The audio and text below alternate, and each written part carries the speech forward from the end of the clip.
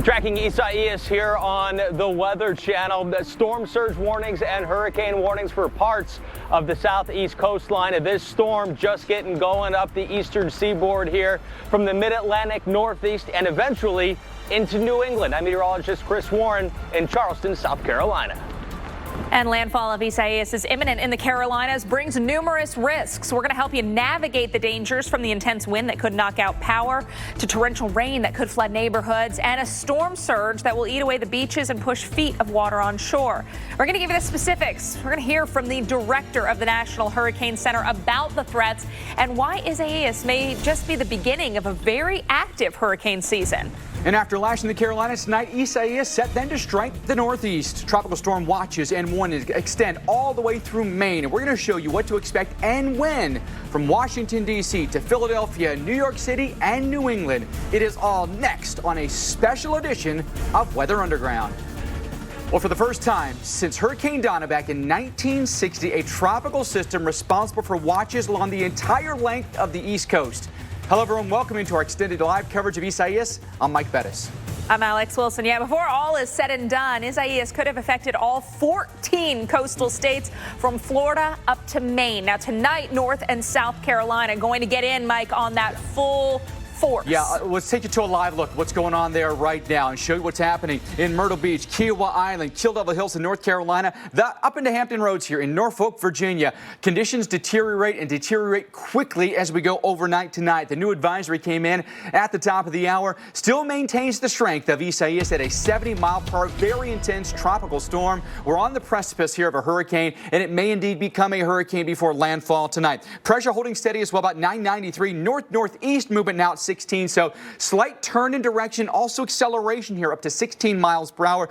Location 115 miles south of Charleston, South Carolina. It may skim very close to Charleston or maybe just off to your north there. Myrtle Beach might be a landfall potential somewhere maybe between Myrtle Beach and Wilmington, North Carolina tonight. You can see it on the satellite imagery, the blow-up of convection with storms coming into South Carolina, into North Carolina. And the next system, there it is right there. We've got a boundary right in there that's actually going to pick this up and push it and then accelerate it off to the east and northeast. You can see the two that are on a collision course right now. This one pushing in this direction, Isaias going in this direction. When the two meet, they push in tandem here off into the northeast. This is why the I-95 corridor is at risk through the night tonight and then all day long tomorrow. Look at the storms that are already flaring here, including a lot of stormy weather for us in North Carolina. On the northern side of Isaias, we've got convective thunderstorms blowing up around Washington, D.C. and Baltimore. We're just setting the stage then for what could come in with Isaias that may then lead to some flooding. So the storms we're getting now is not a good setup. You can see the spin sits right in here. There's the next system. That's the steering component. This is what we've been watching for days. That'll eventually pick up Isaias and push it. In the meantime, very strong storms in Atlanta. Reports of flooding and damage there. Those storms about to roll into the upstate. Let's get you right into the coastline here from Georgetown, Myrtle Beach to Wilmington. We've got a tornado watch in effect. If there weren't a whole bunch of other things to worry about, now we've got tornadoes to worry about with a right front quadrant hit that comes in as the motion of the storm brings in the air like this. You get some interaction with land, and you could have the spin up of brief tornadoes here that watch until 2 o'clock in the morning. Much improved conditions from Jacksonville up towards, say, Savannah. The winds are now offshore for you right now, but still gusty. A buoy offshore here, 34 miles per hour. As we come up into the coastline, look at the winds. Look where they're going now, all onshore. We're pushing the water in there, and the winds will start to pick up in intensity as the center gets closer and closer to land. Alex? All right, well, heavy rain, potentially 2 to 4 feet of storm surge puts Charleston at risk of flooding. A very flood-prone city there in the low country. Our Chris Warren is there live tonight. Hey, Chris. Hello to you, Alex. Where we are right now, the southern or the watermost edge of Charleston here. And this is a unique area because the Charleston, the bottom part is shaped like this. We're down here, essentially. Like this, we're down in this area, and Charleston up in the land is this way. And you have the Cooper River that comes down one side of Charleston, and then the Ashley River comes down the other side. Meanwhile, the tide's coming in. High tide's going to be in the 8 o'clock hour. So high tide's going to be coming in. The rivers are draining down, and then the wind, you feel this wind? The wind also pushing the water in. So where we are right here, we are expecting to see at least some flooding, whether it's from the overall combination of the wind pushing the water, the high tide, or simply the heavy rain that has been falling. In fact, just look at this. Poor drainage can create a situation like this. Normally, cars would come and park right here, and this is a seawall, by the way. All right, so this is a seawall up to my shoulders. I can walk up, and what we're going to do in a little bit, I'm going to take you back up onto the seawall, and we're going to look down here, and the water is splashing up against the seawall to give us a little bit of perspective of just how close the salt water is here to Charleston, and very low-lying areas, and there's a lot of water. Okay, so you can see already the water's here, and I'm about three steps away from the center line. Not a lot of traffic. There was a emergency vehicle, a fire engine came down. We'll go check it out in a little bit. There might be something they had to clog. Not sure exactly what it was, but this is beautiful. Charleston, South Carolina, a lot of vegetation here. These old homes, these historical homes, signs. Oh, this guy's cruising along. That's not a good idea. The magnolia trees, a beautiful location. It's no stranger to storms, but also no stranger to the impacts with storm surge a possibility, strong winds expected out of this. And we're going to be here, of course, on the Weather Channel tracking this storm, Isaias, as it eventually makes landfall during the overnight hours. But here in Charleston, we're getting some of the heavier rain bands. The wind has been gusting 40 to almost 45 miles an hour. I saw a report of 43 miles an hour at the airport. But this is still going to be some of the heaviest rain the next hour or two, I think, with where we are in relationship to the center of the storm. So as we go through, this is unfortunately Mike and Alex are going to be dealing with some heavy rain, possibly some flooding in and around Charleston, which is prone to it. But then quickly, guys, this is going to move to the north by the morning, mid-70s and sunshine. Yeah, you know, I was there last year for Dorian, Chris, and this is a city that is no stranger to flooding. It doesn't take a tropical system. I guess they are opening up a lot of the garages, though, because there are very few areas there in town that aren't susceptible to flooding, and that's really going to be the greatest risk. So I understand they're trying to help people, you know, get their cars out of the way of possibly ending up underwater. Yeah, that's exactly right. Cars are allowed in the garages, but no trailers, no golf carts. And yeah, it's quite evident driving around and just walking around this beautiful city of how close you are to water. And you have to think, too, it's a very low-lying area, and before everything was built, kind of marshy, and a lot of streams that came through here that essentially were filled in to create the city that we see today. So it is extremely prone to flooding, and especially, Alex, in a situation like this. Absolutely. Chris Warren, we're going to get back to Chris in just a moment. Right now, we have the privilege of speaking with the director of the National Hurricane Center, Ken Graham. Ken, thank you so much for being with us tonight. You know, let's talk about, you know, the upcoming few hours. Expecting this to reach hurricane strength, make landfall. You know, we often talk about, though, strong tropical storm, low-end hurricane. The impacts, the effects are going to be very similar.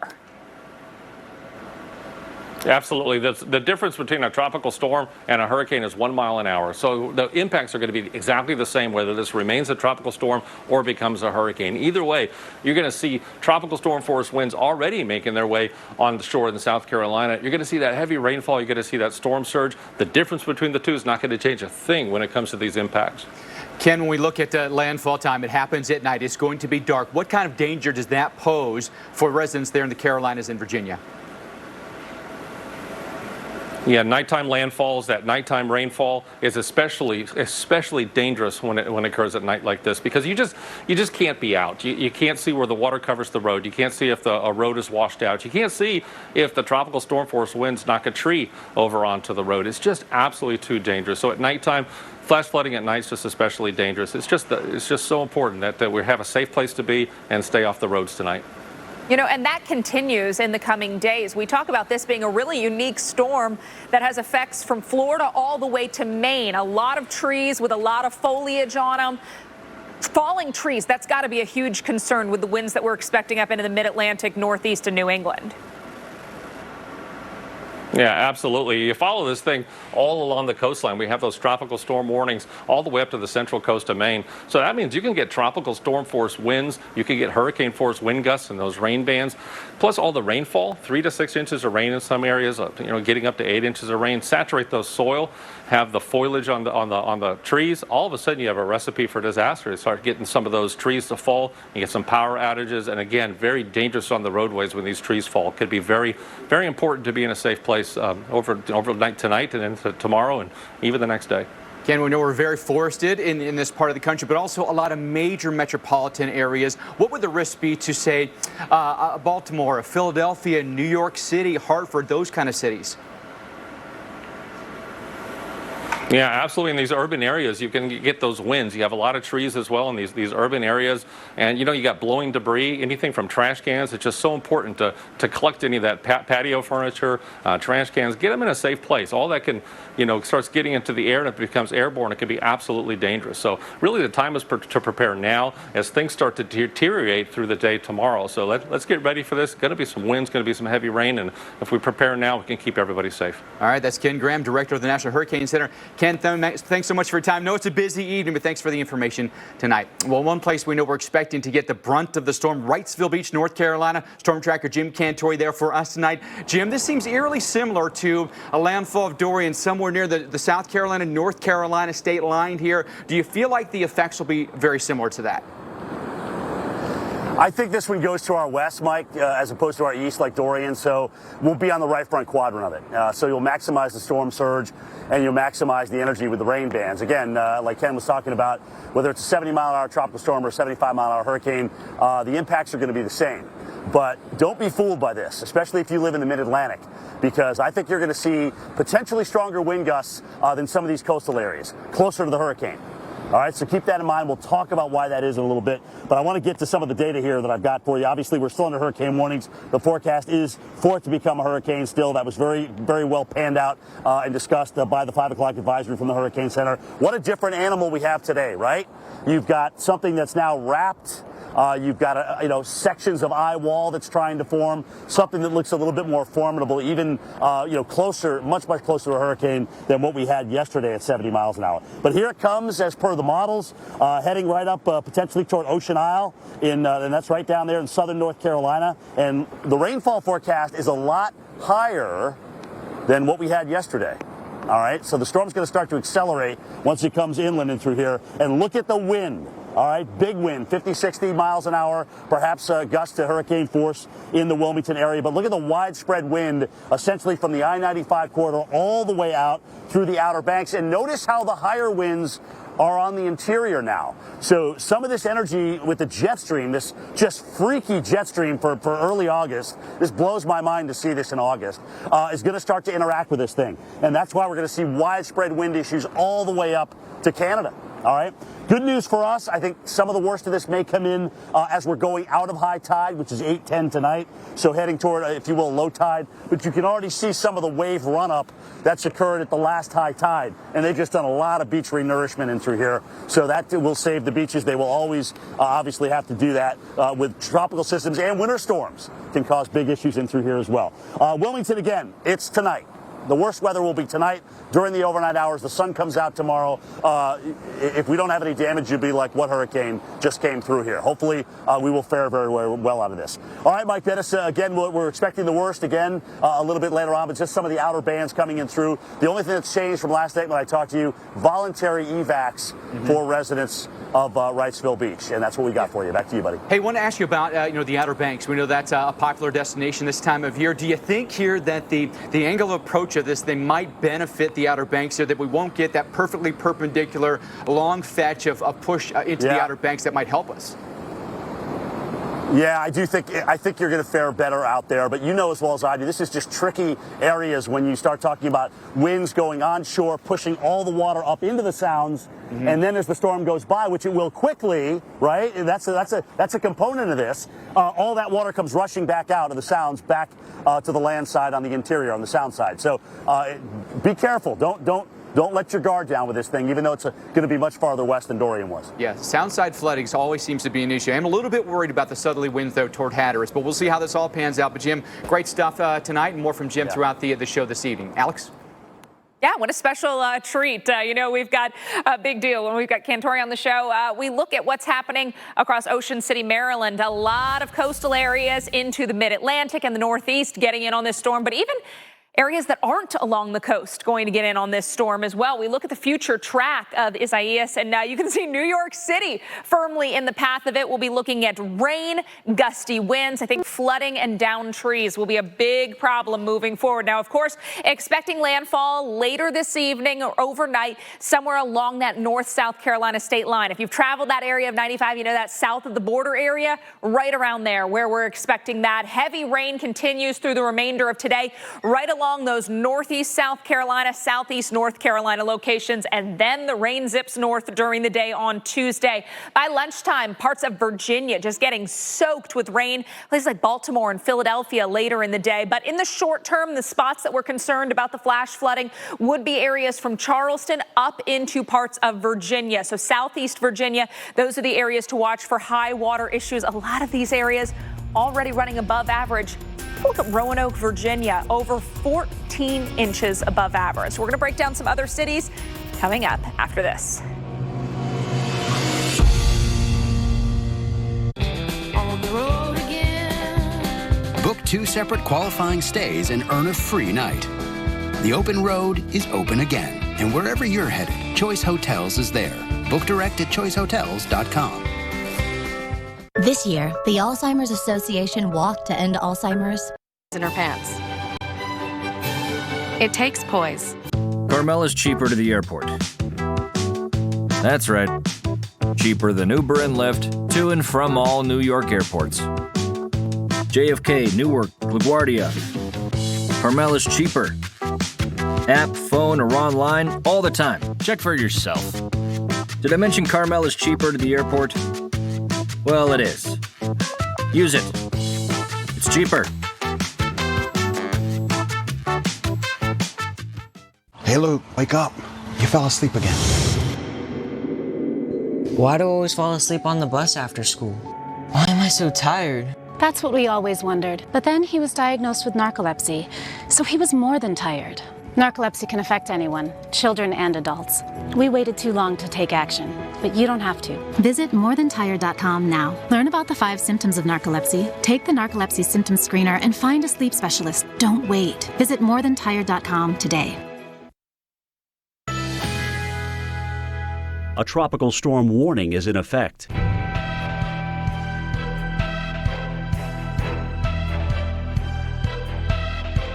Currently in our area, 90 degrees under partly cloudy skies.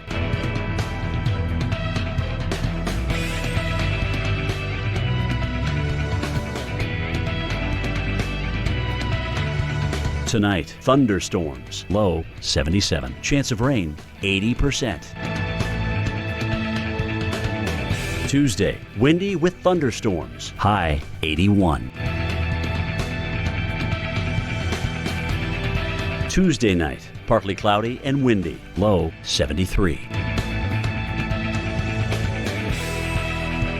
Here's our 7-day outlook.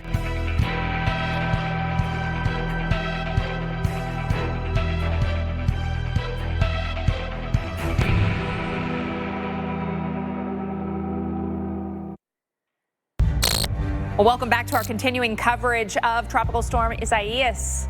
We got Myrtle Beach, South Carolina, right in the potential landfall zone. This is a spot we're going to be watching later this evening and overnight. Our Felicia Combs is there, by the way. She'll be on a little bit later, giving you the very latest from the Myrtle Beach area. A lot of people love to head there this time of year, so I know this has thrown a kink into some of your beach plans. We've seen some really heavy rain showers around Myrtle Beach, especially on the north side of town. You head down the coast to Georgetown. In between, we've got Pawleys Island, Murrells Inlet. These are all areas in play for surge issues, but really likely heavy rain and gusty winds. I would not be surprised to see a lot of reports of downed trees as this system makes its way closer to the area. Look at this future radar picking up on the center of Isaias, and you can see it's getting awfully close. Here's Myrtle Beach, and then, of course, we've got the center of that storm offshore.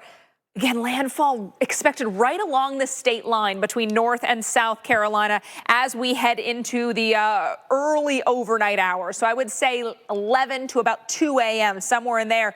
Things quickly quiet down, though, as that storm lifts north. So tomorrow morning, a much different story than what we'll have out there tonight. But rainfall to come.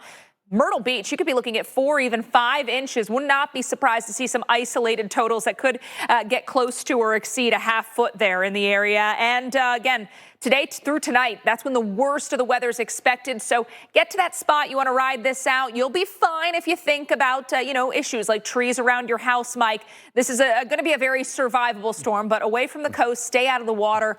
Do not drive through the water, right? All right, 100%. Let's get up towards, say, Myrtle Beach and Wilmington. By the way, that's just off it's about 3-ish miles off the coast of North Carolina's Frying Pan Shoals. And look at the American flag is just whipping in the wind here. This is off Bald Island here, and we're talking here an elevation too, so this is up quite a bit, and so it's really maximizing the winds there. But we've got an onshore flow that's just hammering us right down. Pretty strong storms around Myrtle Beach, heavy rain about to roll into Wilmington, and that will just be the trend for the remainder of the evening. Morehead City, you've had some storms that have come through, and the big rain is yet to come.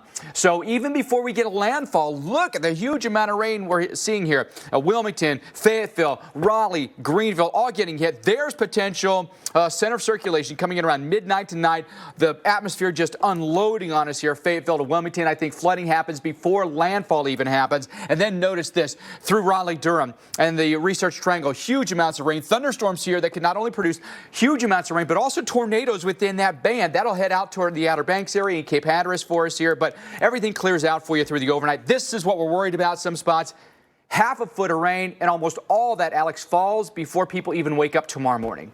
Yeah, and then we take you to New York City under a tropical storm warning for the second time this year. Of course, we were watching our storm earlier in, what month is it? July. I mean, this has been an active year across the region. Storm impacts coming to the Big Apple Tuesday afternoon. That's when you can anticipate those 30-plus mile-per-hour gusts, 45-mile-per-hour gusts, or stronger late on Tuesday all the way through Tuesday evening. So I'm talking afternoon, evening time. Rainfall on the order of 1 to 2 inches. But we've got a lot of urban areas that could see that water piling up, and we've also got a lot of trees surrounding the city.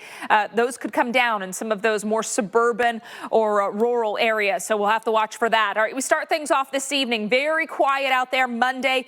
Monday night, we begin to see some passing showers, but things really ramp up during the afternoon hours of our Tuesday. You can see some of those big rain showers beginning to advance in through the afternoon. That will continue until about dinner time before that storm zips farther off to the northeast. Rainfall, Mike, could be looking at 1 to 2 inch totals around the Big Apple. Then let's take it up into New England. Boston, you could be a target as well. That's a live look where it's beautiful right now, 86 degrees with a lot of blue skies. That will change significantly tomorrow. The wind takes a turn for the worse beginning, probably mid-morning tomorrow. So wind gusts will be in there. Tuesday evening to Wednesday morning, the strongest of the wind gusts, 30-plus mile per hour. 40-plus could happen Tuesday night. Rainfall forecast, because this thing is moving so fast, is not huge. Maybe an inch, maybe a little bit less than that. Right now, we're looking at light winds. Wind gusts here by, say, maybe lunchtime tomorrow. Could be 15 to 20 in New York. If you've got some ocean exposure here, you're going to have some issues. Providence, 20 to 25. I do think that Montauk, your winds are really going to start to gust for you as well, way out here on the end of Long Island. But look at New York here. By tomorrow evening, 50-mile-per-hour wind gusts here. And the funneling between the buildings is really going to accelerate those winds. And then a huge core of wind comes in tomorrow night right out here on the Cape. Providence, I think coastal Connecticut gets issues, and then up to maybe Manchester, New Hampshire as well. 1 to 3 feet of storm surge here. You know, we're going to have high tide in the morning, about 10:15 or so at Montauk in the morning, 10:30 in the evening. Martha's Vineyard, we're going to have about a 9:15 in the morning, or and then maybe a 9:40 in the evening high tide. So when high tide and that wind comes in, we'll have some issues. Flooding going to be an issue from the Mid-Atlantic all the way to Maine, Alex. All right, well, coming up on this extended edition of Weather Underground, we are anticipating the landfall of Isaias later tonight. Our crews are out ahead of the storm. We're timing city arrivals up the coast. Hope you'll stay with us. And we've got much more from Jim Cantori. Yeah, guys, Wrightsville Beach here, of course, with a voluntary evac. Yesterday, this place was packed. Everybody was out here. It was a beautiful day. Today, not so much. We'll talk to Stephen Sill, Emergency Management Director, in just a moment.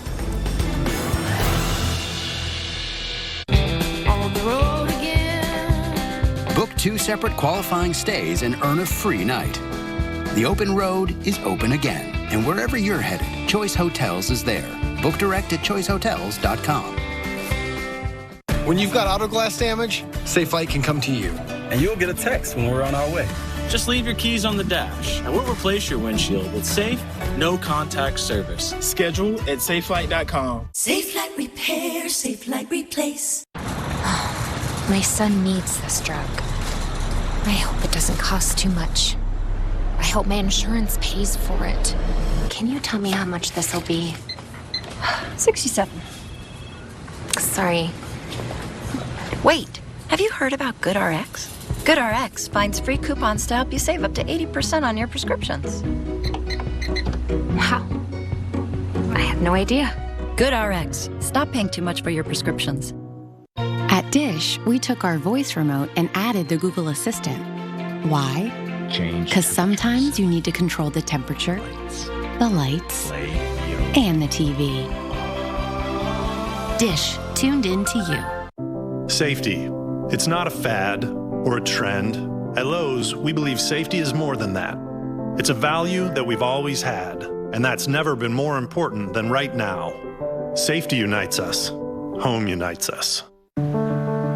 For all the hardwoods doubling as dance floors, refrigerators hiding secret snacks, sunrooms used for afternoon naps, and backyards primed for picnics.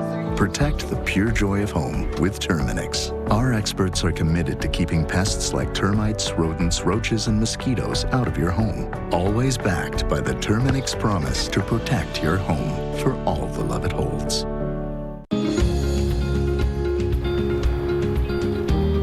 We've always put safety first. And we always will. For people.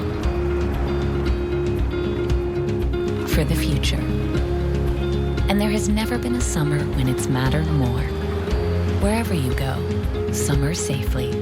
Get 0% APR financing for up to 5 years on select models and exclusive lease offers. Introducing Tostitos strips. And creamy avocado salsa. Anyways, these strips have got to be their thickest chip yet. Perfect for dipping in this delicious salsa made with real avocados.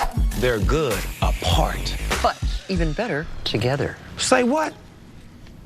All right, pass me some of that green stuff. For shizzle. Martha, we talked about this. Tostitos. Get to the good stuff. Our 12-step process provides 100% pure quality water. Earn box tops for your school with Nestle Pure Life. Available across these fun packs. Ever wonder where the capital A in Chick-fil-A came from? It started with grade A, top quality chicken. But we believed everything, not just the food, should be grade A. A is for all the little things we do to bring you our best every day. To me, the A in Chick-fil-A is a smile. I want to give the guests a little encouragement, maybe just a little joke that makes them laugh when they come through the drive-thru. We can stay 6 feet apart and have the best air high five.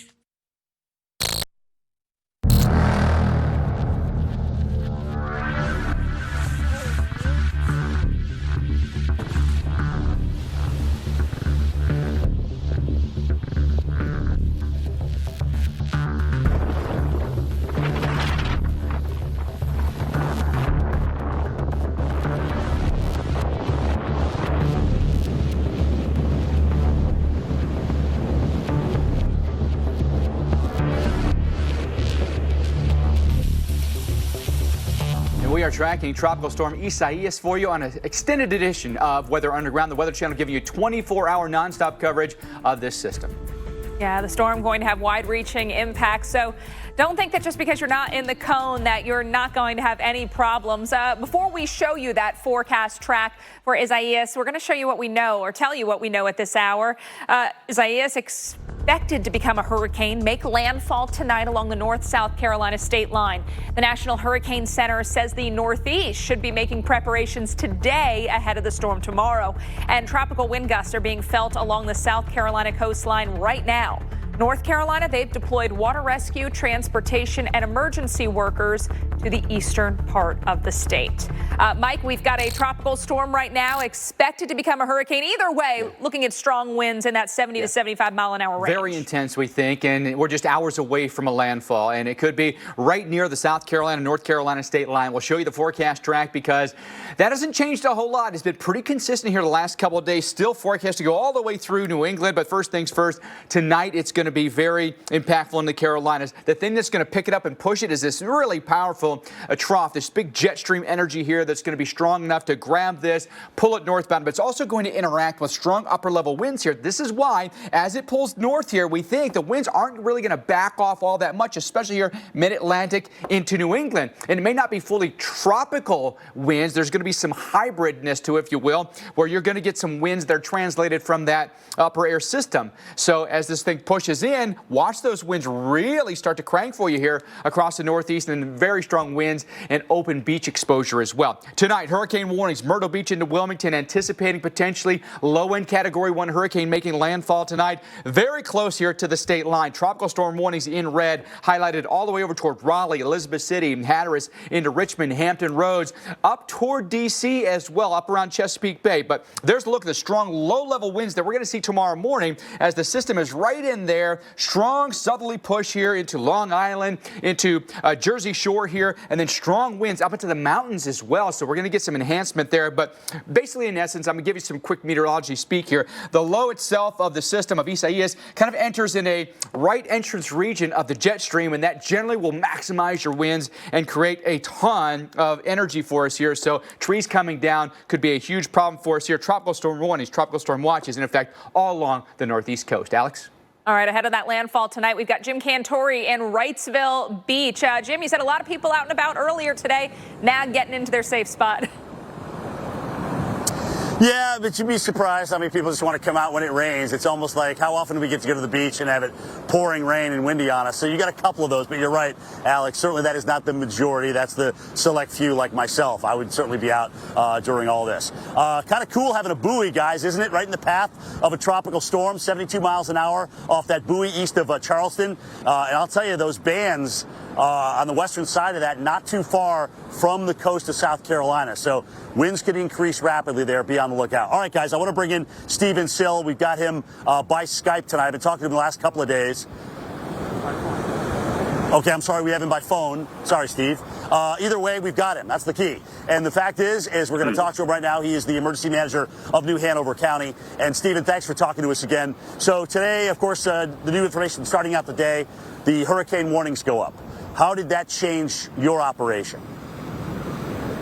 Yeah, thankfully for us, it didn't, significantly change the operation. We generally try to look as if we are going to get worse than what's predicted. We gear up for one categorization higher than what we were looking at. We knew that we were going to be somewhere between a tropical storm hurricane based on the forecast, and it's generally just bounced back and forth between the two. So no real major changes in our operations. So voluntary evacs, though, explain how that went into play and what caused you to go there. Yeah, I think, we live by the updates from the Hurricane Center. So I think when we started to see that increase of surge potential go with barrier island communities, they felt the need to put those voluntary evacuations in place, particularly for visitors. Hey, Stephen, I got about 10 seconds. Will they close the bridge or not? They don't close the bridge, but they're certainly going to urge caution. From New Hanover.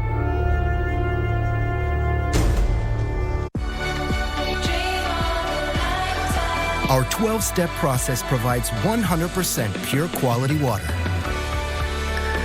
Earn box tops for your school with Nestle Pure Life. Available across these fun packs. All right, I brought in Ensure Max Protein to give you the protein you need with less of the sugar you don't. I'll take that. 30 grams of protein and 1 gram of sugar. Ensure Max Protein with nutrients to support immune health. If something happened to you, what would happen to them? Their home, their education, their future.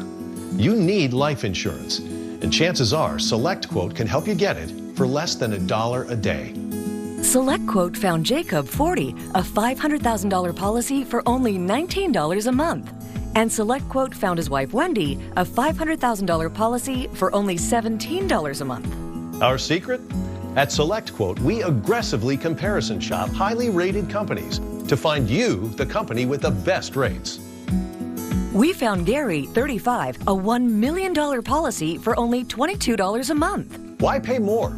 Give your family the security they need at a price you can afford. Call 1-800-304-3321 or go to SelectQuote.com now and get the insurance your family needs.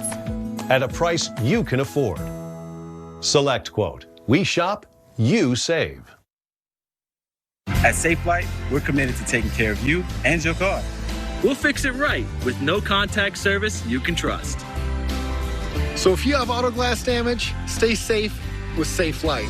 Safe Flight Repair, Safe Flight Replace. Ta-da! Did you know Liberty Mutual customizes your car insurance so you only pay for what you need? I should get a quote. Do it. Only pay for what you need. Liberty, liberty, liberty, liberty. Talk. You want to walk? Come on, Tucker. Let's go. Tuck, tuck. Wanna walk, boy? Tucker, you want to go out? When the whole family needs an excuse to get out, Nutro's Clean Recipe will help your dog keep up. At Physicians Mutual, we know that planning for retirement can feel scary. I see you're about to turn 65. You know what that means. Medicare. It doesn't cover dental. What high bills you'll have. Actually, we're getting a Physicians Mutual. Oh, great. She'll be covered. Retire with confidence. We'll listen and find you the coverage you need. Physicians Mutual, Physicians Mutual. Who are you? I'm your daydream. Come. What a day for a daydream. What a day for a daydream. You're never too far from the life Artois. Try Drive Up at Target. Contactless delivery right to your car, designed for your day. Your moves. Your style. Your taste. So quick and easy. Just download the Target app today. Stouffer's mac and cheese is made with 100% real cheese. So creamy. So cheesy. It's too bad you're a dog. This is really creamy. You'd love it. Stouffer's, the taste you love at a price you'll love.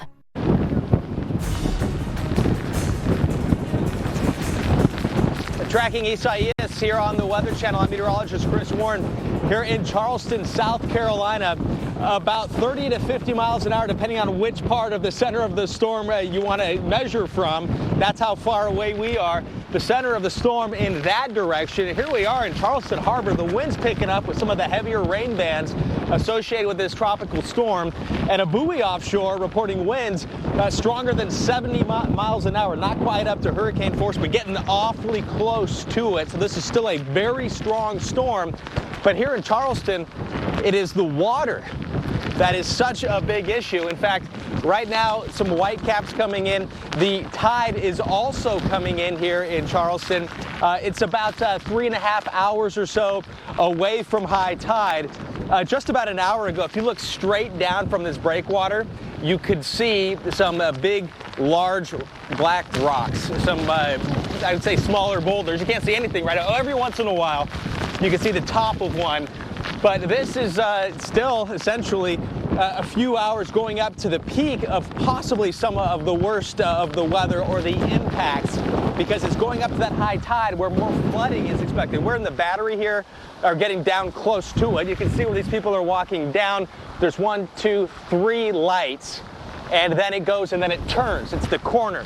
So on the left over here is where the Cooper River goes out into the harbor, then eventually out to the Atlantic Ocean. And then over here it's the Ashley River that goes out. And the fact that they come down together as the winds are pushing up and the rain's coming down, this is a multiple threat here that they're dealing with. Water simply just can't drain out. It's a gravity problem here with water. In this case, you can see the water completely covering this road right here. The police, giving a little heads up with the emergency lights. But absolutely right now, you can see some of the muddier water. There's a little bit, if you can look right across the street, it looks like it is draining a little bit. Meanwhile, if you go down 1, 2, 3 palm trees, 4, 5 to where the caution tape is located, you can see that there is water bubbling up. So while some of the drains appear to be working in the right direction, you can see that kind of the swirl, the clockwise swirl right there of the water draining. But then over here, it certainly appears that it is doing the exact opposite. Again, high tide here in Charleston is during the 8 o'clock hour, the end of the 8 o'clock hour. And that is really, I think, when we're gonna know a lot about how bad it is going to be here in Charleston. But still, it's over here where Isaias is, bringing the winds coming in. As it is, it's pushing the water in, water that from the rivers and from the drainage system here is trying to get out. And Mike, that's just not happening. Yeah, the flow right now, I mean, is ideal to see the storm surge, unfortunately, Chris. And so this is why we've got the water that's rising there in the streets and it floods so easily. I expect that water maybe to get even higher. Good explanation there from Chris of what's going on in Charleston. And I'm sure as you watch his images tonight, it's going to get only worse. Let's talk a little bit more about the storm surge. Often it's a big problem when you've got a landfalling system. And the U.S. Geological Survey is actually monitoring surge using, of all things, these little guys right here. They've got dozens of storm tide gauges now quickly deployed into South Carolina and North Carolina. It gives them an idea of what the storm surge is. Literally is opening in there. They've got the pressure gauges that go in there, and then they literally just affix these to bridges, to overpasses, to piers to get a gauge on what the water is actually doing. It allows them to it's not real-time data. It doesn't come to them real-time. It's all recorded, but allows them to then improve their forecasting for future storms. So science at work all the time with these landfalling systems. But doing great work with these quick deployments. Let's talk more about the storm surge that we'll see. Storm surge warnings from the low country through to Grand Strand here, including Charleston and Myrtle Beach here and around Oak Island. Watches in effect here through a lot of North Carolina. But look at this with the warnings that go through a lot of eastern North Carolina, through the Sound here, and then up into these estuaries. All right, the shape of the coastline really does matter. Convex coastlines, you can experience the lower surge. Concave coastlines, you get the higher surge when that water comes in, acts more of a catcher's mitt, and the water just backs up into it here. How much water rise will we see here? Brunswick, maybe up towards, say, Hilton Head, 1 to 3 feet, 2 to 4 feet for us in Charleston. We're going to be right in the middle of that right now in Charleston. And then 3 to 5 feet because of the really strong perpendicular flow into, say, a Myrtle Beach here and North Myrtle Beach. Then a little bit less as you go Cape Fear, Cape Lookout, up toward Hatteras, and then the Outer Banks here. But also notice we've got storm surge potential here up through Virginia Beach, up through Chesapeake Bay, all the way up through Maryland, Delaware, and Jersey shores here. And then we've got surge possible all the way up through Long Island, Martha's Vineyard. We're talking coastal Rhode Island, and then the Sound side in to Connecticut as well. I think we're going to get some really strong winds in like this. So high tides tomorrow in Montauk out there on the far end of Long Island, about 9:15 in the morning, 9:40 in the evening. So those are the key times at the high tide, especially, Alex, with the moon phase right now. Yeah, you got it. Well, Isaias going to make driving conditions just terrible tonight, especially that stretch from, say, Charleston, South Carolina, up to Richmond, Virginia. Want to take a look at your Subaru Safe Driving Guide, and you can see we get you up the coast, and you can be prepared for very heavy rain. Myrtle Beach getting soaked, portions of North Carolina as well. Please use caution if you have to be on the roads. Better yet, stay home. Take it easy out there. Subaru Safe Driving Guide, brought to you by Subaru. Love, it's what makes Subaru, Subaru.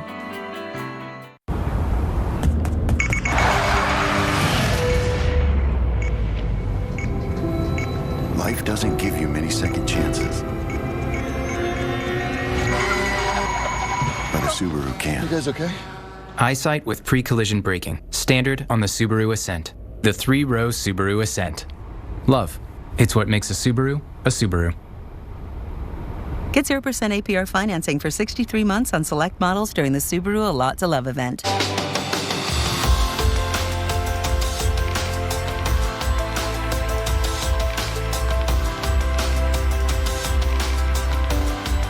Love. It's what makes Subaru, Subaru. Hey, I didn't order any pizza. Jake from State Farm. After you saved me so much dough on insurance with that Parker promo, I devised a promo for you. Here's the deal, Parker. State Farm offers everyone surprisingly great rates. Yeah, right. Pepperoni pockets, an atomic brownie, cuckoo crusty. There's no promo, it's just great rates. And a cider ranch. You're the man.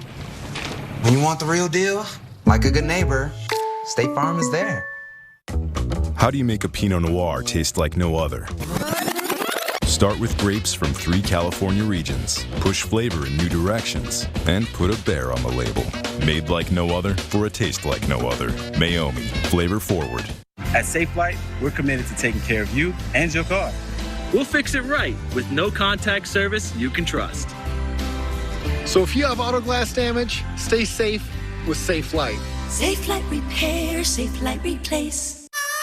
I'm Jimmy Dean, and sausage is a great deal like life. You get out of it about what you put into it. You put in quality, and you're going to get out quality, and that's what we do with Jimmy Dean.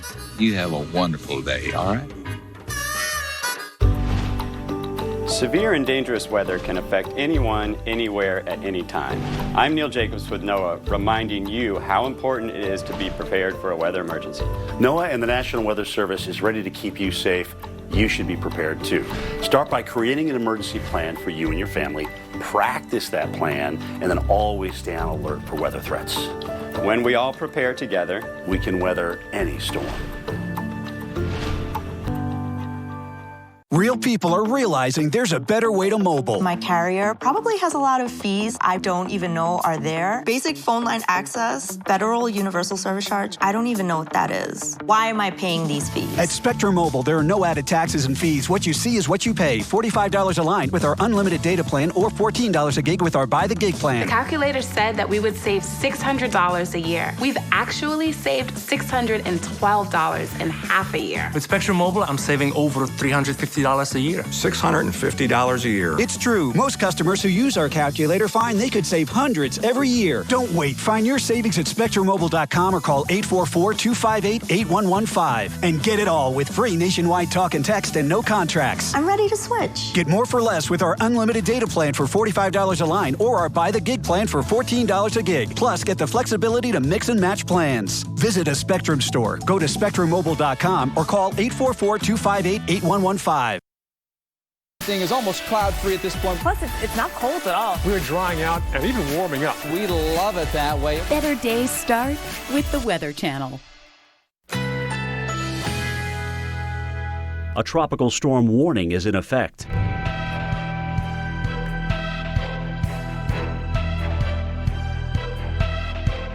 Currently in our area, 88 degrees under partly cloudy skies.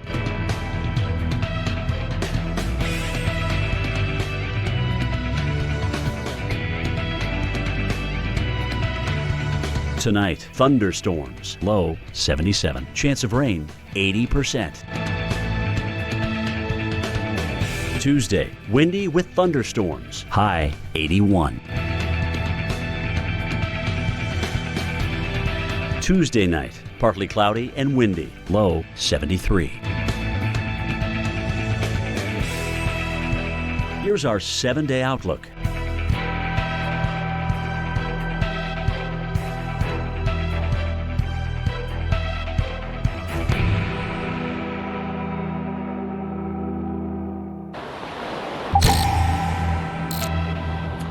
Tracking Isaias here on the Weather Channel. I'm meteorologist Chris Warren in Charleston, South Carolina.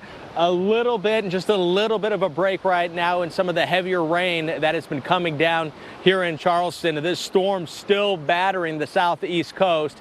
It's here in South Carolina. It's passing by the Georgia coast, now moving into North Carolina. We've been watching over the past couple of hours the whitecaps here coming in from the Atlantic, essentially coming in, the winds coming around this storm that is out about 30 to 50 miles away. The center of it is about 60 actually, but the leading edge is about 30. But the winds around it coming in, pushing the water from Charleston Harbor right here into the tip, essentially, the battery. We're near the battery, but the winds coming in. And this is a breakwater where we are right now looking out from. But if we look down the breakwater, what we'll see is that the water is right now going right up to and against the breakwater. Every once in a while, we'll see the waves kind of splashing up and over, and the water's still coming in.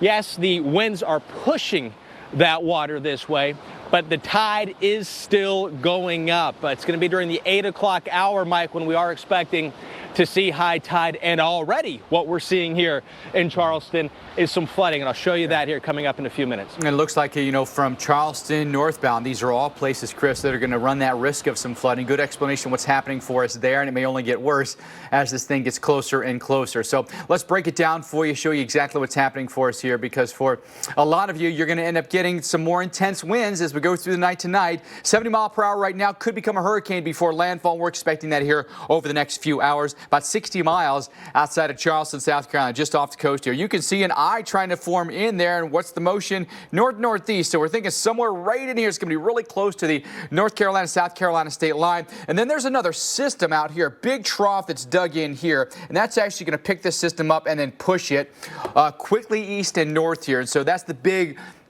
system that's the driver of all this. We've got some pretty strong storms here in eastern North Carolina up through Baltimore and Washington. So just setting the stage here with a very wet ground ahead of even a landfall here. And so it's going to be a really tough go if we get some really intense rainfall rates. Flooding is going to be a huge concern. You've had the strong storms that come through Atlanta, a little bit of damage reported there and flooding. Ongoing issues with strong storms, say Greenville and Anderson, South Carolina. And there's the big kahuna, folks. There's the low itself. And watch where this thing goes. Again, very close to Myrtle Beach, up toward Wilmington. You'll get onshore flow all here on this side, and then you'll get offshore flow on the back side of the system. So by about 10 or 11 o'clock tonight, maybe even sooner, Charleston, you're going to see the water go out, and maybe a lot of that water where Chris is hopefully receding. Where's the low sitting for us tomorrow morning? It's going to be sitting here in eastern North Carolina. Huge rain up through Danville, Virginia, up through Richmond, up I-95, then into D.C. as well. Look at that rain should just explode here late morning. We're getting hammered. Richmond to D.C., up toward Baltimore, Annapolis. We're getting really heavy rain here. Strong flow into Ocean City, into Cape May, New Jersey here. And that's a look at the flooding locations. I think in the yellow area, the most likely spots for flooding, Charleston, up towards, say, Richmond, Virginia. Those rainfall rates could be an inch or more an hour, Alex.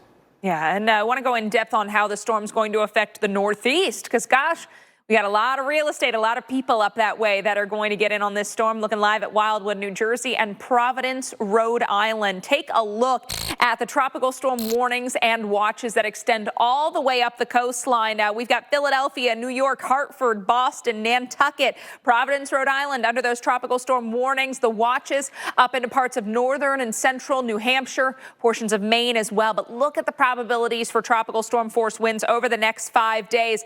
You can see south parts of Delaware, South Jersey, even New York City, looking at about an 80% chance of tropical storm force winds. So this is going to be a real problem, not just for the big cities, but really when you get outside the cities. We've got a lot of tree cover in this part of the country. And right now we've got trees with leaves on them. And so unfortunately that will allow a lot of trees to come down thanks to these strong winds. Power outages we think will be widespread right along the coast from areas of that landfall. So Wilmington points north all the way up, likely into parts of Massachusetts, Connecticut, and Rhode Island. That's where we think widespread power outages are likely. So perhaps millions of people in the dark. That's an absolute risk that we've got here in the coming days. And what we've heard from a lot of power companies is that restoration could take a little longer than usual because of our pandemic. They've got to go out in smaller groups. They've got to distance their crews. So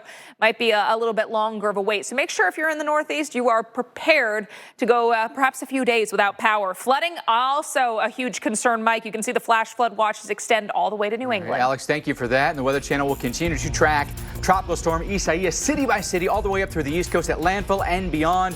Our team coverage live here on Weather Underground and through the night.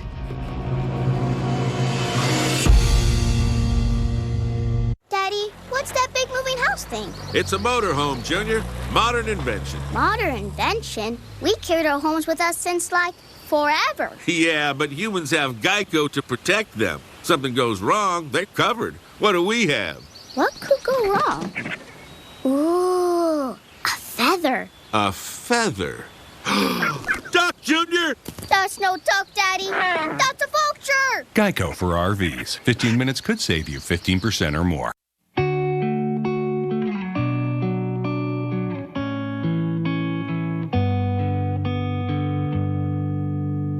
Oh, why you look so sad? Tears are in your eyes. Come on and talk to me now. Don't be ashamed to cry. Let me see you through. Animals are abused every day, and they can't ask for help. They endure indescribable acts of violence, but they're without a voice. Without a voice to say they're frightened and in pain. They're alone, they're scared, and they need your help. I'll stand by you. I'll stand by you. Won't let nobody hurt you. I'll stand by you. Visit us at joinaspca.org or call this number now to join. Sign up for just 63 cents a day, and you'll help rescue animals who are suffering.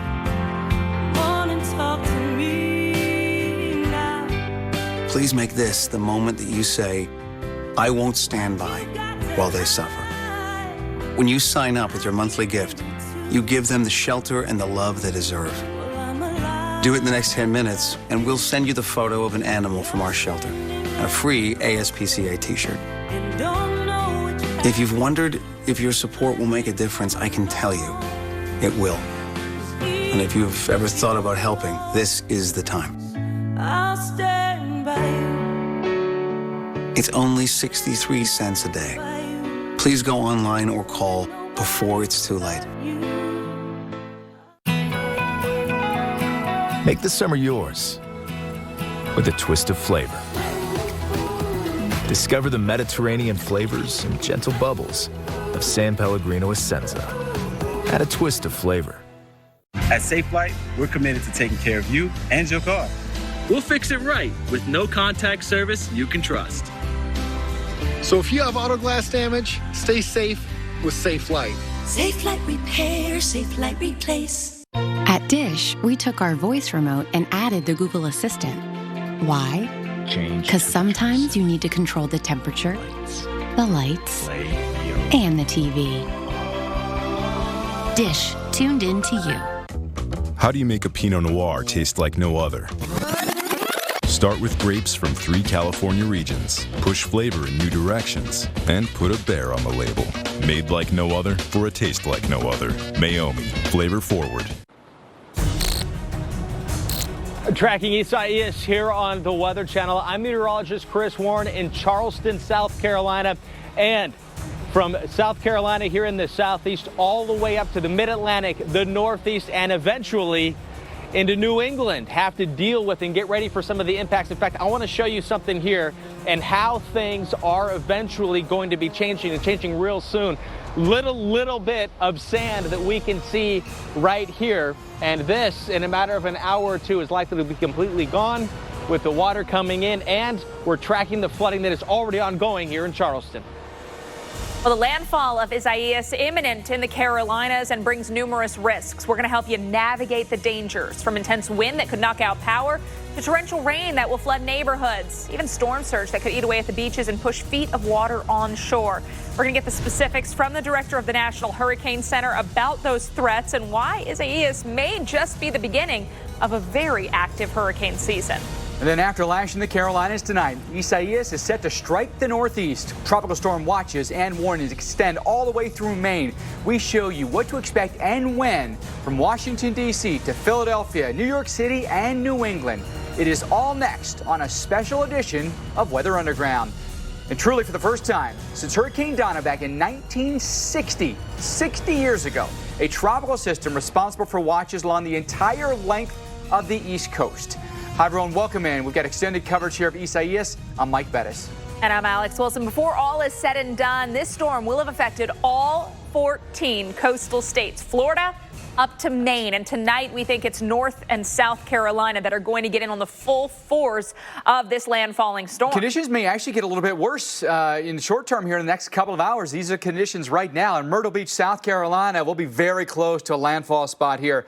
Kill Devil Hills, North Carolina, Kiowa Island, South Carolina, and then Norfolk, Virginia, all places where we could feel significant blow from Tropical Storm Isaias that does have still the potential to become a hurricane right before landfall. 70-mile-per-hour winds with the 5 o'clock advisory that came in. Pressure 993. North-northeast movement at 16. So accelerating, slight bend to the right now. Location was 60 miles south-southeast of Charleston, although those numbers are coming down as the storm moves here over the course of time. We'll get another update at 8 p.m. So what we're looking at, there's the storm right in there. But also notice we've got a big trough that's digging in here, and that's going to be responsible for steering this, pushing it north and east. So thank goodness for that trough, or this thing would just come barreling in and come interior and potentially do some pretty good harm here, especially if it was a lot slower. This is going to accelerate it. That's key here. You can see how the winds and the rain are just lashing us here in the Carolinas. But look at the heavy rain out ahead of the tropical storm. So Washington, D.C. and Baltimore, we're getting heavy rain right now. Almost an appetizer, if you will, for the main course that comes in tomorrow. So it's not good to see the rain already affecting us. That could lead to some more flooding for us tomorrow. Some really heavy rain around Raleigh and Durham tonight. There are the storms near Macon up through Asheville and Greenville. That line of storms responsible for some damage around the Atlanta area. Tornado watches also in effect here. Georgetown, Myrtle Beach, and Wilmington tonight. So a lot of threats on the table, Alex. Absolutely. And heavy rain, potentially 2 to 4 feet of storm surge. It's going to put Charleston at risk for flooding. Our Chris Warren is there live tonight. Chris, you just showed us the sand that's visible now, but we know in the coming hours as that high tide comes to fruition, the city very susceptible to flooding, and then the rain that's coming isn't going to help. Right. In fact, I think it's the rain already, which is leading to and producing some flooding. We're looking right down this street here because I want to show you the sky. And oftentimes with tropical systems, you'll have these low clouds that are just racing overhead. And it's a very bright sky, and it's these real thin, kind of wispy clouds that are lower in the atmosphere that are swirling around. So coming in, I was just trying to check in to make sure exactly what direction we're looking at. It gets a little confusing based on which way is east, west, south, just because of the orientation of Charleston here. But I believe this is coming out of the northeasterly direction. I'm going to double check that in a second, but very typical of what you might see with tropical systems. And now I want to show you, get back to some of that flooding. We don't have rain right now. Rain is not coming down here in Charleston, but it has been. And a little ways down, the beautiful stone sidewalks, some, puddles that you get on any kind of a wet and rainy day. But the problem ends up being, we get some little gusty winds here. It's been blowing up to about 20, 25 miles an hour. But the problem being here is when the water comes up in the harbor and water's trying to drain down and there's water draining out of the city now at the same level, it doesn't work. It needs gravity to drain. Pretty simple, and it's just not happening in some cases. In fact, right here, this is where we saw earlier from up above on the seawall, there's a little bit of a swirl right here. So this is where it looks like there's drain is still working. We're not at high tide yet.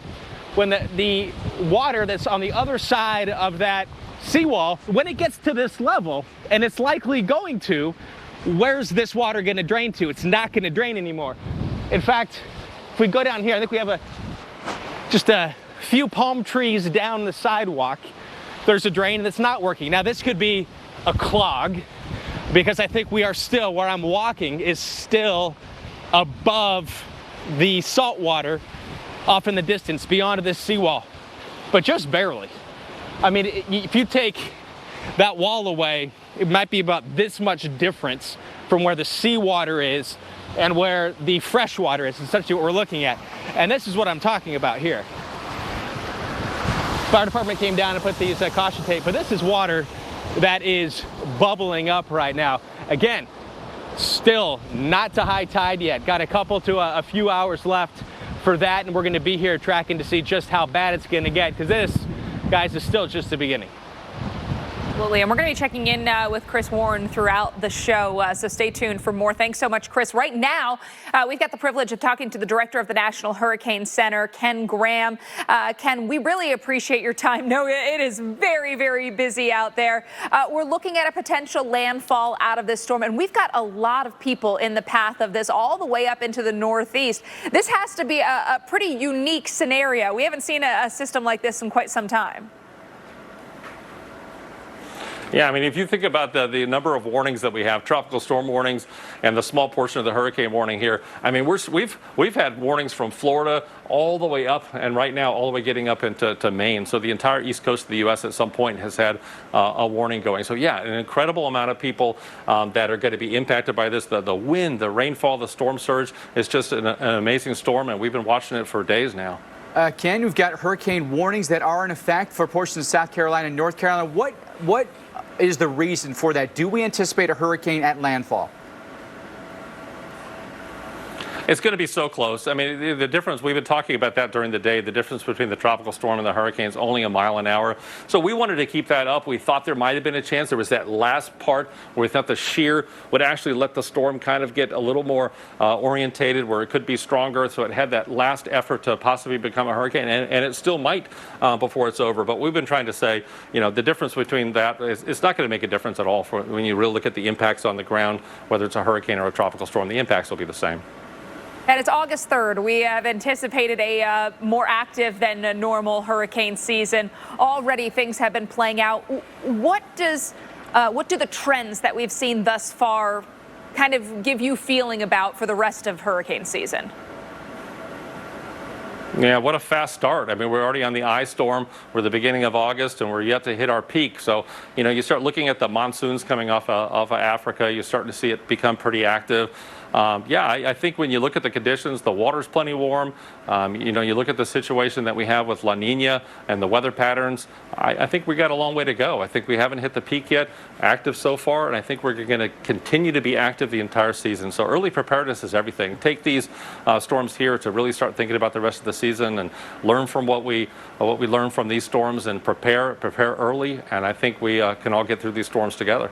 So, Ken, tonight, a potential landfall here of Isaias and then taking aim at the Northeast tomorrow. Literally tens of millions of people in harm's way along I-95 in the Northeast, from Philly to New York up towards, say, Hartford and Boston here. What should people there be looking for? I think we really need to be prepared for this storm in the ways of thinking about the tropical storm force winds. So it's about getting anything that could fly around, trash cans, patio furniture, picking that stuff up. And it's also the rainfall. I mean, if you look at the rainfall, it's interesting to look at the rainfall graphic itself. The storm surge is just going to be one of the factors that we can also talk about. Very dangerous. But it's interesting when you look at the rainfall. You can follow the track and see the core rains right around that center and the right-hand side. You can actually follow it up from South Carolina all the way up to New England. So rain, tropical storm force winds, you can get some trees down, you get some power outages. Preparing early is what we need to do, because that's all going to reach some of these areas starting tonight in the Carolinas and during the day. In the morning in Washington, D.C., and then by New York in the afternoon. So things are going to go deteriorate quite a bit for a whole lot of people tomorrow. Pretty nice day there today, so today is the day to prepare and just hunker down for tomorrow. Ken, thanks so much. Ken Graham, the director of the National Hurricane Center in Miami. Well, let's turn our attention back to the water's edge. One place expecting potentially a decent amount of storm surge, some heavy rain, some strong winds. Wrightsville Beach in North Carolina. Jim Cantori is there for us tonight. You just heard what Ken said there, Jim. Some surge is going to be an issue, and maybe we'll maximize the surge here in South Carolina and North Carolina tonight. Yeah, I mean, I think for, North Carolina, say at least Wrightsville Beach, our high tide's at 8:10. So we're not expecting landfall up in this region until a little bit later than that. So we'll be coming off, I think, of the surge. But here's the deal, Mike. We've already got one heck of, a situation where the waves are running up on the beach. These beaches are in great shape right here, by the way, and you can thank all the dollars and all the hard work that's done on beach renourishment, because that saves your beaches. It allows them to come back faster, oftentimes naturally as well. These beaches are in fantastic shape. The problem is when you add, think about this, 2 to 4 feet on top of the water and get total water rise, think about where we're going to be from that point on. All right, so I'm kind of standing back here toward the lifeguard stand and then toward the base, if you will, of the dune where the sea oats are on it. And so the water's going to probably come up this high. It wouldn't surprise me at all. And, of course, we'll see what kind of waves we get on top of that. Now, remember, we've only gotten maybe 15, 20-mile-an-hour winds. We've had some gusts, but we haven't seen the worst of the wind yet. And we're going to get into these 40, 50-mile-an-hour winds, and that's going to push even more water in. So it may actually keep the tide up a little bit. And this is a great example of what I'm talking about. You can see these waves just kind of running up and through here. But we're ready here, guys, at Wrightsville Beach, okay? If you just kind of turn, this is the Holiday Inn. Which is, hosted us on many, many occasions, and this is no different. But they've taken in a lot of the outdoor chairs. Some people that are in the rooms have taken them back out. They will be asked to obviously bring them back in. But all in all, they're pretty much, they've got everything that's outside, lawn chairs, umbrellas, things like that, inside, kind of packed away, definitely ready to deal with this thing. So we'll see how bad the beaches fare with this one, obviously, as we go through tonight, and potential landfall just to our south. That kind of puts us on the right front quadrant of this. And like Ken said, either 70 or 75, it really doesn't matter. You're still going to get hammered either way. And, of course, then the inland rain. And, Mike, you were discussing earlier about jet interaction with tropical systems. We cannot put put that in strong enough, bold letters, because I think people are going to be very surprised at how much wind they get inland with this thing as that jet interacts with this tropical system. 100%. Maybe the one thing, Jim, here that could save us, though, is, yesterday this thing was creeping along, 9 miles an hour or so. We expected an acceleration. It's done that, and it's going to continue to accelerate. So if we do indeed get, some really nasty winds, it may only be for a brief period of time. And isn't it amazing, though, when you look at that acceleration and then you look at the rainfall totals that are forecast? So then you go, oh, my goodness. Okay, so this thing will be around for 3 or 4 hours at its worst, and we're going to get 6 inches of rain. Those are intense rainfall rates. So you flood either by rainfall rates or excessive rain over the days. And, of course, here in Florence, we flooded because it rained for days. In this case, it's going to rain hard and fast, and we'll have a storm that is moving to our west and keeps moving. So get ready to batten down. The good news is it's an overnight threat. Most people should be off the roads. You expect that then to be more of a flash flood issue than more of a river flood issue? Yes. Yes, I do. Especially over the interior. You've got the Waccamaw, you've got the PD, you've got the Cape Fear River, all those little river basins to our west, which Mike, they're very low. I think you were on the PD for Florence or the Waccamaw. I can't remember, but I mean, very, very low areas back there. And if we start raining and pouring, especially very quickly, those river basins are going to fill and they're going to flood. Yeah. So flash flooding. Certainly a possibility in through here. Keep an eye on it. Yeah, just the lay of the land, just how flat it can be and how slow those rivers move can be a huge issue. Jim, good stuff, good analysis tonight from Jim in Wrightsville Beach. Alex? All right, I want to take you farther up the path of this storm, or farther into the mid-Atlantic and the Northeast. We look at Ocean City, Maryland. Right now, gray, and we've seen some showers into parts of the mid-Atlantic, but we know things are really going to amp up as Isaias makes its way through sections of the mid-Atlantic and Northeast into our Tuesday. You can see by late Tuesday, center of that storm already around New York City. So wind and rain, as you heard Ken Graham mention, we could be looking at plenty of downed trees, power outages, all the way up into New England because of this storm. So early Tuesday morning, that's when we still anticipate the storm moving through parts of the Carolinas. A place like Raleigh getting in on some heavy rain as we go into tomorrow. So watch, Raleigh has the rain now, but by early tomorrow morning could be getting in on some really soaking rain showers. Portions of Virginia by the time we get to lunchtime. So Richmond north to the D.C. area, and then farther into the Northeast as we go later into the day Tuesday. Best chance of flash flooding through early tomorrow. Coastal parts of South Carolina, eastern North Carolina, and up into southeast Virginia. Best thing you can do, stay home, stay off the roads. We've got much more on Isaias coming up. Behind every 2020 census taker's mask is a friendly neighbor. They're teachers, retirees, vets, people committed to doing right by getting the count right. If you haven't responded yet, they'll They'll be stopping by to ask some simple questions that will inform how billions in federal funds are spent on local services every year for the next decade. So when they come knocking, say hi from a safe distance and do your part to support your community. Time is running out. Shape your future. Start here at 2020census.gov. St. Jude is a very special place. It's a home for all these kids that get all these sicknesses. Cancer, it's trying to take over the whole body, and so you have to fight it. La leucemia te da dolor de cabeza. You can join the battle to save lives by supporting St. Jude Children's Research Hospital. It takes a heart for somebody to say, I'm willing to give to St. Jude so that they can help save more lives. Families never receive a bill from St. Jude for treatment, travel, housing, or food, because all a family should worry about is helping their child live. It's not fair that a 2.5-year-old has to worry about, am I going to make it? Cancer doesn't care how old you are. It attacks when you least expect it. And it's devastatingly scary. 1 in 5 children diagnosed with cancer in the U.S. will not survive. The doctor came to me and he said, Mom, you don't have to be afraid anymore. I'm going to take care of your baby. St. Jude won't stop until no child dies of cancer. Please call or go online right now and become a St. Jude Partner in Hope for only $19 a month. When you call or go online at pourstjude.org with your credit or debit card right now, we'll send you this St. Jude t-shirt you can wear to show your support for the children of St. Jude. We were very afraid when we came here, and now we're not. Please call or go online at pourstjude.org.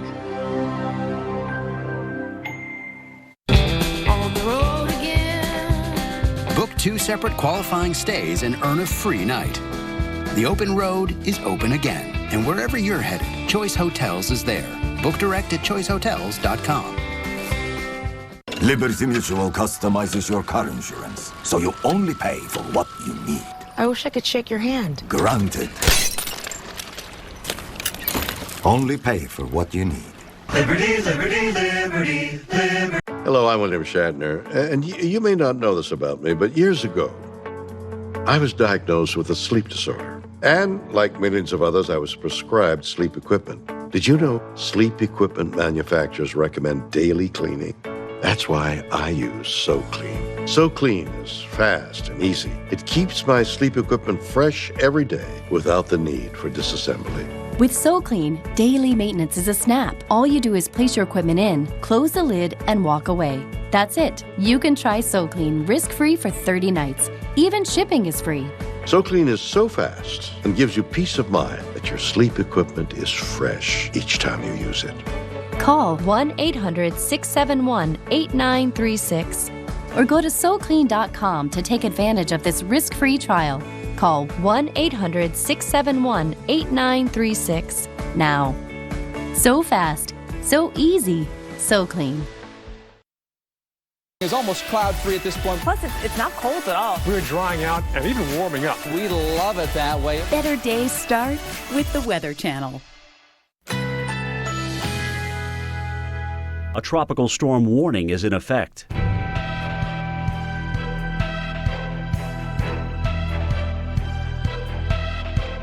Currently in our area, 86 degrees under mostly cloudy skies.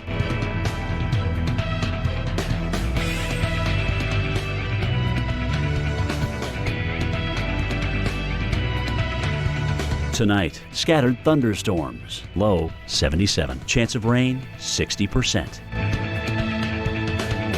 Tuesday, windy with thunderstorms, high 80. Tuesday night, partly cloudy and windy, low 73. Here's our 7-day outlook.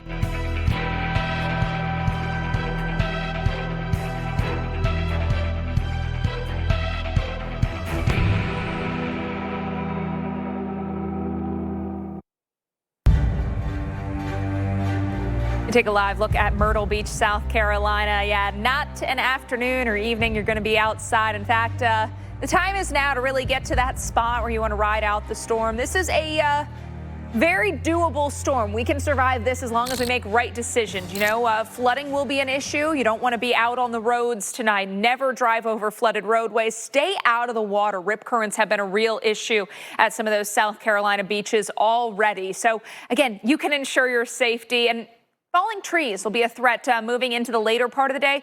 If your home has a lot of trees surrounding you, maybe go into one of those inside interior rooms, lowest level. Too many times we see these storms bring down trees into people's homes, and people are hurt or even worse, killed that way. So again, set yourself up for success. Myrtle Beach, we've seen the rain showers moving in. Of course, some of the heaviest stuff arriving later tonight. Take a look at our future radar. Myrtle Beach, man, getting soaked by the time we get into the 10, 11 o'clock hour. By the way, our meteorologist Felicia Combs is going to be live at Myrtle Beach later this evening, giving us a look at that storm. That storm's going to make landfall, very likely somewhere there in northeast South Carolina, southeast North Carolina. So right around the state line, and you can see the heaviest rainfall totals will be there. Mike, 4 to 5. Even some localized spots with higher amounts could get up to a half foot. That's why I say stay off the roads and put yourself in a situation for success here. Yeah, flooding is going to be a very large concern with this, that's for sure. But how about the winds? We take you off of Southport, North Carolina. It's about 30-plus miles from Bald Head Island in North Carolina. It's known as Frying Pan Shoals here, and we've got an 80-foot tower up here with Old Glory just being beaten up right now. So this is out in the strong northeast quadrant of the storm, if you will. We take a look at the winds at Wilmington down toward Myrtle Beach. Not bad right now. Single-digit winds, although gusting to 21 in Myrtle Beach. Most of the wind currently out of the east or the southeast here at the coastlines here. Plenty of storms have moved now off to the west of I-95, but a lot more rain where that came from, and really heavy rain on the north side of Isaias from Wilmington to Fayetteville up toward Raleigh. We think that flooding will be an ongoing concern through the night time. Here we are at midnight. There's the northern eye wall. If you've got a hurricane, the eye is going to be right down here, and then watch this thing come in and just really produce heavy rainfall rates. This squall line here could potentially be producing tornadoes. Quick little spin ups there could do some damage. Then the system exiting by the morning. Much improved conditions for you in Wilmington and in Myrtle Beach, and by lunchtime you might actually see some sunshine in Raleigh. Not before, though. Upwards of 7 inches of rainfalls for us here. Almost all of that likely to fall here between maybe midnight, about 4 o'clock in the morning. Again, as I mentioned, by the time you wake up in the morning, Alex, it's all gone. You won't even know anything had happened except the water that's remaining. Yeah, absolutely. This is going to be moving quickly, but when it's in your area, you'll be feeling the effects. New York City under a tropical storm warning for the second time this year. Remember Faye in early July? Yeah.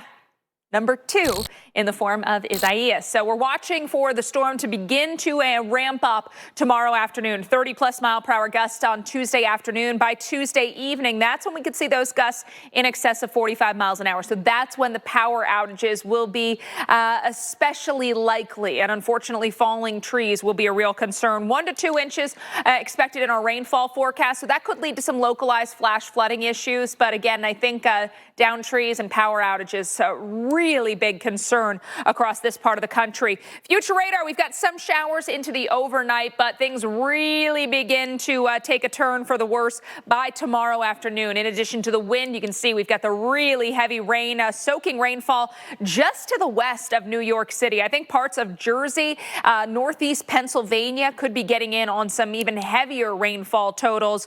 So be prepared, for the potential of, say, 2 to 3 inches from Patterson to Bridgewater along the state line between Jersey and Pennsylvania. Could be looking at 3 to 5 inch totals, Mike. All right, so then we take it up into, say, Boston. The weather's beautiful today. I mean, gorgeous blue skies. Things will change dramatically for us tomorrow. As we were talking to the Hurricane Center director, Ken Graham, saying, hey, if you live here in the Northeast, grab all the loose items out of your yard, your trash cans. Maybe you've got some lawn ornaments or furniture, whatever, your deck furniture. Bring that in the garage, bring it in the house, because it could become a projectile. 30-mile-per-hour winds could begin by tomorrow evening, 40-mile-per-hour winds overnight tomorrow, but the rainfall is less than an inch. The forward speed of this thing, it's going to be booking, probably forward speed that's somewhere between 30 and 40 miles an hour, so that'll limit the amount of rain that we get. But the winds will start to pick up by the middle of the day tomorrow. And look at this, by say 4, 5, 6 o'clock, winds are 50 to 60 mile-an-hour gusts here in New York. It'll start to pick up for us in Hartford. If you got any southern exposure here, maybe Montauk, Providence, or Chatham, these are areas where you're going to have a really strong south wind that comes in and really blows hard. By Tuesday evening, 40 to 50 mile-an-hour winds here, Hartford, Boston, and Providence. Again, that could take down some tree limbs, could cause some sporadic power outages. We're going to get some surge here, Jersey Shore up through Long Island, and then coastal Massachusetts as well as Rhode Island. So concerns there from the sky as well as from the ocean, Alex. All right, well, coming up on this extended edition of Weather Underground, anticipating Isaias will make landfall tonight, so our crews are out ahead of the eye of the storm. We are timing out city arrivals with the East Coast. Stay with us, and much more from Jim Cantori. Hey guys, we're watching a special marine warning right now offshore Myrtle Beach. Could there be water spouts and increasing tornado threat coming our way? There is a tornado watch out. Myrtle, Wilmington, How do you make a Pinot Noir taste like no other? Start with grapes from 3 California regions. Push flavor in new directions. And put a bear on the label. Made like no other for a taste like no other. Mayomi, flavor forward. All OTC pain relievers, including Voltaren, have one thing in common. None are proven stronger or more effective against pain than Salonpas Patch Large. There's surprising power in this patch. Salonpas. Dependable, powerful relief.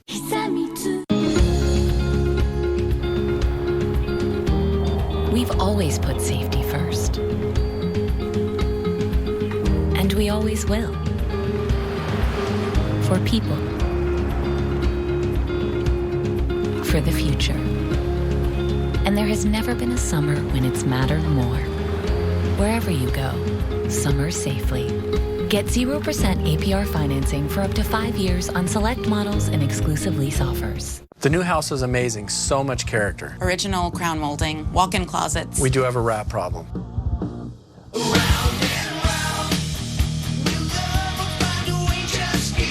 At least Geico makes bundling our home and car insurance easy. It does help us save.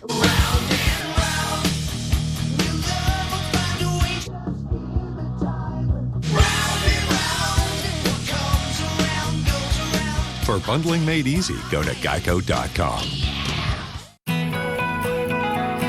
Make the summer yours with a twist of flavor. Discover the Mediterranean flavors and gentle bubbles of San Pellegrino Essenza. Add a twist of flavor. On the road again. Book 2 separate qualifying stays and earn a free night. The open road is open again. And wherever you're headed, Choice Hotels is there. Book direct at choicehotels.com. Jim and Joanne are here to pick up the same prescription. They both know the system is not on their side. They both know drug costs are out of control. But one of them is taking back control with GoodRx. Next. So while he's paying that much, even with his insurance, she's paying this much just by using GoodRx.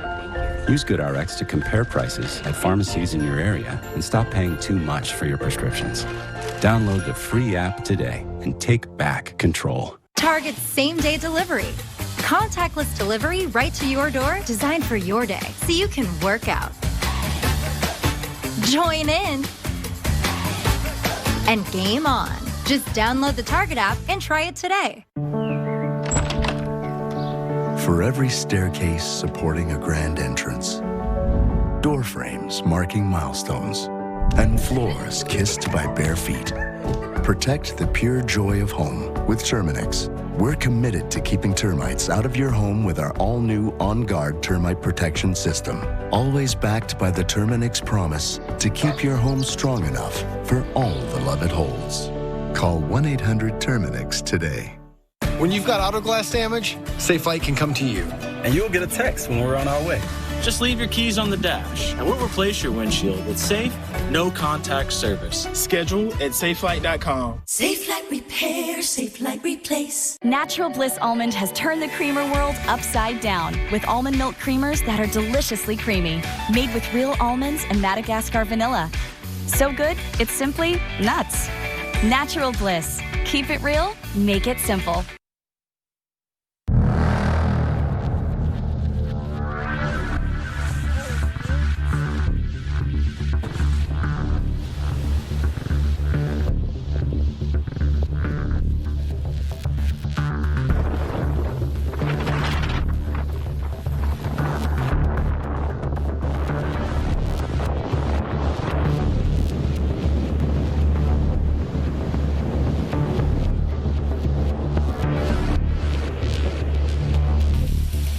Back to our extended edition of Weather Underground. Weather Channel giving you 24-hour coverage of Tropical Storm Isaias. Yeah, the storm going to have some wide-reaching effects. So just because you're not in the cone, I don't want you to think you're not going to see anything. We're going to be breaking it down all the way up into New England in just a moment. But here's what we know at this hour. Isaias expected to become a hurricane, a Category 1, and make landfall later tonight in northern parts of South Carolina, southern North Carolina, right along the state line. Areas in the Northeast, you need to start making your preparations now.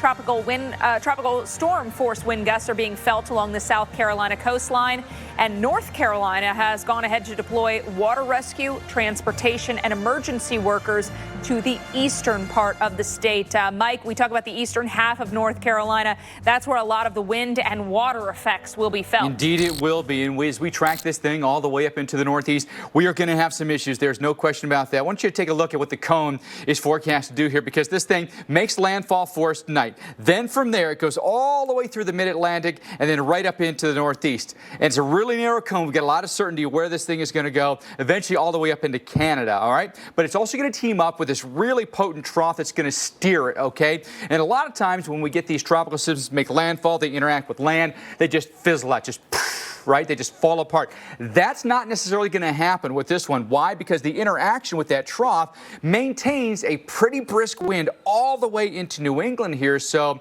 be aware of what that risk is going to be with wind that comes up into these locations. Now, once you get maybe to a DC or Baltimore, you're going to get some pretty heavy rain there, but the rain really backs off tremendously just because of the forward speed. This thing is really accelerating, so that minimizes how much flooding rain you end up getting, but the wind is still going to be there.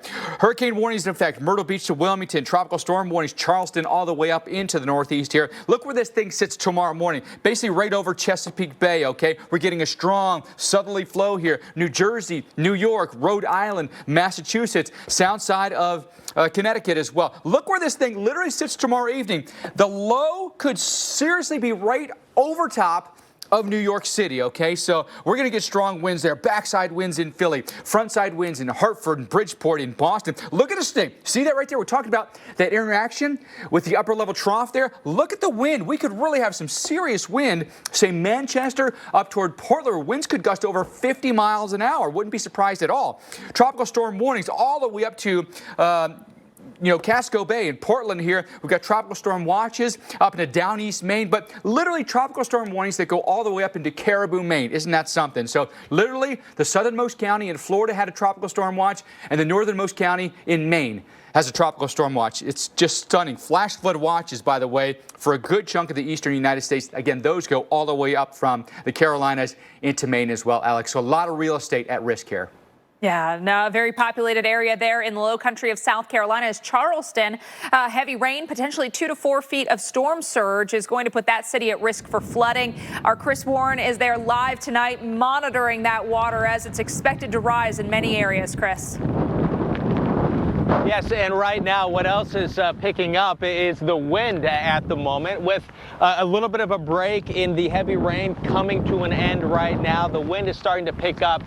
If you look out over the harbor here, you see white caps, and beyond the landmass out there, we're generally looking off to the east, kind of maybe the southeasterly direction.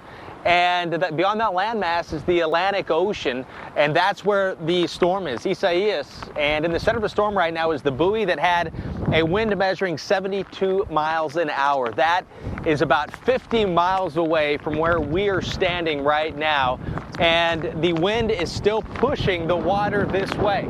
So on top of that 2 to 4 foot rise in the water because of the push of that, we're getting closer, about 2 hours and some change here away from high tide. So you have high tide with the full moon, so it's a little bit higher than your normal high tide, plus the wind pulling in, and then the rain falling on the streets, which is already producing some ponding on the roads, a little bit of slow to drain water. In fact, we saw what looked like a clogged drain earlier. We found out there's actually a water pipe that burst, water main burst. That's not helping the situation at all. But this is the flooding we're dealing with right now.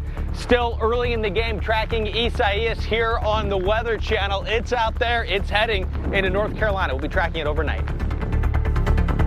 I know people love the dish remote. It's great.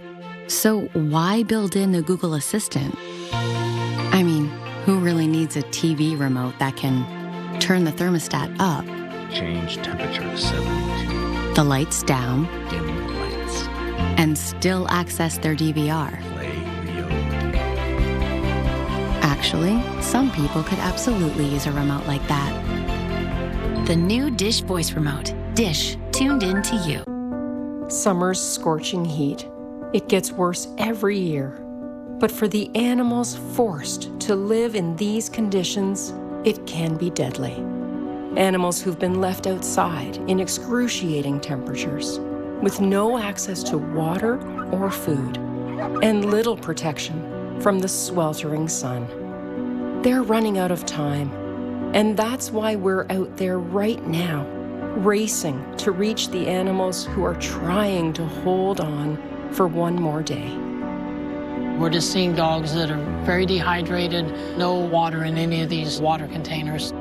What most of these dogs need is really fluids and nutrition. Please help save them by going online or calling this number with your gift of just $19 a month. Your support today means rescuing more animals who are suffering in the unbearable heat this summer.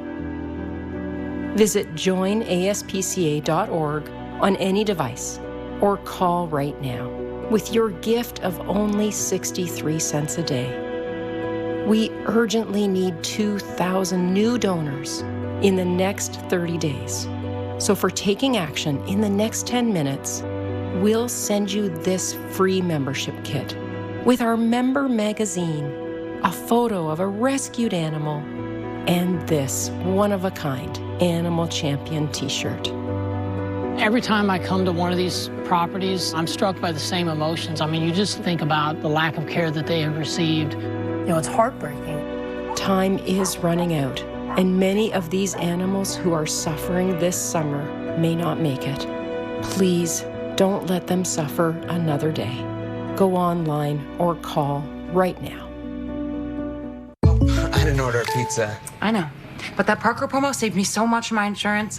Brought you a little something special. Parker, State Farm offers everyone surprisingly great rates. You're the man. And you want the real deal? Like a good neighbor, State Farm is there. Don't play any baseball game. Play the baseball game. Tap Sports Baseball 2020. Download Tap Sports Baseball 2020 now. How do you make a Pinot Noir taste like no other? Start with grapes from 3 California regions. Push flavor in new directions. And put a bear on the label. Made like no other for a taste like no other. Mayomi. Flavor forward. When our daughter and her kids moved in with us, our bargain detergent couldn't keep up. Turns out it's mostly water. So we switched back to Tide. One wash, stains are gone. Don't pay for water. Pay for clean. It's gotta be Tide. Back at you guys from Wrightsville Beach, North Carolina, no stranger to tropical systems. I was talking about this a little bit last night, about once every 1.68 years, you get either a brush or a direct impact from a hurricane. Of course, we had Dorian last year, and then of course a couple of years ago we had Florence, which was the big one that caused the flood.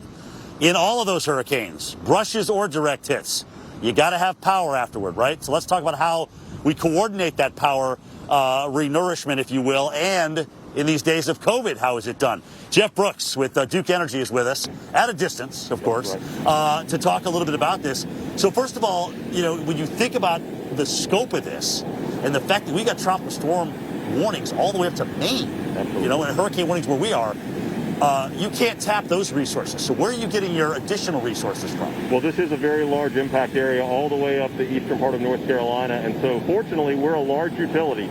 And we have crews in Florida, we have crews in the Midwest, in Kentucky, Ohio, Indiana. And we can leverage those resources to help bring them into the area to help support our local crews who are working on the ground. We have about 350 crews right now in the Raleigh Research Triangle area who are ready to push down that came from the Midwest. They're going to help our local crews here to restore, and we have others in Florida packed and ready to go, ready to respond as needed. So how does that play? How does that game play? Because you know you're a huge company. Right. We've got the Southern Company in Atlanta, Dominion in Virginia. I mean, are people trying to grab some of those crews, or are you guys assigned different crews? Well, we work together. We have a very great relationship with our peer utilities in the Southeast, and we use those relationships to make sure we're meeting everyone's needs fairly. We obviously have to take care of our own customers first, but when we've got enough, we want to help our peers as well. You guys, you've done such a great job. You got it down to a science. And now that you have it down to a science, here we are with COVID. How does that impact your plans and how you're going to go about attacking the post-storm power outages? Well, COVID gives us a big curveball in the middle of a very practiced response. And so we've been working for the last 4 months to refine that response. Things like social distancing masks that we all do, but also things like moving crews in smaller groups, making sure that we're not staging 2,000 people in one location, keeping them separate and traveling. All these things can help to keep our crews protected, and also taking advantage of some of our remote technology, some of our self-healing capabilities and things that can actually help to restore power without sending a person out in the field. So all of these things work together to help us restore effectively and safely in a coronavirus world. So it's interesting because a lot of times when we're moving from location to location, we will see literally conga lines of trucks. It will take almost a half hour for all the trucks to go by. We're not going to see that this time. No, not as much. Much smaller groups. Interesting. Yeah, absolutely. Small 2 and 3 and 4 group trucks, small work groups. We're doing that to keep them safe and also to keep our community safe. And they're being spread about when they come into the area, not in one location. It's kind of a new science we're having to practice, and one that we'll be incorporating for a while. Yeah, we still have more than 90% of the hurricane season left, so I get that. Can people expect to see power back up quicker, or is there going to be delay because of that crew size? Well, there's a lot of factors that determine restoration times, and we believe that we have a good plan in place to get power restored quickly. Obviously, there's new variables we're experiencing in coronavirus, and that could create a few delays here and there, but we're not anticipating anything big. We should have this back on as quickly and safely as we can. Jeff, it's great talking to you.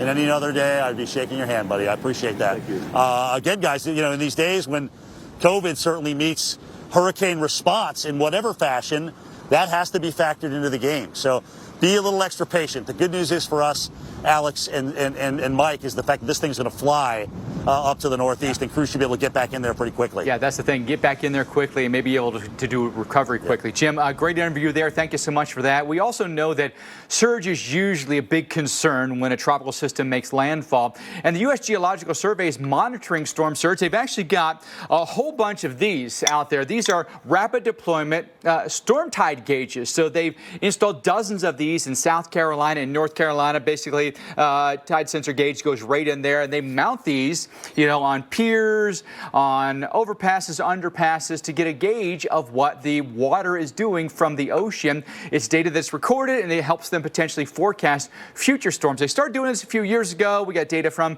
Florence and from Irma and from Dorian, and so these are really vital. And the science is advancing each and every year when we have instrumentation like this. The storm surge is going to be there, though. Storm surge warnings, low country up through the Grand Strand here. Storm surge watches in coastal North Carolina, but also here around the Outer Banks. And then interior, we've got storm surge warnings there as that water could be pushed up into some of these watersheds and estuaries here. Notice how much storm surge potential is coming our way here. 1 to 3 feet, maybe still from Georgia up toward maybe just outside of Charleston, although the wind's going to start to turn offshore for you very quickly if it hasn't already.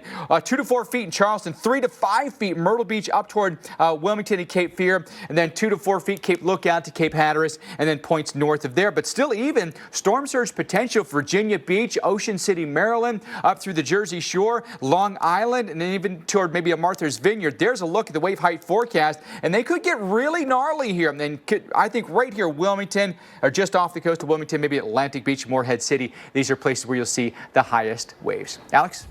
Well, coming up, we'll continue our coverage tracking the threat to the northeast. National Hurricane Center is warning them to prepare now for the storm's impacts tomorrow. We'll track it city by city, give you the timing for where you live straight ahead.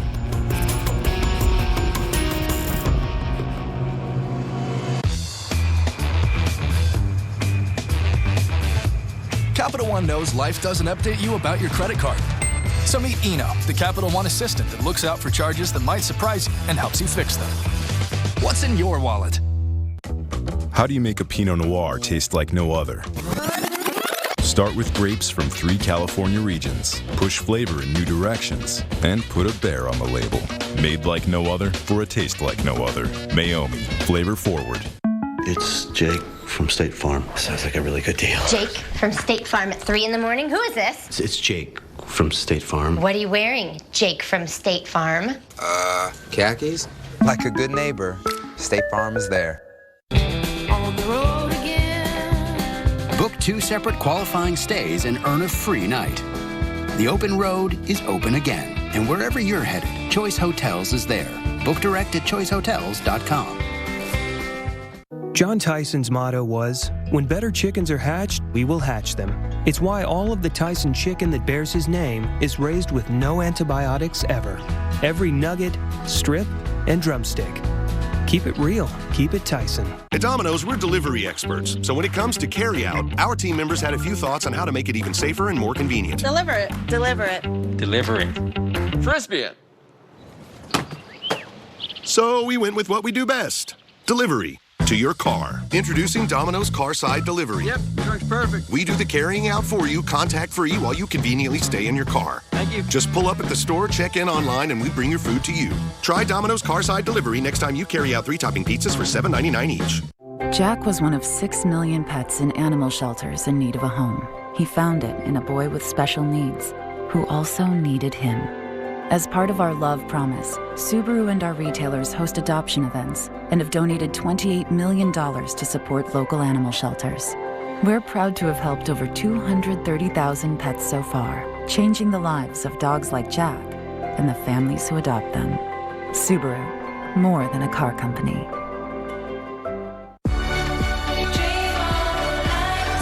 Our 12-step process provides 100% pure quality water. Earn box tops for your school with Nestle Pure Life. Available across these fun... Attention Medicare recipients. The Inogen One Portable Oxygen Concentrator may now be available at little or no cost to you. Call 800-388-3177 to order yours today. Inogen oxygen concentrators are portable and make oxygen from the air around you. They're light, quiet, and battery operated to go everywhere you go. And we have a full line of portable oxygen units to fit a wide range of budgets. If you're on Medicare, you may even qualify to get your Inogen unit at little or no cost to you. Go back to joining friends for the breakfast special, make spending time with the grandkids easier, or start attending your religious services again. Call Inogen now for a free information kit and a free no-obligation consultation on our complete line of affordable portable oxygen products. And anyone on Medicare or with eligible insurance plans may qualify to get an Inogen One at little or no cost. Call 800-388-3177. That's 800-388-3177. This is epic! You're watching America's most trusted TV news network. We've got a severe weather threat. We are live on the ground. Right now, it's coming down. The Weather Channel. A tropical storm warning is in effect.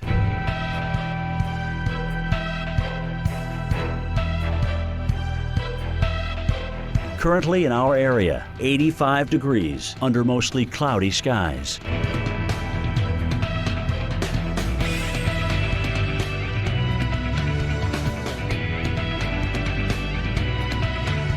Tonight, scattered thunderstorms, low 77. Chance of rain, 60%. Tuesday, windy with thunderstorms, high 80. Tuesday night, partly cloudy and windy, low 73. Here's our 7-day outlook.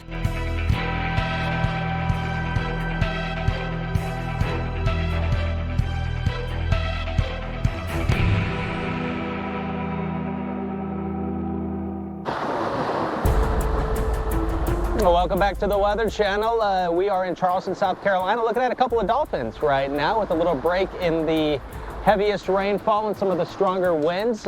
Taking a look at some unexpected wildlife that just surfaced and is kind of hanging out, playing a little close to the shore right now. This, as the water's coming in, it's probably only about a foot or two deep. There it is. Just kind of cruising along. The rain's starting to pick up again here a little bit. We're still watching this water right here. Fortunately, now we've got a little something extra going on here. A dolphin, maybe two. I thought I saw a couple of dorsal fins there. But this really, here it comes again. I think there are two of them. Here we are. I mean, we're looking at the water here, and we're looking in the same direction as where Isaias is right now, a 70-mile-an-hour tropical storm that has some of the heaviest rain just right over there. And the fact that it's moving to the north-northeast, we may end up catching a pretty decent break. And while we can, let's just continue to check this out here. A little frisky here, not sure exactly what's going on. But as we're watching this, just taking kind of a little bit of a breather here, enjoying a little bit of wildlife, we know that just beyond these shores, Mike, we are seeing this storm that's moving to the north. We're a couple hours away from high tide, which is going to bring some flooding here to Charleston. But then we're going to eventually, moving in North Carolina, look for that landfall here as a strong tropical storm. Indeed, Chris, strong tropical storm could even be a low-grade hurricane. We'll see what happens, but, already the flooding happening for us there in Charleston, and it may only get worse from Charleston and then points north with this system. 70-mile-per-hour winds with tropical storm Isaias. So, again, we're just a few miles per hour short of being a hurricane. We talked to the Hurricane Center director earlier this hour. He said it's not out of the question that it could become a hurricane right at landfall. We'll get another advisory here at 8 o'clock. 60 miles south-southeast of Charleston. It's the most recent advisory, but this thing is moving pretty quickly now. North-northeast at 16, and the forward speed is only going to get faster from this point going forward. There's a look at it on the radar. Also, some pretty good storms back to the west here and some storms up here to the north. That's part of a trough that's swinging on through. Some pretty heavy rain, Baltimore, Richmond, down toward Raleigh, and that's all ahead of our system. Most of the system rain is kind of in this envelope right here, but getting the onshore flow now in Myrtle Beach and up toward Wilmington, and we're now starting to get the offshore flow in Charleston, so we may have already peaked out with our highest winds and our highest surge and flooding happening for us in Charleston. Watch this thing push in here. It's going to make a landfall probably around 11 o'clock midnight tonight, right at the South Carolina, North Carolina state line. Strong line of squalls out ahead of that could be producing tornadoes. Heavy rain from Raleigh to Danville to Richmond up through D.C. Look at this rain. This is really intense stuff. Early morning through at least lunchtime. This is why we think a flood risk is going to be there, likely in the yellow area, possible in the dark green area, and yes, D.C. and Baltimore, that does include us. Again, now starting to see more of an offshore flow there in Beaufort, South Carolina. Onshore flow here, Georgetown, Myrtle Beach. The buoys here, now winds gust to 43, and that only goes up as the system gets closer and closer to land, Alex.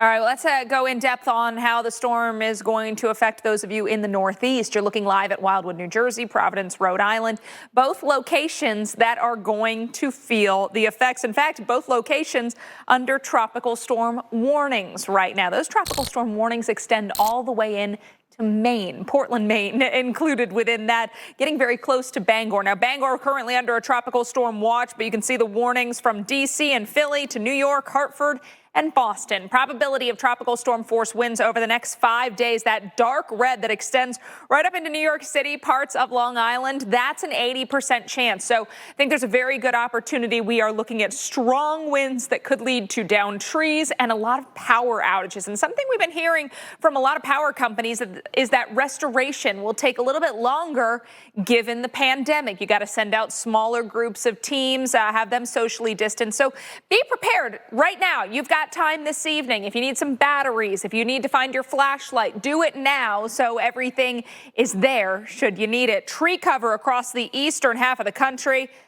Quite a bit, right? This is a part of the country where not just do we have a lot of tree, but a lot of those trees are fully leafed out right now. So that's going to also allow for these trees to come down, given the strong winds in the area. So power outages widespread is what we're thinking, from the South Carolina, North Carolina state line all the way up into southern New England. That means perhaps millions of people at the risk of losing power. That's why I say plan now. Always good, to have what you need. And then if you don't need it, awesome. If you do need it and you don't have it, going to make for a long wait. Listen, all right. The rest of the season you might use it, right? For sure. Hey, stick around. A lot more team coverage when we come back here on Weather Underground. Coming back at the top of the hour, we return to the field with our meteorologist out in the field. What to expect from this point going forward with landfall just hours away. It's me, your Uncle Cooper, and this is a Cooper tire. Great tire. Now, it's not going to cook you a pot roast, but it can stop on average 10 feet shorter than other tires on a wet road. I'm your uncle. I love you. I want you to stop when you need to. So go with the Coopers. Cooper! And we've upgraded her with a sonic shield. Impressive. There is one more thing. Jake from State Farm. Here's the deal. With the Drive Safe and Save app, you'll save up to 30% for being a safe driver. Like a good neighbor, State Farm is there. We did it! Wherever you start, SNHU is where you can finish. Here we go. And it's it. Yay! Southern New Hampshire University. That gets a hope. Look at that! Master's degree! I did it! I did this for my children. I am very proud of myself. Finish your degree at snhu.edu. Alana is very, very, very energetic. I, of course, any mom would call her an angel. Alana was diagnosed with Hodgkin's lymphoma, and it's cancer. As a parent, when you're told this type of news, you're gonna do whatever you can do for your babies. You will sell your house with everything in it. But even before I thought about myself, I was thinking about my baby. There's nothing that I can do to make any of this better. I have to turn over all of my control to the doctors at St. Jude and pray that they're able to fix it. For just $19 a month, you'll help us continue the life-saving research and treatment these kids need. Join with your debit or credit card right now, and we'll send you this St. Jude t-shirt that you can proudly wear to show your support. When we got over here is when I realized that, no, you're not gonna get a bill for anything. I don't have to worry about it. They're saying we're gonna help save her, we're not gonna charge you anything. This is what we do. Because people like you donate $19 a month, families never receive a bill from St. Jude for treatment, travel, housing, or food. Because all the family should worry about is helping their child live. Alana has been out of treatment since December. We had her final CAT scan that revealed that there was no signs of cancer, which is awesome. My baby is gonna be able to live. St. Jude won't stop until no child dies from cancer. Go online or call now. With Domino's $5.99 mix and match deal, you can feed a family of 4 for about $3 per person. And since we've all been spending so much time with our families at home, we asked one of ours to make this commercial from home. And enjoy safely feeding a family of 4 for about $3 per person when you get specialty chicken, stuffed cheesy bread, medium 2-topping pizzas, or any 2 or more mix and match items for just $5.99 each.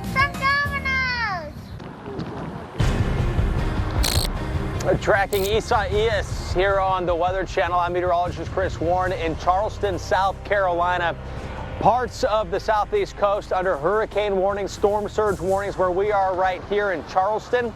tropical storm warnings and storm surge warnings getting closer and closer to high tide. Take a closer look at that coming up as this storm heads to the north. And the landfall of Isaias just hours away for the Carolinas, bringing with it numerous risks. We're going to help you navigate the dangers from intense wind that can knock out power to torrential rain that will flood neighborhoods to storm surge that will eat away the beaches and push feet of water on shore.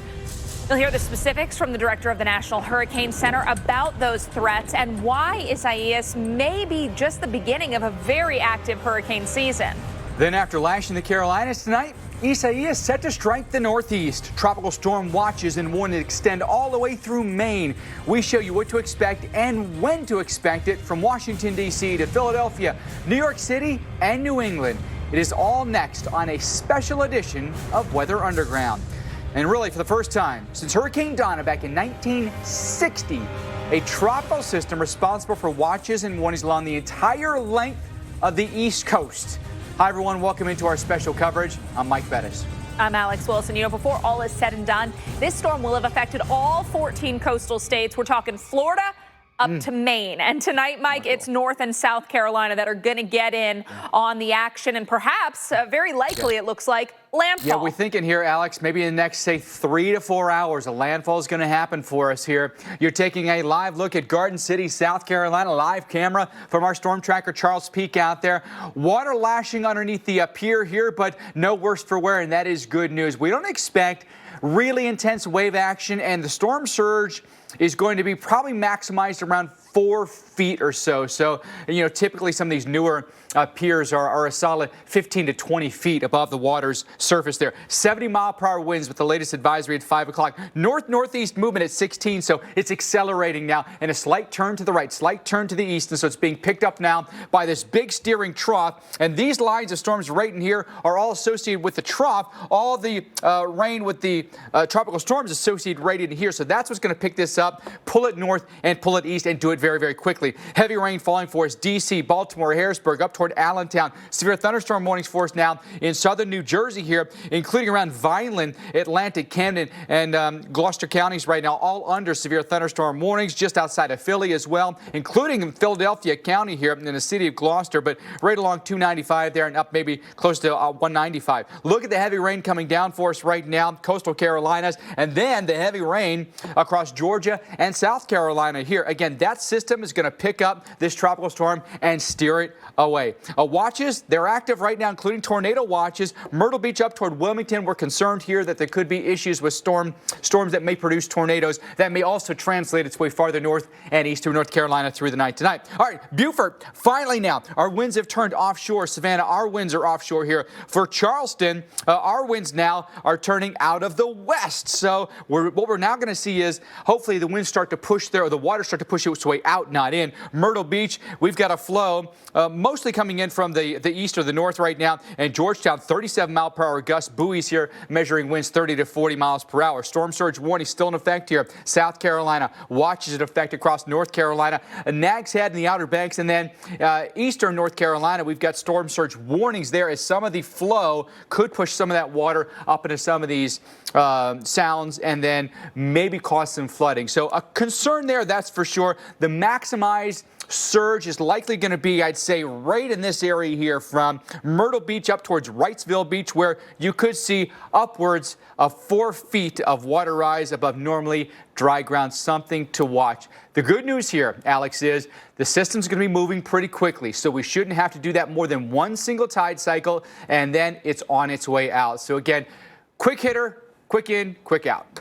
Yeah, and that is one of the positives. Now, Mike just showed us those winds out of the west there in Charleston, still under that storm surge warning. But when we talk to Chris Warren, Chris, we know there are a lot of factors when it comes to flooding in the Charleston area, whether it's the wind direction, the tide cycle we're at, and just how much rain is coming down there in the low country.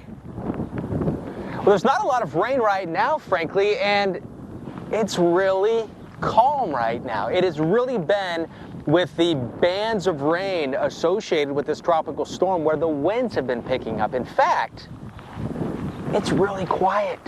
Looking out over Charleston Harbor right now, no whitecaps, maybe one or two way out there, and it's way off in the distance. There might be a little bit of heavier rain, but the heaviest rain came a little bit earlier. Now over in that direction near Sullivan's Island, it's a little bit heavier rain. I think we're going to get another batch coming in. We're looking off now kind of to the north, northwest-ish from this direction.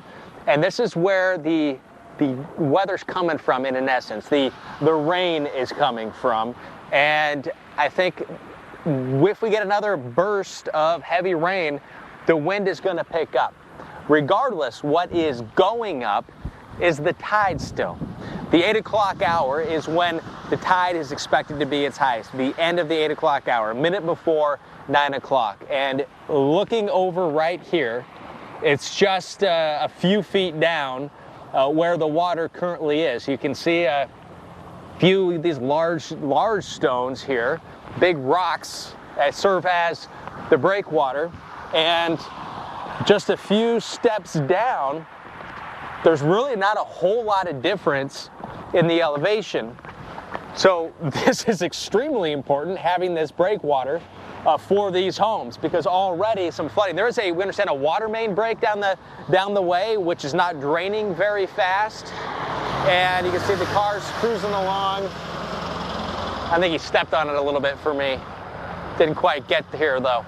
But so certainly some flooding down there, and the water, again, some of the rain causing some of this, but also the water coming out of the water main. But it is tough to drain a lot here when gravity's not working out for you. I mean, you think about some of the slow-moving rivers like the Mississippi. Well, it's not real slow, but it just seems that way. You're not losing a lot of elevation. But when you get down, the water's flowing to the same level of where the ocean is. It backs up. And when the wind comes in, which it looks like, and I can feel it right now, with the rain, is now coming the wind. And so the wind, as the wind is pushing the water with the tide going up and the water's trying to drain, it just doesn't. So what happens is it starts to back up. And we're still a little bit under 2 hours away from the highest tide. And it's up there pretty high. We can come over here and take another look. Down here, way down there is where that little itty-bitty little piece of sand is, a little bit of a beach where we just saw that dolphin just a little ways away down there. And we're thinking that's going to be eventually completely covered just because of the tide. But even now, over the past minute or so since I've been talking, and the rain is now picking up, the wind is also picking up, and off in the distance, I'm starting every once in a while to see some whitecaps. So it's going to be interesting here the next time we chat to see if the wind, Alex, is picking up once again and creating more whitecaps, because even though for this moment it's relatively calm, now that the rain's starting, not as much, but we're not out of the woods yet. We are still yet to that point where Charleston is most vulnerable, and of course that is high tide. Absolutely.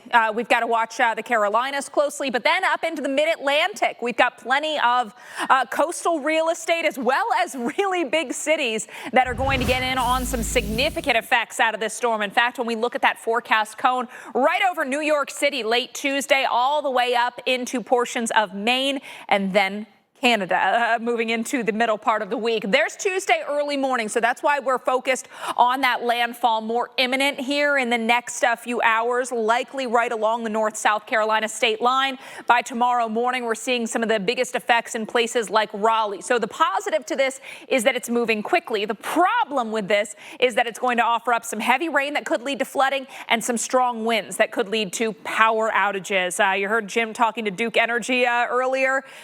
They've already gotten their crews out there because they think this is going to be a restoration process moving through the next few days. By again, tomorrow midday or mid-morning, I should say, looking at Raleigh getting the rain midday across portions of Virginia, say the D.C. area as well.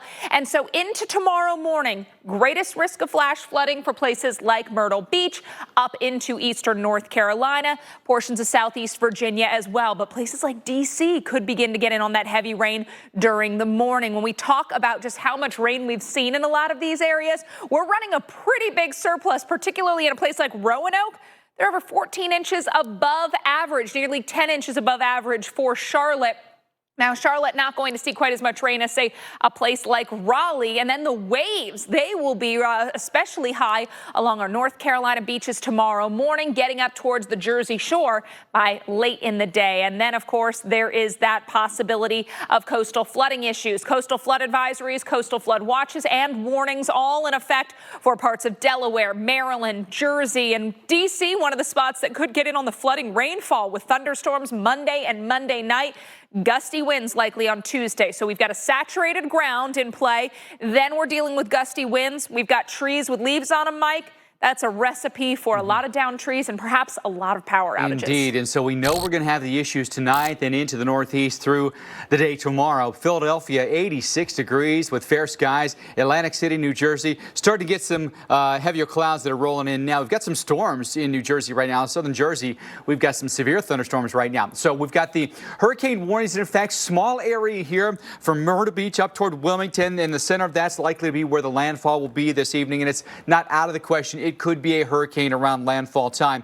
Tropical storm warnings highlighted in red from Charleston that extend all the way up into the Northeast for us here. In fact, they go all the way up into coastal Maine here. Tropical storm watches into Bangor and Caribou too. But there's a lot of real estate here, folks, where we could see tropical storm force winds. Watch where the center goes, and it may go right over Philly, could go right over Newark or New York, and then right into New England. This is all progged by the European model. Look where that low sits. We've still got a closed low north of the border here. Could we have one, maybe up close to Montreal, right? And then up through the St. Lawrence Seaway as well. You take a look at the flood alerts that we've got here, and we could have plenty of heavy rain here, and the possibility of flash flooding is going to be there. You get this water that could quickly fill up the streets, kind of this brown water. It's going to be really nasty, ugly stuff. Don't get out in that, so the urban flooding could be a real ongoing problem for us here. Here are some of the flood factors that we're concerned about. The natural ground, that's how we naturally absorb this water, but when we create cities, we create impervious surfaces. That concrete prevents that water absorption here, and so you get a lot of water that sits on top, goes into the storm drains, or they become overwhelmed with really heavy rainfall rates, and then you get flooding.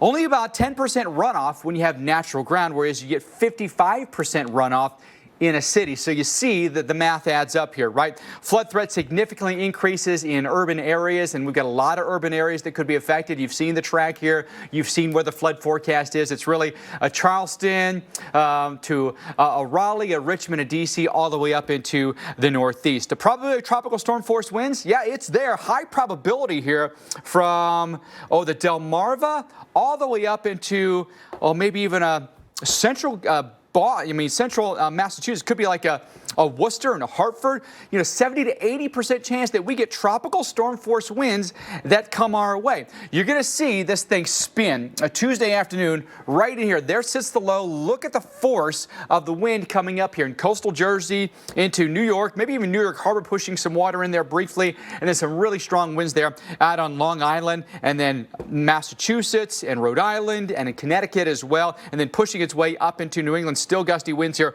all along the coast of Maine. I think some of those islands out there in Maine are be rocking and rolling here, Alex. So that's by Wednesday morning. Starting to calm down, starting to exit, but got a long way to go before we get there.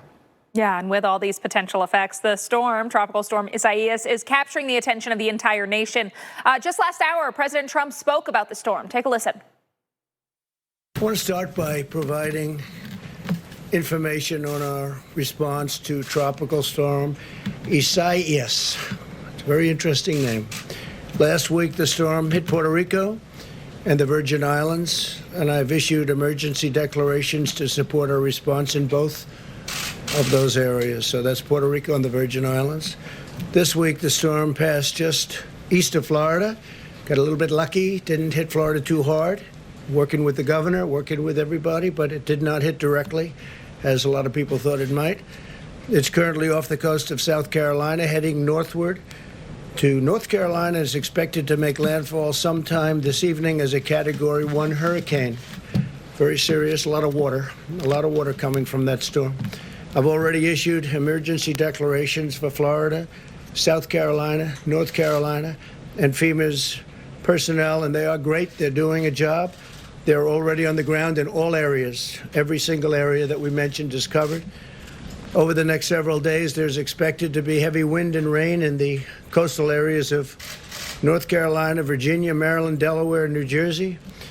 We're working with each of those states, and in particular as it relates to FEMA, the military, law enforcement, all of the different groups that are involved. Storm surge and inland flooding are possible, and everyone needs to remain vigilant until it passes. I encourage everyone to follow the guidelines of the state and local authorities. We're working with them, and I think the guidelines have been very accurate so far, so stay safe.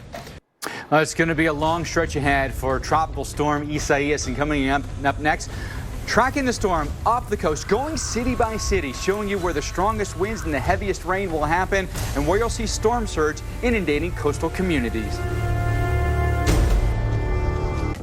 How do you make a Pinot Noir taste like no other?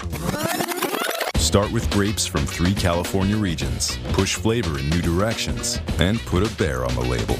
Made like no other for a taste like no other. Maomi. Flavor forward. This year, the Alzheimer's Association Walk to End Alzheimer's is everywhere. All of us are raising funds for one goal, a world without Alzheimer's and all other dementia. Because this disease isn't waiting, neither are you. Go to alz.org/walk. So I'm going to hold on promoting you this quarter. Cool? Drop the taco. Get in the car. Does this Sentra feel like a compromise to you? Wait, what? The handling, it's good, right? No compromise there. Nope.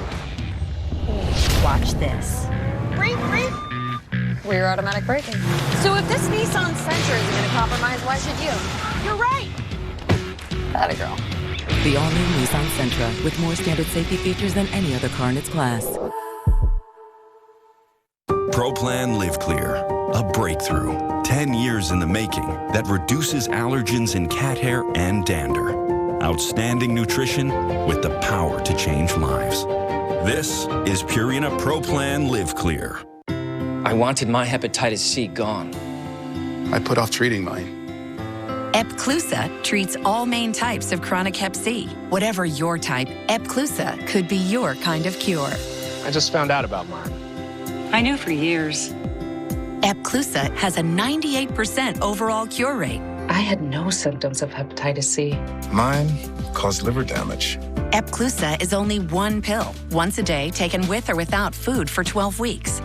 Before starting Epclusa, your doctor will test if you have had hepatitis B, which may flare up and could cause serious liver problems during and after treatment. Tell your doctor if you have had hepatitis B, other liver or kidney problems, HIV or other medical conditions, and all medicines you take, including herbal supplements. Taking amiodarone with Epclusa may cause a serious slowing of your heart rate. Common side effects include headache and tiredness. Ask your doctor today if Epclusa is your kind of cure.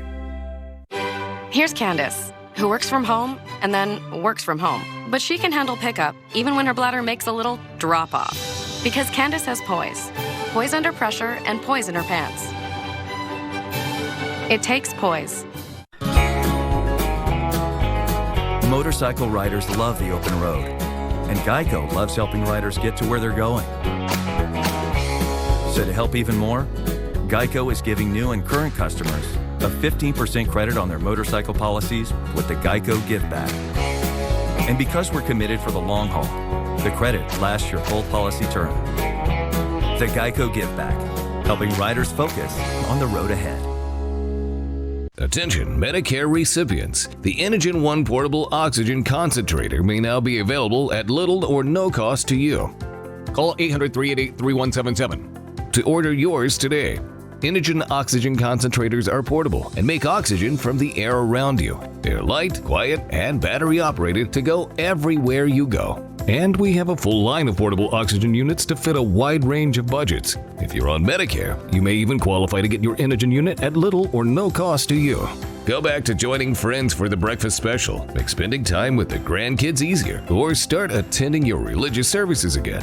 Call Inogen now for a free information kit and a free no-obligation consultation on our complete line of affordable portable oxygen products. And anyone on Medicare or with eligible insurance plans may qualify to get an Inogen One at little or no cost. Call 800-388-3177. That's 800-388-3177. It's almost cloud-free at this point. Plus, it's not cold at all. We're drying out and even warming up. We love it that way. Better days start with the Weather Channel. A tropical storm warning is in effect.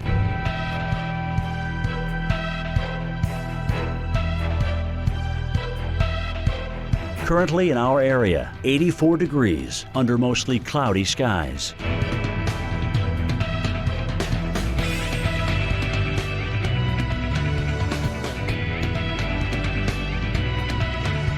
Tonight, late night thunderstorms, low 77. Chance of rain, 80%. Tuesday, windy with thunderstorms, high 80. Tuesday night, partly cloudy and windy, low 73. Here's our 7-day outlook.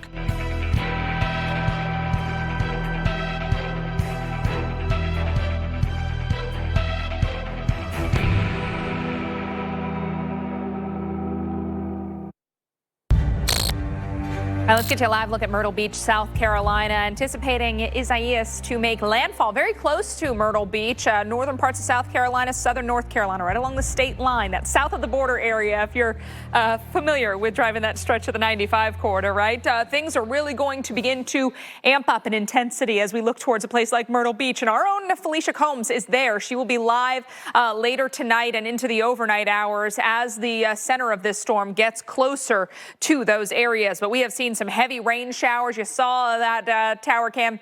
Nobody out there on the boardwalks this evening, and good idea. You know, Charleston, right on that back edge of the rainfall. We've really seen that that close in on the city, and just checked in with Chris Warren at the top of the show, and he said fairly quiet there as we begun to see those winds take on more of a westerly direction. Moving through the Charleston area, next few hours, we'll see a lot of the rain begin to wrap up. But Myrtle Beach, Wilmington, you'll continue to see some heavy rain well into the evening and even overnight hours. Still heavy around 1, 2, 3 a.m., Mike. All right, well, let's take you out to the kind of the meat of the tropical storm. That's a look at Frying Pan Shoals here. This is a tower that sits about 30 miles off of Bald Head Island in North Carolina. And, you know, you've got a flag that's up on top of an 80-foot tower, and you are fully exposed to the ocean.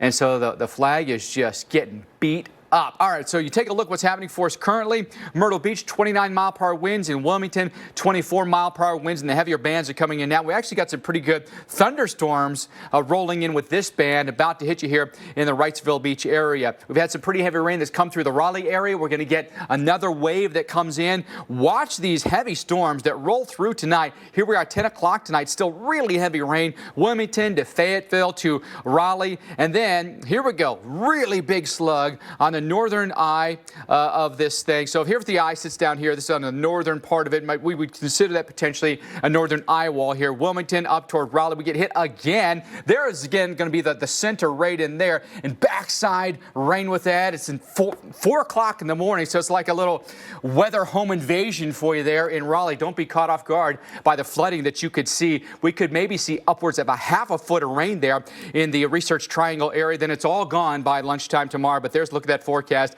Intense rainfall rates here, which means flooding is very likely. Alex? All right, looking live at New York City. They're under a tropical storm warning for the second time this year. It's August 3rd, but we had Faye back in July. And, of course, Isaias now in the early part of August. Well, to discuss how New York is preparing for the storm, we're joined by Commissioner Deanne Criswell with the emergency management there. You know, we talk about areas that are large population centers, and you don't get a bigger area there. How are you managing this storm while at the same time dealing with that pandemic? That's a great question, Alex. You know, we've been preparing for this type of convergence of both a tropical storm and the pandemic since we started responding to the pandemic and updating all of our plans, adapting them so we can take care of New Yorkers if we needed to safely shelter them or evacuate them in the event of a coastal storm. Luckily, this event, we're not going to need to do an evacuation, but we still have those plans in place and ready to implement if needed. Deanne, it looks like right now one of the bigger issues may be the really strong winds that could potentially cause power outages. How are you ready to respond to loss of power? That's one of our biggest concerns right now with the winds that are coming in, and we've been in close contact with all of our utility companies. They've brought in extra crews, and they are prepared to start restoration as soon as we start to see some power outages. So that increase of crews, as well as sending our responders out into the areas, and we're going to forward deploy people into each of our boroughs so we can quickly monitor, quickly respond, and coordinate resources as needed. And due to the pandemic, we're hearing from some power restoration companies that they have to send out smaller crews, so that power restoration may take a little bit longer than would be typical when we're not dealing with the pandemic. Have you heard that from the crews that you guys work with? You know, I have not heard that. In fact, they're bringing in additional crews so they can make sure that they have enough staff here and available. And, you know, we've had some power issues throughout the summer with our heat, and we have not experienced that. When we talk about, how quickly this thing could come in, are you worried about that people may not take it all that seriously and that they may downplay this when there could be a real threat, especially when it comes to the wind? Well, I think that's always a concern, right? Especially since the last threat that we had. I mean, Tropical Storm Fade, it was like a really bad thunderstorm. So we're really talking about Sandy or Irene before that. But it is serious. In fact, I just got off of a briefing with the National Weather Service, and we have not seen winds at this level sustained since Irene. And so it is a significant risk for New Yorkers. And I encourage all people watching this and all New Yorkers to take it very seriously. Well, Deanne Criswell, we thank you so much for your time tonight. No, it's a busy time for you guys, but appreciate the insight. Well, we've got much more ahead on this extended edition of Weather Underground. We are anticipating Isaias to make landfall tonight. Our crews are out ahead of the storm. Stay with us, including Chris Warren in Charleston. And Alex, you mentioned those winds coming more westerly right now. We're now at the end of the battery here. So the Cooper River's over there, which meets up with the Ashley River here, and the winds are essentially blowing with it. That's where some white caps are at the moment. And here, some blue sky. We're hours away from the end of it here in Charleston, hopefully the end, but still flooding a possibility with high tide. So stay with the Weather Channel. I didn't order a pizza. I know. But that Parker promo saved me so much on my insurance. Brought you a little something special. Parker, State Farm offers everyone surprisingly great rates. You're the man, man. And you want the real deal? Like a good neighbor, State Farm is there. We've always put safety first. And we always will. For people. For the future. And there has never been a summer when it's mattered more. Wherever you go, summer safely. Get 0% APR financing for up to 5 years on select models and exclusive lease offers. Ever wonder where the capital A in Chick-fil-A came from?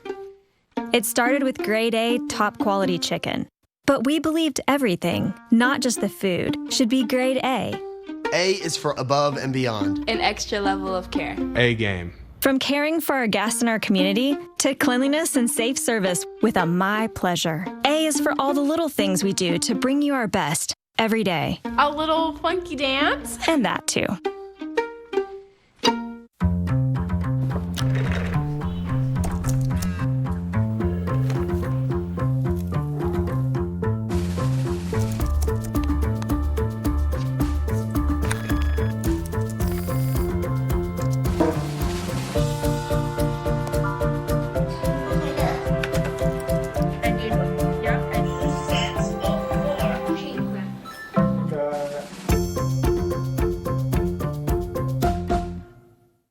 COPD makes it hard to breathe.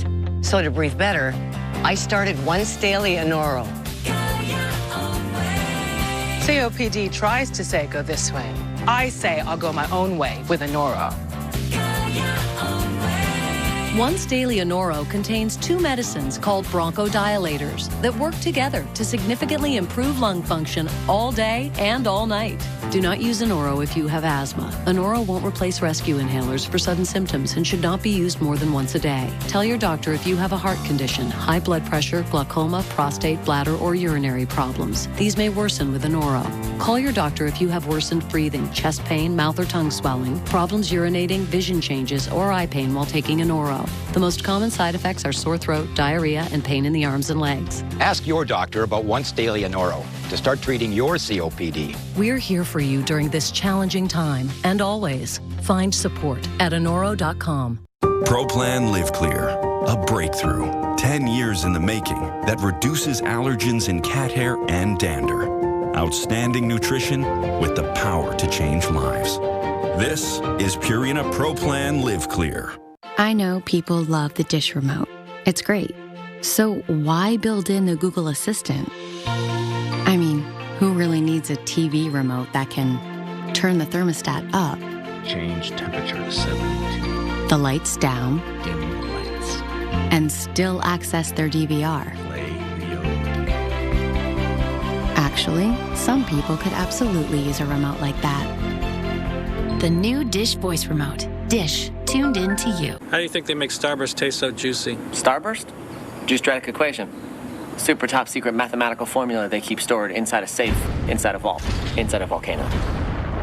Oh, Juice-Dradics. Starburst, unexplainably juicy. At Safelight, we're committed to taking care of you and your car. We'll fix it right with no contact service you can trust. So if you have auto glass damage, stay safe with Safelight. Safelight repair, Safelight replace.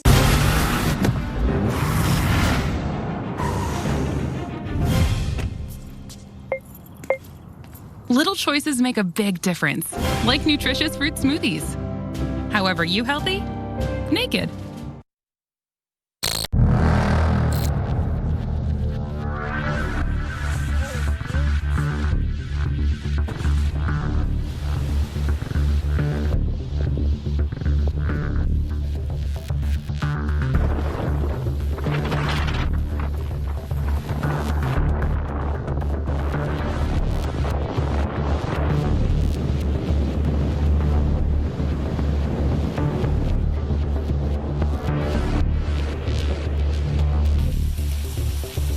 Thanks for staying with us. You're watching an extended edition of Weather Underground. Weather Channel bringing you 24/7 coverage of Tropical Storm Isaias.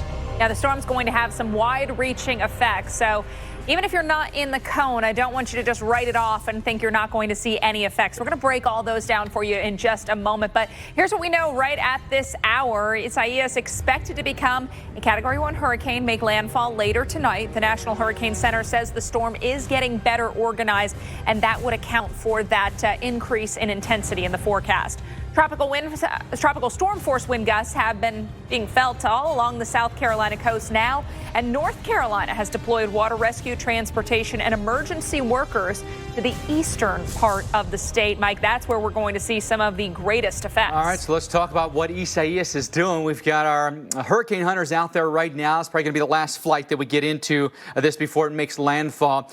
Want to show you the flight path here. They took off from Biloxi here, and then on the southwest side of the storm, they actually found hurricane force winds within it. And then you see the winds bottom out here. That's when they're going through more or less the center of it. And then coming out on the east or northeast side, winds just under hurricane force strength here. So is that going to be enough to allow them to pull the trigger and say, okay, we've got a hurricane? I'm not convinced completely. They're going to make a few more turns through this. So we'll see what they find on other parts of the storm. But it's going to be close whether or not this becomes a hurricane for landfall. You saw the satellite picture. It's becoming a lot more elongated north to south here. So part of it now being picked up by the jet stream here. This is what's going to steer it and then push it off to the east and the north here. So as these two systems combine, they're going to actually increase our winds, or at least sustain our winds into the northeast. A lot of times these systems make landfall, they interact with land, they just kind of fizzle, they just go poof, right? Not this one. Because it's being picked up by this trough, we're actually going to see very intense winds all the way into the northeast, because it becomes more like a hybrid system here where the two combine together to team up and produce some pretty big winds here. I think 50+ mile-per-hour wind gusts, very likely all the way up into northern New England. Hurricane warnings in effect. Myrtle Beach up toward Wilmington, just on the chance that we do actually get a landfall here that is a hurricane right near the South Carolina, North Carolina state line, that's going to work its way more or less in this direction. Tropical storm warnings in effect. Charleston, near Raleigh, Elizabeth City. This, by the way, is where it sits tomorrow, basically over Chesapeake Bay, and then rides right up I-95. I mean, really remarkable track here, Alex. The center could potentially go right over New York City even. Yeah, and heavy rain, potentially some storm surge has put Charleston at risk for flooding today. Chris Warren is there live tonight. You know, Chris, we look at the signs for the city moving over the next few hours. Looks like rain will begin to come to an end, and we've seen those winds shift to more of an offshore direction. That's exactly what we're seeing here as well, Alex. As you look over here, this is the Ashley River where it meets up with the Cooper River and then eventually heads out to the Atlantic Ocean. You can actually see the clouds. You know, that's the thing with tropical systems, the low clouds, you can visually see them moving. I mean, I think it's because they're so close, you get this, it's that much more dramatic. There's much more of an obvious movement in these clouds. And there's still some rain. I can see some of the rain splashing and creating a little bit of a mist on the river out here where it's kind of turning into the harbor. It's kind of the interface here. But the wind's not super strong. It's more of just a little bit of a breeze right now. This may really help us. This actually could have been much, much worse. And we're not going to know for sure for about another hour and a half or so once high tide arrives, because you look right there, that's down about 3 feet. That's it. And the winds were blowing in the opposite direction, so upstream. And let's take a look at just how far. We're in the Battery here in Charleston. Just the difference here. This actually goes down a little bit, maybe about a foot. So it's about a 2-foot difference from the ground, the street, what is not flooded right now, a few puddles. But if the water, you imagine this, if the water was being pushed up by the storm, and I still hear some airplanes as well, but if the water was pushing up this way, but now that's not the case. The wind's going with the river, so that's a good sign, but we're still not yet too high tide. That's going to be the tell, and of course we're going to be here still watching this, as this now is just another chapter with this tropical storm, which may or may not end up becoming a hurricane again before it moves onshore, makes landfall, and we'll be here for it, the Weather Channel. Jack was one of 6 million pets in animal shelters in need of a home. He found it in a boy with special needs who also needed him. As part of our love promise, Subaru and our retailers host adoption events and have donated $28 million to support local animal shelters. We're proud to have helped over 230,000 pets so far, changing the lives of dogs like Jack and the families who adopt them. Subaru, more than a car company. Since you're heading off to school, I got you this Brita. Dad, I just got a Zero Water. But we always use Brita. Its 2-stage filter doesn't compare to Zero Water's 5-stage. This meter shows how much stuff or dissolved solids gets left behind. Our tap water is 220. Ooh. Brita is 110. Seriously? But Zero Water... Let me guess. 0? Yep, that's how I know that it is the purest tasting water. I need to find the receipt for that. Oh yeah, you do. You're probably wondering, what makes these chips taste so good? Here's a hint. It's lime. They taste like lime. Tostitos, get to the good stuff. At Safe Flight, we're committed to taking care of you and your car. We'll fix it right with no contact service you can trust. So if you have auto glass damage, stay safe with Safe Flight. Safe Flight Repair, Safe Flight Replace. It's Jake from State Farm. Sounds like a really good deal. Jake from State Farm at 3 in the morning. Who is this? It's Jake from State Farm. What are you wearing, Jake from State Farm? Khakis? Like a good neighbor, State Farm is there. Safety. It's not a fad or a trend. At Lowe's, we believe safety is more than that. It's a value that we've always had, and that's never been more important than right now. Safety unites us. Home unites us. Who are you? I'm your daydream. Come. What a day for a daydream. What a day for a daydream. You're never too far from the Life Artois. When it comes to parenting, you're a pro. You know reflexes are key. You know your kid doesn't step around puddles. And wet shoes, not cool. You know what else isn't cool? Those cheap leaky diapers. Because with Love's, you get the pro-level leak protection you're looking for.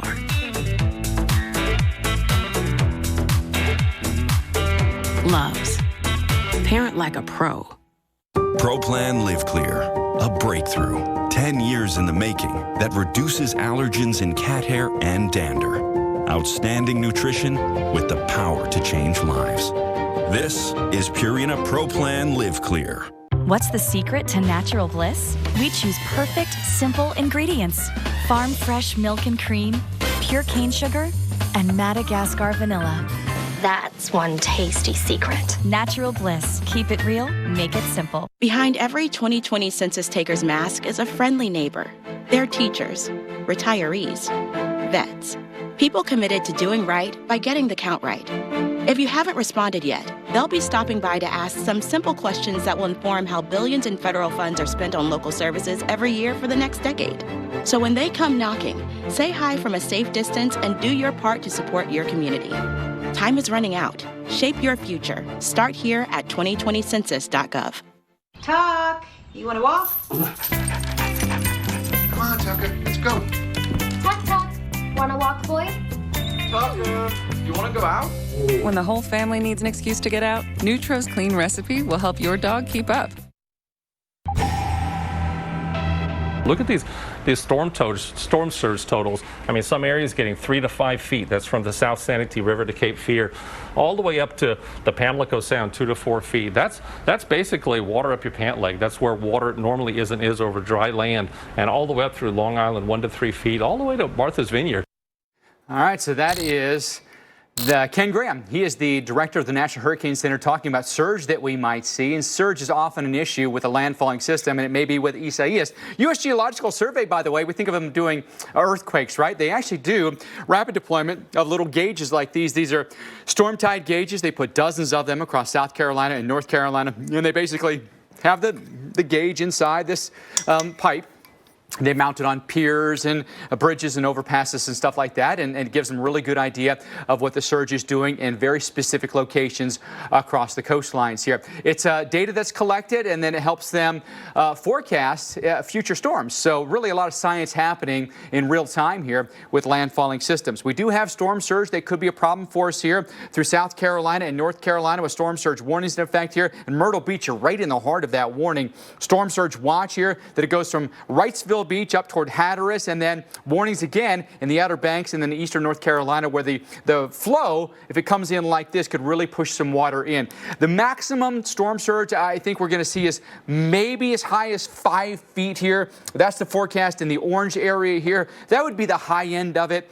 Charleston, 2 to 4, and now your winds are starting to shift, so I think you're done with the surge there, but just now beginning in these areas farther up the coastline. Again, you head up toward the Outer Banks, 2 to 4 there. The Hampton Roads area, Virginia Beach, all the way up through, say, Ocean City, Maryland, or maybe Rehoboth Beach or Cape May, Toms River, up through Montauk and eastern Long Island. We could be looking at 1 to 3 feet of surge here. Could also include a Martha's Vineyard and then coastal Rhode Island as well. Look at the wave height forecast, and right now we're really maximizing the waves, but where do we think they end up being the biggest? Right in here, probably around Wrightsville Beach, maybe on Topsail Beach. These are places where you could have some really high waves here. 15-footers are possible. Then I think they start to back off as the storm center is here. Flow is more parallel with the coastline here, but it could still get us maybe in southern Jersey. That's why I think Cape May, you could have an issue. And then you've got, the west to east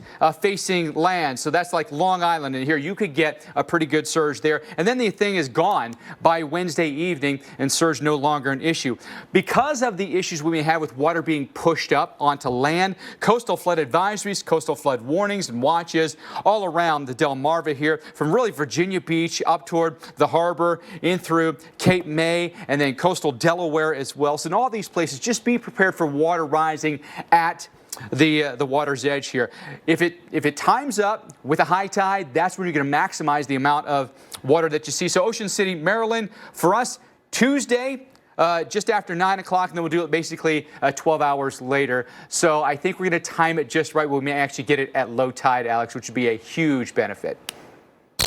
All right, let's talk flooding potential because a lot of areas are going to be seeing a quick drenching of rainfall that could be on the order of inches. So flash flood watch is in effect from portions of South Carolina, North Carolina, all the way up into the mid-Atlantic. And as we mentioned, the storm's moving quickly, but you're going to see that rain come down fast and heavy. And so that rainfall could accumulate several inches in a short period of time. We look at tomorrow morning, just getting drenched across parts of North Carolina into Virginia by lunchtime. And then through the second half of the day, we've got Pennsylvania, Maryland, Delaware, and New York in the mix. So flood alerts actually extend all the way up into New England. Those flash flood watches through portions of Maine. By the time we get you into late Tuesday, there's a look at some of that heaviest rain. So right around New York City for for dinner time tomorrow. Again, quick soaking rainfall on the order for, I think, the metro area, 1 to 2 inches. And this could lead some flash flood problems to quickly pile up along that 95 corridor between Philly and New York. Boston, you're going to begin to see some rain move in during the late part of Tuesday into the early overnight, but I actually think the heaviest of rain will be shunted west and northwest of Boston. So likely interior sections of New England, northern sections of New Hampshire and Vermont, eastern sections of Maine could pick up on some of those highest rainfall totals. We look at the year-to-date rainfall departures now across parts of the South, North Carolina into the mid-Atlantic. That's where we have been running well above average when it comes to our rainfall. But look what happens when we get up into the Northeast and New England, actually running some deficits. So this is rainfall that will help us make up for some of those deficits. With that said, though, you don't want it in a really short period of time. That's always problematic. So Portland, Maine, you're a little over 3 inches below average, but again, it's going to come very quickly. New York, over 6 inches below average. Providence, over 5 inches below average. So again, this is going to make up some of those deficits for these areas, but too much too soon can be a real problem. Rainfall still to come across the area, 3 to 5 inch totals through parts of Maryland, through parts of Pennsylvania, up into New York State. And we're going to be talking more about the Northeast as our extended weather underground continues. We've got those tropical storm warnings, tropical storm watch posted, and we're going to talk about wind and potential power outages as the show continues.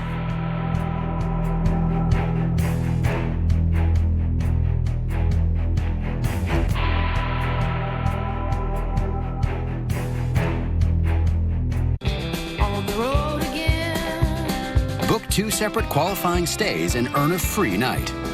The open road is open again, and wherever you're headed, Choice Hotels is there. Book direct at choicehotels.com. Okay, everyone. Our mission is to provide complete balanced nutrition for strength and energy. Great tasting Ensure with 9 grams of protein, 27 vitamins and minerals, and nutrients to support immune health. You like off-roading in nature, but you don't like getting stuck in nature. That's a conundrum. Psych! These tires have mud scooping and rock crawling technology. Go with the Coopers. Cooper! I haven't said psych in a while. A lot of folks are asking me lately how to get their dishes as clean as possible. I tell them, you should try Cascade Platinum plus the power of Oxy. Cascade Platinum plus Oxy breaks down food soils some detergents can leave behind, washing away even the smallest food residue so it doesn't redeposit on your dishes. And Oxy is Cascade's most powerful clean, formulated without chlorine bleach for a hygienic clean you can see and feel. Cascade plus the power of Oxy, the #1 recommended brand in North America. So I'm going to hold on promoting you this quarter. Cool? Drop the taco. Get in the car.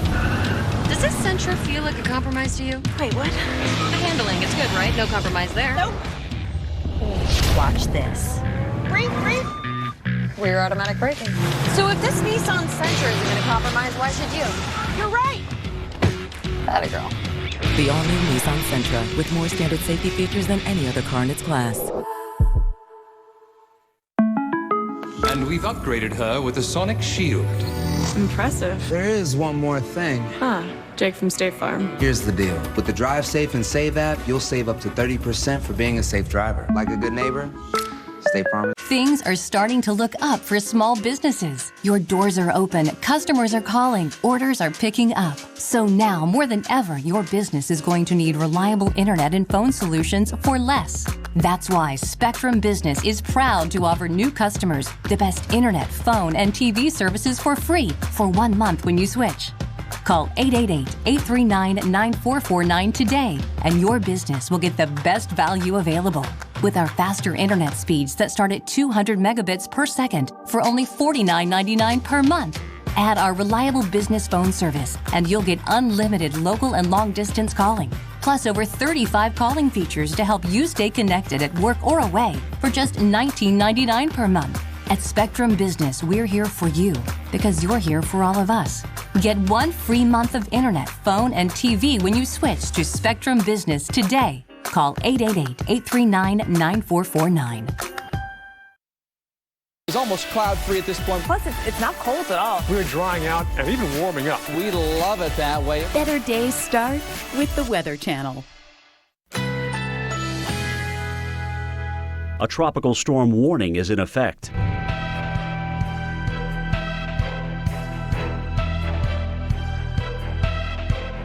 Currently in our area, 84 degrees under partly cloudy skies.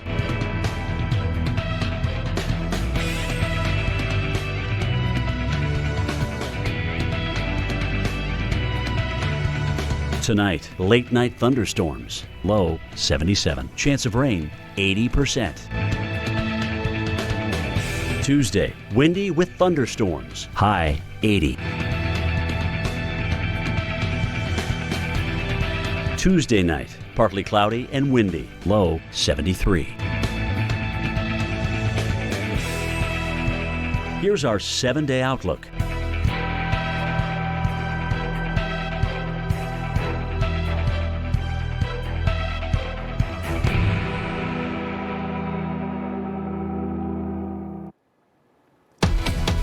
Breaking news as we now have a hurricane on our hands. The National Hurricane Center with the newest advisory pegging Isaias' winds at 75 miles per hour, fishing making a Category 1 hurricane, and we're literally just hours away from a landfall in the Carolinas tonight. Pressure's also dropped a good bit here since the last advisory. A 5 millibar pressure drop here, so as the pressure's dropping, that means it's strengthening. The winds then correspondingly going up here. North-northeast movement is 16, so the forward speed has remained the same, and it's moving pretty good here, folks, and moving off to the north-northeast here. But basically, the northern or northwest eye wall is now touching land in essence. Look at the track of this, taking it right up into New England.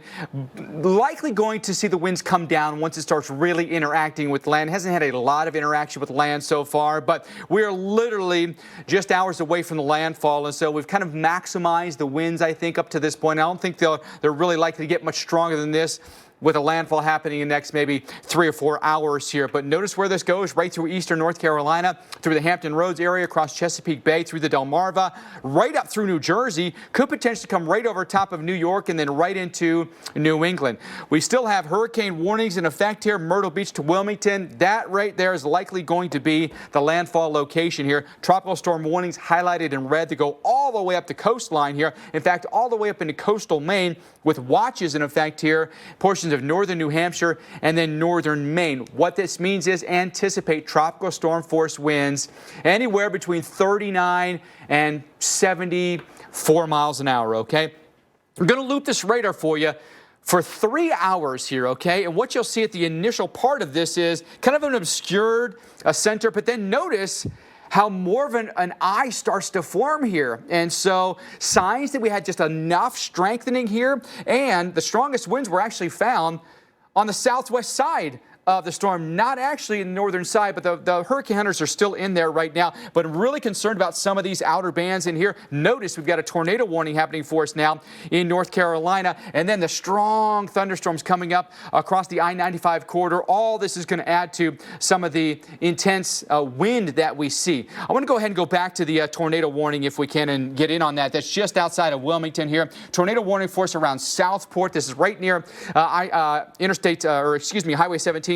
This is Brunswick County in North Carolina. Boiling Springs Lakes Oak Island, Town Creek, these are all places where you need to take shelter. Could have a brief tornado spin up for us here. I think it might be right offshore here. Right down in here is where we may actually have a little spin on the radar. We could be looking at a water spout that might be coming on shore for us tonight. Radar's not that far away, so I think we're getting a pretty good look at it here. It could be three different spins there, and there. All right, so be prepared for some of these stronger bands, and this is going to be probably one of the stronger bands that we see with this spin in. They're not going to come right in, but notice the trajectory of these things, following along with the general motion of the band as well. So they'll be moving off to the north and west here. So Southport over to our Holden Beach. We urge you to take shelter quickly as there are possible tornadoes coming in with these squall lines here this evening. Oak Island, 8:52, Lennon Crossroads around 10:16. I don't think it'll ever hold together that long. Usually these tornadoes, when they happen in these squall lines, are very quick. They last for maybe just minutes,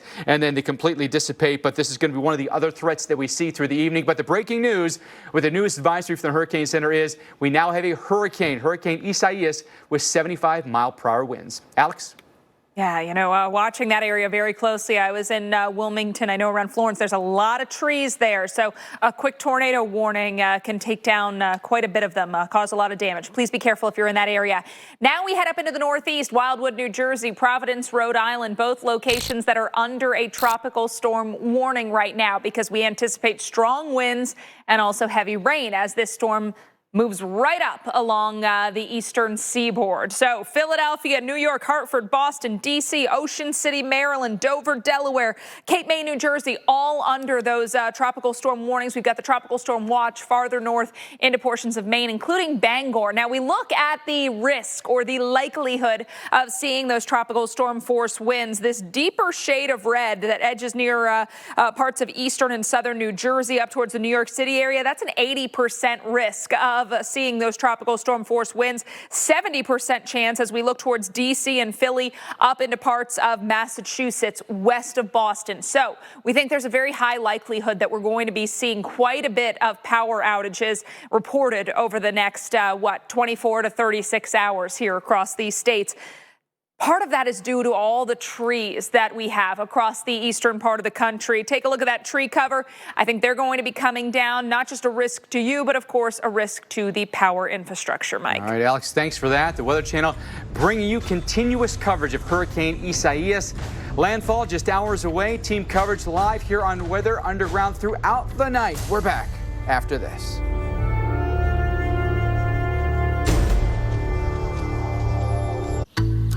Did you know the source of odor in your home could be all your soft surfaces?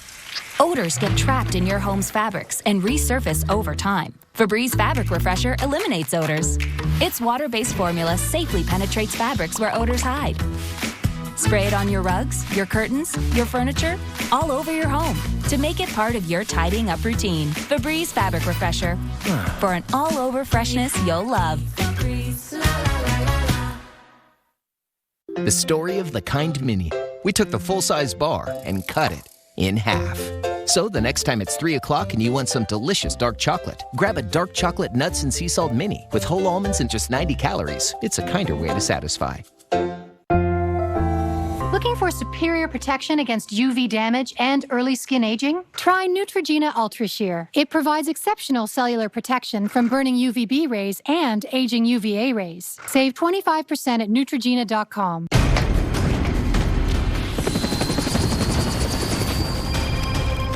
Where are you? Honey, did you hear about these new Geico savings? Mom? You'll get an extra 15% on top of what Geico could already save you. Can I call you back, Mom? Your father's been researching our genealogy. We're Vikings. There's never been a better time to save with Geico. Switch by October 7th for an extra 15% on car and motorcycle insurance. Hey, we lost the Wi-Fi password. Do you remember what that is? Frito-Lay Variety Packs presents Totally Unrealistic, Never Gonna Happen in a Million Years Mom Fantasies. Mother, thank you for planning such an enriching camping trip for us. Please accept this as a token of our appreciation. Now let us sing to you. This'll never happen, but this might. There's like no reception. I'm not cheering, Ted. Bugs! Dibs on the Fritos! Frito-Lay Variety Packs, packed with possibilities. We've always put safety first. And we always will. For people. For the future. And there has never been a summer when it's mattered more. Wherever you go, summer safely. Get 0% APR financing for up to 5 years on select models and exclusive lease offers. Ever wonder where the capital A in Chick-fil-A came from? It started with grade A, top quality chicken. But we believed everything, not just the food, should be grade A. A is for above and beyond. An extra level of care. A game. From caring for our guests in our community to cleanliness and safe service with a My Pleasure. A is for all the little things we do to bring you our best every day. A little funky dance. And that too.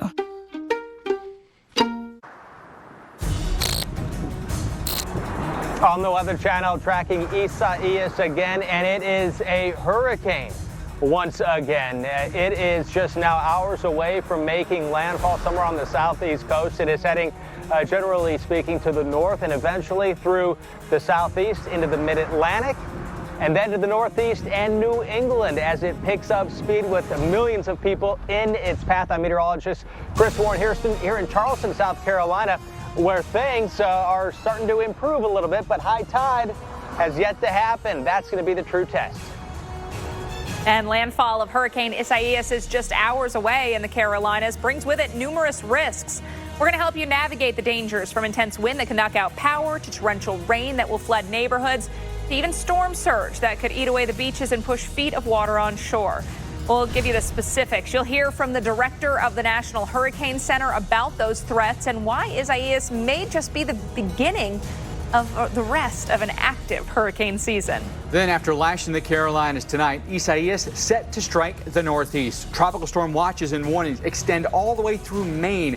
We show you what to expect and when from Washington, D.C. to Philadelphia, New York City, and New England. And it is all next on a special edition of Weather Underground. Well, for the first time since Hurricane Donna back in 1960, a hurricane responsible for watches and warnings all on the entire East Coast, Alex. Truly from the southernmost county in Florida to the northernmost county in Maine.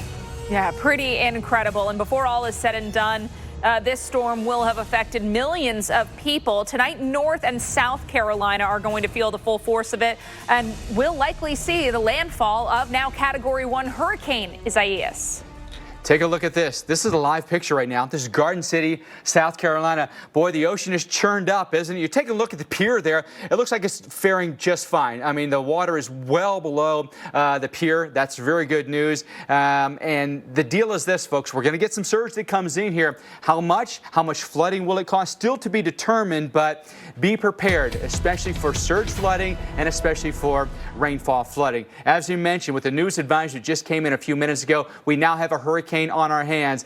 With the Hurricane Hunter flights that were out there, finding just enough wind to tick this up to a Category 1 hurricane. 75 miles per hour. Pressure actually came down a decent amount since the previous advisory. Was 993, now 988. So a 5 millibar pressure drop means the storm's intensifying, and then the winds correspond and they go up as a result. 60 miles east of Charleston, moving north-northeast at 16 miles an hour.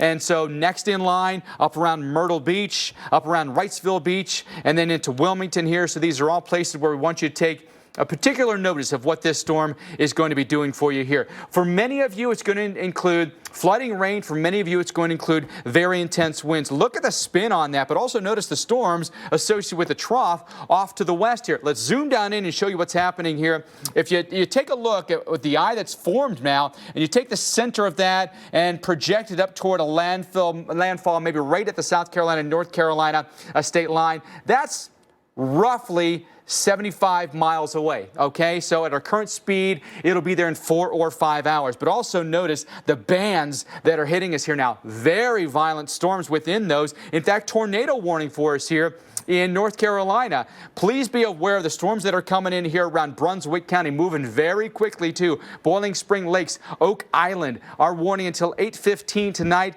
And this is all going to come right across, say, Highway 17. Lots of spins within this. A spin here, a spin here, a spin here. So a lot of times these squall lines that come through will cause usually weak, not always, but usually weak and fast tornadoes. So they could be on the ground for minutes or even seconds, and then they just lift right back up and go. That'll be another threat that we have tonight. Tornado watch goes in effect now through 2 o'clock in the morning. I would expect that may be pulled a little bit farther north and extended through the night tonight, but the risk is going to be Myrtle Beach up toward Wilmington, and in particular, this part of that, okay, because that's going to be the right front quadrant hit. We're going to be more or less on a backwind momentarily here in South Carolina. Take a look at what the winds are now. All offshore, Beaufort, South Carolina, Savannah, Fernandina Beach, our winds are not a factor at all, but there's the onshore flow that we're getting now. The winds are really starting to increase.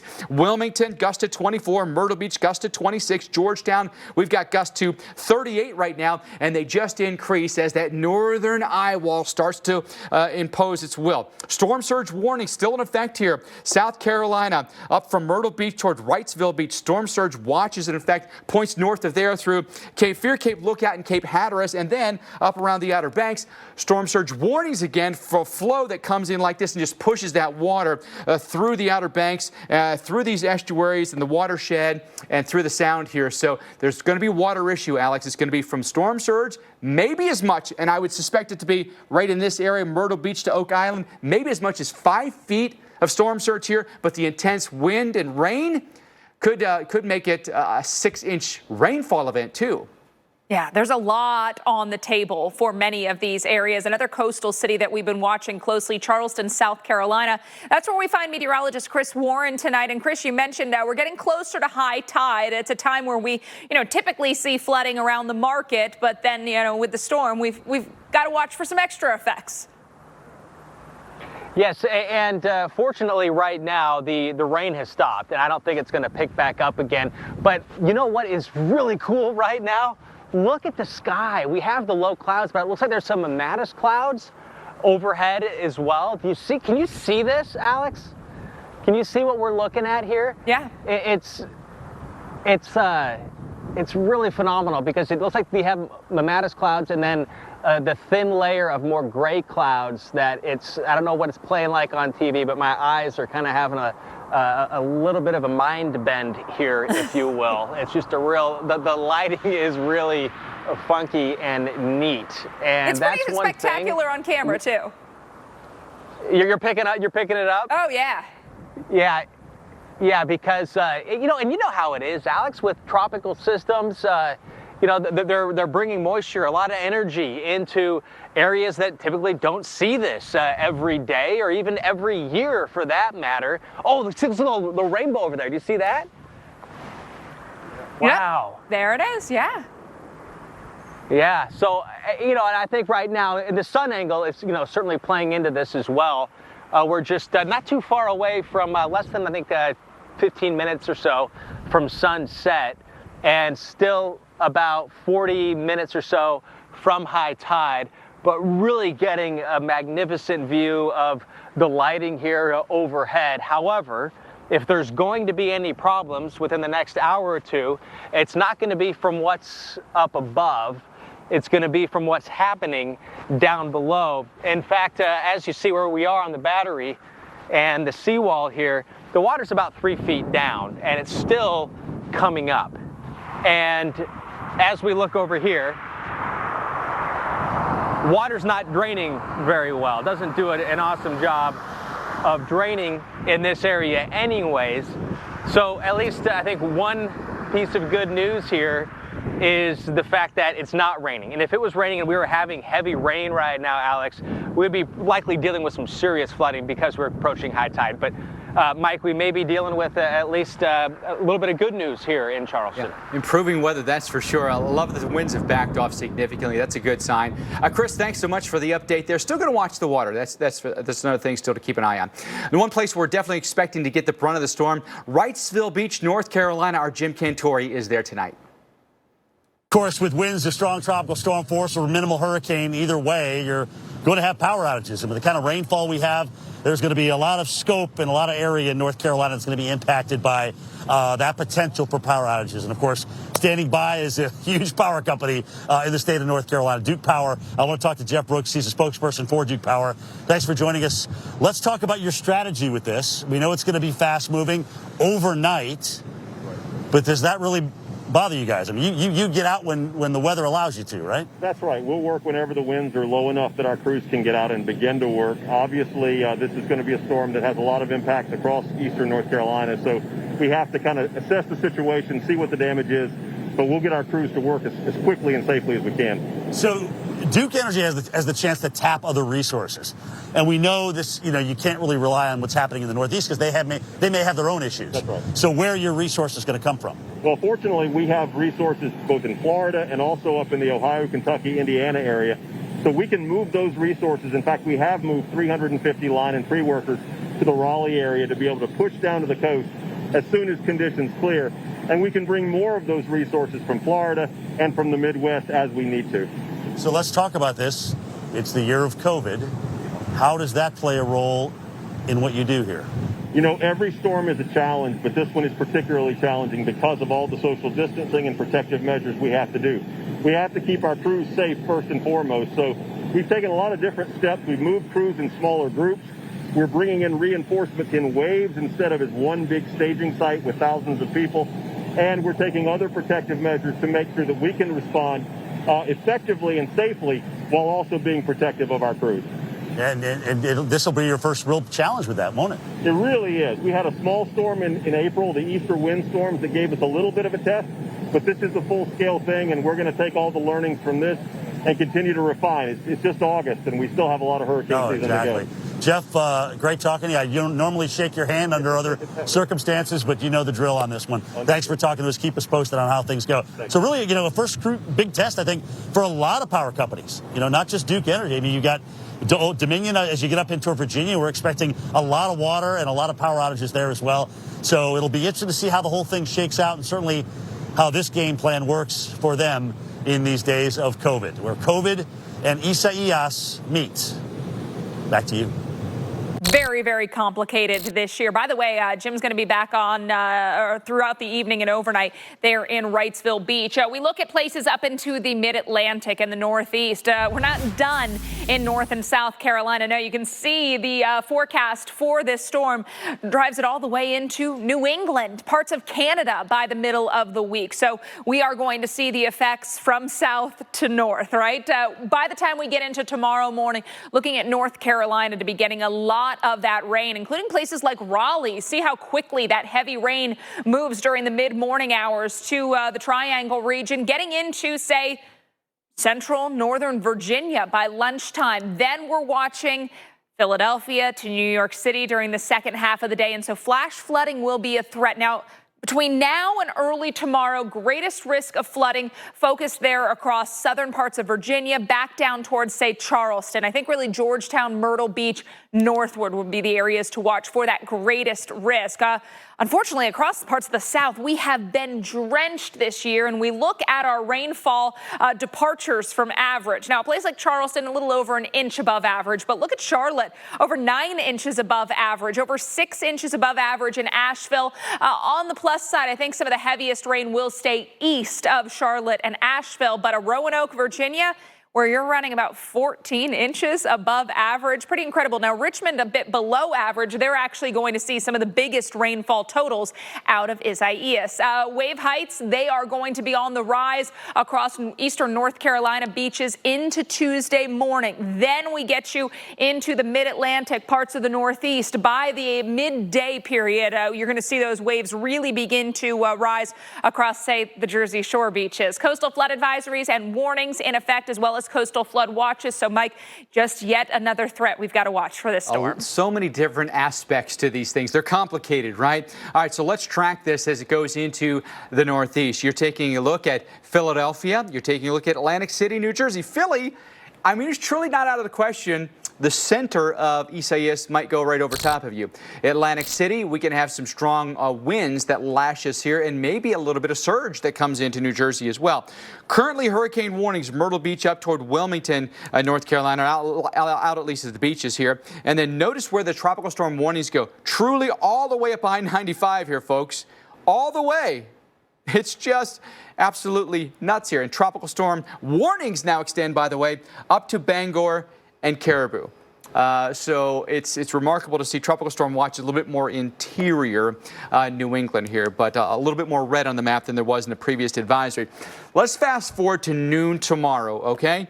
Low's going to be sitting right over Chesapeake Bay, really close here to Washington, D.C. You're going to end up getting strong flow in this direction, okay? So we're going to get hit pretty hard here on the Jersey Shore. We're going to get hit pretty hard here, Long Island, maybe up toward New York Harbor. And then as you work your way into coastal Connecticut, Massachusetts, and Rhode Island. Again, the thing might come right over top of New York City. Right there at 7 o'clock, sitting over Poughkeepsie, right? Heavy rain now. New York down toward Philly here. Newark, we're right in the heart of that. Watch this thing go then right up into Canada here. But the entire time, a ton of rain pumping out of this thing. The saving grace may be the forward speed. It's going to be racing here, folks. So it's not going to spend a lot of time there. The heavy bands that fall may bring a quick 1 to 2 inches. Then I think it's gone. But we will watch for some brief flash flooding in this entire green area that goes all the way up into New England. Of course, natural ground really helps us. Pavement, not so much. Those impervious surfaces really let the water sit up on top. 55% of the water that falls becomes runoff, whereas just 10% of it becomes runoff on a natural surface like grass here. So this is the issue, you know, all that then overwhelms the storm drain systems, and urban areas fill up very quickly with water. So urban flooding could certainly be a possibility, not to mention the tropical storm force winds that extend up through the Delmarva, Philly, Trenton, New York, Newark, Hartford, Worcester. About an 80% chance that tropical storm force winds come our way. Be prepared for it, and the possibility of some sporadic power outages. All right, it's going to be a long stretch for us with Hurricane Isaias up next, tracking where it goes up the coast, city by city, and of course our team coverage out there. Also, tornado warnings in effect in North Carolina. We take a look at those next.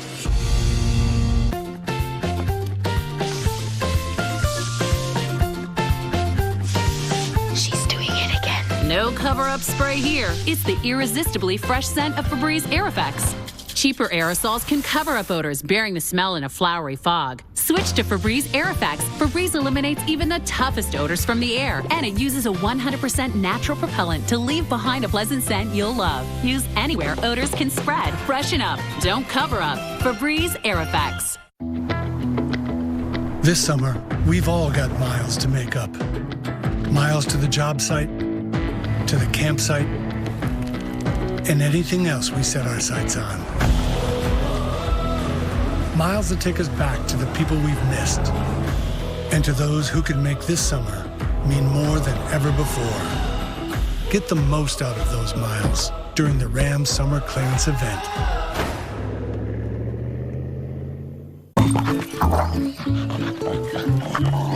Max! No! Max! Max! Max! Dogs don't know what's good for them. Luckily, you do.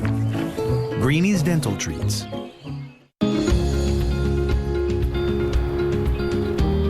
We've always put safety first. And we always will. For people. For the future. And there has never been a summer when it's mattered more. Wherever you go, summer safely. Get 0% APR financing for up to 5 years on select models and exclusive lease offers. Okay, Limu, you said it. Then as I spike it, I'll tell them how Liberty Mutual customizes car insurance, so they only pay for what they need. Got it?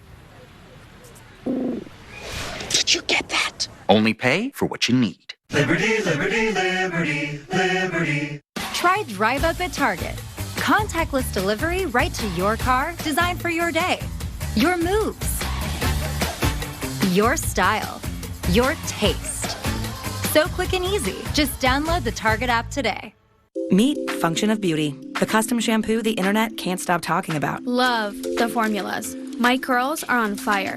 This is the first time I've worn my hair naturally in years. This has literally saved my hair. It was a hair-changing experience. One-of-a-kind formulas created just for you. Just take the quiz. Choose your hair goals, scent, and color, and find out why Function of Beauty is the internet's #1 custom hair care brand. Get 10% off your first custom formula at functionofbeauty.com. I'm Jimmy Dean, and sausage is a great deal like life. You get out of it about what you put into it. You put in quality, and you're going to get out quality, and that's what we do with Jimmy Dean. You have a wonderful day, all right? Dear Tech, you start us. You guide us. You talk to us. And look out for us. The best part? Your Apple CarPlay is standard on more Toyota models than any other full-line manufacturer. Let's connect, Toyota. Get attractive lease deals on the 2020 Corolla, named an IIHS Top Safety Pick. Find yours at buyatoyota.com. Toyota. All OTC pain relievers, including Voltaren, have one thing in common. None are proven stronger or more effective against pain than Salonpas Patch Large. There's surprising power in this patch. Salonpas. Dependable, powerful relief. Millions of people are saying yes to Allegra, including the experts. It's the #1 allergist-recommended brand for non-drowsy relief. Allegra works 2 times faster than Claritin, and while Zyrtec may cause drowsiness, Allegra won't. Say yes to Allegra. It's almost cloud-free at this point. Plus, it's not cold at all. We're drying out and even warming up. We love it that way. Better days start with the Weather Channel. A tropical storm warning is in effect.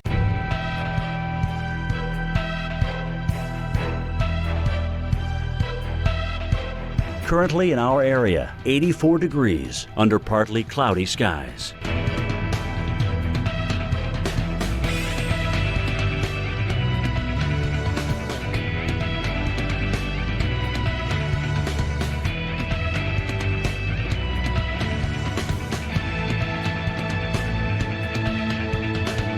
Tonight, variable clouds with scattered thunderstorms. Low 75. Chance of rain 60%. Tuesday, windy with thunderstorms. High 80. Here's our 7-day outlook.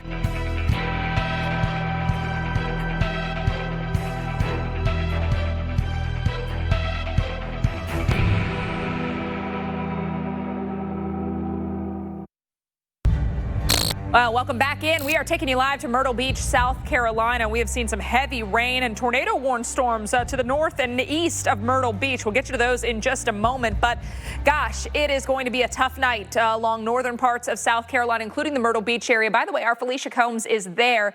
She's going to be on live later this evening and into the overnight as the center of now Hurricane Isaias. Yeah, if you're checking back in with us, we've got a hurricane once again. That's going to be making its way into the Myrtle Beach area soon enough. There are our tornado-warned storms, so this is not unusual when we talk about storms that make their way into coastal areas. As tropical systems move over land, we typically see tornado warnings. And knowing what we know about this area, there's a lot of trees. So please make sure you're in a safe spot if you're in these areas. Our first tornado warning right along the state line. We've got Brunswick, Columbus, and Horry counties under the warning until 8:30 local time. Watching that storm to move right along the state line.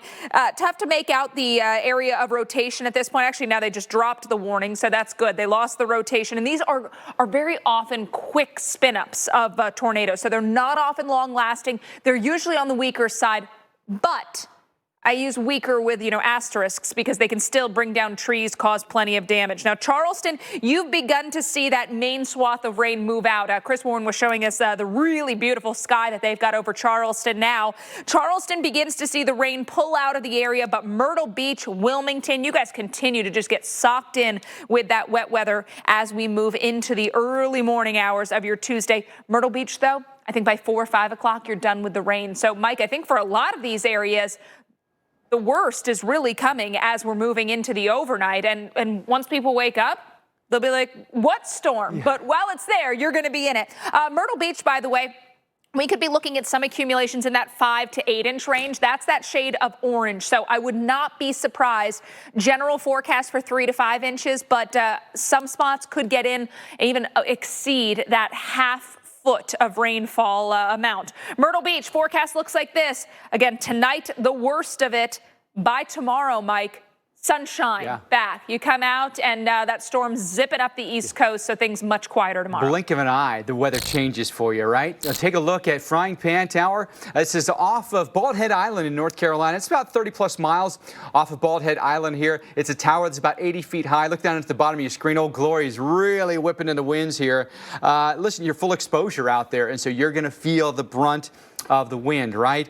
We've got some issues right now in the Carolinas, including issues with some flooding. Look at the torrential rain that's come down for us here in Oak Island, North Carolina. And when that water just comes down in sheets, it really fills up the streets very quickly. Look at the runoff off of the roofs here. And so sometimes you're going to get some quick urban flash flooding. We think that could be a big risk now through tomorrow evening, from the mid-Atlantic all the way into the Northeast. Alex was talking about the tornado warning still in effect here, Brunswick, Columbus, New Hanover counties. That's this entire squall line here, and that squall line producing brief little spin-ups. These things can happen very quickly, last for just moments, and then they're gone. Our warning until 8:45 this evening. Well, that's just going to progress its way farther north here, and really what we're looking at is, in essence, the northern eye wall of the system here. But these bands will spiral in here and hit us in eastern North Carolina for the remainder of the evening. Really concerned about the flooding that we may see from Wilmington to Fayetteville to Raleigh.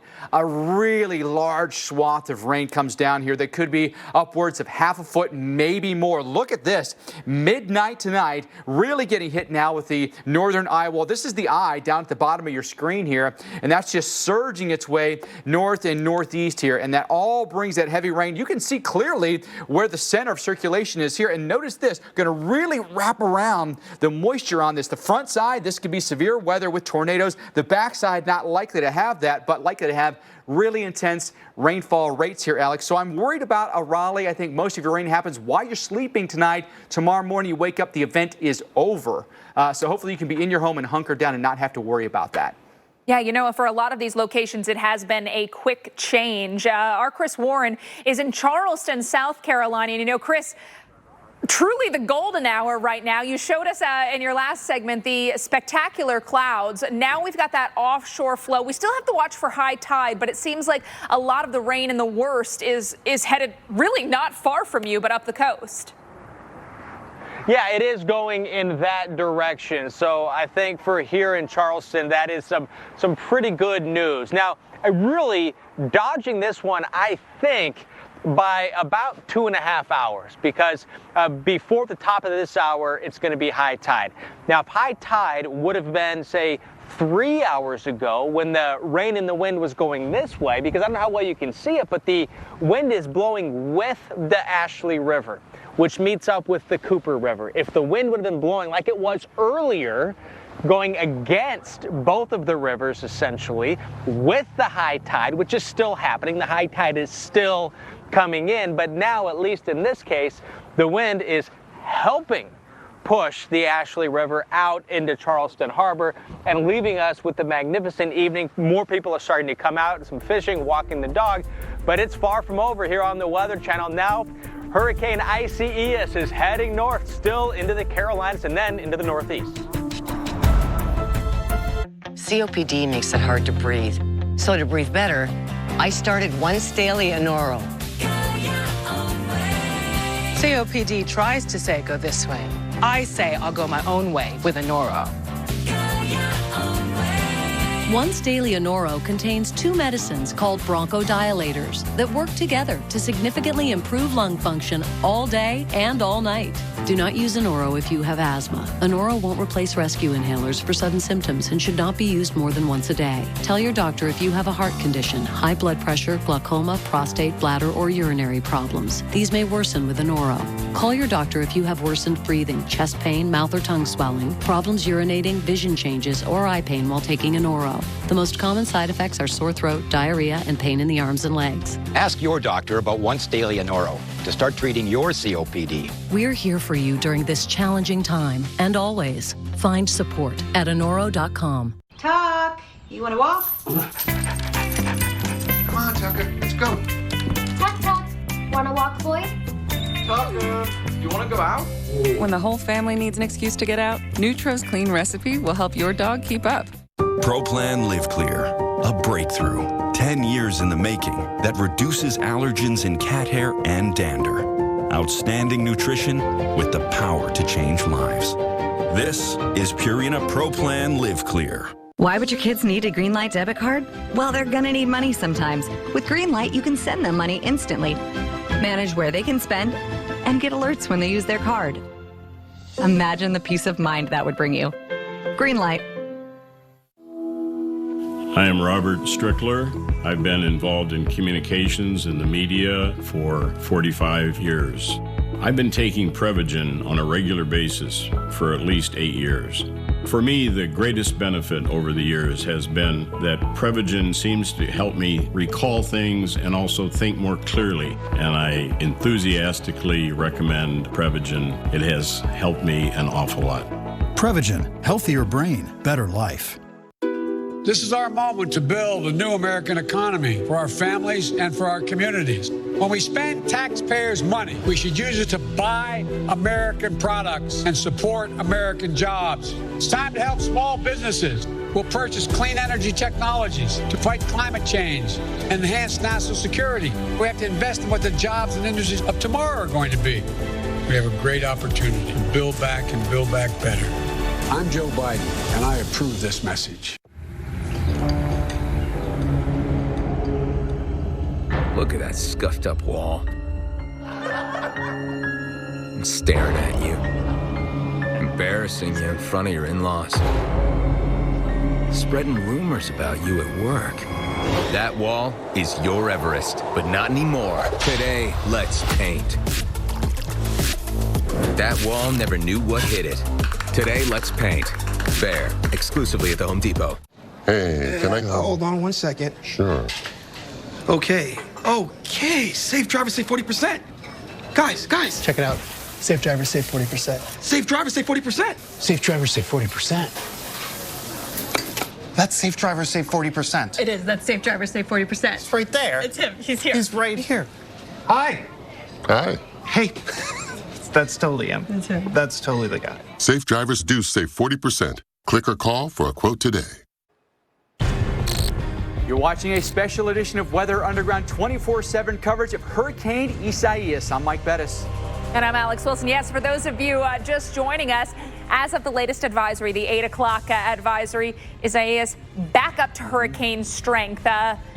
Don't want to don't want to sleep on this one, Mike. We got a lot to get through here in the next 24 to 36 hours. It's interesting that the hurricane hunters, their final flight into this, Alex, seeing just enough wind to tick this up to a hurricane. It doesn't make a whole lot of difference as far as the effects go, but maybe just gives a lot more attention to it because it indeed now is a Category 1. Yeah, we've got that headline. Chris Warren has been monitoring the scene in Charleston, South Carolina. Chris, looks like Charleston could actually escape the worst of it. Their neighbors in South Carolina up there in Myrtle Beach are going to have a very, very active few hours ahead. But give us some sense of what the day's been like, especially over the last few hours, and how things have gone from, the rain to now a pretty peaceful evening. Looks like a lot of people have come out. Yes, a lot of people have come out. In fact, I'll take you back to yesterday where, it was gorgeous, by the way. It was hot, of course, and humid. A reminder that we're here in the low country in South Carolina in the summertime. But you kind of got the sense that it was more about COVID and, the social distancing at restaurants and establishments. It just seemed kind of quiet. And I spoke to one gentleman who said they were getting ready for the storm. So while it seemed like business as usual a little bit yesterday, it wasn't totally. I mean, people were bringing things in. There was an obvious awareness of what was going on. And then this morning I came down to this area right here when it was cloudy and kind of misty and humid. It hadn't really started raining yet around 8:30 or 9. But you were seeing more sandbags at the doorways. And Charleston, just some of the side streets, certain areas are going to flood. Other areas it takes a little bit longer. It takes more of what we were thinking might have happened. But I think, Mike, getting a little bit of a break here. There was a street and is a street that's closed a few blocks that way, an area that usually floods. But with this and the wind now going with the Ashley River, really catching a bit of a break. Can you give us kind of an overhead view here? I know you had some really interesting skies a little bit earlier, and describe for us what the hurricane is doing overhead right now. Okay, so it's always, I think, so cool. One of the neatest things, as long as nobody gets hurt, but, we're here and we do what we do because we love the weather.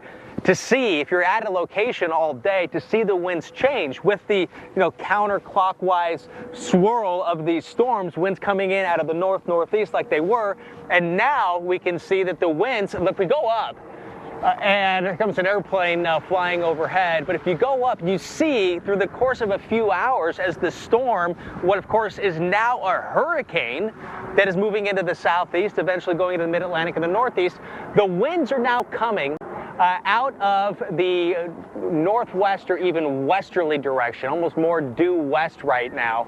And it's these lower clouds that visually are just racing. And that's the other thing too, was today, I took a couple time-lapse photography, which I shared on Twitter, and it wasn't until you play it back that you actually saw what the clouds were doing. At one point, I saw the clouds were going in different directions from this morning, and now, with the low clouds, you don't need time-lapse. You just look up and you can see the clouds racing along, which is so evident and so apparent after tropical systems, or I should say also with tropical systems as they're happening. In fact, we can see a couple layers here, Mike. There's some kind of low scud type clouds, and then a little bit higher up it seems like an alto cumulus. It's stretched out kind of like a contrail, and then beyond that is the remnants of what was a pretty dramatic mammatus scene from earlier today. And Mike, Mother Nature and the weather is so fascinating. Sometimes it's just hard to make sense of what you're seeing, but you need to get that big picture and think about that massive storm, that hurricane that's out there, and how it's generating the weather that we're seeing around us. And it's really a serene scene right now. Listen, it's the calm after the storm, literally for you there in Charleston, Chris. Great explanation, a good view of what's going on there. But let's get back to the meat of what's happening with this hurricane. Isaias, Category 1 right now. You can clearly see where the eye sits just offshore right now. Really intense band. That might be the most intense band that we get with the entire hurricane here. Myrtle Beach back toward Wilmington here, coming across I-40 as we speak, including tornado warnings in that squall line there. A couple of tornado warnings for us right now. Southport up toward Wilmington, Brunswick, and New Hanover counties are under a tornado warning right now, and this will be a risk. Tornado watch is in effect here. Mansonboro, Town Creek, Wilmington, tornado warning till 9 o'clock tonight with spin-ups all along that line. We've got a tornado warning for us also in Columbus County, so please take shelter very quickly tonight. Spins in there, and they're going to be very quick. Watch how fast these move. Spin, spin, spin in there. They may last literally for just seconds. We're back after this. Find your keys. Find your get up and go. Find pants that aren't sweats. Find your friends. Find your sense of wonder. Find the world is new again. At Chevy, we'd like to take you there. Now, during the Chevy Open Road Sales Event, get up to 15% of MSRP cash back on select 2020 models. That's over $5,700 cash back on this Equinox. It's time to find new roads again.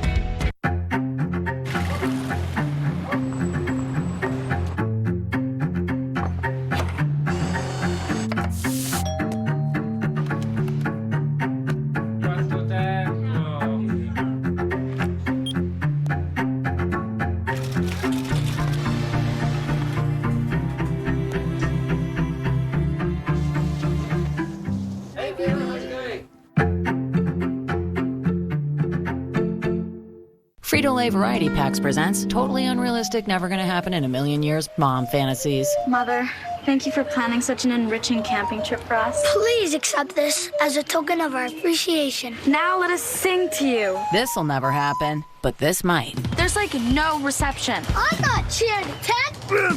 Ew, bugs! Dibs on the Fritos! Frito-Lay Variety Packs, packed with possibilities. Book 2 separate qualifying stays and earn a free night.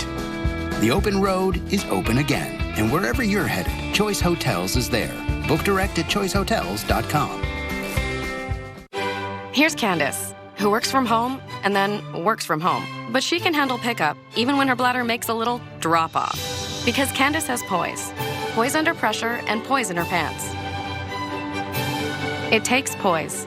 Natural Bliss Almond has turned the creamer world upside down with almond milk creamers that are deliciously creamy, made with real almonds and Madagascar vanilla. So good, it's simply nuts. Natural Bliss. Keep it real, make it simple. ProPlan Live Clear, a breakthrough. 10 years in the making that reduces allergens in cat hair and dander. Outstanding nutrition with the power to change lives. This is Purina ProPlan Live Clear. This is my new Shakaroni pizza. Extra cheese, extra pepperoni right to the edge, and the biggest slices in Papa John's history. But it's bigger than pizza because $1 from each sale is donated to support communities. Do I use a toothpaste that whitens my teeth or one that's good for my teeth? Now I don't have to choose. Crest 3D White. It removes up to 95% of surface stains and strengthens enamel. From the #1 toothpaste brand in America, Crest. Target's same-day delivery. Contactless delivery right to your door, designed for your day, so you can work out, join in, and game on. Just download the Target app and try it today. All right, I brought in Ensure Max Protein to give you the protein you need with less of the sugar you don't. I'll take that. 30 grams of protein and 1 gram of sugar. Ensure Max Protein with nutrients to support immune health. Well, welcome back to our coverage of now Hurricane Isaias. And I have been promising Felicia Combs in Myrtle Beach throughout the show. There she is. Felicia, Myrtle Beach, you are really in the thick of it. We think going to be a very active next few hours. Oh, yeah, definitely, Alex. I heard you promising me, and I was like, you know what? She's right. Here I am. But as far as the conditions, we've just seen them continuously deteriorating here. This is kind of the beginning of it here in Myrtle Beach. We've had a couple stronger bands moving through with some heavy rain. We've certainly had some pretty steady wind, but it's been on and off. However, as Isaias continues to approach, we're going to see those conditions deteriorating. I'd say especially 10, 11, 12 o'clock tonight when we really have those winds gusting at their peak.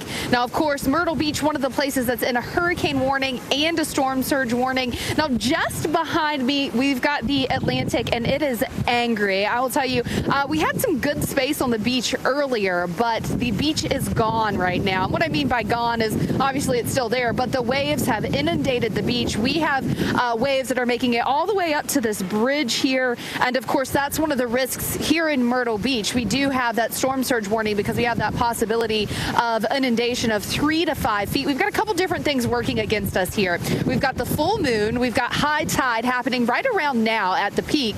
But that high tide cycle, of course, going to last until about 11 p.m.-ish. And those are the hours that we're also dealing with that onshore flow from Isaias. You put the onshore flow together with a spring tide, which of course is higher because of the alignment of the earth and the moon and the sun when we're talking about the full moon. And you've got a recipe for the possibility for certainly some storm surge inundation here. Not just that, though, but we've got the risk for some tornadoes. We've actually had some tornado warnings just to the north of us around the Little River area, around Southport in North Carolina. Some of these bands are certainly containing some storms that are capable of producing tornadoes. So that tornado watch in effect here as well. Several different things. And, you know, I've still seen some people out and about, but I have a feeling as we continue to go through the evening and the overnight hours, we're going to see people kind of getting in and staying in, because I do think that we're going to continue to see this heavy rain rolling in and also the winds becoming gustier. This is one of the places that we are expecting to see some hurricane strength force winds.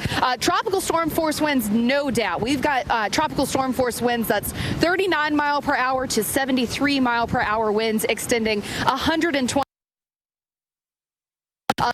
So absolutely no doubt that tropical storm force winds are in our book here. Hurricane force winds possible, and that's why we have that hurricane warning. I'll tell you another thing that we're worried about is the freshwater flooding or the rainfall flooding. Forecast to see about 3 to 5, maybe higher totals of rain here in Myrtle Beach. But I'll tell you, this ground is already saturated. You can kind of maybe make it out here. There's just nowhere for this water to go. We're already seeing it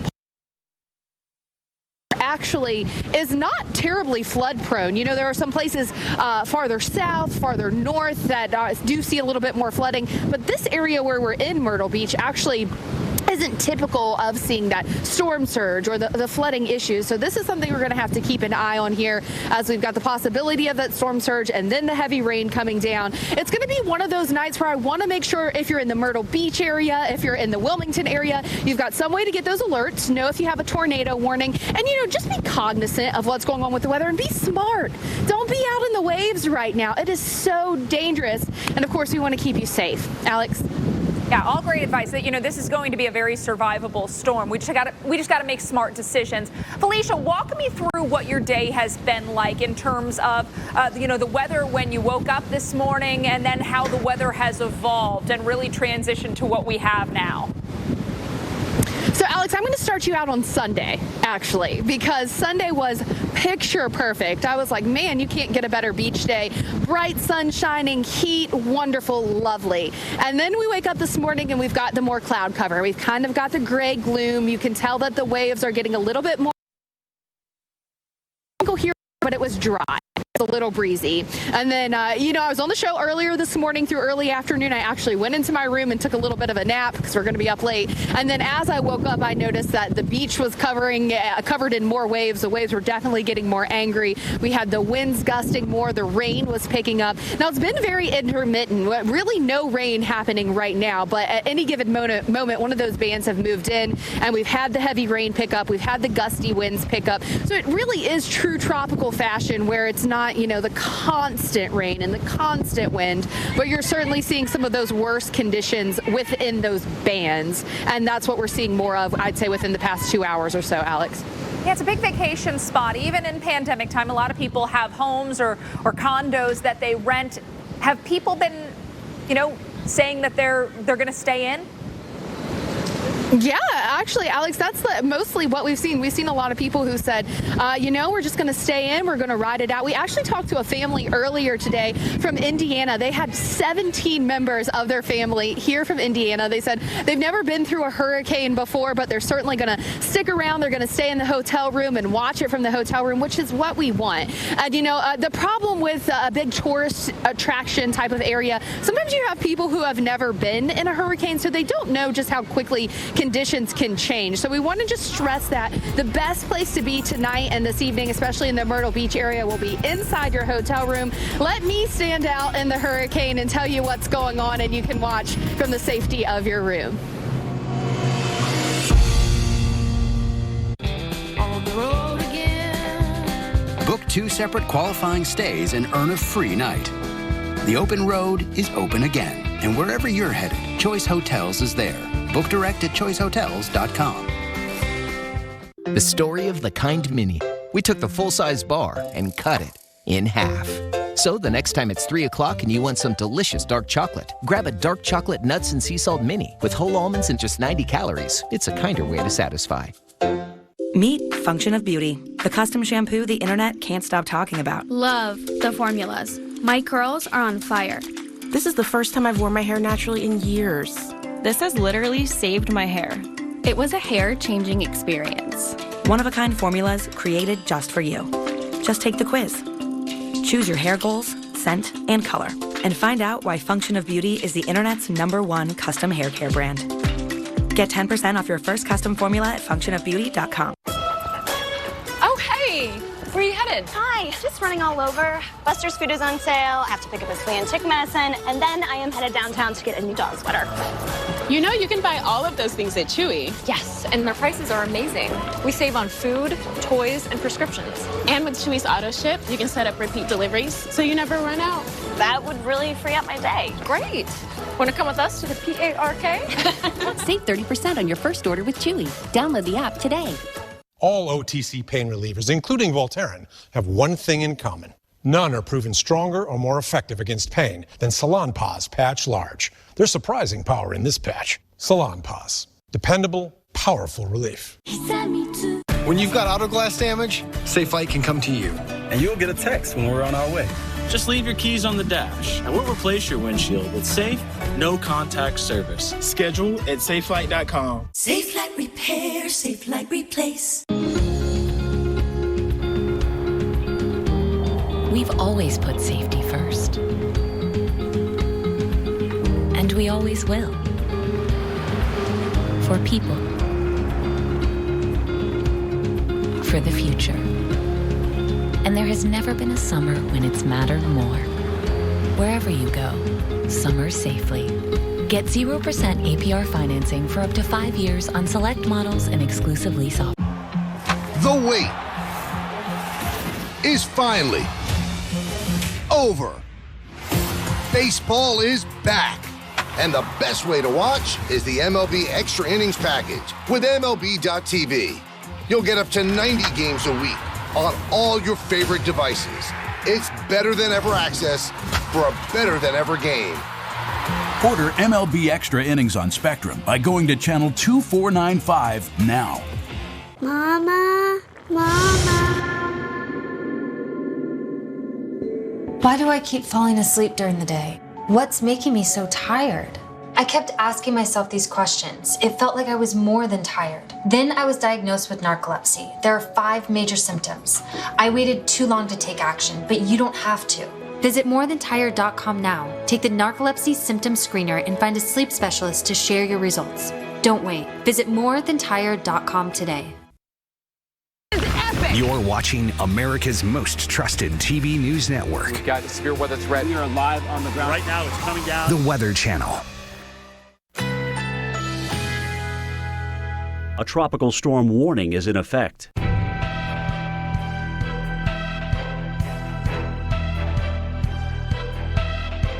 Currently in our area, 84 degrees under mostly cloudy skies.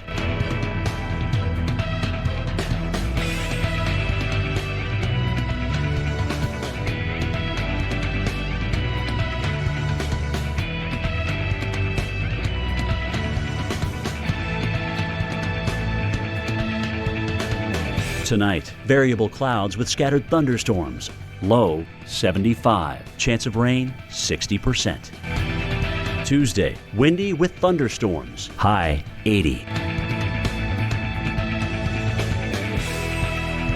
Here's our 7-day outlook.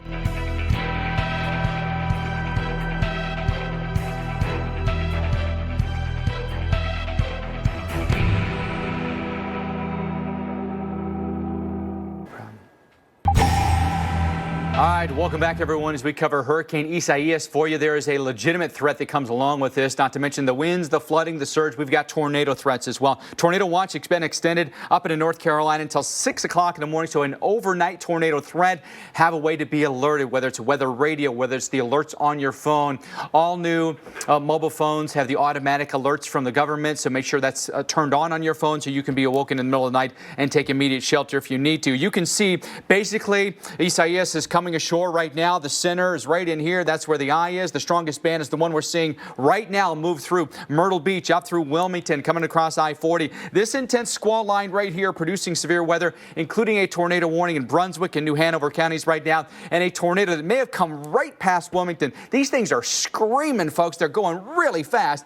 You blink, you miss where the rotation is. So what I'm showing you here are the velocities on the radar. Where's the spin in the atmosphere? You can see little dots in there. I'm going to pause it for you in here. Right there is one, right in there, okay? And that thing just came ripping past Wilmington, and this is oftentimes what you'll see with these outer bands of these storms. They're moving very quickly, 40, 50 miles an hour, sometimes even faster than that, Brief spin-ups, they'll last for minutes or seconds. They'll do their damage, they'll lift, and they'll be gone. But right in there is where some rotation could be. I don't necessarily see anything that indicates debris, but weak rotation right in there coming across Interstate 140 right now. It's all part of a bigger, and they've actually now extended that warning going up into Columbus and then Pender County as well. So around Northwest and Longview and Carvers, those are places where you'll want to take shelter quickly. Our warning here now extended until 9:15. So just the other worry that we've got going on with our system. But you can see northern Iowa, in essence, is coming ashore right now. Do want to mention this. Strong storms, including a severe thunderstorm warning in this line coming into the New York City metro area. Hunterdon, Morris, and Somerset counties under severe thunderstorm warnings, anticipating wind gusts here nearly 60 miles an hour. Alex? Yeah, you know, Mike, talking to somebody I know there in North Carolina, she says the alerts have been going off nonstop. So, you know, now we're getting into that time for a lot of the action. Do what you can to just stay safe. Inside, most interior, lowest level, a lot of downed trees, possible tornadoes, and then, of course, the heavy rain will be the threat. So, of course, if you live in a flood-prone area, use caution. Charles Peak is in Garden City, South Carolina. Charles, you've been providing us some images as you've made your way up the coast there of South Carolina. We're obviously seeing some pretty rough surf. What's it like where you are more than what we can see? Well, right now we've had, over the last several hours, heavy rain, and behind me in the city here, Garden City, a lot of the roads are flooded with maybe a foot on some of them. In some intersections, maybe as much as 2 foot. And then obviously what you can see on the screen right now is as the surge has come in here at high tide, it's come through and coming up into parking lots and getting around cars and stuff. There's cars off to my right. A few of them have moved them to get them out of the possibility of surge getting up into them. Yeah, are you near condos or beach homes where people's structure may be susceptible? Yes, there's right next. I'll pan over to the right just a little. This appears to be a condo.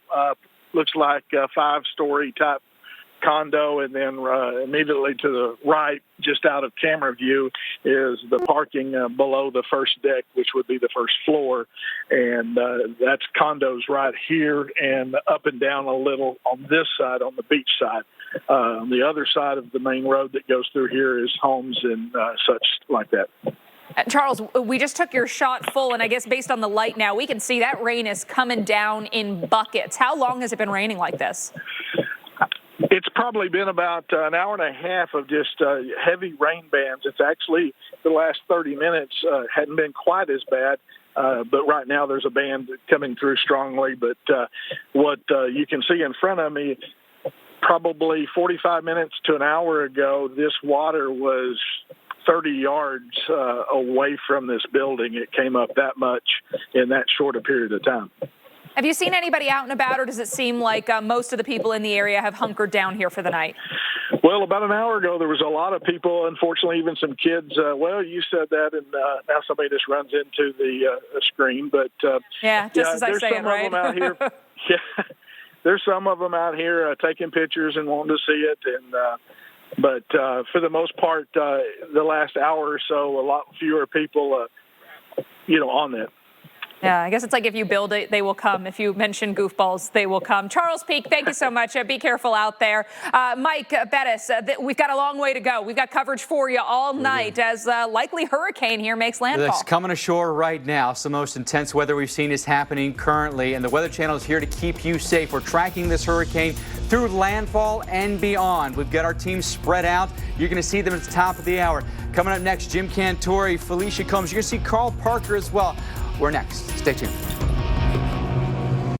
I wanted my hepatitis C gone. I put off treating mine. Epclusa treats all main types of chronic hep C. Whatever your type, Epclusa could be your kind of cure. I just found out about mine. I knew for years. Epclusa has a 98% overall cure rate. I had no symptoms of hepatitis C. Mine caused liver damage. Epclusa is only one pill, once a day, taken with or without food for 12 weeks. Before starting Epclusa, your doctor will test if you have had hepatitis B, which may flare up and could cause serious liver problems during and after treatment.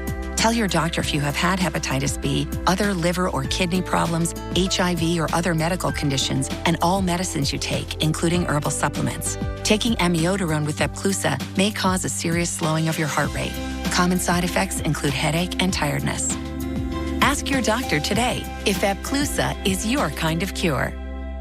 A lot of the healthy foods that our patients eat and drink are very acidic and aren't necessarily great for your teeth. When patients eat or drink acidic foods, they're actually pulling out the minerals from the enamel, which over time can cause sensitivity, and a lot of people start to see their teeth turn yellow. Using Pronamel will help push the minerals back into the enamel, keeping it nice and strong. I recommend patients use Pronamel whenever they brush their teeth. Pronamel should be their everyday toothpaste. They're doing a good job taking care of their bodies. I want to help them do a good job taking care of their teeth.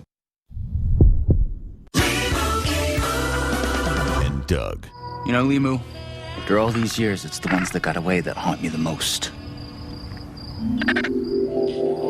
Because you're not like everybody else. That's why Liberty Mutual customizes your car insurance. So you only pay for what you need.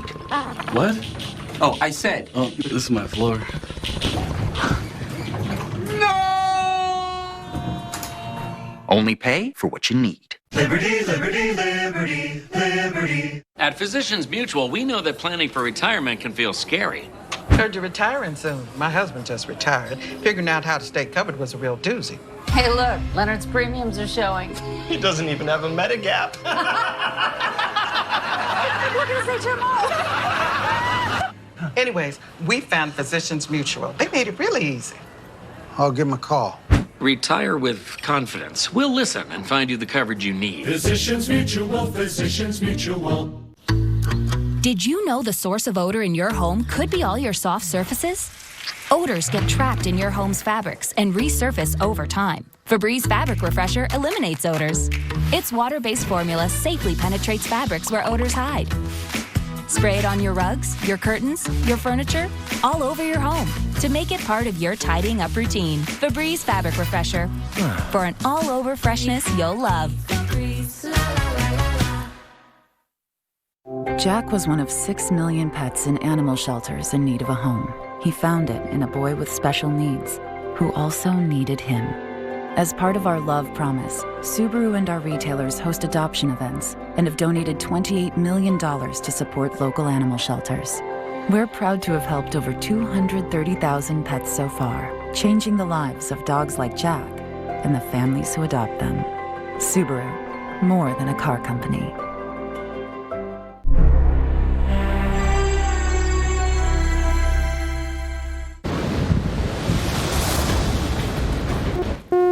A severe thunderstorm warning has been issued for our area. Again, Hurricane Isaias, as of that last update, once again re-strengthened from a tropical storm to a hurricane now and expected to make landfall somewhere along the northeastern South Carolina coast or the southeastern North Carolina coast. I'm meteorologist Felicia Combs coming to you live from Myrtle Beach, where this is one of the places that is under a hurricane warning, a storm surge warning. We've got a tornado watch in effect. We've got the possibility for some flash flooding as well. So Myrtle Beach kind of right in the pocket of where the worst weather is expected from Isaias. I'll tell you, over the past several hours, we've really seen the weather deteriorate, specifically the waves getting angrier. In fact, the Atlantic just behind me here. Now, we have a great barrier behind me of the sand dunes, so it really takes quite a bit to actually get those waves over the sand dunes and see that inundation here. But the forecast for the Myrtle Beach area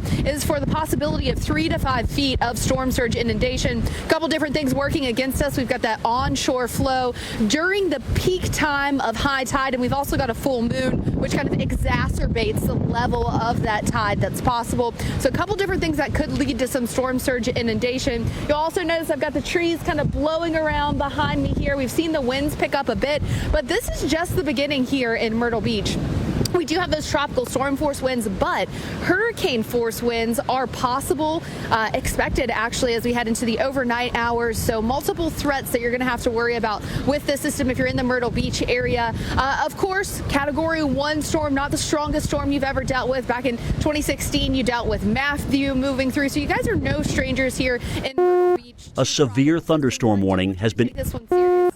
A severe thunderstorm warning has been issued for our area. Tornado watch as well for this area. In fact, we've already had some tornado warnings for portions of South Carolina and North Carolina embedded in some of those stronger rain bands. Now, right now, not getting a ton of rain, getting some breezy winds on and off, but I'll tell you, it's a completely different story within those rain bands. The rain has been very heavy. The winds have been much gustier. So it's kind of typical of one of the tropical system where, of course, in the rain bands, you're seeing the much worse weather, and then in between it, you're getting a little bit of a break. But I do expect over the next, say, 2 hours or so, we're really going to continue to kind of see this weather conditioning here deteriorating and then improving eventually as Isaias just speeds off to the north. But I'd say for the next 2 hours especially, we've really got to keep an eye on what's going on with the weather here in the Myrtle Beach area. So something we're going to keep an eye on, of course. And then one of those nights where you really have to make sure you have a way to get those alerts, especially in the tornado watch. Dr. Knapp, it's so important. A severe thunderstorm warning has been issued for our area. Where a lot of times you're going to have those quick tornado spin-ups within the rain bands to have some way to get those alerts to get to your safe area. Absolutely, Felicia. The really dangerous time of this storm is really beginning because we have the worst of it coming on shore as it has gotten dark, and you've got multiple hazards with wind, tornadoes generating their own wind, of course, and the storm surge at the coastline and the flash flooding. So we've got a hurricane that's just offshore. Again, the data from the hurricane hunters that show them that it was a hurricane initially was about an hour and a half ago, okay? But now initial data from in there showing its strength. So, most of that wind is still offshore, but a lot of it is making its way onshore. So landfall of the center isn't the whole story here, okay? Now, big picture, not a whole lot of wind down to the south end of it, okay? So that's good. But now, on the northern side, we've got very gusty winds just offshore. Look at that buoy gusting to 60, Wilmington gusting to 51, Myrtle Beach to 28, Georgetown there on the northwest side of it gusting to 40. Now, the storm surge is notable here. So this is Spring-Made Pier in the Myrtle Beach area, and you're near high tide, and we've got a pretty decent onshore push here. So these numbers are above normally dry ground near the coastline. So we're getting that flooding of salt water near the coast in excess of that roughly 3-foot threshold where we consider the storm surge to be life-threatening. So this is basically verifying that storm surge warning. Numbers are on the increase here at Wrightsville Beach. Now, in Wrightsville Beach, we're going to have the astronomical tide heading down. A severe thunderstorm warning has been issued for our area. Number could still go up. It's yet to be seen how high the numbers will get out in the Outer Banks, but we're not quite there yet with the strongest onshore push. Look at the eastern side here, how active it is with lightning, and that's where we've had the tornadoes, and at least the tornado warnings, and very heavy rainfall on this northern flank. And I also want to highlight how much rain has already falling and is still falling way inland in North Carolina. So, the main part of the hurricane is down here, but there's all kinds of rain starting to set up way inland, north and west, and you've got, some other rains coming in from the west associated with this trough in this front. So there's going to be hours and hours of heavy rainfall that could really cause a lot of problems on the roads overnight tonight. So this is kind of a snapshot of what's going on kind of close to the center of the hurricane. And look at North Myrtle Beach on the north side. Winds out of the east are gusting to 39. Again, there's Georgetown gusting to 40. Wilmington now gusting to 50 miles an hour. So this is going to get even stronger when this part of it comes on shore. Those winds will get even stronger. Now, we're going to be taking a very close look at what's going on with the localized warnings and the heavy rainfall and flash flooding. But if you look at some of the recent reports we've gotten down here in South Carolina, we've already had a number of reports of strong gusty winds and some minor flooding on the roads there in Charleston. We still have a flood advisory there in McClellanville. And so we've got water problems in the coastal areas, both saltwater and fresh water. So in Charleston, it looks like the worst is over, but going up the coast piece. A severe thunderstorm warning has been issued for our area. On the phone, Charles, tell us exactly where you are and what you're seeing.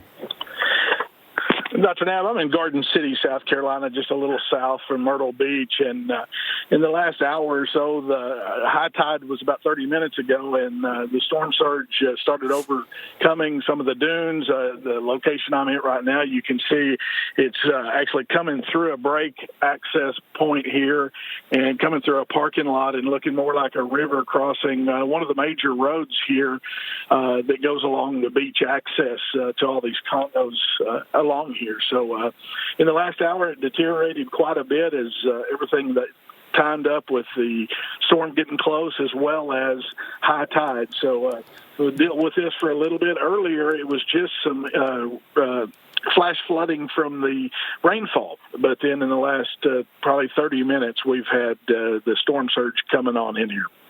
Any idea how far inland flood concerns are occurring? I know, all the roads and the population there are right near the coast, but are you hearing, or did you go through areas farther inland that are already... A severe thunderstorm warning has been issued for our area. Where you are. Yes, sir, Dr. Neb. I'd gotten out of here a couple hours earlier, and at that time there wasn't a problem more inland, and it was just in the last few hours that it deteriorated out here, and I have not been inland other than on the exterior island here. Can you tell if we're having power outage issues yet? Right now, it looks like all the power is here. I have seen some of the lines down as I was coming in, but I'm not seeing, as you know, that can be a telephone line or another type of utility. But right now, all the electricity appears to be on, going right now. Okay, our storm tracker, Charles Peak, who is on the coast there of South Carolina. Again, that's Garden City. That's up between Charleston and Myrtle Beach. And boy, that is... this is the kind of scene that is going to get more and more dangerous overnight. And that person running across there reminds me to remind all of you that walking through floodwaters can be dangerous. Now, maybe where he was walking and running isn't so deep a water, but the deeper that water gets, number one, the easier that water can contain things that you won't be able to see, and you can step on something, and when the water gets to be 6 inches or a foot and it's moving, we can have people taken off their feet. So please be off the roads, inside, just stay out of the water. Our meteorologist, Felicia Combs, is live in Myrtle Beach. A severe thunderstorm warning has been issued for our area. The whole circulation, and you're not far from the center of the hurricane. How angry is that ocean, and how strong have you experienced in terms of the winds?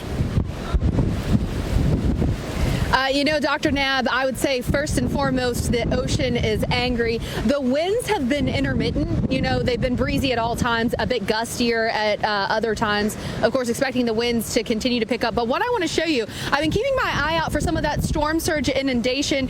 You may not be able to see it quite as much right now, but this is the parking lot right beside where we are. It's a little bit more low-lying than where we actually are. But I've been watching the waves be able to intermittently come in. You can kind of see the outline of where the water has made it. So we are certainly seeing the inundation starting to move in just a little bit. Now, granted, this isn't a ton, but it is that water, those waves making their way off the beach and into this parking lot. And we still have several hours of that onshore flow. Now, of course, the peak of high tide around 8:30. So we're past that. But the thing about a high tide is it doesn't just, peak at 8:30 and then it's gone. You've got to slowly get that tide to recede. We've got the full moon, so that exacerbates the tides. And then also you've got this onshore flow from Isaias. That's just going to be hours and hours of it here in Myrtle Beach. So I do think that we're going to continue to see that storm surge inundation picking up across portions of the area, especially those low-lying flood-prone places. And you can see how quickly the conditions are changing just from this that we're showing you right here. It was dry a couple seconds ago, and then we have a whole wave of water moving in. Now, that is why we're saying stay off the road, stay in, don't be out exploring, because you never know when you're just driving along. A severe thunderstorm warning has been issued for our area. Boulevard, and then you get to one of the low-lying flood-prone spots, and you get that storm surge inundation coming in. Now, we do have a little bit of a break in the rain currently right where we are along the coast, but also the ground is saturated. We've seen some street flooding in other places in Myrtle Beach. So the flooding is really becoming an issue. And Dr. Knapp, I can't stress this enough. It's not always the wind from these systems that create the problems. In fact, it is the water that is almost the most dangerous always, because, that is where we see the most deaths. So something we really want to be careful with. Now, I want to head down to Charleston, where, Chris, I know things are kind of wrapping up a little bit more for you as we see it pick up here along the northern South Carolina coast. And Felicia, I think really here in Charleston, I think really dodging one. I think it was really by a matter of hours. First, I want to show you where we are. We're at the Battery, and here's the street right here. And there's a park across the way and a small little sidewalk. And from that park across the way, I grabbed this branch. What I want to do is just show you, well, not so much show you as maybe you can hear this. Just with this stick, I'm able to touch the water. So the water's right there. And I want to bring in Dr. Knapp if I can. And Dr. Knapp, this right here, I mean, it's about 2 feet down. High tide just happened. And if the rain like it was raining and the wind like it was blowing about 3.5, 4 hours ago, and about 20 miles closer, if the storm was about 20 miles closer and even more heavy rain came in, this could look a lot different. So, two-parter here, Dr. Knapp. Either what are your thoughts on that? A severe thunderstorm warning has been issued for our area. Some other areas could have a situation where a couple of hours or a few miles could mean a huge difference. Yeah, it's all about being on the right-hand onshore flow side. Now, Charleston wasn't all the way on the left and they weren't all the way on the right, but they had enough onshore push that we did get the saltwater flooding in there, and the gauge showed that we did get 2-3 feet above normally dry ground right near the coast. But up the road a little bit, up near Myrtle Beach, the gauge is showing that we've got in excess of 4 feet, and they're a little bit more on the right hand side as compared to where you are. So I think up the road, things are going to be a little bit worse than what you experienced. And so what do you think going forward, going up the road as this system goes now into the mid-Atlantic and the Northeast? What are some other areas that you think are kind of wild cards, that are kind of on the edge? There's in forecasting, sometimes there's the lock, it's the slam dunk, and then other areas where this could be a big bust or an overachiever. And that's what I mean, the bust or the overachieving. What are the wild cards in that department, do you think? Well, I think the areas that have the greatest chances near the coast of getting flooding are the places that could get both saltwater flooding and freshwater flooding that kind of work together to maximize. That's where things could overachieve compared to maybe what people think might happen. And that would be up near Myrtle Beach, where we've got the heavy rainfall and we've already got storm surge flooding down here. A severe thunderstorm warning has been issued for our area. That's where we could have the really big inland flooding. But I think on the fringes will be like the Sounds and the Outer Banks of North Carolina. It might not be the worst they've ever seen, but they still could get some freshwater flooding, some saltwater flooding, and still could have some water-covered roads. And then you go farther inland where you're not going to have the storm surge problem, I think, in the mountains of North Carolina, and just east of there, between there and Raleigh. You're going to get heavy rain, but are you going to get enough to cause big problems? So some of you are on the fringes, but Raleigh up through Richmond and up into Baltimore, I think they're in the core of the inland rainfall threat. All right, Dr. Knapp, thank you so much for that. I appreciate it. Again, Charleston here, I think, really getting pretty lucky by a matter of hours and miles. But that's not the case for everyone. Stay with us. Tara, did you know Geico is now offering an extra 15% credit on car and motorcycle policies? Wow, okay. That's 15% on top of what Geico could already save you. So what are you waiting for? Idina Menzel to sing your own theme song? Tara, Tara, look at her go with a fresh cup of joe, getting down to work early, following her dreams into taxidermy. It's tax attorney. I read that wrong, oh yeah! Geico. Save an extra 15% when you switch by October 7th. When a few simple ingredients come together every day to make Alfredo this delicious, you don't mess with perfection. Introducing more of the Alfredo sauce you love on more of your favorite dishes. You heard that right. More Alfredo sauce. So much more. A severe thunderstorm warning has been issued for our area. A severe thunderstorm warning has been issued for our area. Takers Mask is a friendly neighbor.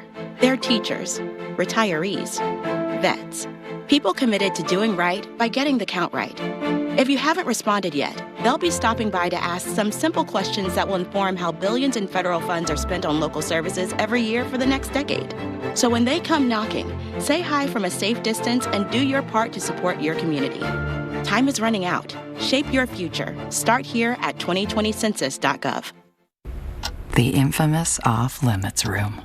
Invented to protect vulnerable flooring from unruly behaviors like walking and standing. Until waterproof vinyl flooring came along, freeing households from the very fears that once rendered whole rooms unusable. They're called living rooms because they're for living. These are the floors homes are built on. LL Flooring. Try our floors on your floor with Picture It at llflooring.com. Constant hand washing causes hands to dry, crack. A severe thunderstorm warning has been issued for our area. One hand cream for guaranteed relief of dry, cracked hands. Also available in O'Keeffe's for healthy feet. Guaranteed relief for extremely dry, cracked feet. These fudge brownie M&Ms are really fudgy. Yes, they are. To put a fudge brownie center in an M&M's is... Genius. I know. I was going to say hard. Why won't you... Why won't you go in? New fudge brownie M&M's. All right, let's roll. Come on, pizza's in. Whoa. This is my new pizza, the Shaq-a-Roni, and it's bigger than pizza. Because for every Shaq-a-Roni sold, $1 is donated to the Papa John's Foundation for Building Community. Try Drive Up at Target. Contactless delivery right to your car, designed for your day. Your moves. Your style. Your taste. So quick and easy. Just download the Target app today. Hey, Luke, wake up. You fell asleep again. Why do I always fall asleep on the bus after school? Why am I so tired? That's what we always wondered. But then he was diagnosed with narcolepsy, so he was more than tired. Narcolepsy can affect anyone, children and adults. We waited too long to take action, but you don't have to. Visit morethantired.com now. Learn about the 5 symptoms of narcolepsy, take the narcolepsy symptom screener, and find a sleep specialist. Don't wait. Visit morethantired.com today. I'm Jeff Anderson. For 37 years, we have been fighting for survivors of child sex abuse. Even in these uniquely challenging times, we're still fighting with dedication and devotion. New York law gives survivors a chance to take legal action, but only for a limited time. If you were sexually abused by a priest, scout leader, coach, or teacher, contact us confidentially today. It's time. It's almost cloud-free at this point. Plus, it's not cold at all. We're drying out and even warming up. We love it that way. Better days start with the Weather Channel. A tropical storm warning is in effect.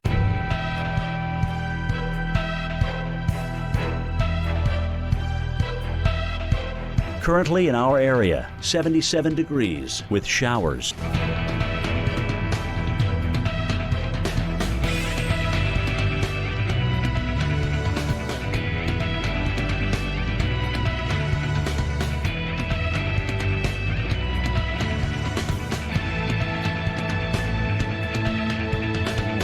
Tonight, strong to severe thunderstorms likely, low 73. Tuesday, windy with showers and thunderstorms likely, high 80. Here's our 7-day outlook.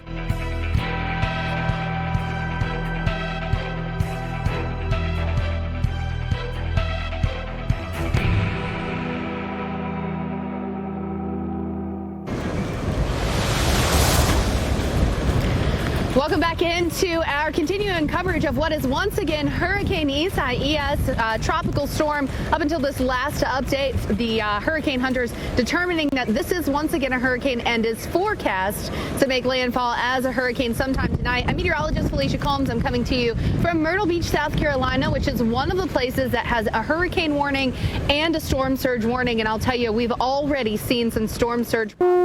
A severe thunderstorm warning has been issued for our area. In Myrtle Beach, and we're not even at the peak of it. This is kind of the beginning of the deterioration. We're expecting over the next several hours to continue to see those conditions deteriorating. A severe thunderstorm warning has been issued for our area. To the south of us, the Spring-Made Pier has recorded its third highest water level, just behind Hurricane Matthew and Hurricane Hugo, already reporting that storm surge up to about 4 feet. So, of course, the forecast here was for 3 to 5 feet of inundation, so that's something we're going to have to continue to watch. It's not just completely the coastal areas, though. We're also having to keep our eye on places like Garden City. That's where we also find our storm tracker, Charles Peak. He's been driving around. Charles, Garden City is about 8 miles from where I am in Myrtle Beach, 8 miles south.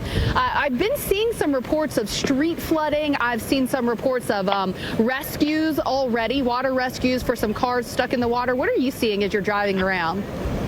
Yes, I mean, the stream in front of me, what looks like a river, is actually a road here. So you've got many of the roads are underwater here. The surge has come in the last hour and a half or so. You've got just behind me on one of the major roads some utility trucks and one Humvee that look like possibly used for water rescues. People around here are trying to get their vehicles out now. They weren't prepared for it, and so all of a sudden water started coming up fast, and they're scrambling, trying to push golf carts out and get vehicles out before they get flooded. Yeah, of course, and Charles, that's what we don't want to hear. We don't want to hear you weren't prepared for it. So, Charles, have you seen any, people still out and about, or are the streets a little bit more empty at this point?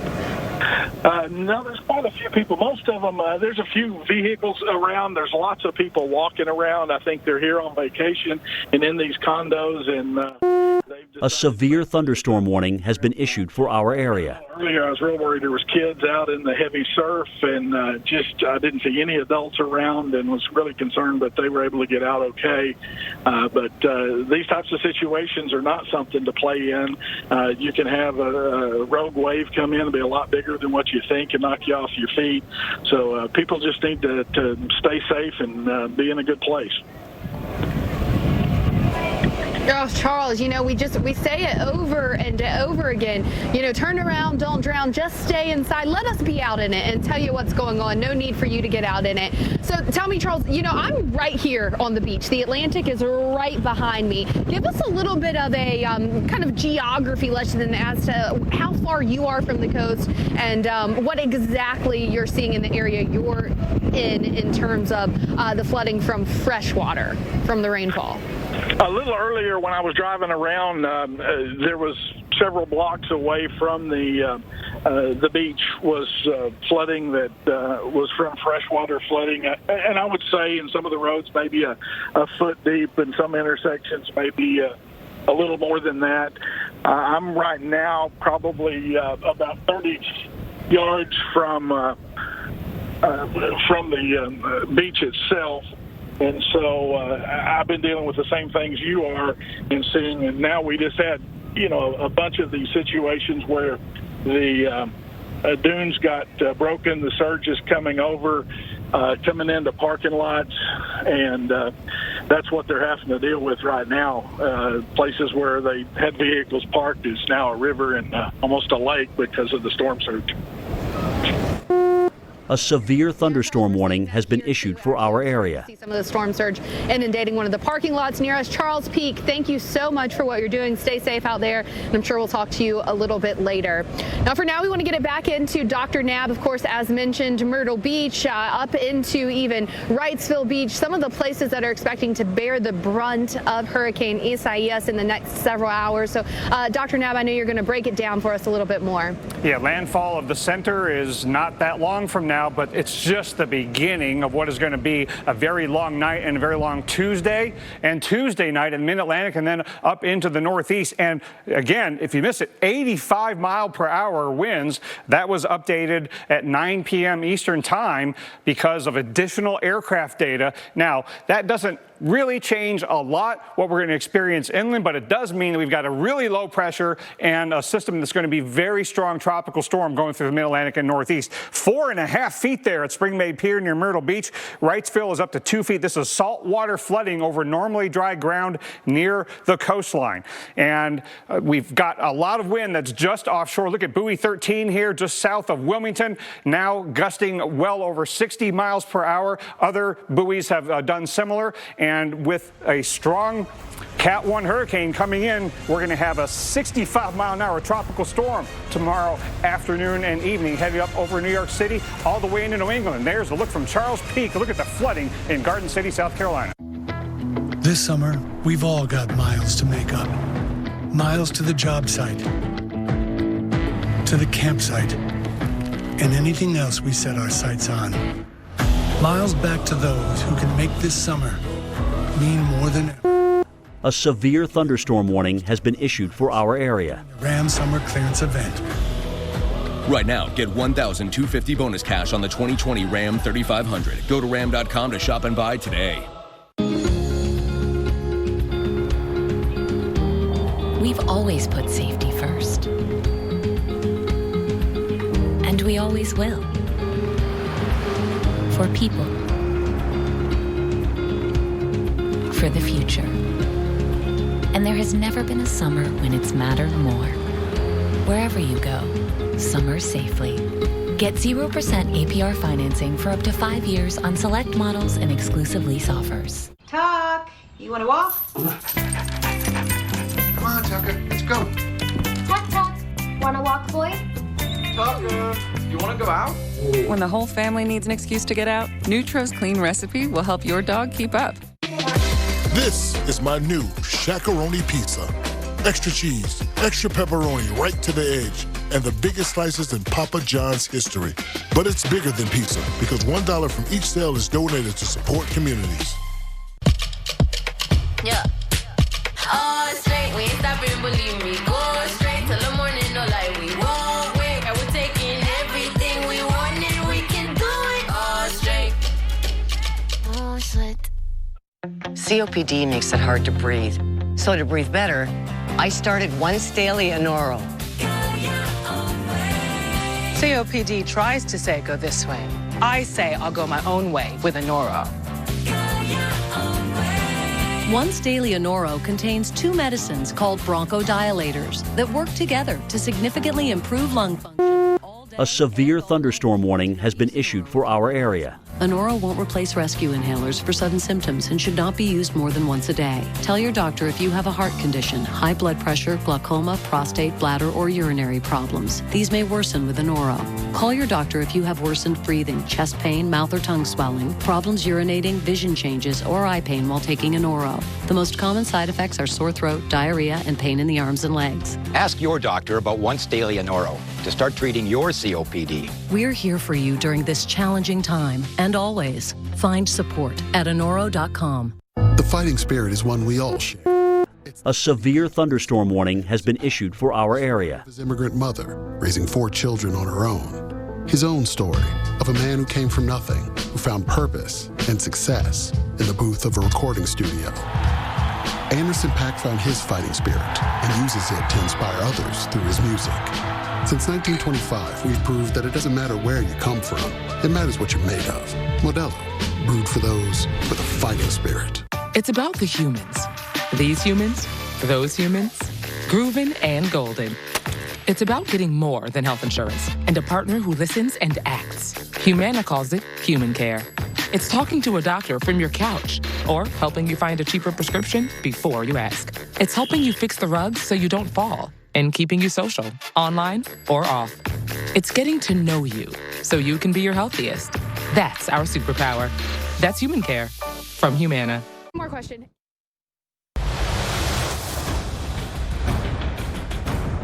South Carolina. As you can see, floodwaters have taken over the area here. The streets are more like rivers, 2 to 3 feet of water in many of the rivers, the roads that are now rivers. Floating trash cans. There's people walking through that are knee-high. But in the last 30 minutes, the water level has come up dramatically here. And I know in Myrtle Beach we're having something similar, and I'm going to throw it to Felicia Combs up live in Myrtle Beach. Yeah, Charles. Yeah, we've been seeing that too as well. And you know, the thing about it is sometimes we talk to several people who say, you know, we've been here, we've been through hurricanes and stuff. It's just a severe thunderstorm warning has been issued for our area. But the thing about a severe thunderstorm warning has been issued for our area. Approaching the coast and riding along near the coast, we have several hours of that onshore wind, which leads to the storm surge, inundation problems, and of course, flooding is one of the biggest killers when you're talking about these tropical systems, one of the biggest dangers. So that's why we want you to just be cognizant.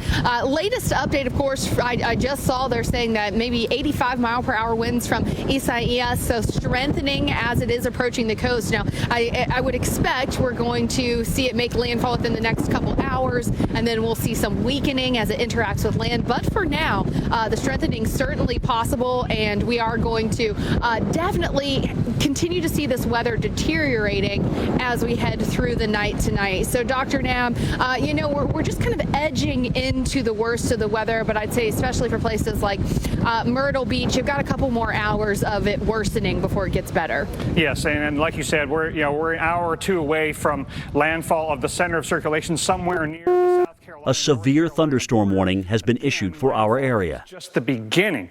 85-mile-per-hour Category 1 hurricane. It's moving a little more quickly, north-northeast at 18, but look how low that pressure is, 988 millibars. So that's going to be a strong tropical storm moving through the mid-Atlantic and northeast, because a system with that low pressure is not just going to go away. So here's the center of circulation right about in here. Here's the North Carolina-South Carolina border moving in that general direction. But a lot of the weather is already onshore. A lot of heavy rain. We've had a couple of tornado warnings earlier in the Wilmington, North Carolina area. We've shown you the storm surge flooding here in the Myrtle Beach area. And we've got very strong gusty winds. North Myrtle Beach recently gusted to 38. Wilmington gusted to 39 a little while ago. They gusted to 51. Georgetown, South Carolina on the southwest and west side of the system gusting to 46, even coming off the land.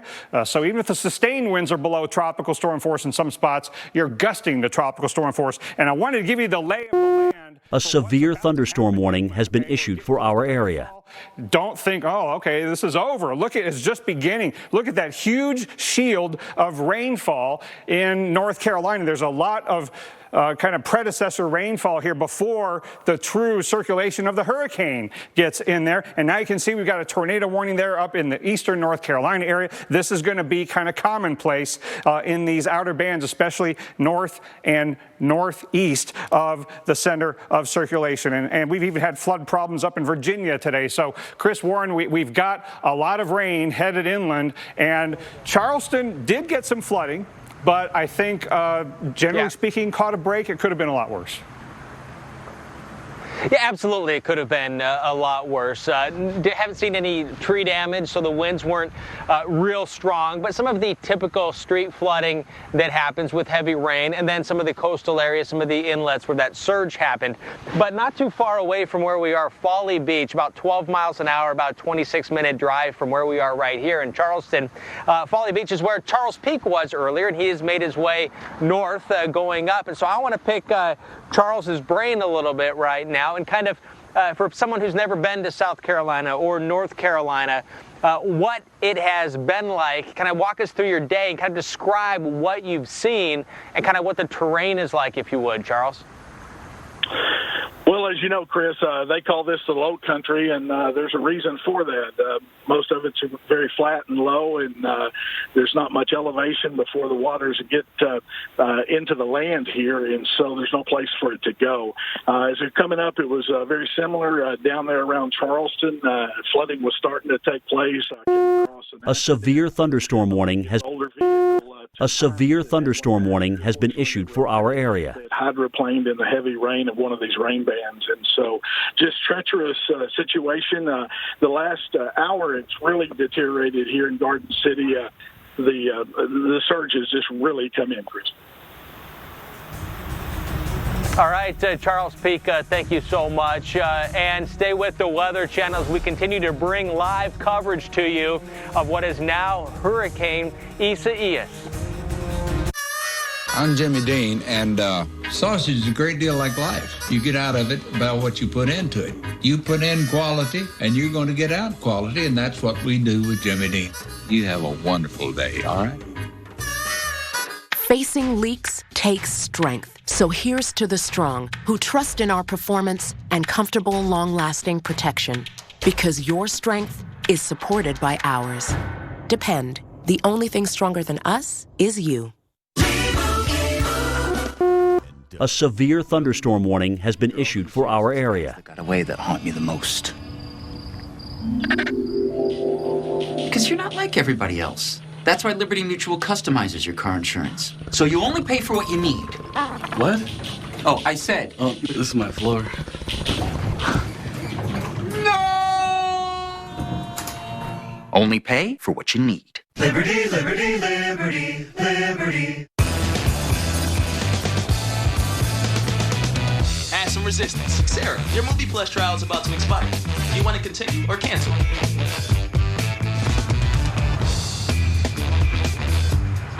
Capital One knows life doesn't update you about your credit card.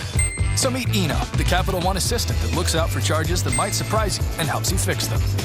Another way Capital One is watching out for your money when you're not. What's in your wallet?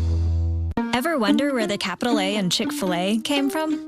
It started with grade A, top quality chicken. But we believed everything, not just the food, should be grade A.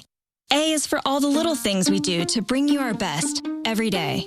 To me, the A in Chick-fil-A is for above and beyond. I know that I need encouragement right now, and I know that our guests need encouragement. It's about making sure that they know that we care about them and that we're going above and beyond for them in all the details. So I'm going to hold on promoting you this quarter. Cool? Drop the taco. Get in the car. Does this Sentra feel like a compromise to you? Wait, what? The handling. It's good, right? No compromise there. Nope. Watch this. Brake. Rear automatic braking. So if this Nissan Sentra isn't going to compromise, why should you? You're right. Atta girl. A severe thunderstorm warning has been issued for our area. Class. Frito-Lay Variety Packs presents Totally Unrealistic, Never Gonna Happen in a Million Years Mom Fantasies. Mother, thank you for planning such an enriching camping trip for us. Please accept this as a token of our appreciation. Now let us sing to you. This'll never happen, but this might. There's like no reception. I'm not cheering, Ted. Ew, bugs! Dibs on the Fritos! Frito-Lay Variety Packs, packed with possibilities. When our daughter and her kids moved in with us, our bargain detergent couldn't keep up. Turns out it's mostly water. So we switched back to Tide. One wash, stains are gone. Don't pay for water. Pay for clean. It's gotta be Tide. Oh, hello. Did you know that Coffee Mate is triple churn and 2 times richer than milk for one perfect cup of coffee? How do I know so much about Coffee Mate? I've had a cup or 200. Coffee Mate. Coffee's perfect mate. Welcome back to our coverage of Isaias. We are watching a very dangerous storm now making landfall or very close to it there right along the border of South Carolina and North Carolina. And as always, there is concern about tornadoes with landfalling tropical storms. There is now a new tornado warning in the eastern part of North Carolina. This is Hyde in Terrell and Washington counties under warning until 10 p.m. Let's take a look at the velocity data. And so we're seeing a little spin right in there. It's that area of sort of darker color and reddish color right there. That is now moving northwest at 35 miles per hour. So that'll be coming towards Galilee Mission in the next few minutes, about 9:48. Scupper A severe thunderstorm warning has been issued for our area. At 10:14, so possible tornado coming your way. Heads up on that, and that is going to be an ongoing threat as we continue through the night. Well, let's get out to Felicia Combs. She is now live in Myrtle Beach for us, and Felicia, very scary night there along the Carolina coast.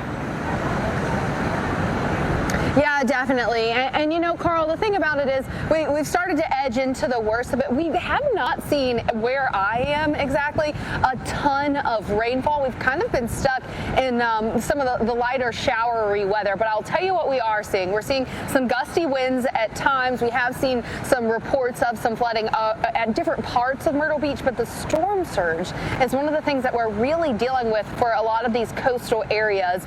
You know, Myrtle Beach located on the Grand Strand. That's about 60 miles of beach from about Georgetown, South Carolina, up to the North Carolina, South Carolina border. And this is a huge tourism area. So at any given point during the summer, you have a lot of people who may not have ever been through a hurricane before. So, you know, we have people here in the hotels and the resorts that are on oceanfront. And our best advice to everyone right now is just stay in, because I do expect that as we head into the 10, 11 o'clock hour, we're going to continue to see those winds picking up. Tropical storm force winds extending more than 100 miles out from this system. Hurricane force winds, not quite as much, but still certainly possible as we get closer to that eye.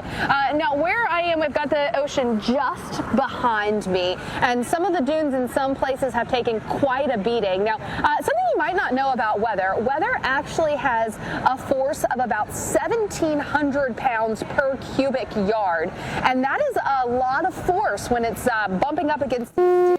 A severe thunderstorm warning has been issued for our area. Bridges and things like that. So I do think that as we head through the night and we continue to have that force of the waves, with the onshore flow, the pull of the full moon and the high tides that we have ongoing, we are going to continue to see this storm surge inundation threat. But then, of course, we've got that tornado watch. We've got the risk for some tornadoes. We've already had those tornado warnings in that area.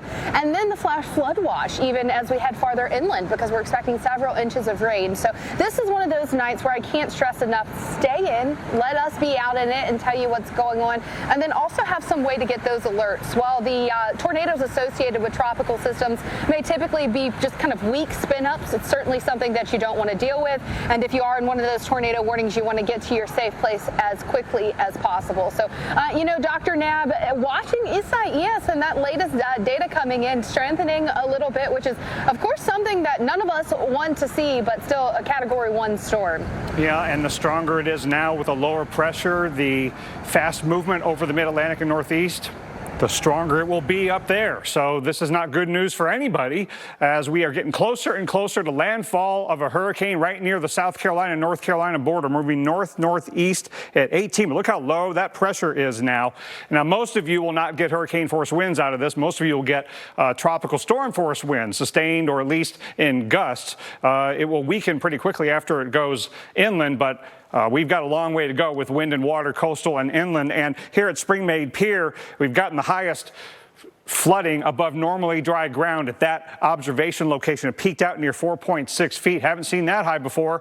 And you know, when you think of the likes of Hugo coming in farther south and other systems that have come up in this direction, we've had a lot of flooding. A severe thunderstorm warning has been issued for our area. Wrong place at the wrong time, maximizing the onshore push at around the time of high tide. That's how you maximize storm surge flooding. It is on the way down as we leave high tide, and the onshore push moves a little bit farther north and east. Wrightsville Beach coming down from high tide, but you're getting a little more onshore push. So it might not get as high as you did here near Myrtle. So here's the center of circulation right about in here. Oh, we might be an hour away.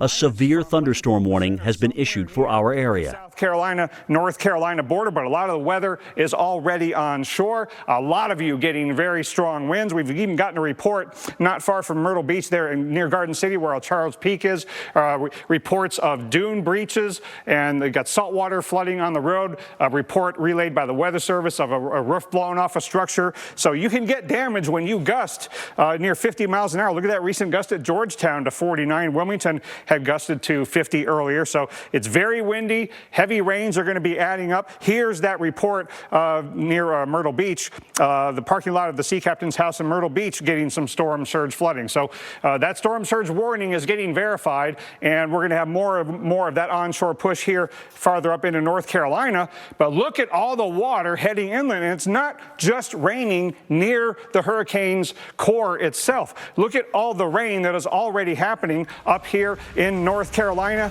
and Virginia. So it's a long night of potentially life-threatening flash flooding inland overnight. Stay with us, our continuing coverage of the hurricane.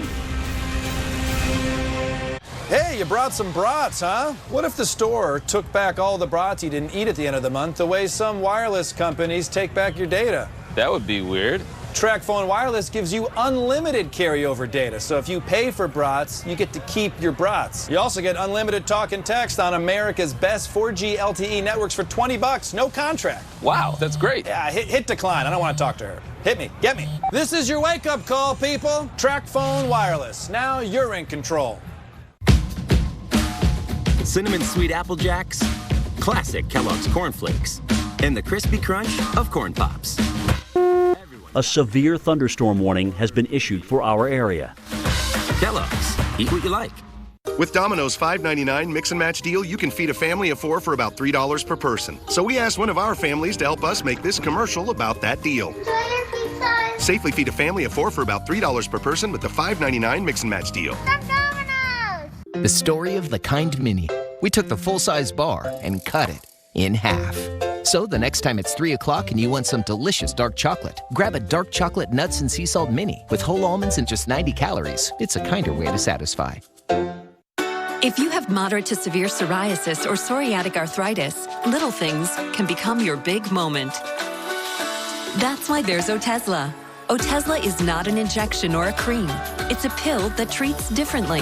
For psoriasis, 75% clearer skin is achievable with reduced redness, thickness, and scaliness of plaques. For psoriatic arthritis, Otezla is proven to reduce joint swelling, tenderness, and pain. And the Otezla prescribing information has no requirement for routine lab monitoring. Don't use if you're allergic to Otezla. It may cause severe diarrhea, nausea, or vomiting. Otezla is associated with an increased risk of depression. Tell your doctor if you have a history of depression or suicidal thoughts, or if these feelings develop. Some people taking Otezla reported weight loss. Your doctor should monitor your weight and may stop treatment. Upper respiratory tract infection and headache may occur. Tell your doctor about your medicines and if you're pregnant or planning to be. Otezla, show more of you. On the road again. Book 2 separate qualifying stays and earn a free night. The open road is open again, and wherever you're headed, Choice Hotels is there. Book direct at choicehotels.com. The wait is finally over. Baseball is back.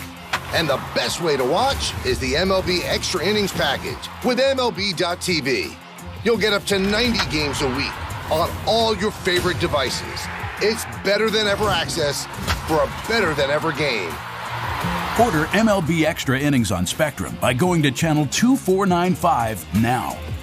Hey Luke, wake up. You fell asleep again. Why do I always fall asleep on the bus after school? Why am I so tired? That's what we always wondered. But then he was diagnosed with narcolepsy, so he was more than tired. Narcolepsy can affect anyone, children and adults. We waited too long to take action, but you don't have to. Visit morethantired.com now. Learn about the 5 symptoms of narcolepsy, take the narcolepsy symptom screener, and find a sleep specialist. Don't wait. Visit morethantired.com today. Almost cloud-free at this point. Plus, it's not cold at all. We're drying out and even warming up. We love it that way. Better days start with the Weather Channel. A tropical storm warning is in effect.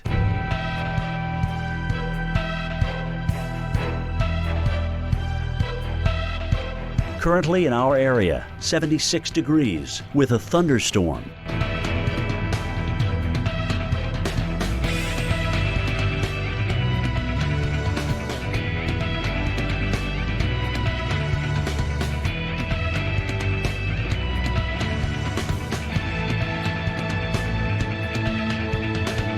Tonight, strong to severe thunderstorms likely. Low 73. Tuesday, windy with showers and thunderstorms likely. High 80. Here's our 7-day outlook.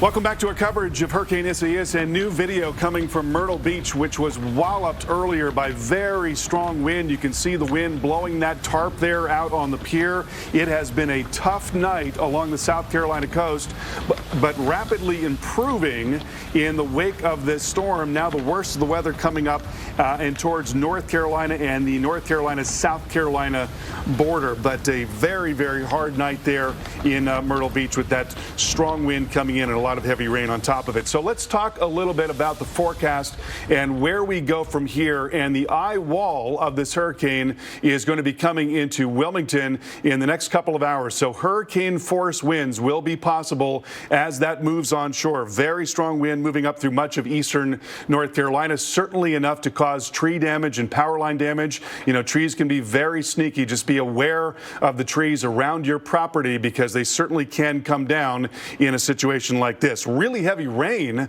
coming down in Raleigh, we think, through the overnight hours. That strong wind moving up through the Sounds into Tidewater, Virginia early tomorrow morning, along with the heavy rain there in Richmond. And then that rain moves into the D.C. area in the morning. It is going to be a brutal rush hour in D.C. Heavy rain continuing through the morning while strong wind moves up and across the Delmarva. And then finally, all of this comes up into the Northeast and some very strong winds on the way for the Jersey Shore tomorrow. Let's go out to Charles Peak right now, and he is along the South Carolina coast. And Charles, what are you looking at right now? Well, I moved a little north into Surfside Beach, and the roads are not as bad as they were in Garden City. Garden City, you had several miles of the main road probably 1.5 to 2 foot deep, and all the side roads covered. In Surfside here, there's spots of it that have maybe a foot of water over the main road. The side roads have quite a bit of water. Most of them are at least a foot deep or more. So, but as I've moved into Surfside, I think that the drainage system here may work a little better. I'm not exactly sure, but a little better here.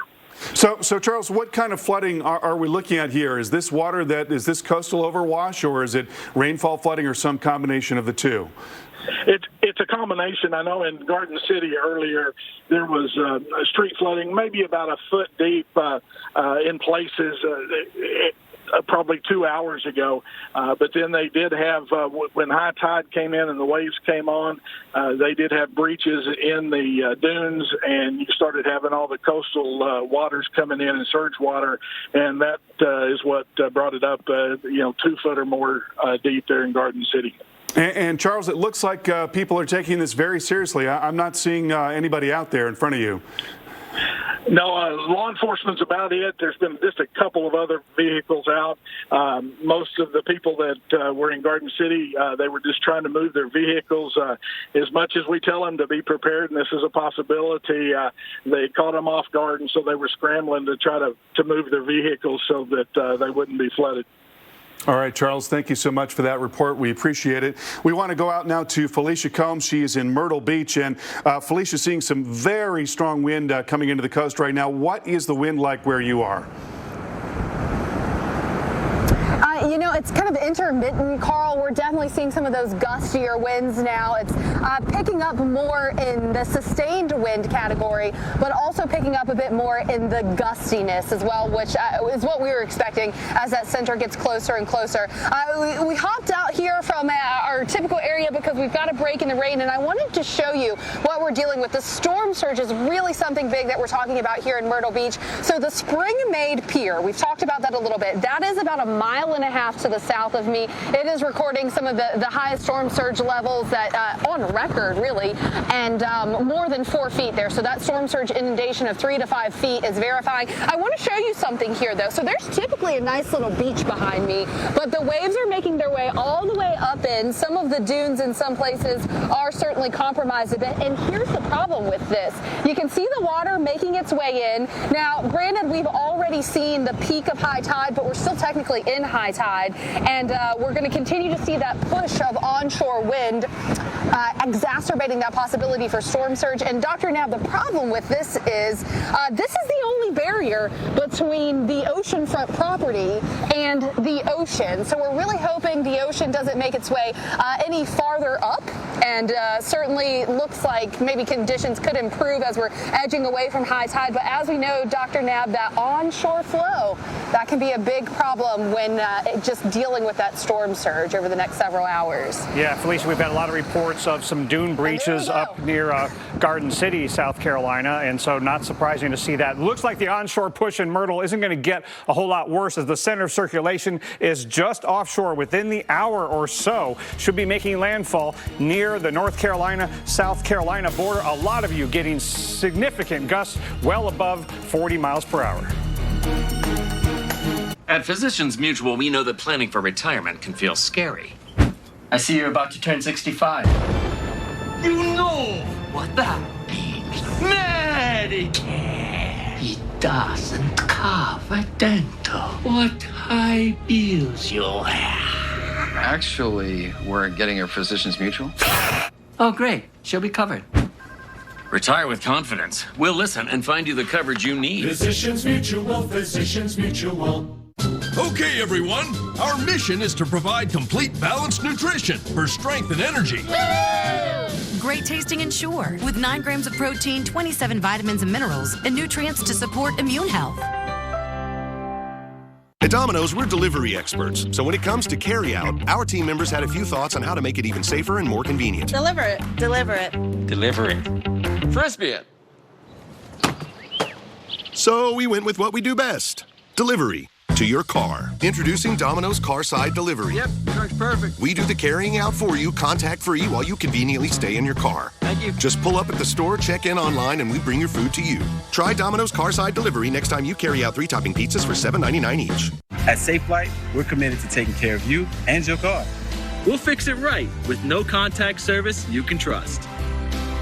So if you have auto glass damage, stay safe with SafeFlight. SafeFlight Repair, SafeFlight Replace. All OTC pain relievers, including Voltaren, have one thing in common. None are proven stronger or more effective against pain than Salonpas Patch Large. There's surprising power in this patch. Salonpas. Dependable, powerful relief. No one tells you what to expect when you're expecting a new pet. Okay, Benny, we need to get you a crate, training treats, potty pads. But with Chewy's low prices, you'll find amazing deals on everything you need for your pets. Oh, even those toys? You can save on toys, food, treats, even your pet's prescriptions. What about leashes, a bowl, his ID tag? You can get it all at a great price. Even the shipping is free. So what are you waiting for? Start saving at Chewy today. Save 30% on your first order at Chewy. Hi, Phil Swift here. This storm season, you need the entire Flex Seal family of products. Seal up cracks and holes to prevent wind and water from damaging your home. Push Flex Base deep into wet surfaces to help prevent flood damage. Severe storms can be a nightmare. Now you can patch huge holes to seal up roof leaks. Get the Flex Seal family of products at these fine retailers. Behind every 2020 census taker's mask is a friendly neighbor. They're teachers, retirees, vets, people committed to doing right by getting the count right. If you haven't responded yet, they'll be stopping by to ask some simple questions that will inform how billions in federal funds are spent on local services every year for the next decade. So when they come knocking, say hi from a safe distance and do your part to support your community. Time is running out. Shape your future. Start here at 2020census.gov. Dad's eating frosted mini wheats, so today isn't like yesterday. Grrr, put down that rake and pick up that PB&J. Daddy? Silence your growl with Kellogg's Frosted Mini Wheats, made to help fill you up. Well, as we've heard so many times, this is really escalating quickly is an understatement here. We got winds now at 100 miles an hour at Frying Pan Shoals, which is just off the coast from us here at Wrightsville Beach. So you got really strong winds in these bands. We can see the center tightening up as it makes its way toward the North Carolina-South Carolina border. We've had numerous tornado warnings already. There is now a new one for New Hanover County, which is the Wilmington area. So on these outer bands, if you will, kind of spinning and spiraling into the eye wall, you're getting these tornado vortices that are coming on shore here. And the tide, holy smoke, did we just dodge one at Johnny Mercer Pier? The water pretty much came all the way up to those dunes. If you were watching me earlier from 5 to 7, I was showing you how far back they were with just an hour to go, an hour and a half to go to high tide, and that water literally rushed up.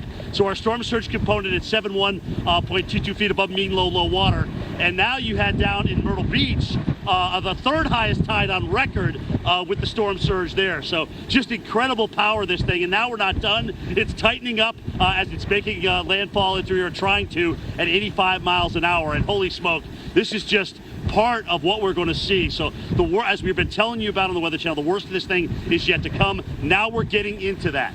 So what we've been watching is really a pre-game with this. Now that it's made the turn and it's gotten away from the shear and it's actually kind of paralleling the shear with its forward motion, we are getting it to intensify upon approach here to the North and South Carolina coast. So we're going to see lights go out. That's going to happen from time to time because of, certainly where we are and the wind and whatnot, because we're right here, again, guys, just off Wrightsville Beach, probably about 100 yards to my left here. And at times, especially when these rain bands come in, it is very, very gusty. Winds are gusting 50, 60 miles per hour pretty easy in through here. Again, everything was taken in.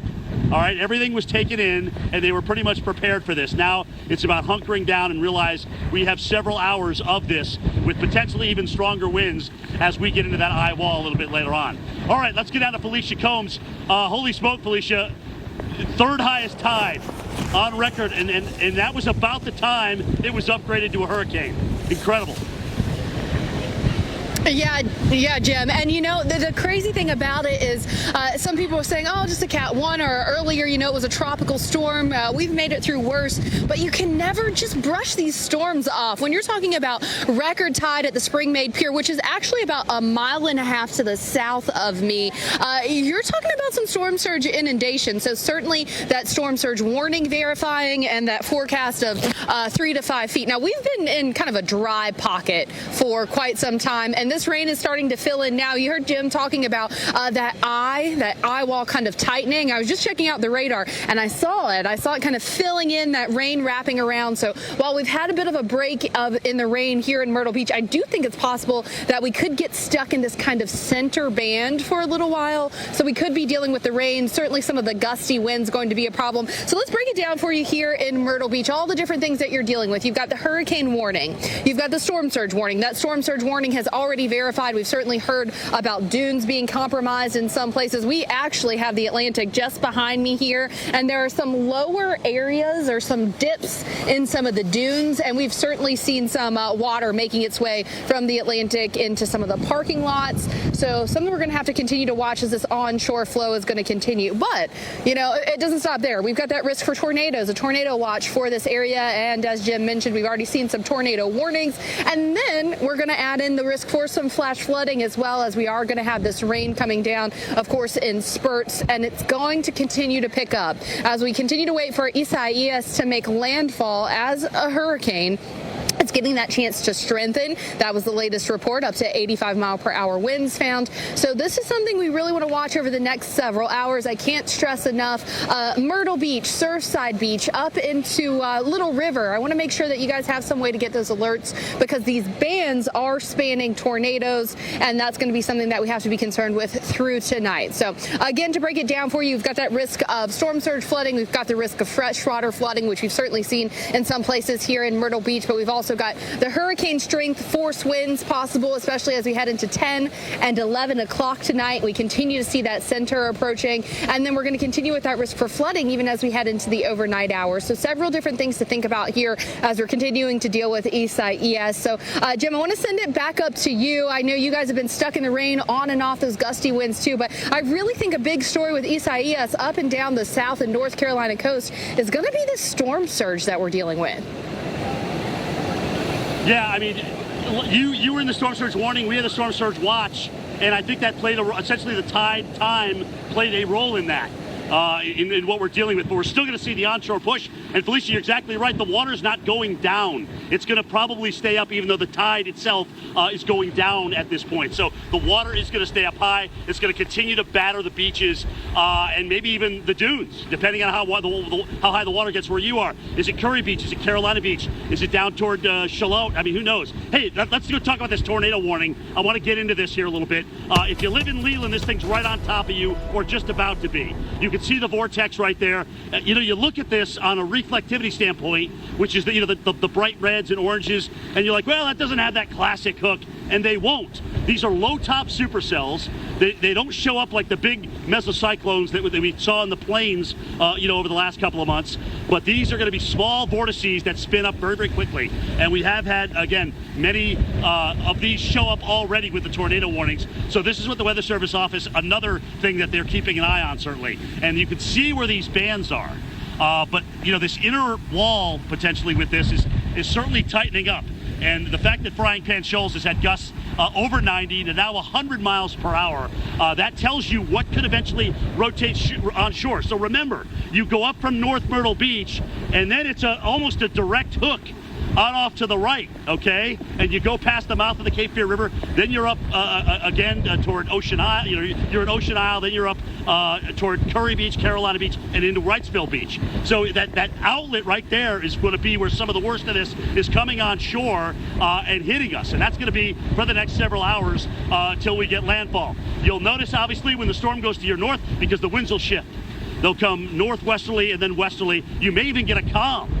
I heard a couple of the chasers out there earlier talking about being in a calm. Even Felicia talked a little bit about that with kind of this western part of this eye wall. So the northern part has been pretty ferocious here as it's beginning to move north. And remember this. Don't miss this. Don't miss this. We are so far from being over with this thing, it's not even funny. If you look at some of the guidance, especially from D.C. up through New Jersey into New York, some of the wind gusts there, even when the storm itself goes down to a tropical storm, because we're interjecting a mid-latitude jet into this, could still be in the tune of hurricane force. All right, that's what some of the guidance is showing us. So we have to be alert for that and watch that, because there's and actually, Jason, if you want to pop this up, show everybody the potential power outages. I want everyone to know, going forward, before they lose power, where the best probabilities are that that's going to happen. And you can see that's the I-95 corridor. Probably the heaviest traveled thoroughfare in the United States, the I-95 corridor, especially in this part of the world, the mid-Atlantic all the way up into the New England area. So a lot of homes there, it's city after city after city. This is called the Northeast Megalopolis for a reason. That's exactly what it is. But you are right in the heart of where that power outage potential is. The farther west we go, maybe a little bit less, but still, you've got a heavy rain threat that will also follow this up. And some of that power outages may not come from hurricane force gusts, but the fact that you may get lighter gusts because and the soil is so saturated. So all those things combined will make just for horrific weather tonight, on northward, and eventually on into New England. First time we've seen tropical storm, again, warnings for Maine in 9 years here. Pretty incredible, Carl, to see him this far north. Let's get back to you in the studio. I'm sure you got some updates. This thing's cranking.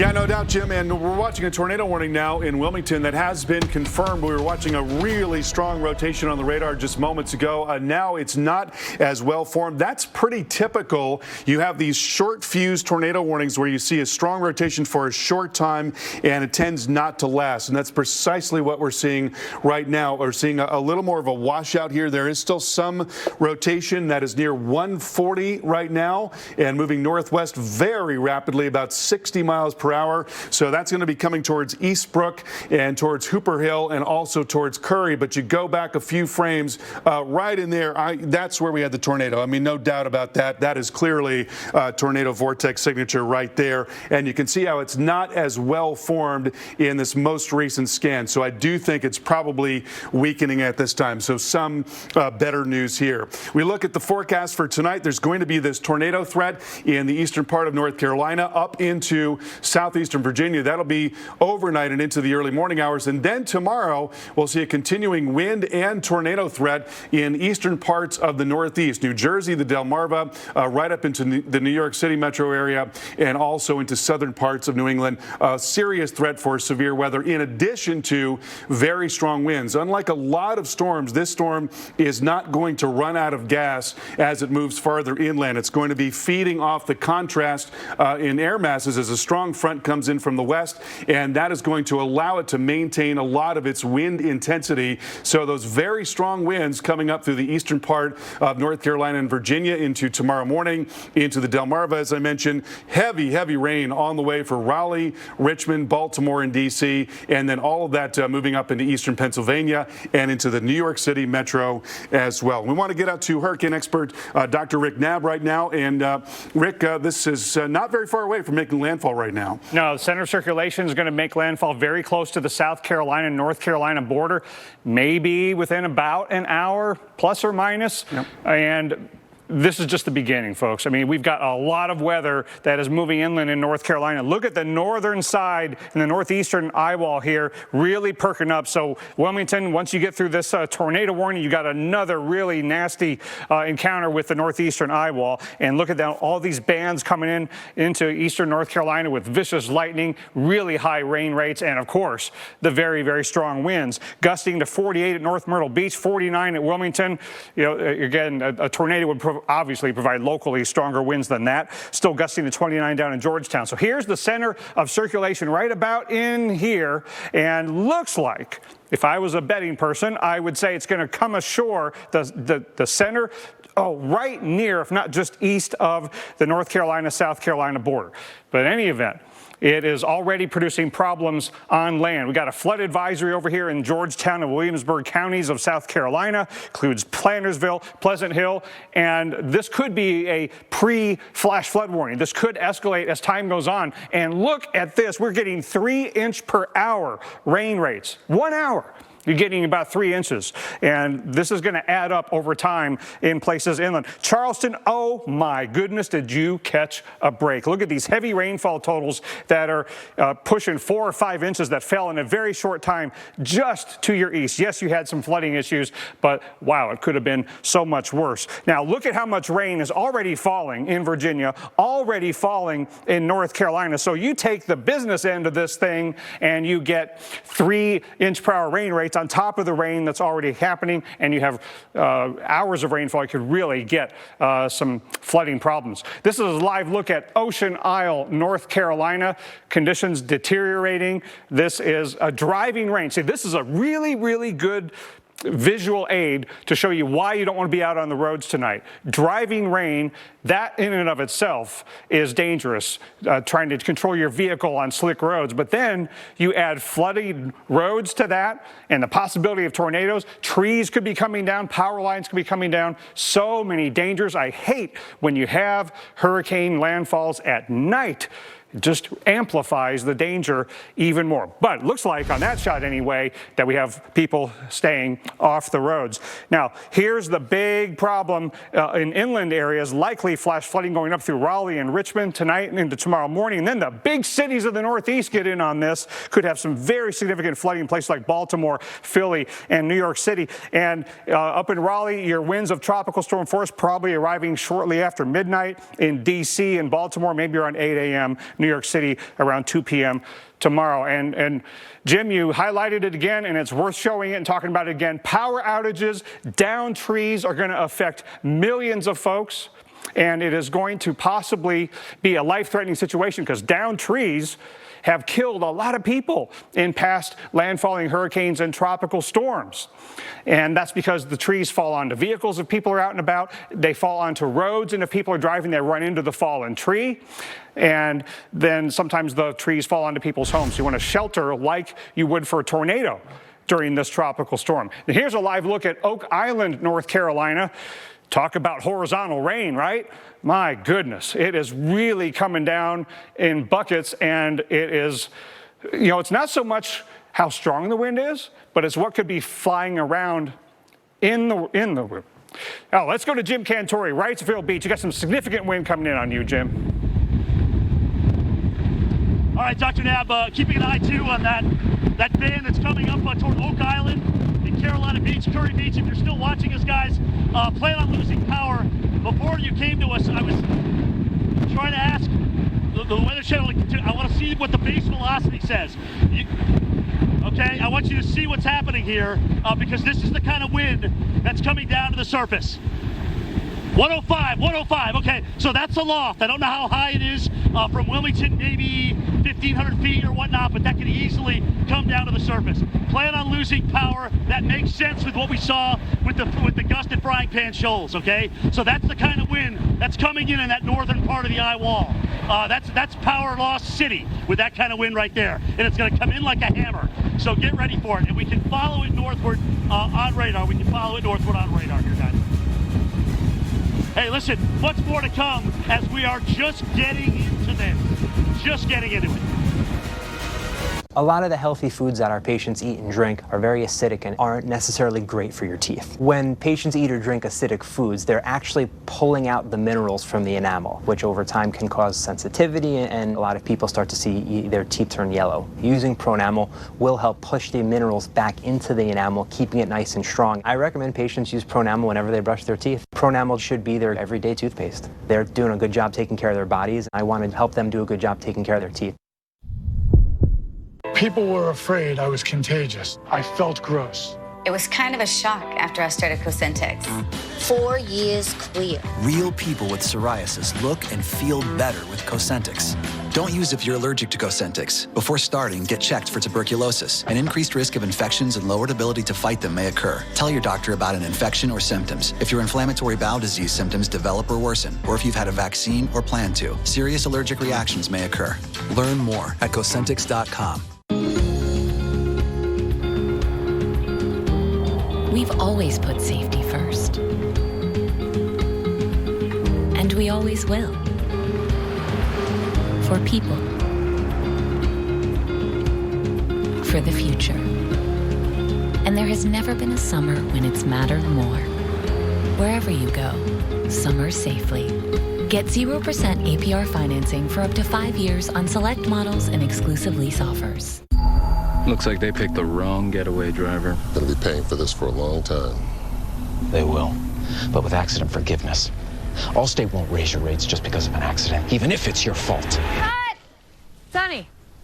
Is that good? Line. The desert never lies. Isn't that what I said? No, you were talking about Allstate and insurance. Let's try again. Everybody back to one. Accident forgiveness from Allstate. Click or call for a quote today.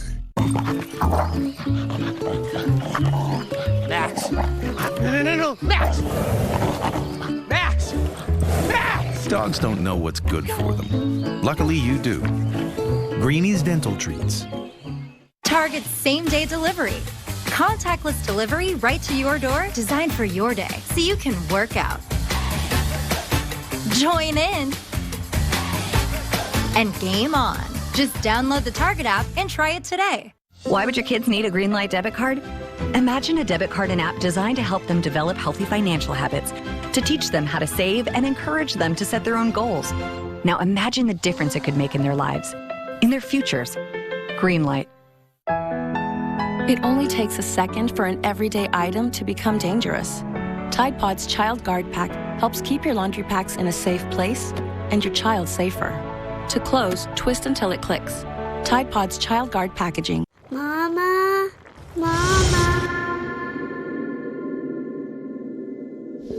Why do I keep falling asleep during the day? What's making me so tired? Why does it feel like I'm still dreaming when I wake up? What could be causing this? Hey, Luke, wake up. You fell asleep again. Why do I always fall asleep on the bus after school? Why am I so tired? It turns out we're more than tired. We have symptoms of narcolepsy, like the uncontrollable urge to sleep during the day, sudden muscle weakness during laughter or emotions. Dreamlike hallucinations, or feeling paralyzed when falling asleep or waking up. Or waking up frequently during the night. If you or your child has any of these symptoms, it's time to do something about it. I waited too long to take action, but you don't have to. Learn more at morethantired.com. Take the narcolepsy symptom screener now and find a sleep specialist to share your results. Visit morethantired.com today. Don't wait any longer to take action. Almost cloud-free at this point. Plus, it's not cold at all. We're drying out and even warming up. We love it that way. Better days start with the Weather Channel.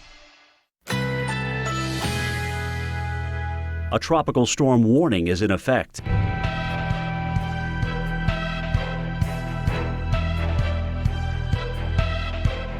Currently in our area, 75 degrees under mostly cloudy skies.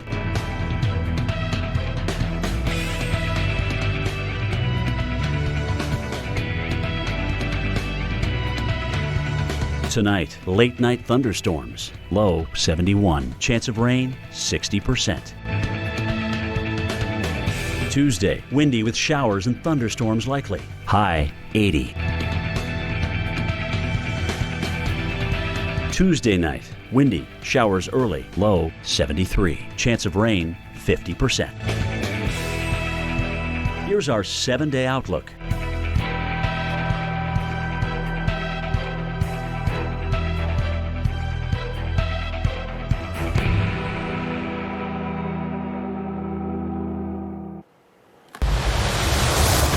Here we are in Oak Island, North Carolina.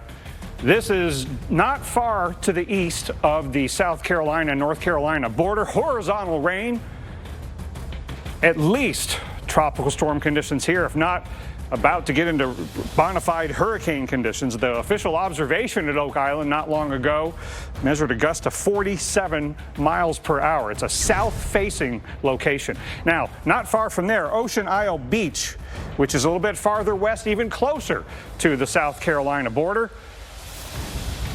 Don't want to be out and about on this night. You know, when you see how blinding rain can really limit the visibility, it looks like there might be a car out and about there. Not the best idea to be out and about. Trees could come down, power lines could come down, flooding will become more of an issue. You want to be inside, off the roads. And in fact, I would shelter like you would for a tornado if you got trees in your yard, because this is going to be taking down a lot of trees and power lines. So there's Oak Island down in here, gusting to 47, Wilmington gusting to 48, and North Myrtle Beach, look at that. On the west side or northwest side, even though they're getting a wind off the land, gusting to 53. And way over there in Beaufort, North Carolina, gusting to 37. Now, back out a little bit, you can see, look at the very active northern eye wall that's on land in that Oak Island area that we just showed you a little bit ago. And the center of circulation right about here, it looks like the center might come in just east of the North Carolina, South Carolina border within the hour or thereabouts.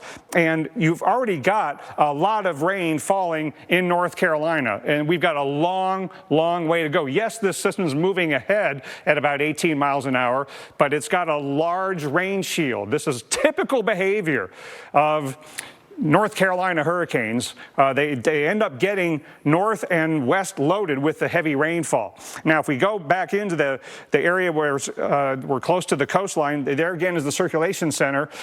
Myrtle Beach and Georgetown, you're on the southwest side of the eye wall, such as it is on that side of the hurricane, still gusting 30 or 40 miles an hour. And you still get that tornado risk. We got that tornado warning in the Wilmington area. That's going to continue to be a problem. Flash flooding becoming more and more of a problem. Flood advisory in Georgetown till 11:30 local time. Now let's go back across the border to North Carolina, to Oak Island, North Carolina. Again, this is, not far from Cape Fear. It's between Cape Fear and the border with South Carolina, and it looks like the weather has decided to take to control the situation. I think we might have knocked down the camera That says gusting to 27. I'm sorry, gusting to 47. I would bet that was as strong as it got before we lost the ability to measure things there accurately. It may be gusting a lot stronger than that.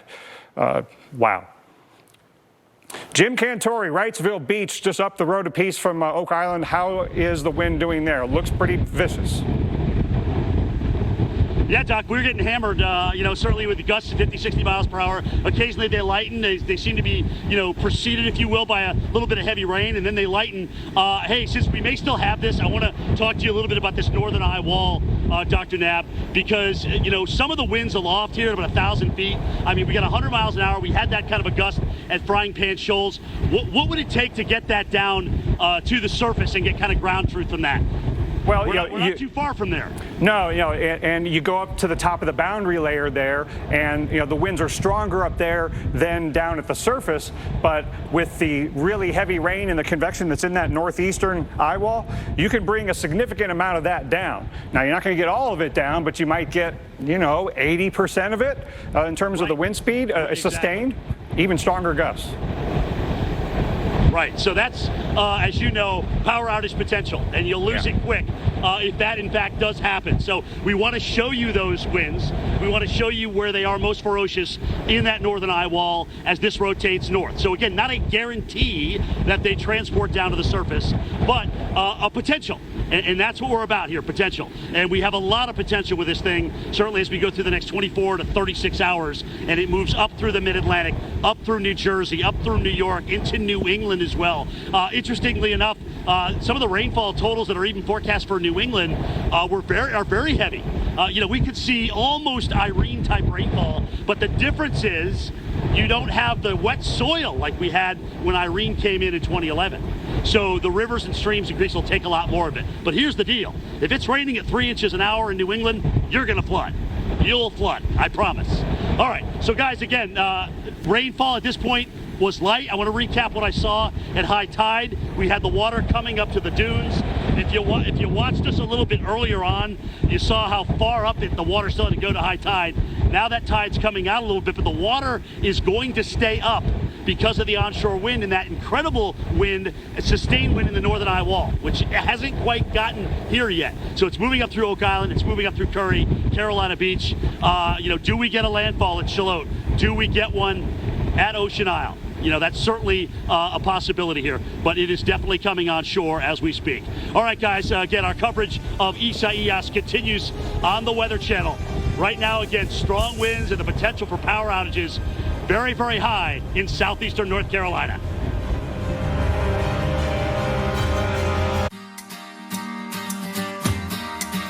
When a few simple ingredients come together every day to make Alfredo this delicious, you don't mess with perfection.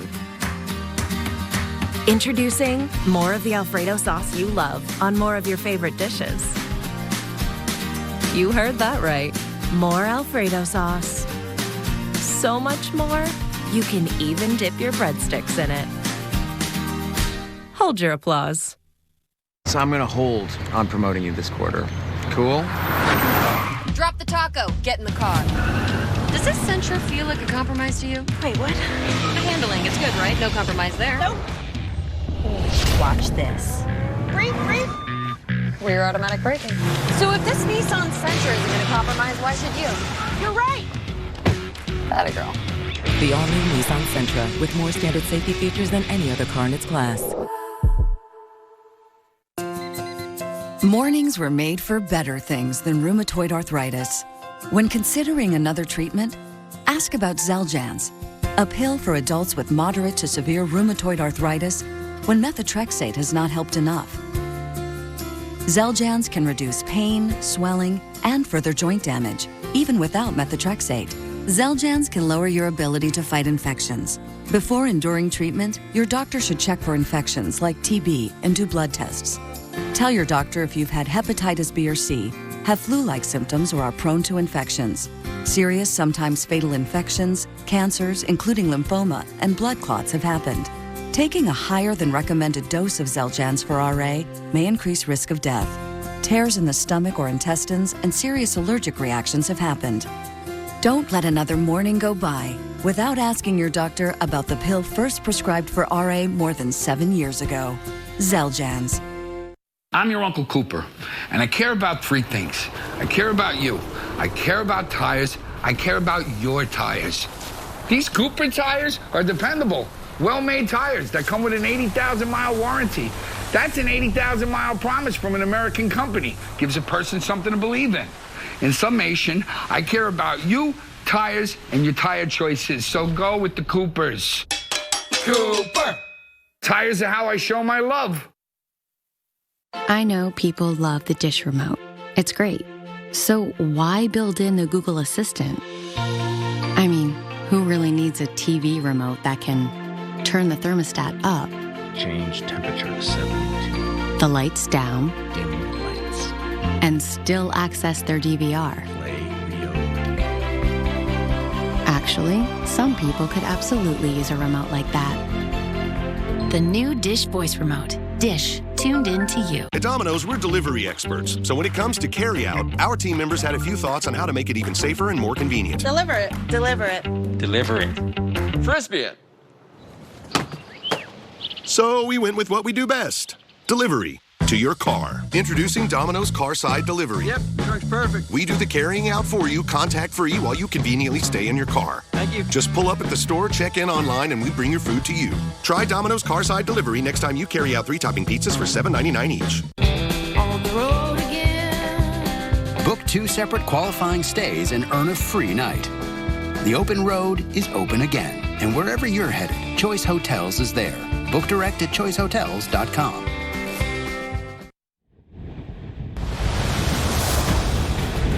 All right, guys, again, the ECES continuing to march its way toward the extreme southern part of North Carolina, along the South Carolina border as well. We've got a hell of an eye wall on the northern side of this thing that's producing some very, very strong winds. Oak Island, Charlotte, Ocean Isle, all the way down here, or up here, I should say, to Wilmington. So Curry Beach, Carolina Beach.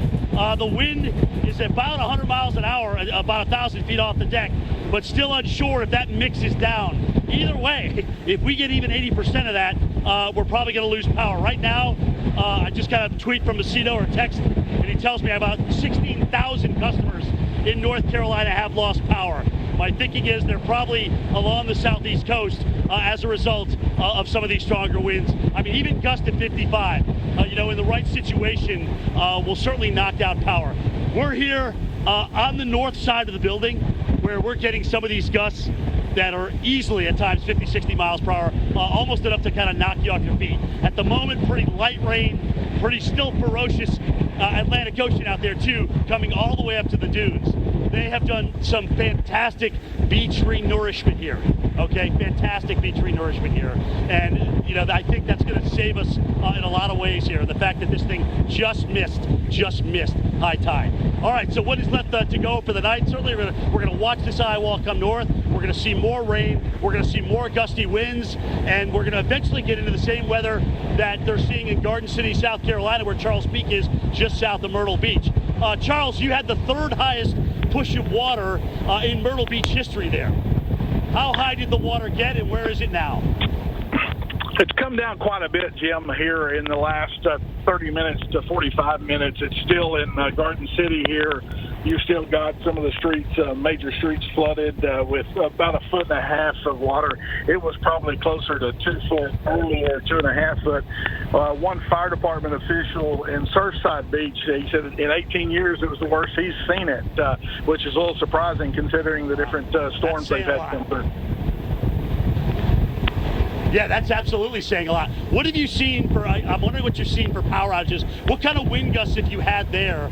The northern eye wall that we're talking about, I don't think got you, or if it did, it just clipped you a little bit. Are there any power outages, and what kind of situation do you see there with respect to power?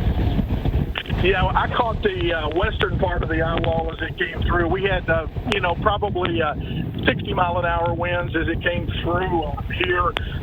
Mainly this heavy rains, surf here when it passed was exactly at the same time as high tide, so the surge just came rushing into the city here. So, Charles, what is your plan? As the water is starting to come down just a little bit there, eventually winds will be offshore. That'll push the water offshore there. But we're still going to have some pretty nasty winds without the rain on the backside of this. Yeah, Jim, obviously a concern. People need to continue to be mindful of all those types of things. I'm going to leave here as soon as I finish up with you and start heading north through Myrtle Beach and working my way towards Wrightsville Beach area.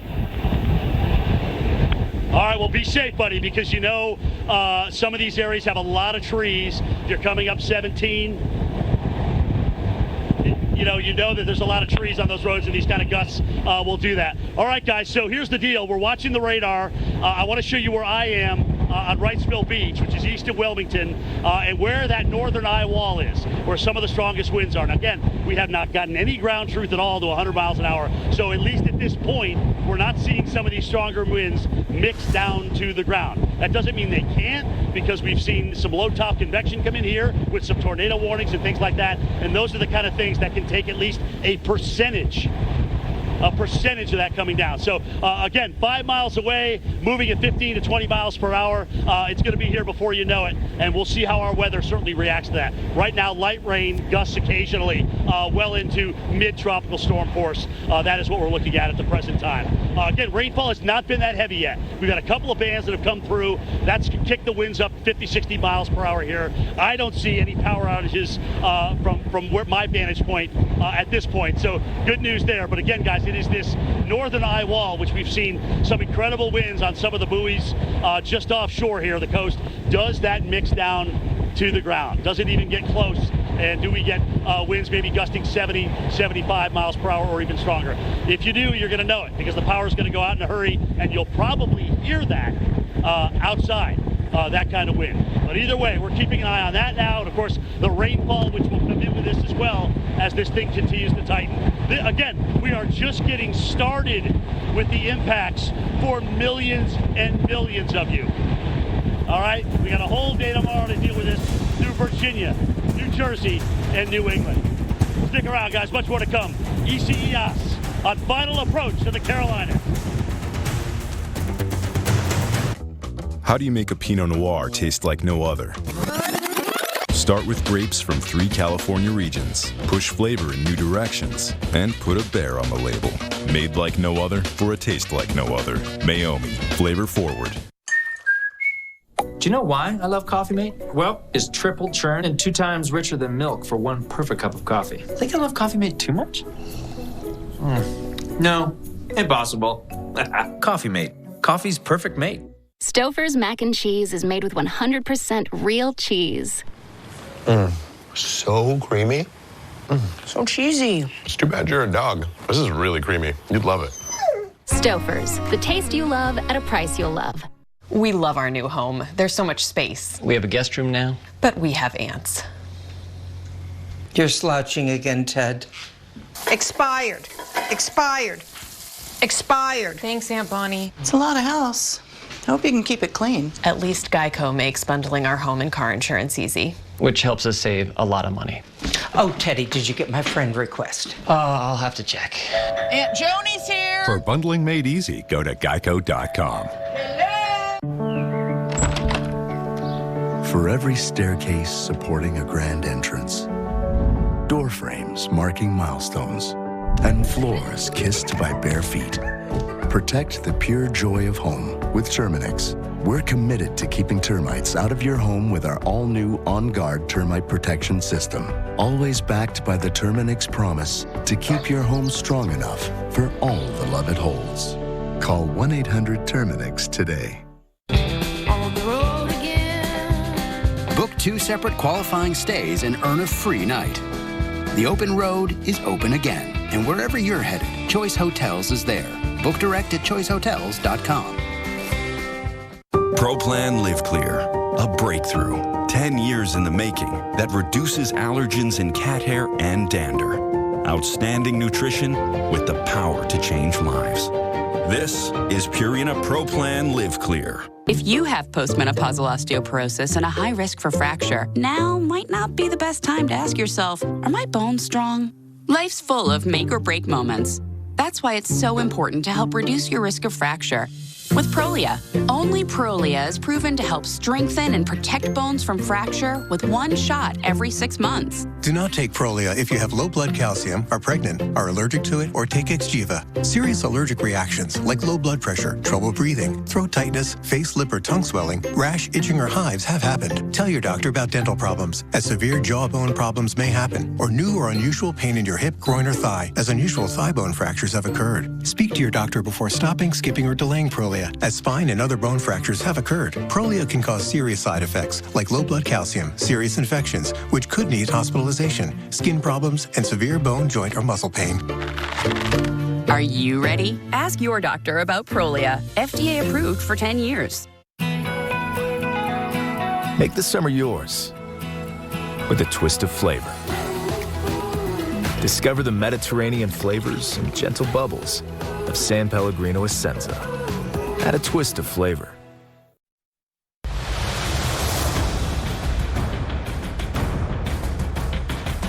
right, guys, welcome back to our continuing coverage of Hurricane Isaias. Forecast to become a hurricane, it sure did. Really cranking up here with this northern eye wall, and I just got a text message from a meteorologist, good friend of mine. Oak Island gusted to 80 and then 91 miles an hour. So we have had some of that wind transport down to the ground. Frying Pan Shoals at 102 miles an hour. All right, so that's pretty good. That's off the coast. But still, some of this wind is making it down. So if you're watching us in Curry, if you're watching us in Carolina, if you're watching us in Wrightsville, that's what's coming your way with this northern eye wall. And of course, we're talking about now this is starting to move on shore. So we're not too far from an actual landfall, which may be just north of the South Carolina border. So is it Ocean Isle? Is it Charlotte?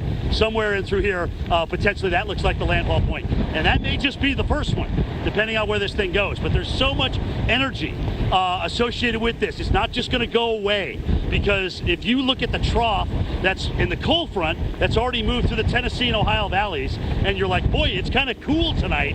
Yeah, that's a pretty freaky front for this time of the year, early August. But that energy is going to inject itself into the tropical system. And we're going to be able to get very strong winds, maybe even hurricane gusts, all the way up the Jersey Shore, possibly as far north as New York City. So keep that in mind. And that power outage potential, we're going to continue to show you this map because we want you to see where that potential is. Holy.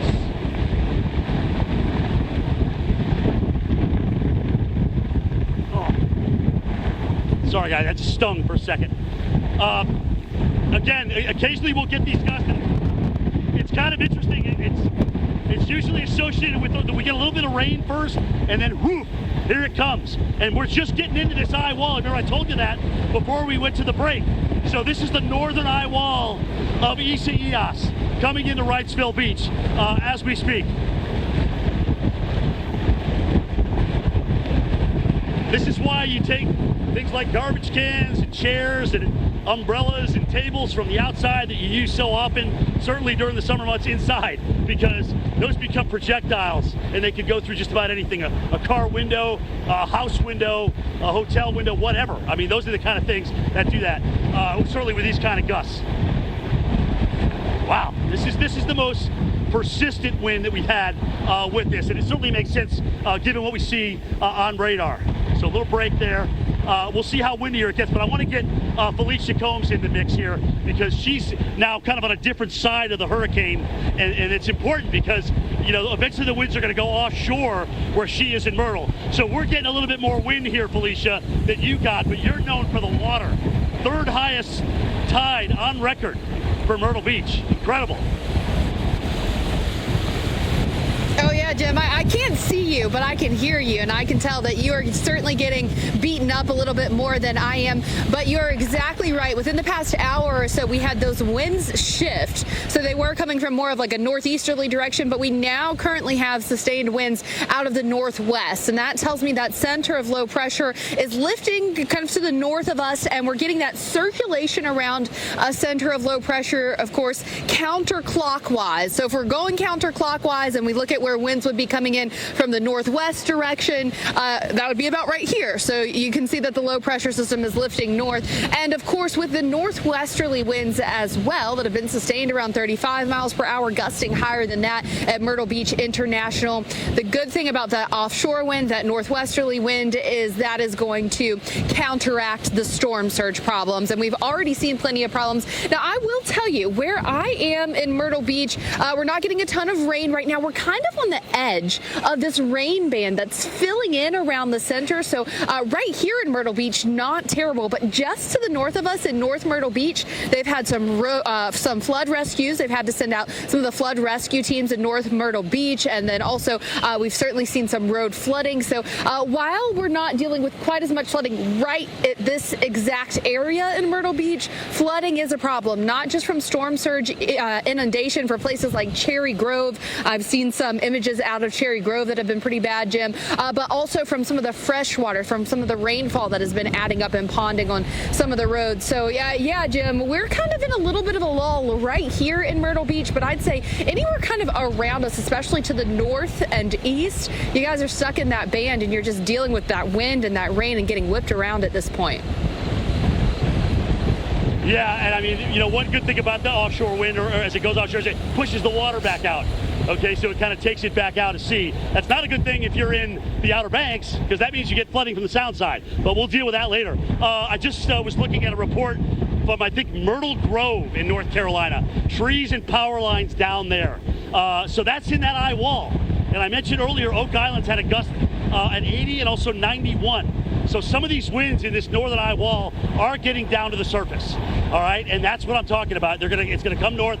If you get them, you will likely lose power, certainly with those kind of gusts, and you'll hear your generator kick in if you have one. So again, we're just seeing this thing come ashore now. It's not too far from where I am here in Wrightsville Beach, some of these stronger winds, but if you're in Curry, if you're in Carolina, you're more than likely dealing with some of the worst of this right now. Hang in there, guys.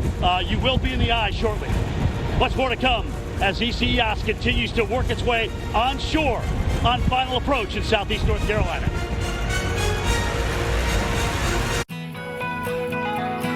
Make the summer yours with a twist of flavor. Discover the Mediterranean flavors and gentle bubbles of San Pellegrino Essenza. Add a twist of flavor. DiGiorno has 7 delicious crusts, and your family food critics will rave. Rising Crust is fresh baked deliciousness. Stuffed Crust is literally mouth-watering. There's a 5-star pizza for everyone in your family to love. It's not delivery, it's DiGiorno. If you have moderate to severe psoriasis or psoriatic arthritis, little things can become your big moment. That's why there's Otezla. Otezla is not an injection or a cream. It's a pill that treats differently. For psoriasis, 75% clearer skin is achievable with reduced redness, thickness, and scaliness of plaques. For psoriatic arthritis, Otezla is proven to reduce joint swelling, tenderness, and pain. And the Otezla prescribing information has no requirement for routine lab monitoring. Don't use if you're allergic to Otezla. It may cause severe diarrhea, nausea, or vomiting. Otezla is associated with an increased risk of depression. Tell your doctor if you have a history of depression or suicidal thoughts, or if these feelings develop. Some people taking Otezla reported weight loss. Your doctor should monitor your weight and may stop treatment. Upper respiratory tract infection and headache may occur. Tell your doctor about your medicines and if you're pregnant or planning to be. Otezla, show more of you. This summer, we've all got miles to make up. Miles to the job site, to the campsite, and anything else we set our sights on. Miles back to those who can make this summer mean more than ever. We can help you get the most out of those miles during the Ram Summer Clearance Event. Right now, get $7,300 in total values on the 2020 Ram 1500. Shop and buy online at ram.com. Well, here's to first dates. You look amazing. And you look amazingly comfortable. When your V-neck looks more like a U-neck, that's when you know it's half washed. Try Downy Fabric Conditioner. Unlike detergent alone, Downy helps prevent stretching by conditioning and smoothing fibers. So clothes look newer, longer. Downy, and it's done. Spectrum Mobile is now the fastest growing mobile provider in the nation, growing faster than Verizon and AT&T, and even growing faster than T-Mobile. It's easy to see why. Spectrum delivers the fastest overall speeds and is the most reliable mobile service coast to coast. There are no contracts, added taxes, or fees. Switch and you could save up to 40% and see why Spectrum Mobile is the fastest growing mobile provider. Learn more at spectrummobile.com. 1-877 Cars for Kids. KARS Cars for Kids. 1-877 Cars for Kids. Donate your car today. Donate your car at carsforkids.org. That's cars with a K. Pickup is quick and easy. You'll also get a vacation voucher and a tax deduction. 1-877 Cars for Kids. Donate your car today. This is epic. You're watching America's most trusted TV news network. We've got a severe weather threat. We are live on the ground. Right now, it's coming down. The Weather Channel. A tropical storm warning is in effect.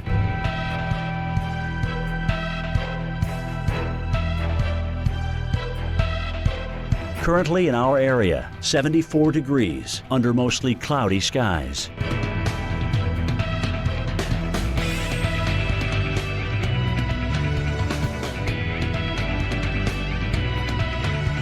Tonight, late night thunderstorms, low 71, chance of rain 60%. Tuesday, windy with showers and thunderstorms likely, high 80. Tuesday night, windy, showers early, low 73, chance of rain 50%. Here's our 7-day outlook.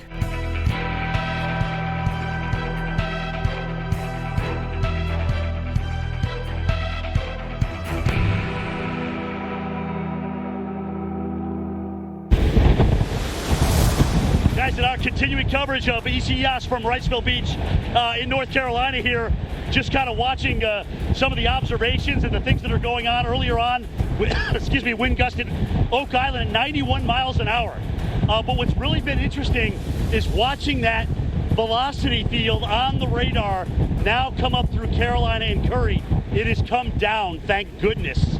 So we're seeing more like 50 and 60 at about 1,500 feet off the ground. And where the radar is in Charlotte, there are virtually calm winds right now and fog being reported. So they're probably in part of that eye wall. We have not had, to the best of my knowledge, an official landfall yet, but we are close. Is it going to be Holden Beach? Is it going to be Oak Island? Who knows? It could be either one of those. But meanwhile, we're still dealing with what is left of that northern eye wall, and coming on shore, as I mentioned, with winds gusting a couple of occasions at Frying Pan Shoals just off the coast at 100 and 102 miles per hour respectively. But to get the gust at Oak Island at 91, I thought was very respectable for what we were looking at on the radar and through here. All right, guys, again, I got a couple of spots I'm looking at off, if you will, out on the streets, away from the beach. I'm about 100 yards, by the way, from the beach, where at high tide at 8 o'clock, the water ran right on up. It ran right on up to the dunes.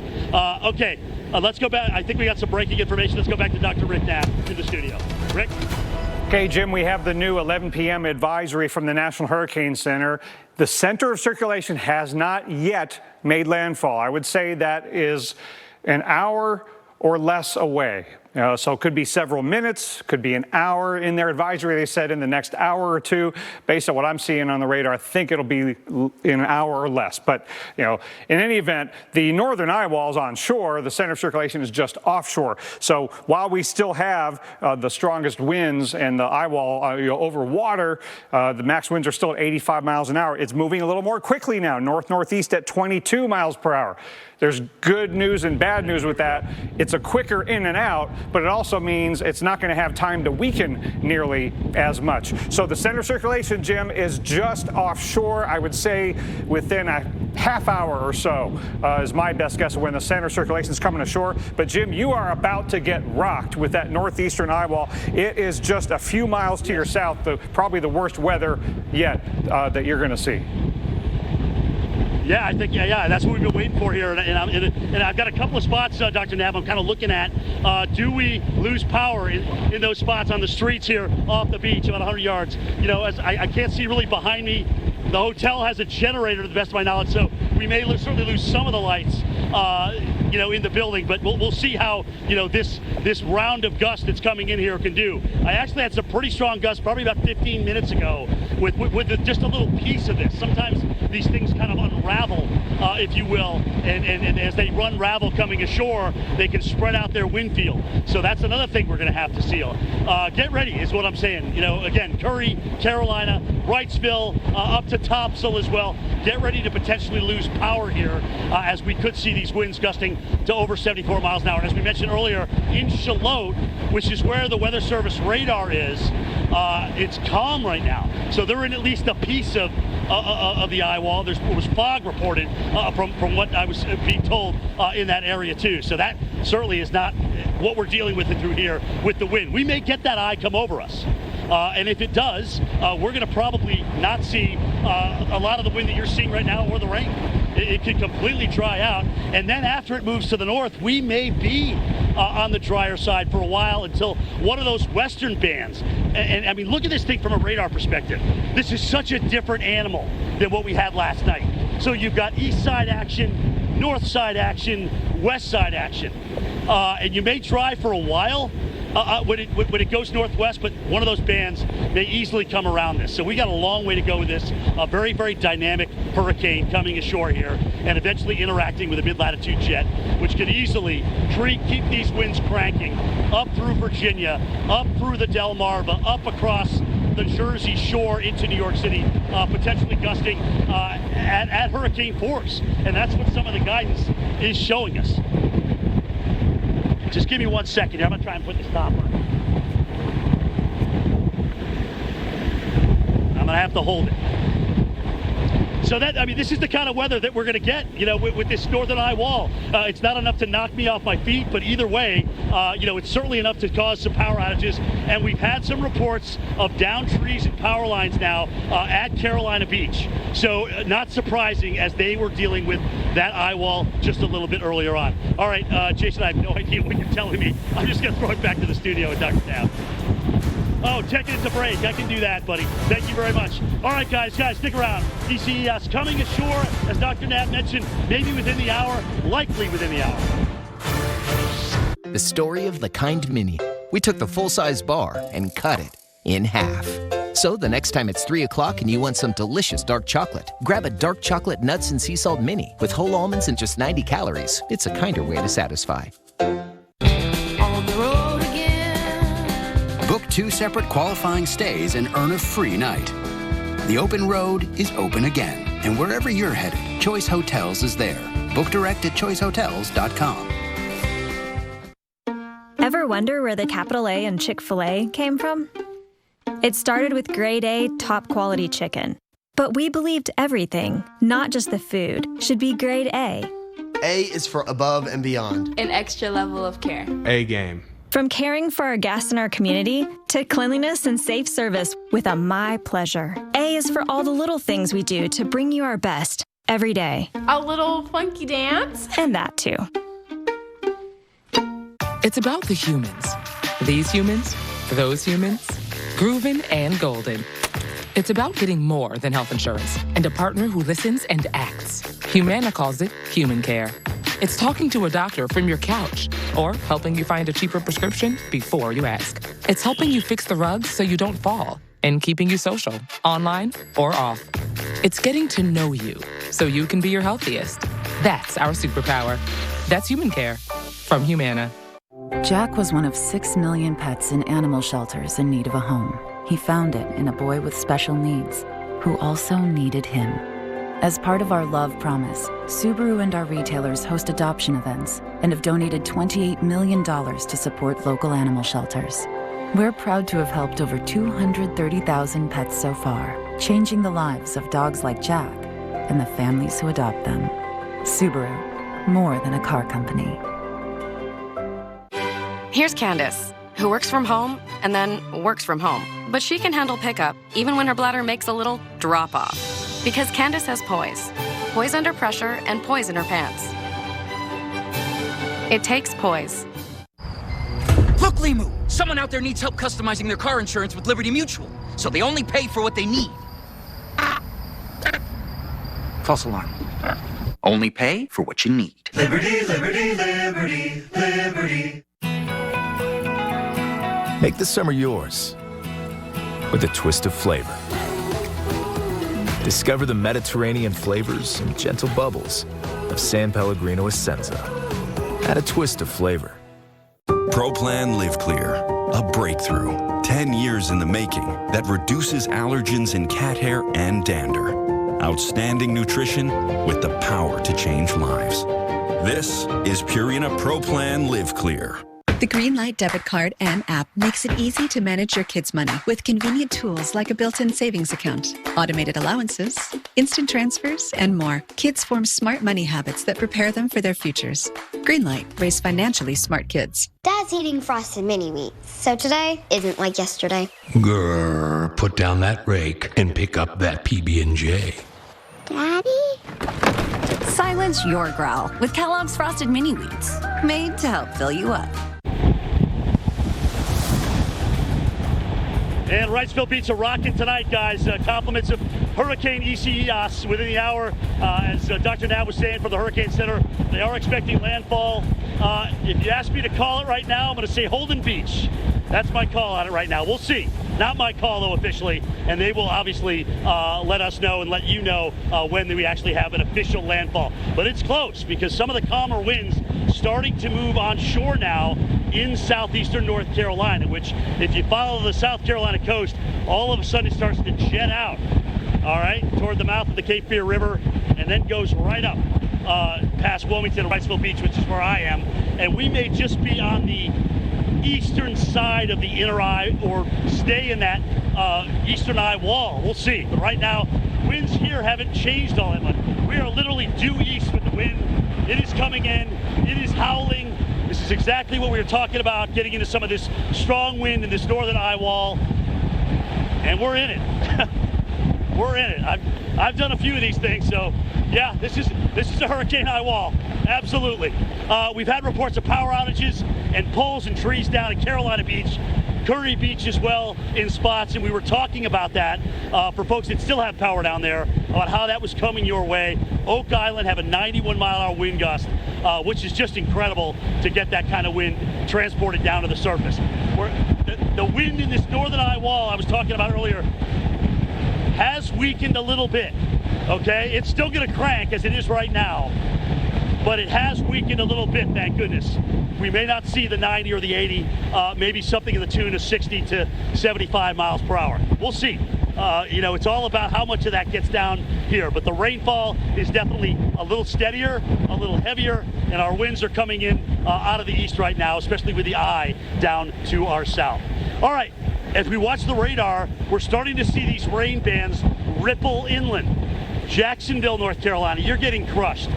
Dr. Nab, I noticed Raleigh is now getting into some of that heavy rain. Let's talk about the inland flood threat and the kind of rainfall rates that you're seeing with some of this as it develops. Yeah, Jim, Raleigh's going to get some very heavy rainfall and maybe even the tropical storm force winds, and it's going to be overnight tonight, just a few hours away. And if you back out from what we're seeing, near the center of the storm, where we've got really high rain rates of 2 to 3 inches per hour, but you've already got a lot of rain going on to the north of there. And these gusty winds that are starting to show up in inland locations are going to spread inland as well. So look, it's already raining, moderate rain up in Raleigh, and you've got continuous rain. It will not stop raining in Raleigh until the center goes past them. So we're talking hours of heavy rainfall. And, again, the time that winds of tropical storm force in Raleigh might start might be about 2 a.m. or so. And, they could take out power, could down some trees. And, that's just for Raleigh. And then you are going to be talking about places like Baltimore tomorrow morning at 8 a.m. So this is a fast mover. So, Jim, you are getting into, that southeastern eye wall. And the northeastern eye wall, winds out of the southeast, but a lot of this will hold together. I mean, a lot of the banding of this system is going to hold together because it's moving so fast. It's not going to fall apart. And we know that wind field unravels as these come ashore, so we're going to see the wind with this also spread outward. Dr. Knapp, as you were talking about Raleigh and the inland flood threat, notice how much heavier our rain has gotten, by the way. So we're in this now. We're in this. We just had a surge, a power surge out on the street, and I see where I was looking before, and I was telling you guys, I was looking at some spots out there where we might lose some power. There's no lights now. So we've lost some power. And what happens for everybody that isn't familiar with this,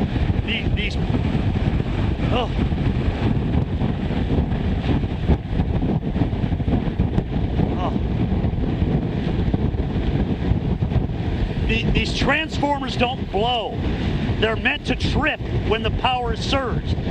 All right, so that's the flash that you see. That's the transformer tripping. So it doesn't. Well, there's another one. There's another one going.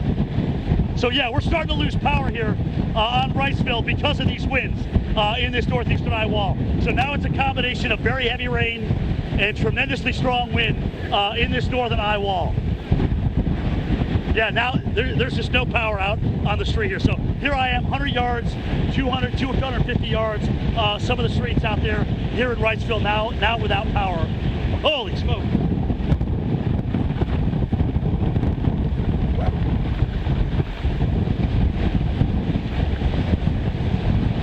Yeah, not easy, an easy combination to stand in out here, guys. And what's really interesting is if you think about it, this is a Category 1 hurricane.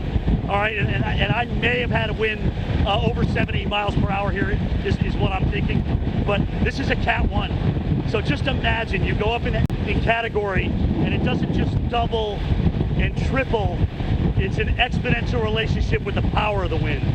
So, you know, obviously a stronger hurricane has a lot of potential to do a lot more damage than what we're going to see through here. But still, power outages are power outages. Inland flood threats is obviously with us here. We've had some pretty incredible storm surge and some flooding as well associated with this on the South Carolina coast.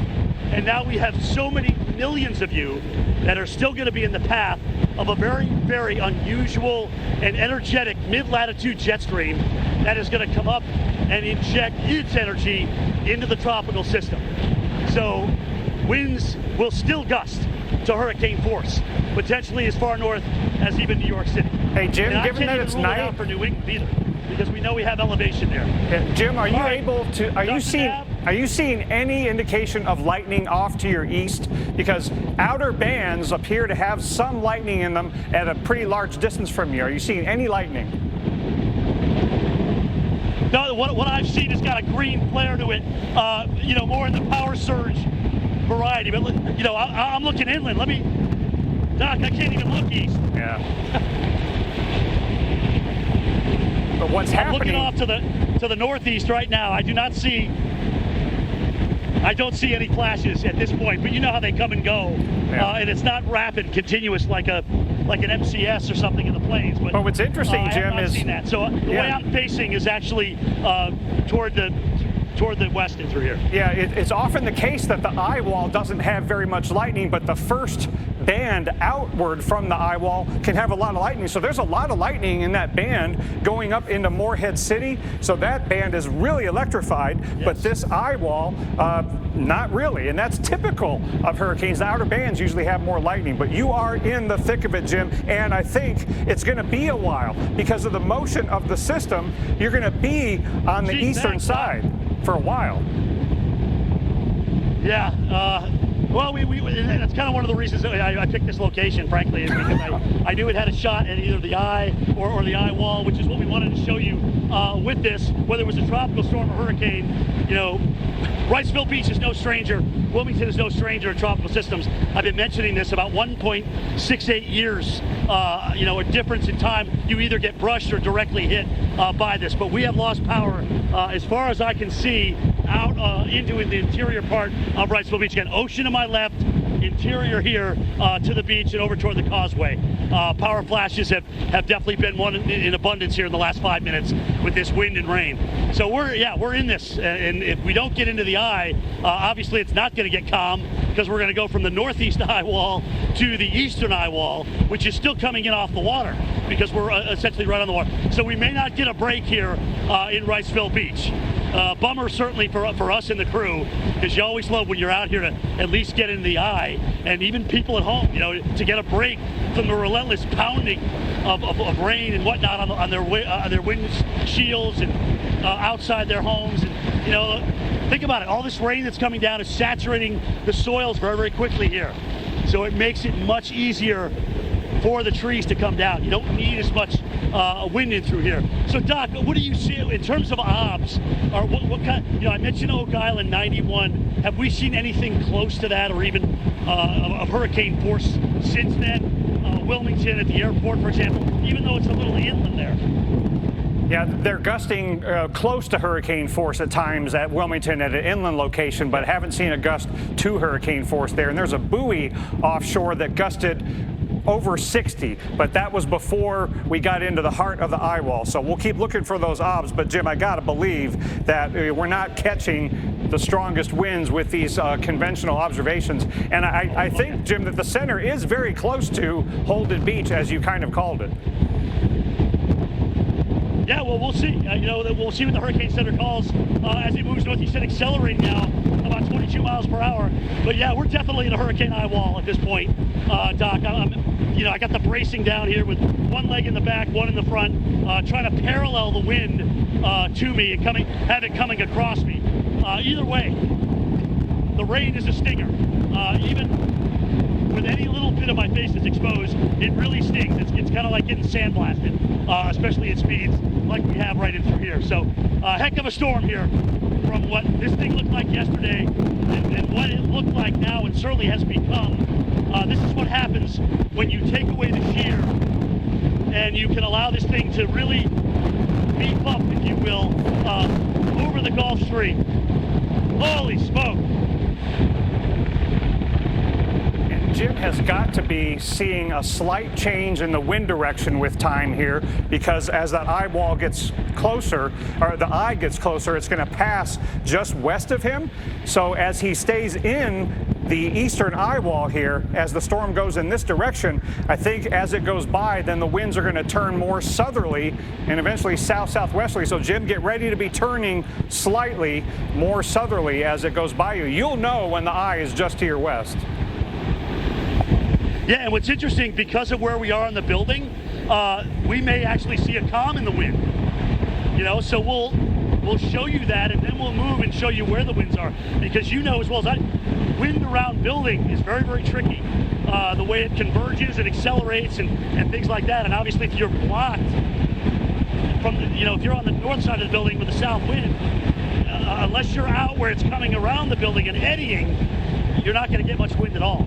But right now, Doc, wind is not a problem here. We're getting absolutely hammered with this northern eye wall. And you were right.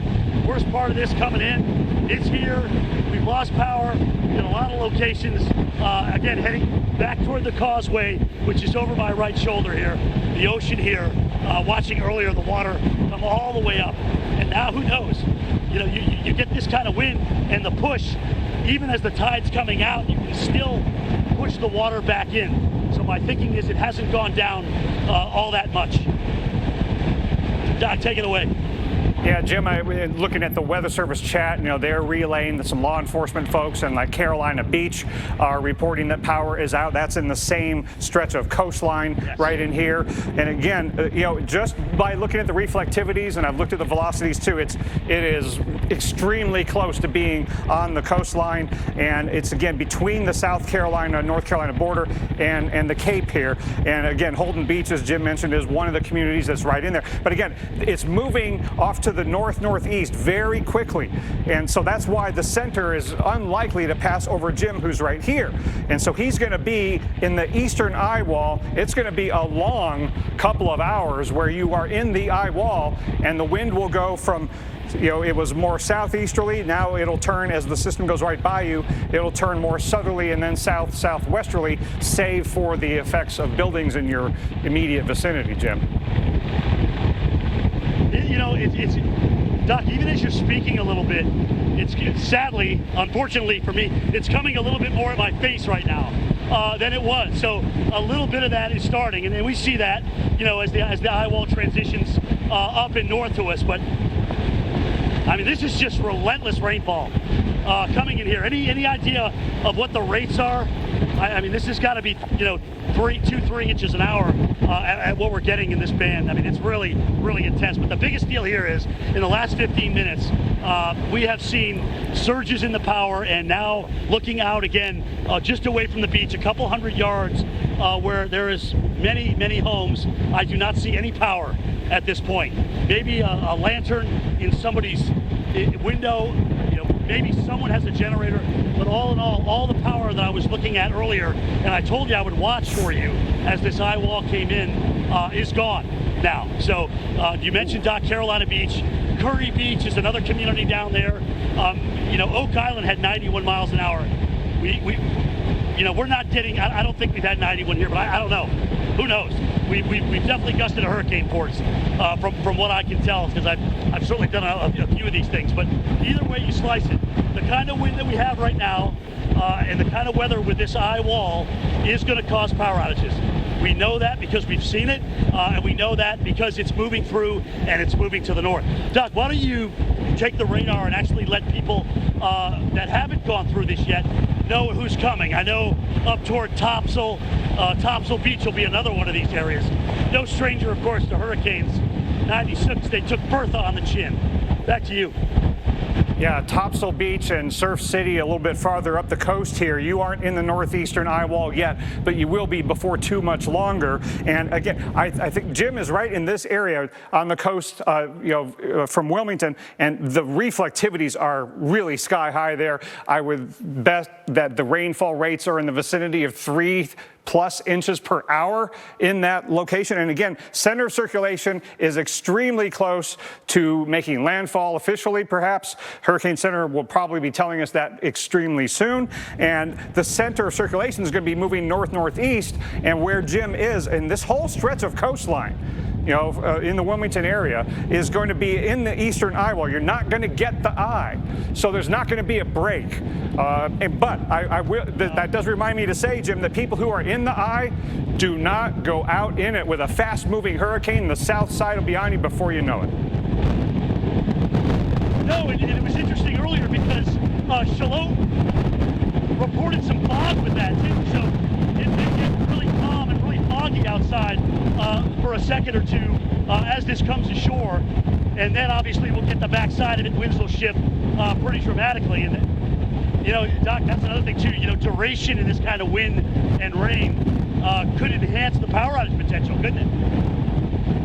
Well, yeah, the duration of winds is a big factor in power outages and damage, and the strength of the gusts. So you keep hammering the same locations here with gusts for a few hours, then you really rack up the damage, and the downed trees and the downed power lines and the flying debris becomes more and more of a problem. So there are some past hurricanes maybe that came in this way that maybe you didn't get as much wind damage as you might in this case because of the duration of how long you're going to get that eye wall. But Jim, the recent gust at Wilmington Airport inland there is 56, so you got to be gusting stronger than that. My goodness, look at that. He is really in the heart of it now. I just had to get down. I just had to get down for a second. I mean, I've been standing and holding that position, kind of like holding a squat for 15 minutes. Not an easy thing to do. So I'm just going to take a knee here. We can still talk to you, obviously, and report on what's going on here. But yeah, this has got to be 80-ish, which almost knocked me right off my feet. So I just said, you know what, heck, it's time to just take a knee here and hopefully deal with some of these winds a little bit lower down toward the ground. But guys, if you're just joining in, again, we're dealing with this this northeastern eye wall of Hurricane Isaias, and it has caused power outages literally from Carolina Beach and Curry Beach, now up here to Wrightsville Beach. Dr. Knapp mentioned Surf City, Topsail, next in line for this thing. It's come down a little bit, but not much. And if it is going to go more north than east, it is going to keep all of these beaches, Doc, right? In the wind duration. It's just going to change the direction a little bit, like you mentioned, more out of the south, as it would tend to be west of you at that point.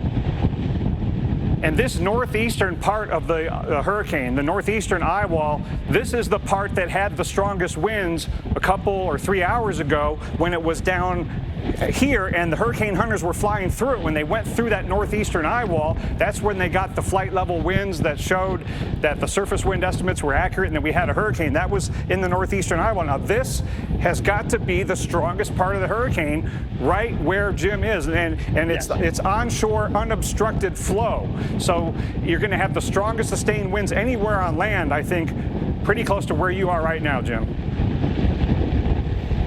Yeah, I mean, the fact that you said we're even strong tropical storm at the airport, which is inland, they're a heck of a lot stronger here and more persistent. And unfortunately, even less wind than what I'm getting could easily cause power outages. So certainly prepare for that and hope for the best as this thing comes north. But kind of, if you haven't lost power, the fact that we're going to be in this for several hours, if the center goes to your west, as Dr. Knapp was mentioning, you get the southern part of the wind.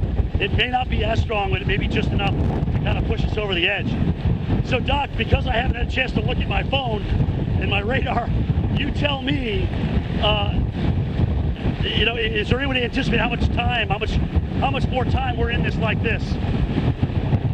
Oh, my goodness, Jim. Well, I don't think it'll be this strong for the next couple of hours, but you will be in the eastern eye wall for the next couple of hours. So I think this is probably the worst of what you're going to experience, but it isn't going to get all that much better because, again, center of circulation is going to pass to your west. So here's Jim, and then here's downtown Wilmington, and then the center of circulation will pass on the other side of Wilmington. And so he's not going to get the eye out at Wrightsville Beach. It's going to go this direction and intersect I-40 north of Wilmington. So he'll be in the eastern eye wall this whole time. Now, I think this is the strongest part, but this part is no picnic either. So, Jim, it's going to be a long haul. You're just going to be changing the direction in which you face because it will come out more out of the south and then south-southwest.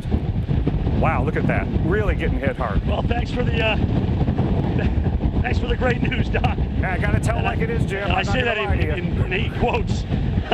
No, I know, buddy. I know you're not. The problem is, though, is that just keeps people and homes and whatnot into the winds. We had a couple of ladies that came down earlier, and as the wind picked up, it's kind of interesting.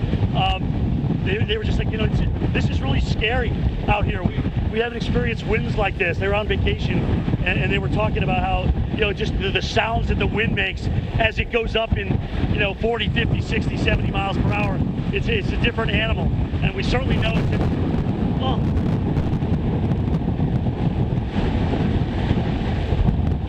we certainly know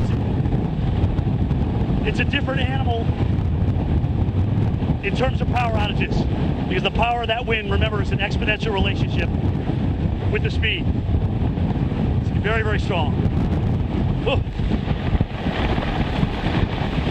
Doc, at least give me a landfall while I'm out here getting hammered.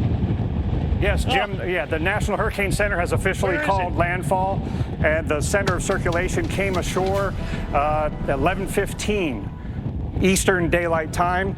And in fact, the landfall time is 11:10 p.m. Eastern Time. So the statement came out just a few minutes later. So the combination of the radar imagery and the surface obs indicate the eye of the hurricane made landfall in southern North Carolina around 11:10 p.m. Eastern near Ocean Isle Beach. So they called a point just a little bit west of Holden Beach. Maximum sustained winds at 85 miles an hour, Jim. So we've got landfall of the center in that same part of the coastline that we've been talking about, and now it's going to head to a path that takes it just west of Wilmington. You're going to be in the eastern eye wall, and I think those 85-mile-an-hour max sustained winds are right offshore from you. You're getting the worst of it. Yeah, I can attest to that. You know, Doc, I've done a few of these things, and maybe my nose has gotten bigger in age, I don't know, but I've never had one, like, push one of my nostrils closed. So, I don't know why I had to share that with you, I just did. But that's how strong the wind is, if you can put a visual on that. Incredible wind coming out of this thing right now, out of the east. And like Dr. Knapp mentioned, we are right on the water, okay? Back in the day, I could probably throw a small stone into the ocean, but not anymore. Not too far from it at all. And with that, of course, there's nothing to stop that wind. That was the first little break that we got, and it was about a second. But it feels like the wind may just be coming down a notch. Maybe just a notch, but not much, Doc. Still a lot of power outage potential with this. And Dr. Knapp talked about this because, you know, it's easy to focus in on where it's coming ashore and, you know, who it's impacting in the now. But, you know, this is an incredible storm when you look at the wind energy that's going to get injected into this. For places like Delaware and Maryland and New Jersey and New York and New England that may, you know, have not been tested, you know, in the last few years. We haven't had any really big nor'easters during the winter where we can sometimes get, you know, 100-mile-per-hour wind gusts. But now we're going to bring up this huge wind core with a tropical system that I think is going to catch a lot of people. Well, so much for the wind lightning. No, you're absolutely right, Jim. Catch a lot of people off guard. Yeah, because of how strong it is as it's coming ashore, and because we're going to have that low-level jet with the trough coming in and fully leafed trees, a system that's 85 miles an hour when it's coming ashore, because it's stronger now and because it's moving so quickly over North Carolina, Virginia overnight, tomorrow night, it's going to still be a very potent tropical storm. So here's the official landfall once again at 11:10 p.m. Eastern Daylight Time at Ocean Isle Beach. That's not far east of the South Carolina, North Carolina border. It's west and southwest of Wilmington, North Carolina. Max winds 85 miles per hour. Let's take a live look at Ocean Isle. This again is relatively calm, right? That's what you would expect if you're in the eye of a hurricane. Now, they're going to get the south side of this before too much longer. And I'm pretty sure the winds are not gusting to 48 at the moment. At that location, you don't have the observations updating that quickly. But because this is moving so fast, you don't want to be outside and go venture out and see what it's like, because you're going to be getting the southern eye wall very quickly, and then the winds will pick up dramatically and things will start flying around again. So with a fast-moving hurricane, you got to stay inside. And this is where the center of circulation came ashore. So here's the South Carolina, North Carolina border, and then here's Wrightsville Beach right in here. And Ocean Isle Beach is there just west of Holden Beach. And a Category 1 hurricane, and you think Category 1, well, that's not all that strong, but the pictures we're seeing and what Jim is going through shows you a Cat 1 hurricane is very, very dangerous, and Jim is taking every precaution he can to stay away from flying debris. Jim, how bad is it now compared to a few minutes ago? Yeah, I mean, this has just been relentless now for about, 30 minutes we've been out here in the strongest part of this. If anything's changed, Doc, it's been the rain maybe has lightened up just a little bit, but that's it. It is still hammering with the wind. And now, even as I look toward the ocean, the power's out here, I think, at the hotel.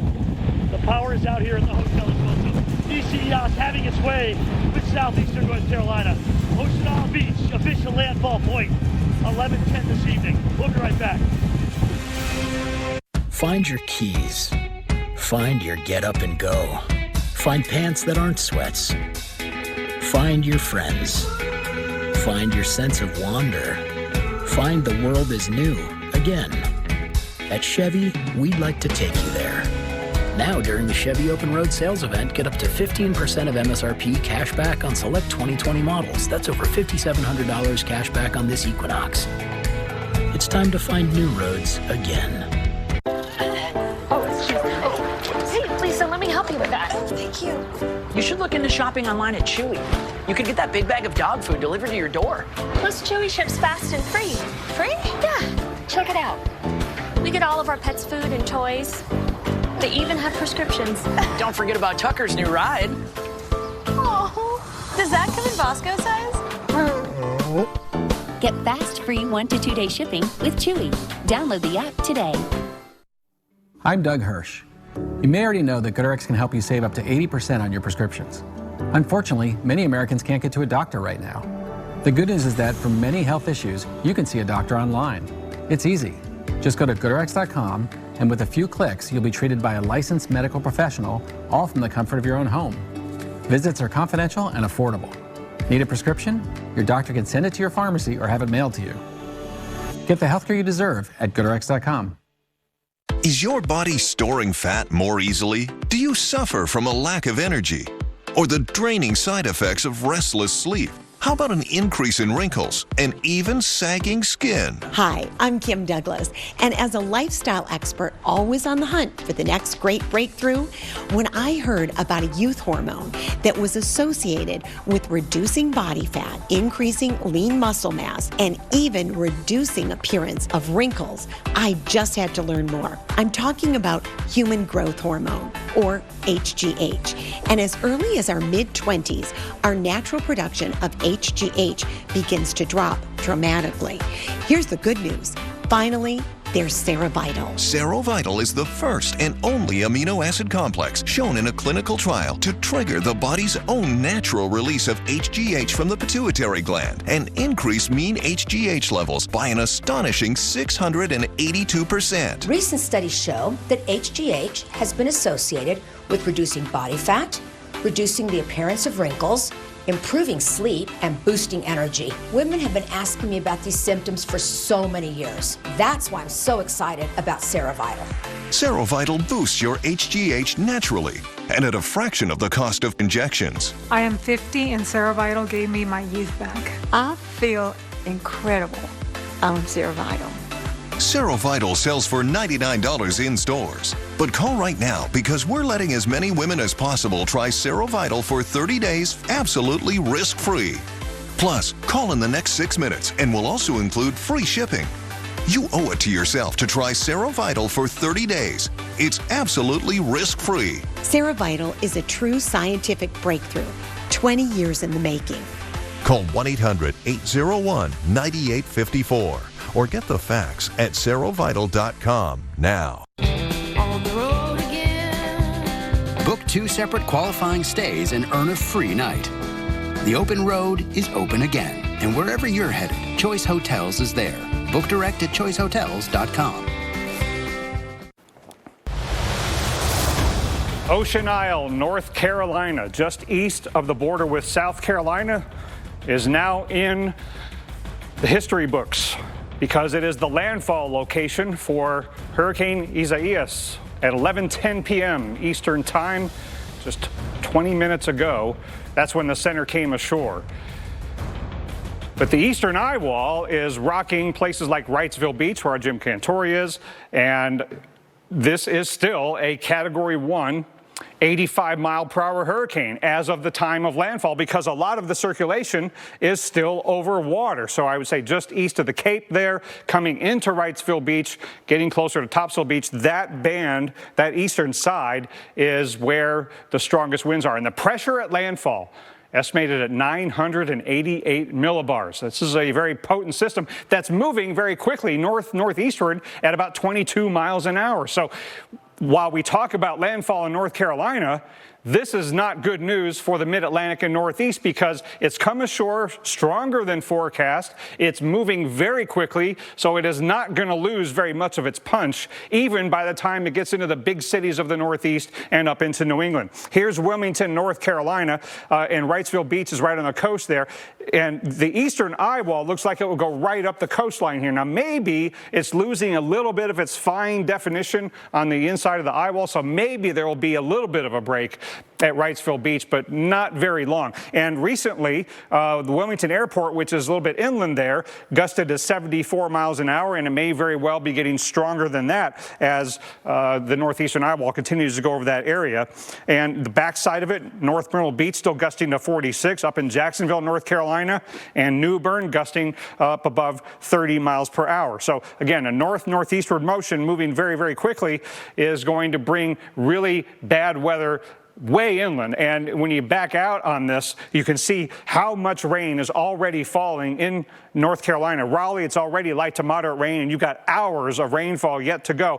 And also, in eastern North Carolina, we have a couple of tornado warnings, and our Carl Parker is monitoring that. He'll be giving us updates on those warnings, and they are over northeast of the center of circulation, Carl, by dozens to 100 or 200 miles. So this is a big, far-flung system. Yeah, that is often the case, that you find these tornado warnings well away from that center. And let's take a look at where these are now. One of them in eastern North Carolina, not very far away from the Sounds, and that is Craven County under warning right now near New Bern, and Pamlico County as well. This is moving northwest at 55 miles per hour. You see that sort of a bright spot right there. That is moving off to the northwest. That'll be coming towards Rose Corner, and then Caton, and then perhaps Blounce Creek after that, as that continues to rapidly move off to the northwest. Then in northeast North Carolina, just south of Elizabeth City, I've got a tornado warning here going until 11:45, and you can see that little rotation right there. That is not very far away from Elizabeth City, coming up here in just the next few minutes. So you want to get to your safe place right now, as you've got a tornado possibly coming your way. Let's get back out to Jim Cantore in Wrightsville Beach. And, you know, Jim, I was in a hurricane years ago and got winds of 79 on my handheld, and I couldn't believe how strong a 79-mile-per-hour wind was. Well, yeah, we probably had that. Carl, that's a pretty good estimate, I think, of what we had here. I don't know, but I know that the airport, which is inland, has certainly been in the upper 60s, near 70. So, yeah, they get the friction of the land, they get the trees to kind of slow that wind down a little bit, but we're getting it right off the water here, and it's still coming right in from the east. So maybe a little bit southeast, if that, but we're definitely just getting hammered here in terms of the wind, and it's been enough to actually knock out some of the cell service to some of the providers. So that's a pretty incredible statement when you think about it. But we did have, again, about 40 minutes ago, quite a few power surges where, you see that green flash, which is the transformer tripping, because something is either pushed on the line or they've had a surge in the power. And that's how they save the power lines and the transformers. They trip, and that's when you see that green flash. All right, so it's not it blowing, it's tripping to save it so they can get it back online. And obviously with this kind of wind, people that have lost power, in which there are many, will not be back online anytime soon, that's for sure, especially tonight with this wind, where Dr. Knapp was talking about how the center's going to go off to our west, so we're going to stay in part of the eye wall for a good part of the evening. It won't be as ferocious, but it will be certainly enough to continue to produce power outages. Again, guys, tornado warnings up near Jacksonville in North Carolina as a result of Isaias coming to shore near Ocean Isle Beach. We'll be right back. Domino's knows delivery, so when we asked our team members how to make carry-out more convenient, they had thoughts. Frisbee. That's a thought. Deliver it. Even better. Introducing Domino's Carside Delivery. Just pull up, check in online, and we bring your food to you. It's carry-out delivered. Stouffer's mac and cheese is made with 100% real cheese. So creamy. So cheesy. It's too bad you're a dog. This is really creamy. You'd love it. Stouffer's, the taste you love at a price you'll love. I recently took a road trip to Greensville to attend a chili cook-off. Rough roads all the way down. I drove there on these Cooper Discoverer and Duramax tires. Without them, we might never know the winning bean-to-meat ratio of a good chili. So go with the Coopers. Cooper! So I'm gonna hold on promoting you this quarter. Cool? Drop the taco. Get in the car. Does this Sentra feel like a compromise to you? Wait, what? The handling is good, right? No compromise there. Nope. Watch this. rear automatic braking. So if this Nissan Sentra isn't going to compromise, why should you? You're right. Atta girl. The all-new Nissan Sentra with more standard safety features than any other car in its class.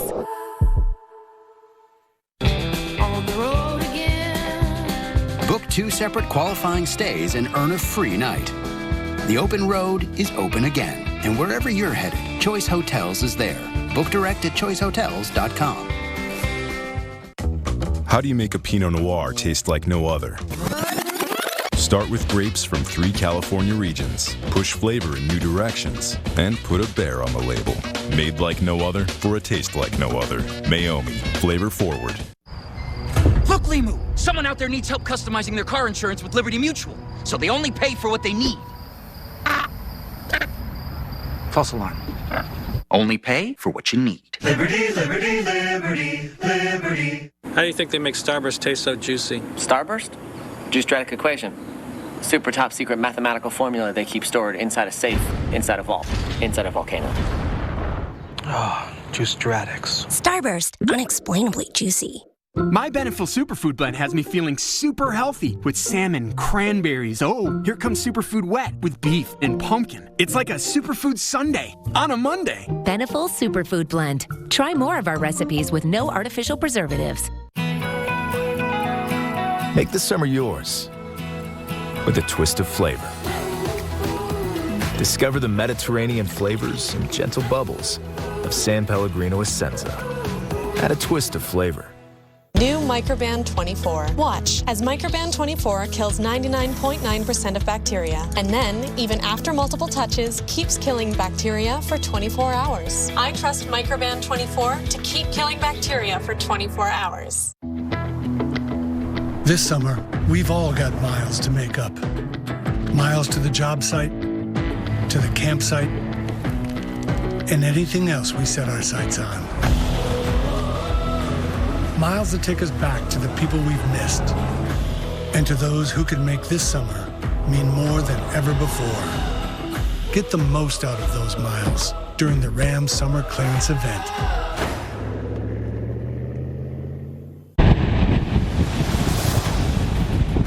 And the power outages continue to mount with Isaias as we are taking this northern and eastern eye wall. Pretty tough here at Riceville Beach in North Carolina. I don't think people were planning on these kind of winds, which I'm going to say have been over 80 miles per hour here where I'm standing, especially with these gusts around. It's pretty hard. I've never known anyone to stand at a 100-mile-an-hour wind. I can tell you that right now. It's almost impossible. Here's the deal, though. The power outages have jumped big time. We have seen now about 62,000 customers in North Carolina without power. So really, really big spike there. Not surprising as the eye wall came up through, Charlotte, through Ocean Isle, which is where the Landfall, Ocean Isle Beach, Holden Beach, Curry Beach, Carolina Beach, here right now. Now heading up into Surf City and Thompson as well. So just relentless.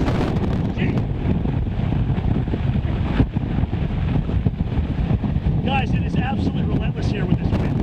And we have had unofficial gusts 70 to 90 miles per hour with this already. So not surprising we're seeing the power outages. Not surprising we're seeing the power surges with this that this storm is producing.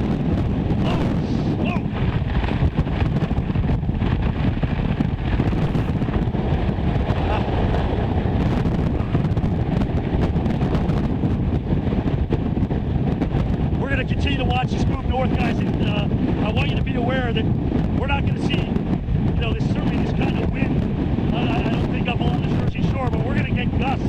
We're going to get gusts to hurricane force through the Delmarva, through areas in Maryland, the Chesapeake, that haven't seen this kind of wind before. So much more of this to come before the day is out. This is an ice storm that wants to stake its claim here because Isaias, of course, taking the Ike name back in 2014 when they retired Ike, and we never got to the ice storm. So here we are in 2020, and Isaias, obviously, before we even got to August 1st, was named. And this one Yeah, and Jim, putting up his name. Yeah. Guys, one of the more familiar smells out here is you kind of use all your senses when you start to lose power, is the smell of wood that has been snapped. So no question, Dr. Nav, we've got some trees that have been snapped and some power poles as well, especially given this kind of wind here out on the beaches. And Jim, it's going to be pretty relentless. Yeah, I thought maybe, just maybe, you would catch the eastern part of the eye, but it just doesn't look like that's going to happen. You're going to be turning out of the south here pretty soon. And Wilmington Airport inland continues to gust well over 60 miles per hour. It's probably at times getting a little stronger than that. They were sustained tropical storm force a little while ago. I'm sure we don't catch the strongest winds necessarily with all these. Here's a couple of reports not far from you, Jim, in Myrtle Grove down to the south. Down tree on power lines at Deer Hill Drive and Myrtle Grove Road. Carolina Beach, storm surge flooding at Canal Drive and Pelican Lane. And so that's on the east side. We've got lots of reports of storm surge flooding in South Carolina. So both sides of the eye, it produced storm surge flooding. Doc, I got to ask you, because we were on talking about this last night and how it was really just nothing on the west side with the shear. It's amazing once you drop that shear and you sit this thing over the warm Gulf Stream waters, how quick it regenerates. Yeah. It looks like I think now, Yeah, in some ways, the shear got a little bit weaker today. Shear is shear no matter what direction it's coming from. But when all the winds in the atmosphere started to blow kind of from the same direction, the magnitude of the shear decreased, and it was able to go over the Gulf Stream and really ramp up. And I think people are going to be unpleasantly surprised at how strong this still is over the Mid-Atlantic and Northeast. Yes. Well, if you're watching us here on the Weather Channel, don't be too surprised because you can see it. I mean, we're taking a beating out here. And now, with the tide going out, as you know, I think there's enough of the beach sand exposed, or at least the dunes, that I'm feeling more sand coming at me right now around the building. So we're actually getting flowing sand in these gusts coming around the building right now. Just relentless, absolutely relentless. And I would say, Jim, that some of that sand is probably coming from miles away. I mean, it's got to be blowing parallel to the coastline, coming from the Cape all the way up to where you are. Yeah, I mean, I can't tell you if the winds have changed direction from where I am because of the way that I'm around the building. Even if they go a little more southeast, they're going to kind of run along the side of some of this building, so I'm going to still get it. But I can't tell you, if you've seen any kind of an appreciable change in the wind direction. I can tell you one thing: we haven't seen a change in the strength. That's for sure. It's just howling through here, absolutely howling, and unfortunately, the fighting spirit is one we all share. Amanda Nunes wears hers with pride. From standing up for herself against the doubters, to being the only woman in her MMA training gym. Amanda refused to let stereotypes get in her way, whether inside the octagon or out. Since 1925, we've proved that it doesn't matter where you come from, it matters what you're made of. Modelo, the official beer of UFC. This Beneful Simple Goodness is amazing. Meaty morsels, a tender texture with real meat, and a blend of peas and carrots I can see. Beneful Simple Goodness. Or try these recipes with no artificial preservatives. Introducing Tostitos strips. And creamy avocado salsa. Anyways, these strips have got to be their thickest chip yet. Perfect for dipping in this delicious salsa made with real avocados. They're good apart. But even better together. Say what? All right, pass me some of that green stuff. For shizzle. Martha, we talked about this. Tostitos. Get to the good stuff. We've always put safety first. And we always will. For people. For the future. And there has never been a summer when it's mattered more. Wherever you go, summer safely. Get 0% APR financing for up to 5 years on select models and exclusive lease offers. On the road again. Book 2 separate qualifying stays and earn a free night. The open road is open again. And wherever you're headed, Choice Hotels is there. Book direct at choicehotels.com. Here's Candace, who works from home and then works from home. But she can handle pickup even when her bladder makes a little drop-off. Because Candace has poise. Poise under pressure and poise in her pants. It takes poise. I like Liberty Mutual. They get that no two people are alike. And customize your car insurance so you only pay for what you need. What do you think? I don't see it. Only pay for what you need. Liberty, liberty, liberty, liberty. Hey, Luke, wake up. You fell asleep again. Why do I always fall asleep on the bus after school? Why am I so tired? That's what we always wondered. But then he was diagnosed with narcolepsy, so he was more than tired. Narcolepsy can affect anyone, children and adults. We waited too long to take action, but you don't have to. Visit morethantired.com now. Learn about the 5 symptoms of narcolepsy, take the narcolepsy symptom screener, and find a sleep specialist. Don't wait. Visit morethantired.com today. Feeling stressed? Try new Nature's Bounty Stress Comfort. 3 unique gummies for your unique needs. Find peace, boost mood, sleep well. Stress comfort comes naturally, only from Nature's Bounty. I'm 53, but in my mind, I'm still 35. That's why I take Osteo Biflex to keep me moving the way I was made to. It nourishes and strengthens my joints for the long term. Osteo Biflex, plus vitamin D for immune support. Everything is almost cloud-free at this point. Plus, it's not cold at all. We're drying out and even warming up. We love it that way. Better days start with the Weather Channel. A tropical storm warning is in effect.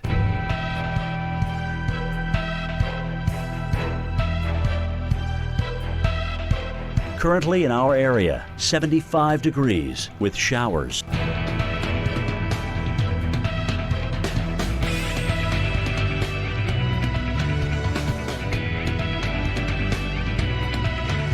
Tonight, late night thunderstorms, low 73. Chance of rain, 80%.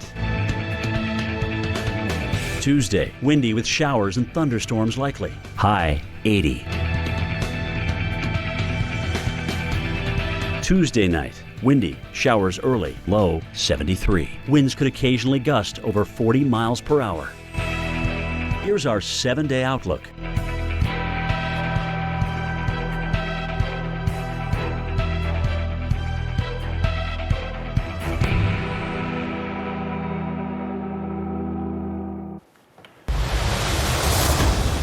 Hurricane Isaias has made landfall. It was less than an hour ago when it crossed the coast of North Carolina, just east of the border with South Carolina near Ocean Isle Beach, as a Category 1 with max winds at 85 miles per hour and a pretty low pressure of 988 millibars. Obviously bad news for the folks who are dealing with it directly right now, but it's also bad news for folks up in the mid-Atlantic and the Northeast, because this is going to retain a lot of its strength, coming in stronger than forecast and moving so quickly. Here's the center of circulation that's going to be passing just west of Wilmington as it moves quickly north-northeast. The Topsail Beach and Wrightsville Beach, Carolina Beach area, you're going to stay in the eastern eye wall for an extended period. So we're going to be seeing a lot of impacts there, maybe worse in some ways than some of the hurricanes that have come in straight into your coastline. So you don't have to have landfall of the center at your spot to be the center of action. Again, still gusting over 70 miles an hour at Wilmington. North Myrtle Beach is still gusting to 38, and those gusts are getting inland. Jacksonville, North Carolina, up to 39 miles an hour. The rainfall problem is starting to ramp up. Just south of Raleigh and then north of Wilmington going up I-40. It's been raining for quite a while inland in North Carolina. This is typical behavior for these systems coming in from the south going over North Carolina. You often get north loaded and west loaded. You get some pre-hurricane rains with the front and the trough that are bringing it north. Flash flood warning is in effect for the Fayetteville area. We know how vulnerable this area is. So I-95 going all the way through Fayetteville northeastward, and then I-40 out of Wilmington headed toward Raleigh. You're going to run into flash flooding. You do not want to be on the roads tonight. 2-3 inch per hour rain rates are going to be common, and it's going to rain for hours. So you can tell that flash flood warning goes till 5:45 in the morning. Could be a life-threatening situation. I wanted to show you, these are reports from down near the coast where we had down power lines and storm surge east of Wilmington.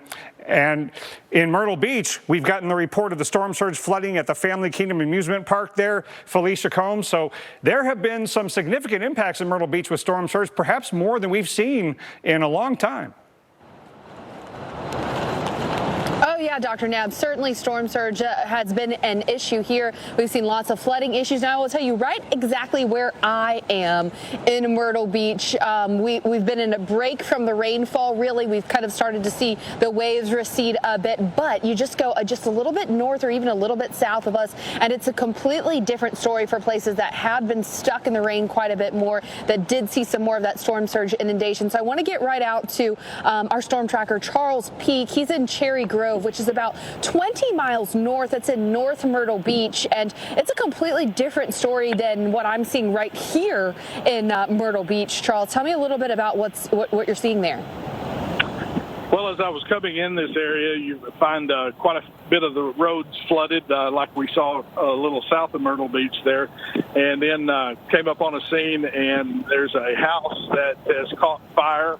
It looks like it's the second floor is where the smoke is coming through. Talking to a resident a few houses down that actually called the fire department, they just started smelling the smoke and looked out and saw it and called the fire department. It was at the time that some strong winds. They think it may have had something to do with electrical. Right now, the fire department, they're actively fighting the fire, so I haven't been able to talk to them to get any further information, but there's probably it looks like about 10 fire department units here at this scene.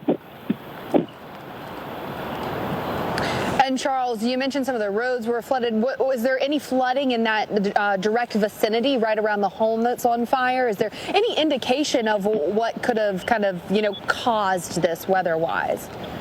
Yeah, there's right now the fire trucks are sitting in about a foot of water on the road in front of the house. There's several power lines. Let me restate that. There's several lines that are down. Hard to know if it's power, telephone, what it is, but I see several lines dangling. So I would just, under the circumstances, especially with it being the second floor, feel like that was probably a contributing factor, but that's speculation on my part. Okay, Charles. And, you said you talked to a neighbor. Do we know if there was a family in the home? They said the home was unoccupied at the time, so that's obviously a good thing. Yeah, of course. Now, Charles, talk a little bit more. We've got about 30 seconds left to break. Talk a little bit more about some of the roads, the dangers that you encountered driving into there, because very different going from south of Myrtle Beach to North Myrtle Beach. Yeah, lots of flooded roads, especially off of the side. You've got this widespread in this area. Some of you just can't even, impassable, and you can't get to.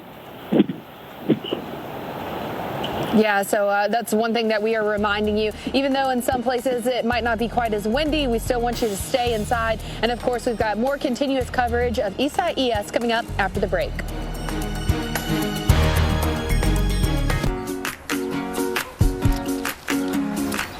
Cats will do anything for the irresistible taste of Temptations treats. What are you doing? Oh, hey, check this out. Temptations. All it takes is a shake.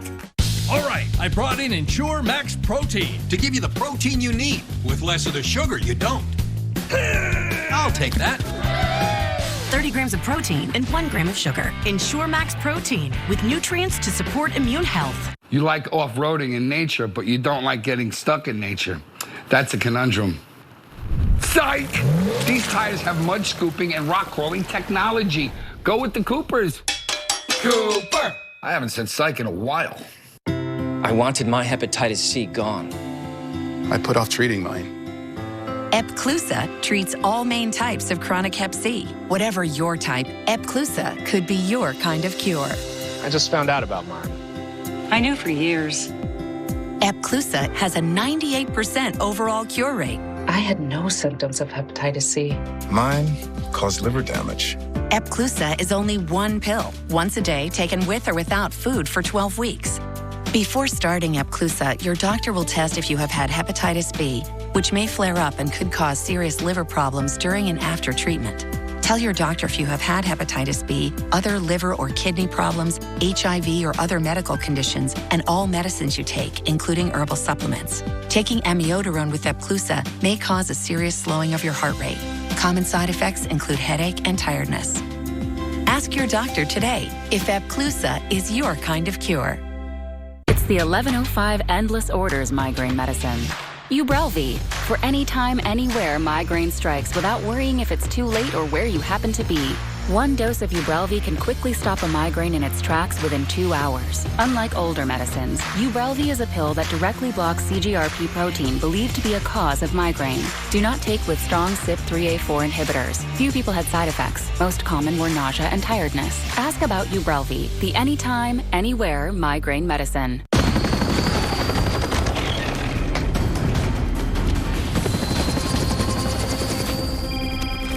Where are you?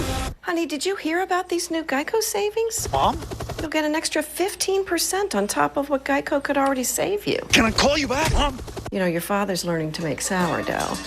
Even though he knows I prefer rye. There's never been a better time to save with Geico. Switch by October 7th for an extra 15% on car and motorcycle insurance. Hey, next time, let's do a face call. Where can a healthier heart lead you? For people with heart failure taking Entresto, it may lead to a world of possibilities. Entresto helps people stay alive and out of the hospital. Don't take Entresto if pregnant. It can cause harm or death to an unborn baby. Don't take Entresto with an ACE inhibitor or aliskiren, or if you've had angioedema with an ACE or ARB. The most serious side effects are angioedema, low blood pressure, kidney problems, or high blood potassium. Ask your doctor about Entresto. ProPlan Live Clear, a breakthrough, 10 years in the making, that reduces allergens in cat hair and dander. Outstanding nutrition with the power to change lives. This is Purina ProPlan Live Clear. A relentless ECS continuing to hammer away near Riceville Beach in North Carolina. And there are many of you now without power. We have really ramped up 130,000 and counting now in North Carolina alone without power. As winds have gusted over 80 miles per hour on the shore, easily 80, 85 here at Riceville Beach. We've had 74, so we had a hurricane gust at, I believe, the airport in Wilmington, which is inland, and I can smell wood, which is broken. These are trees that have been snapped. I don't know where that's even coming from, because I'm right on the water, and the wind around this building maybe have a little southerly component, but all in all, it is absolutely relentless. So that all too familiar smell of wood, and I know that there are power lines that are down as well, as we reported at Carolina Beach. Some of this earlier band that I dealt with is now heading up toward Surf City, or actually into Surf City and Sneed's Ferry. Those are the areas that got the first band, so they're probably seeing power outages there as these winds are gusting still to hurricane force.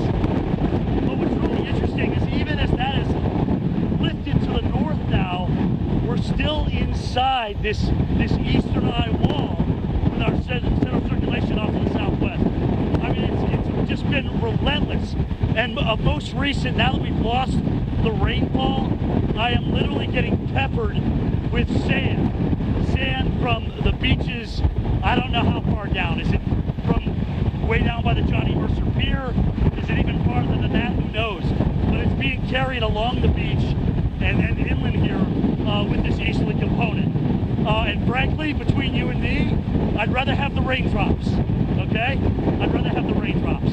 The problem is we're going to lose power, and we're not done with this. We're going to deal with this eastern eye wall in eastern North Carolina. This is going to get up certainly into Jacksonville and Newburgh. We had some earlier tornado warnings there. And of course the inland rain. We're seeing the heavy rain start now in Raleigh, North Carolina as well. Let's get some new information from Dr. Rick Knabb. And Doc, I don't know if you know, when you go to the gym, if they ever get you to hold a squat for a certain amount of time, but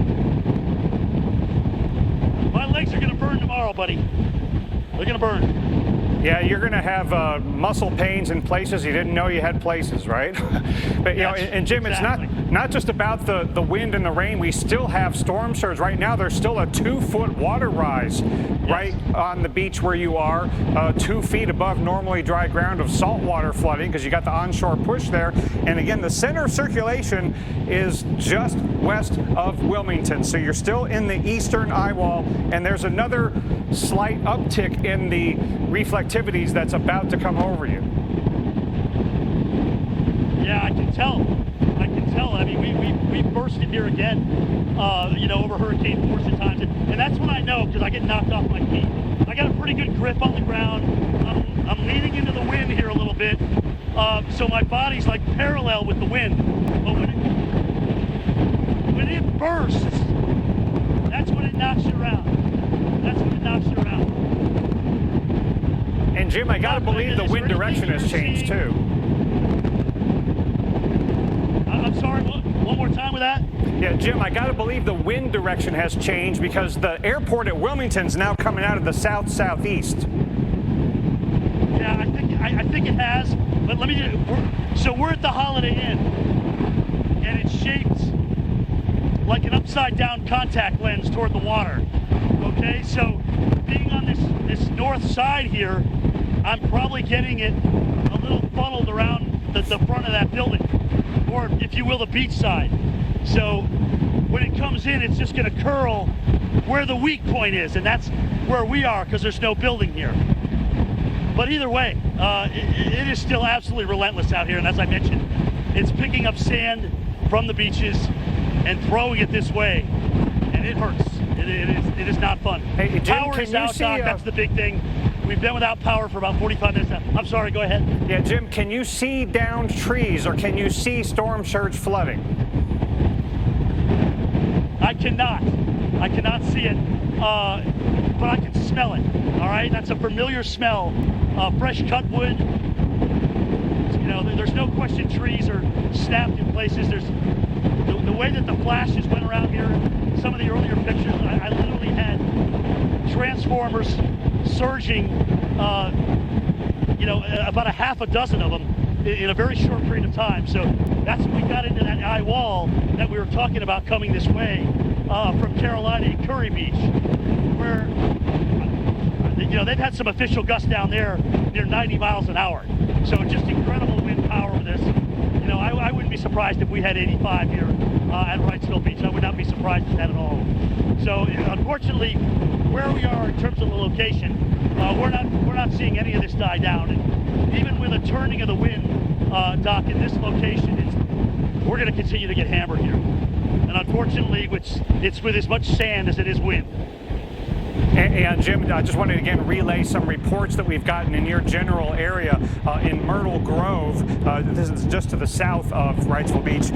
Emergency management reporting down tree on power lines at Deer Hill Drive and Myrtle Grove Road. And Carolina Beach, storm surge flooding at Canal Drive and Pelican Lane. So we're getting on the ground reports of the trees coming down, the power outages, and the storm surge. And Jim, we've got a flash flood warning between Wilmington and Raleigh, so it's getting real up there as well. And we got a live look at Wilmington, where we've been gusting over 60, over 70 miles per hour at times. You can see how the river there looks like it's pretty active. You know, you can get a bit of a storm surge push up the river into Wilmington, and maybe they're getting a little bit of a break from the strength of the winds there, since they're a little bit closer to the eye than you are, Jim. So I think the winds are still coming out of the south pretty strong there because the center is passing west of Wilmington.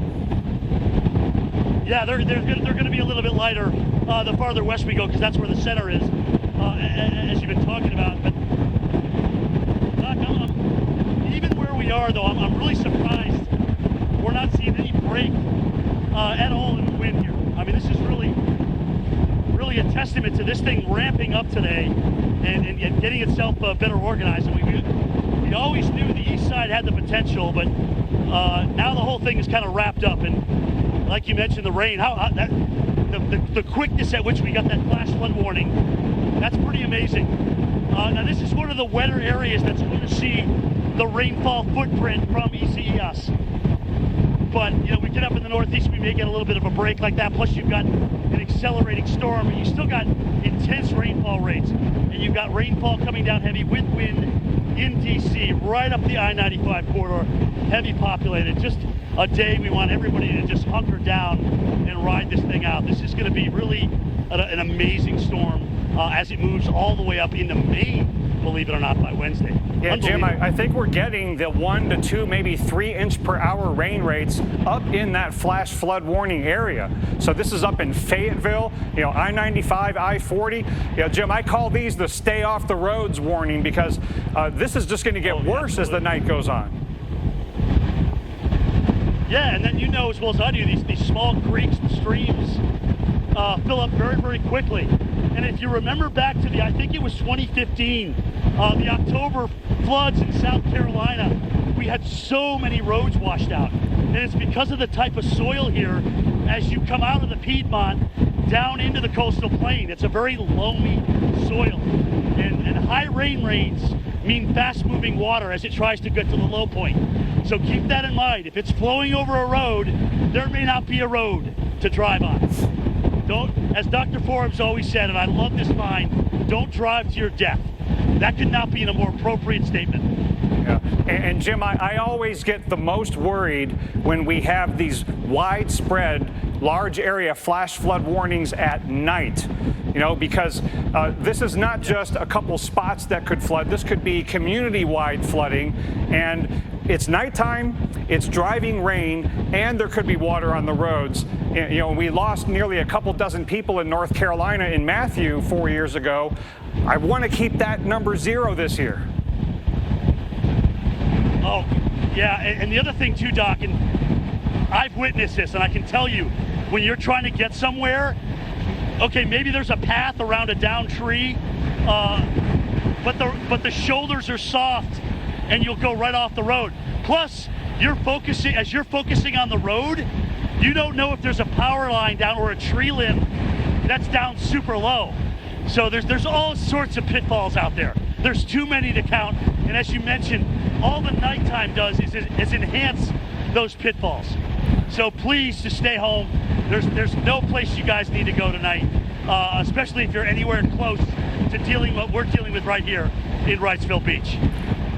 Yeah, and Jim, the winds of tropical storm force, maybe even sustained, could be getting to Raleigh, North Carolina in the next couple of hours on the leading edge of all of this. And then in Hampton Roads, you know, maybe by 5 a.m., up into D.C., Baltimore area by 8 a.m., and New York City by midday or early afternoon. And when those winds of tropical storm force start arriving, then trees and power lines are going to be coming down in a fully leafed tree environment, and a lot of these areas are wet. So we're going to have a lot of damage from trees that can kill, and all the power outages. And think about the commerce too, Dr. Knapp. The amount of commerce that travels north-south on Interstate 95. All right, so if you're on the north side of the circulation and you've got an east wind and you've got an empty truck on that interstate where you're like, oh, I never get blown around that much, guess what? You're going to be very, very surprised. The Garden State Parkway, the New Jersey Turnpike, you know, obviously that I-95 corridor that you've been talking about, really, really going to be prone to blow over tomorrow with where this storm is going, essentially paralleling that interstate. And Jim, you know, the winds on that road. The winds that we're seeing you experience are, you know, they're not going to be this strong up in the big cities of the Northeast, but this is a preview of how potent this system is. Widespread power outages along the coast, likely in the big cities. So we're going to have one of the more extensive power outage events here in the eastern U.S. perhaps that we've had in a long time associated with a tropical system. Yeah, I'm trying to think of the last time. Obviously we're not going to get to Sandy levels, but in terms of the amount of real estate covered, we could reach that. When you add in South Carolina and North Carolina, that's a lot of people. Yeah, and the power outages can be surprisingly dangerous or even deadly. We don't want to lose people with the carbon dioxide issue. You got to run those generators outdoors, and the candles. I don't know what the cause of the fire in South Carolina was that Charles Peak found, but unattended candles in a power outage can cause fires, and then the downed power lines. Yeah. So many hazards with power outages. And guys, remember what's going on out there. We have this pandemic, COVID-19. I know you're well aware of it. But the fact is, as these crews, which would normally number, Doc, and in the thousands, it would be like an armada coming down the roads and staging in areas to go in and attack areas that have seen the power outages. They cannot do that. They have to go in much smaller groups now. We talked to Duke Power about this afternoon. So be patient. They're going to get to you, but they've got a plan. They're just going to be much smaller groups. So in essence, it is going to take longer. But it is, that's just the way it has to be with this pandemic.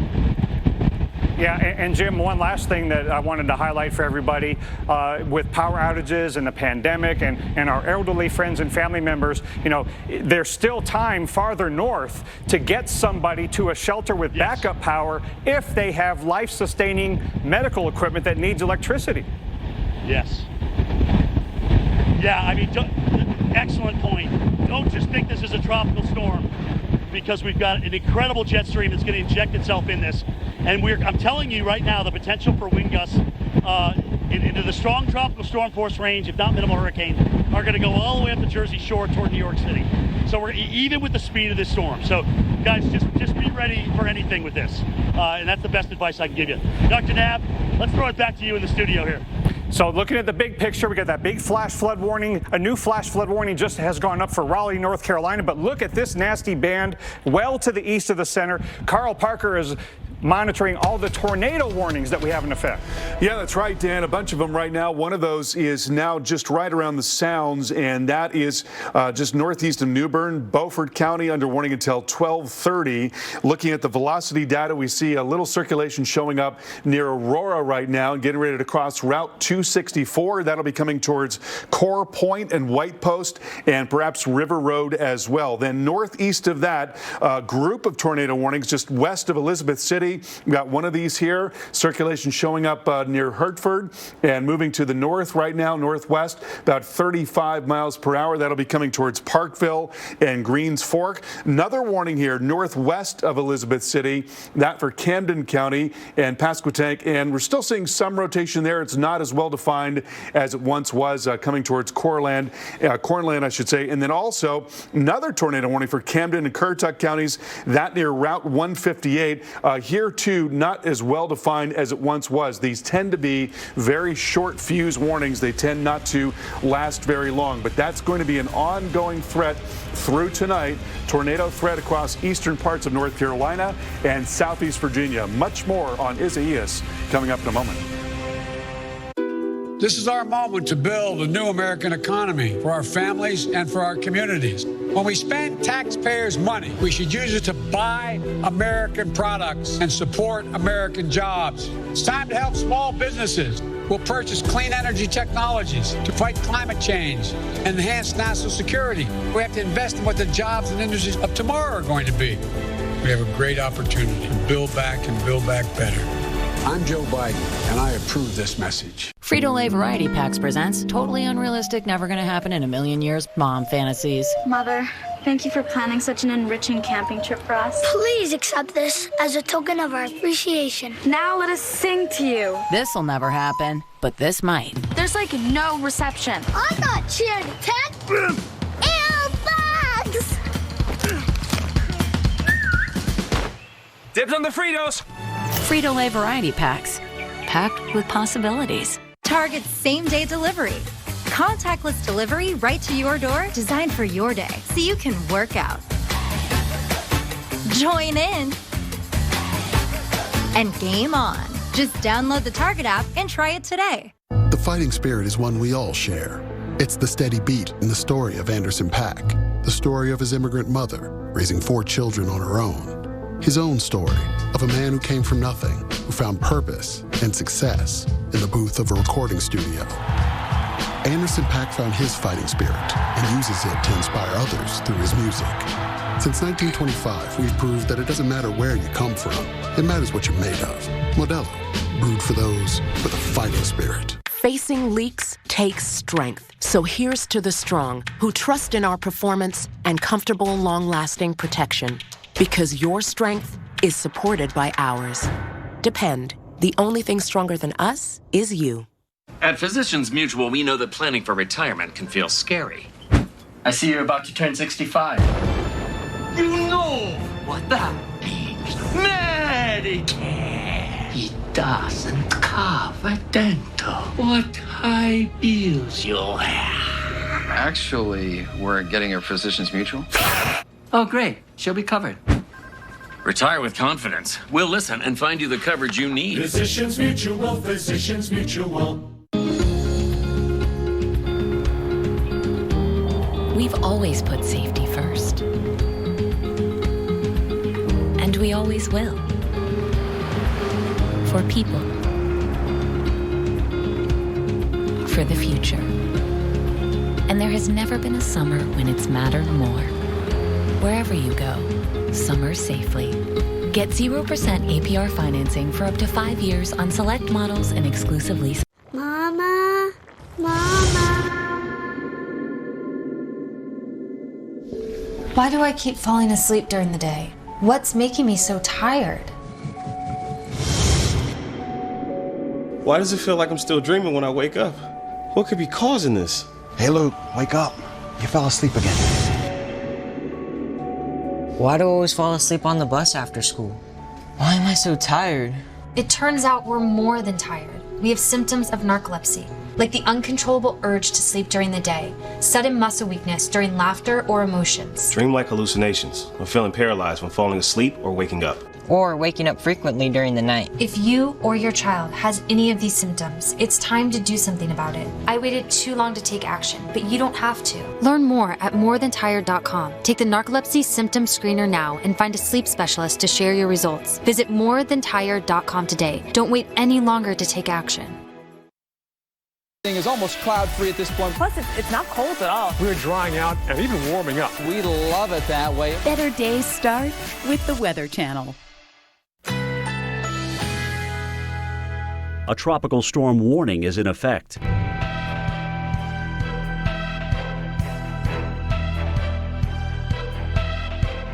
Currently in our area, 75 degrees under cloudy skies.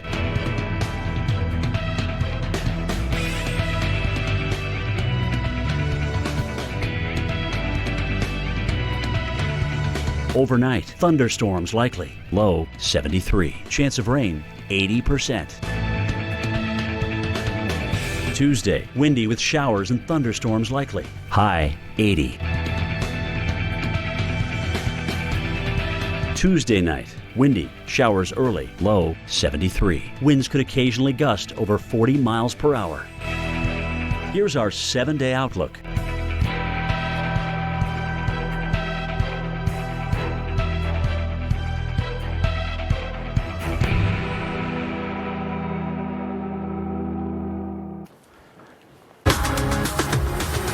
Ocean Isle, North Carolina is the location of landfall, and northeast of there is Wilmington, North Carolina. This is the driving rain on the eastern side of the hurricane, so they caught the eastern eye wall, gusting over hurricane force at the airport, probably stronger in other locations. Flooding is an issue. Power outages are mounting. 175,000 customers are without power in South Carolina and North Carolina combined. And our Charles Peak has been out in the storm in South Carolina. These are images he provided to us from Myrtle Beach, South Carolina earlier. And there has been one of the more significant storm surge events in Myrtle Beach in quite some time. A number of roads near the coast covered in water. The amusement park there, downtown Myrtle Beach, covered in water. Also have a combination of saltwater and freshwater flooding. And then Ocean Isle in North Carolina, just east of the border, the landfall location, approximately, of the center of the hurricane. Calmer conditions that they're experiencing because they're not staying in the eastern eye wall like Wrightsville Beach and Topsail Beach. And they will be getting the southern end of the storm, so it is far from over at the coast of North Carolina. Wow, what a storm, and it is, for many people, just beginning. And Carl, the tornado threat is ongoing and will be a big problem overnight. Yes, it certainly will, and we've had a bunch of tornado warnings already. Let's take a look at the ones that are up right now. One of those, right around the Sounds here, Beaufort County in North Carolina, that going until 12:30, and so we're seeing a more diffuse circulation. That is often the case. These storms tend to not have a whole lot of instability, so you see a quick little spin up. You notice it there near Aurora, showing up right in this area, and in the more recent frames, it's not nearly as well defined, but still some threat for a tornado there. Let's go ahead and time that out and show you where that's going to be moving in the next few minutes. That coming across 264 and going to the northwest, moving to the northwest, about 35 miles per hour. So coming towards Allagoods here and Bats Crossroads as well. Then northeast of there in northeast North Carolina, another tornado warning west of Elizabeth City. Here too, that is an area that is not quite as well defined as it once was, but there's a brand new tornado warning that has just come out. I'm going to go back to that and we'll get a look at the particulars on that. That tornado warning for Chesapeake and Suffolk, and that also includes Camden Gates counties here. And looking at the velocity data, that is going to be moving northwest near Parkville and continuing off just west of Route 17. So coming towards Lynch's Corner, Acorn Hill, Folly Fork, and also Cora Peak. And then another tornado warning. This one is now just south of Norfolk, and that includes Camden and Currituck counties. And here we're looking at a rotation just west of Moyock there. And that eventually, if it holds together, will get towards the Norfolk area, coming towards Benefit more immediately. West Landing at 1238. Grassfield 1244 and Deep Creek at 1247. So an ongoing tornado threat tonight for eastern parts of North Carolina, as well as southeastern Virginia. We're going to see that again tomorrow farther northeast. That will extend up into the Delmarva, including Ocean City and Rehoboth Beach, and then much of Jersey, Atlantic City, the Jersey Shore there, right into the New York City area as well, and then also up into southern New England. Could be tornadoes in addition to the threat for general damaging wind. Rick, we do expect that this storm is going to continue.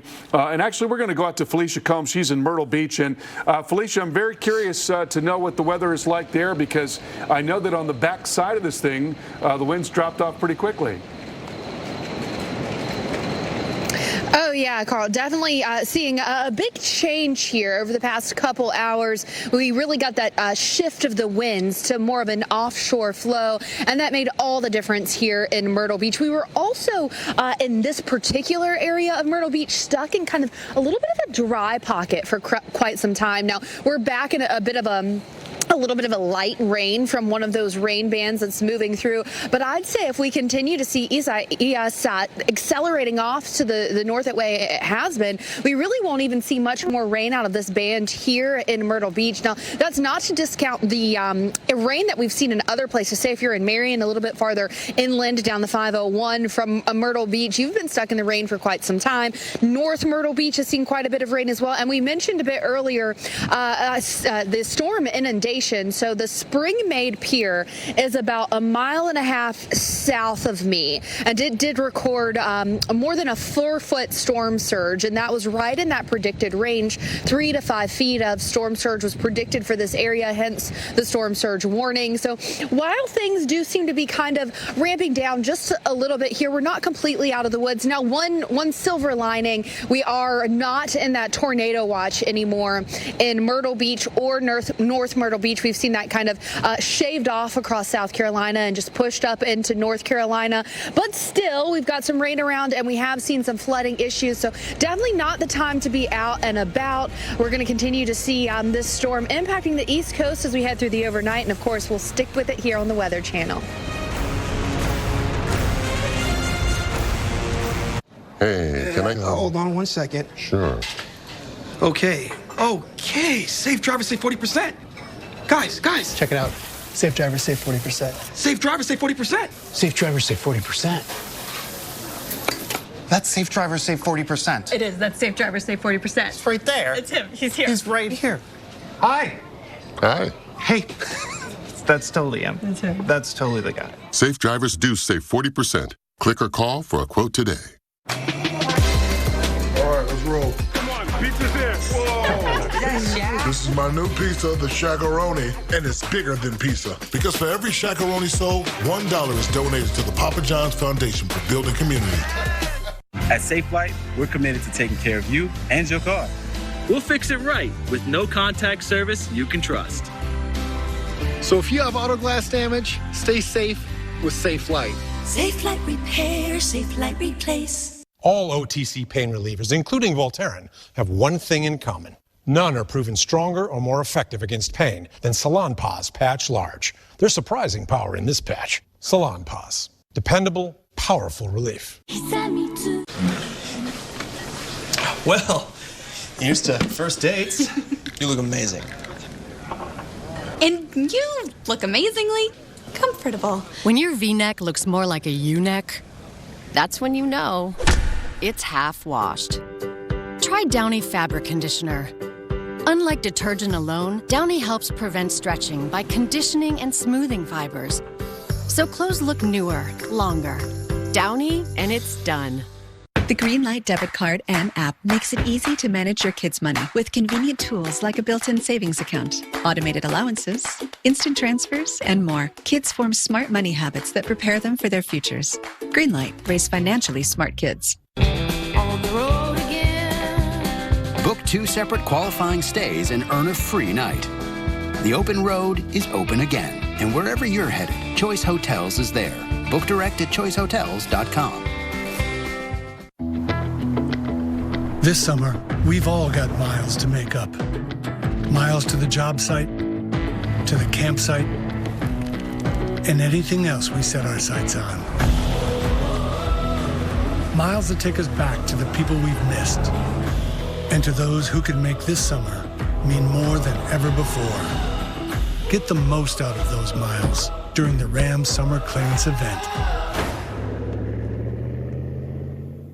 Introducing Tostitos Strips. And creamy avocado salsa. Anyway, these strips have got to be their thickest chip yet. Perfect for dipping in this delicious salsa made with real avocados. They're good apart. But even better together. Say what? All right, pass me some of that green stuff. For shizzle. Martha, we talked about this. Tostitos. Get to the good stuff. Where can a healthier heart lead you? For people with heart failure taking Entresto, it may lead to a world of possibilities. Entresto helps people stay alive and out of the hospital.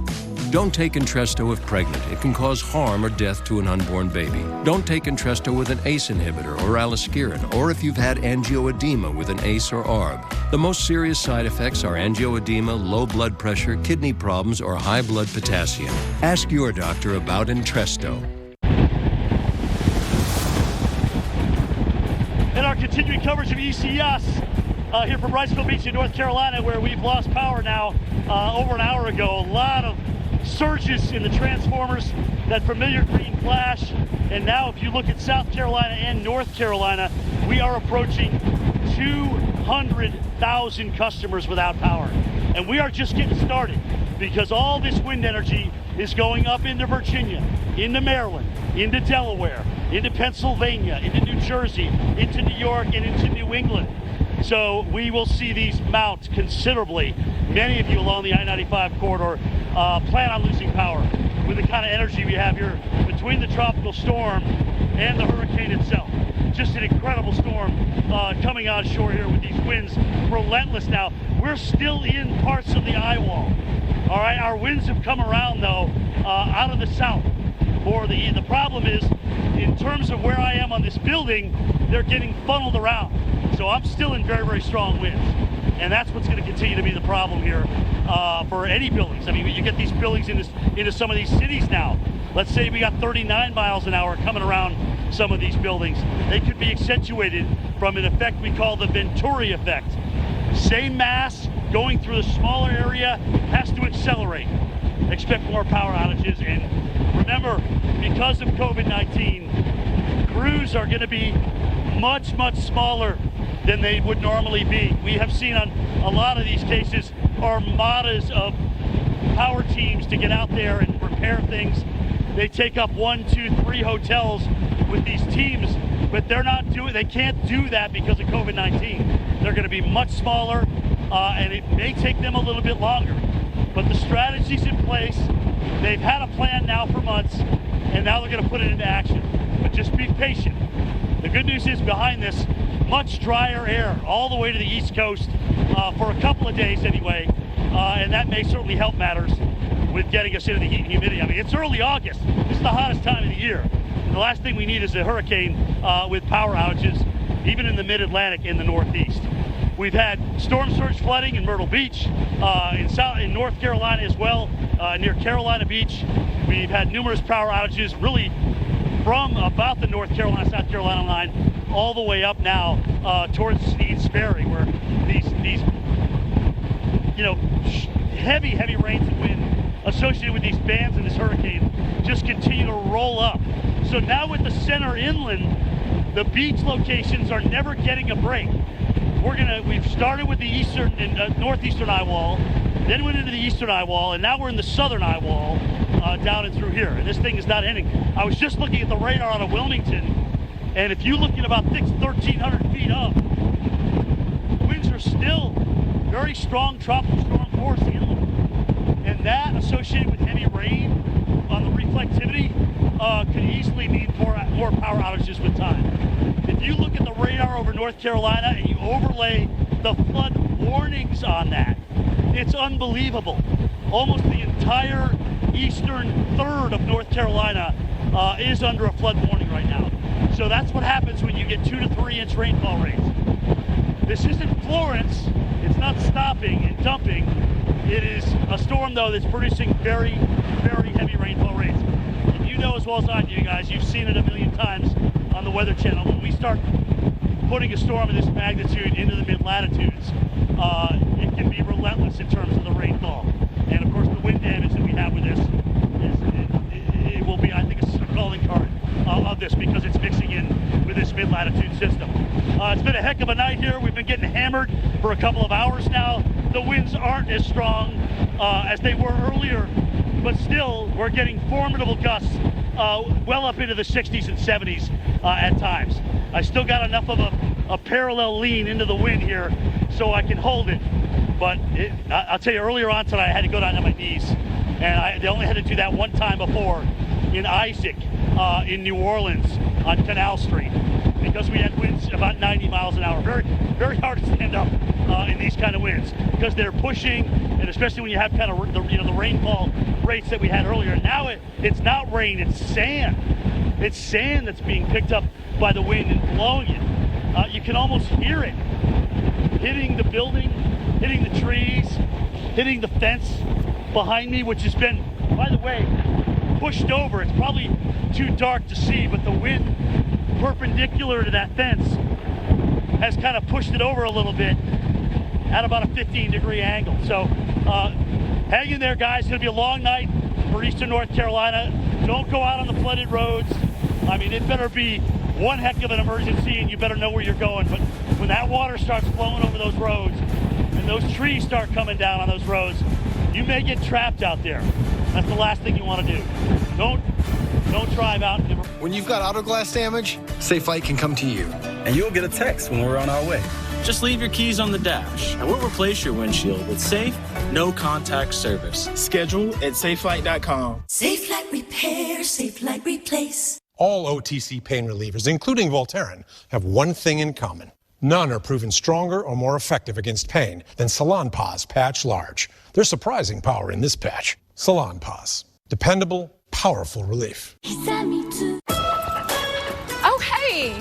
Where are you headed? Hi, just running all over. Buster's food is on sale. I have to pick up his flea and tick medicine, and then I am headed downtown to get a new dog sweater. You know you can buy all of those things at Chewy. Yes, and their prices are amazing. We save on food, toys, and prescriptions. And with Chewy's auto ship, you can set up repeat deliveries so you never run out. That would really free up my day. Great. Want to come with us to the PARK? Save 30% on your first order with Chewy. Download the app today. Behind every 2020 census taker's mask is a friendly neighbor.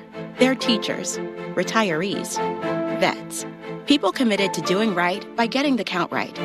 If you haven't responded yet, they'll be stopping by to ask some simple questions that will inform how billions in federal funds are spent on local services every year for the next decade. So when they come knocking, say hi from a safe distance and do your part to support your community. Time is running out. Shape your future. Start here at 2020census.gov. Yeah.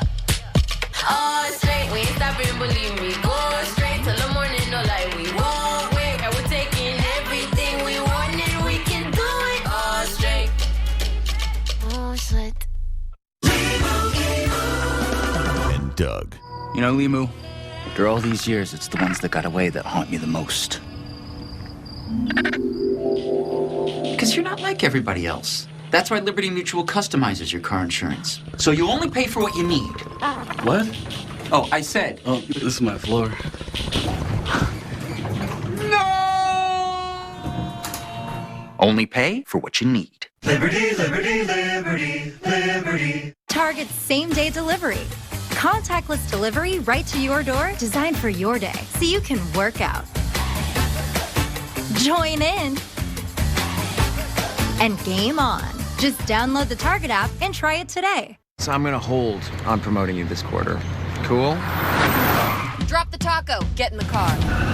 Does this Sentra feel like a compromise to you? Wait, what? The handling is good, right? No compromise there. Nope. Watch this. Breathe. Rear automatic braking. So if this Nissan Sentra isn't going to compromise, why should you? You're right. Atta girl. The all-new Nissan Sentra, with more standard safety features than any other car in its class. On the road again. Book 2 separate qualifying stays and earn a free night. The open road is open again, and wherever you're headed, Choice Hotels is there. Book direct at choicehotels.com. DiGiorno has 7 delicious crusts, and your family food critics will rave. Rising crust is fresh baked deliciousness. Stuffed crust is literally mouth-watering. There's a 5-star pizza for everyone in your family to love. It's not delivery, it's DiGiorno. And our continuing coverage of Hurricane Isaias continues here from Riceville Beach in North Carolina, where we've been without power now for a couple of hours, and we're not alone. If you look at North and South Carolina, about 200,000 customers now without power. And this is really going to be something we need to keep an eye on over the next day and a half as this thing rips off to the northeast. Let me show you, we create these graphics so you guys can have an idea if you're going to lose power or not, okay? And you can see this area in purple, which encompasses the very highly populated I-95 corridor on the eastern, all the way to the eastern seaboard. This is a massive area of potential outages, and even areas west of 95 have that potential to lose power, not to mention flood, and also see power line and tree damage through here. We're approaching 200,000 customers, as I mentioned, in North and South Carolina. I will see more added to the mix through the night tonight, but this is just an incredible power outage footprint for a storm like this. And granted, it ramped up to an 85-mile-an-hour hurricane today, but it won't be that when it goes in through the northeast, but it's going to have a really weird mid-latitude jet stream interaction, and this will give us some very strong gusts, potentially close to even hurricane force, Doc, and that certainly could cause some power outages. It's been a while. I mean, if you look at the winters, sometimes we get blasted with winter storms on the East Coast and the derechos and severe weather outbreaks, and we've certainly had a lot of those in New England this year. But in terms of the size of this footprint, this is just huge. Yeah, Jim, this is going to be a time flood and power outage and maybe downed tree kind of event. Multiple life-threatening hazards for tens of thousands, really millions of folks. So let me take the big picture here and show you where the flood warnings are. And it's a big footprint here in North Carolina. We've got Raleigh, North Carolina, and Rocky Mount that are now under flash flood warnings until 6:15 in the morning. We're getting 1 to 2, locally 3-inch per hour rain rates. Again, this is the I-95 corridor in right through the middle of North Carolina. And then you go down from there, follow I-95 as it crosses I-40. Fayetteville area under that warning. And this is going to be a long duration rain event. It's going to rain for hours because the center of circulation is still down here. So the front end of this is really, really loaded with water. Call these stay off the road warnings. It's a life-threatening situation if you get out on the roads at night when they're flooded and there's driving rain. You can't tell how high the water is on the road. And in tropical storm conditions, it's harder for the authorities to come get you. And why make them do that and put them at risk? So Virginia, you're going to start getting into the high risk of flash flooding. D.C. and Baltimore, eventually Philadelphia and New York, especially as we go through Tuesday.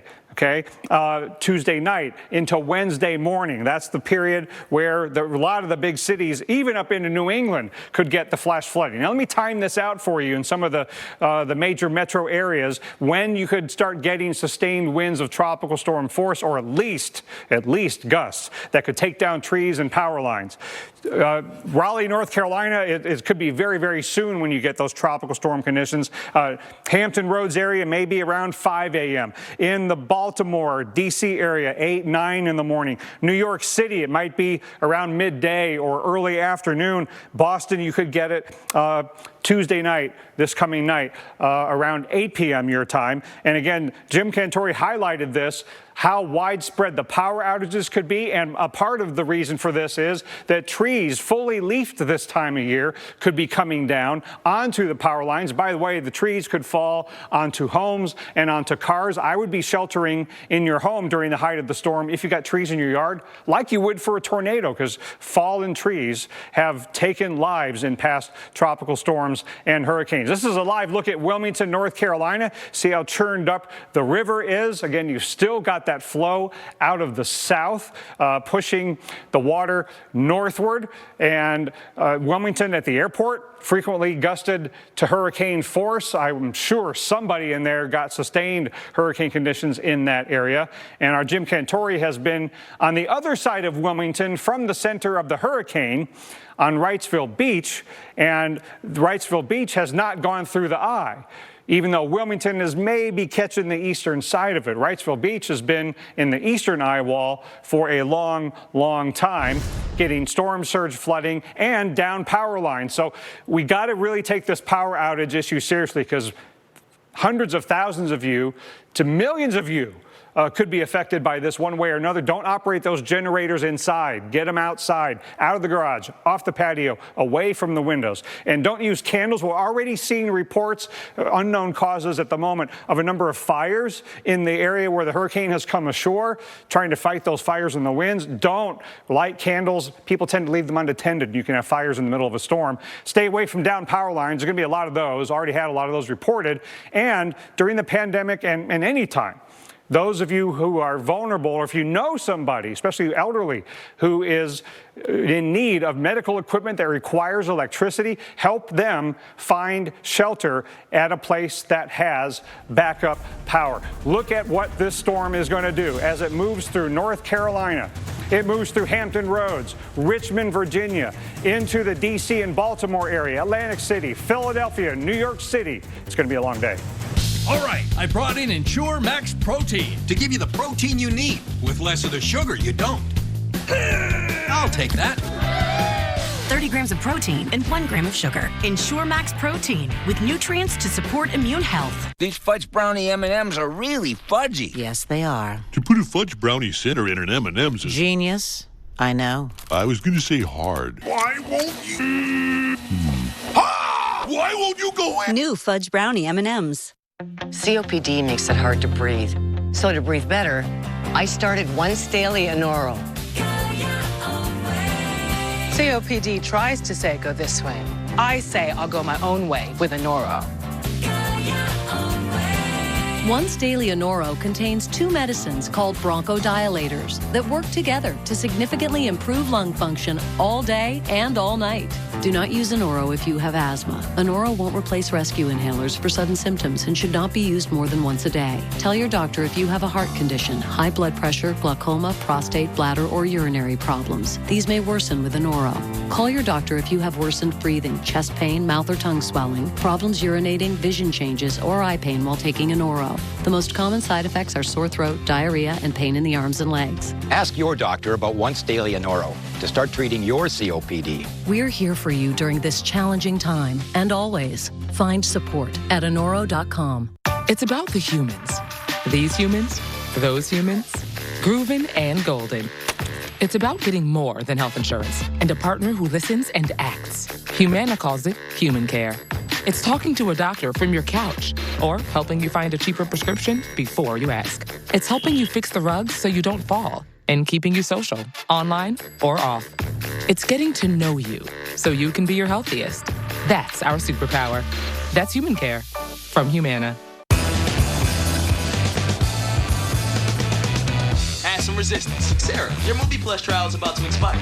Do you want to continue or cancel?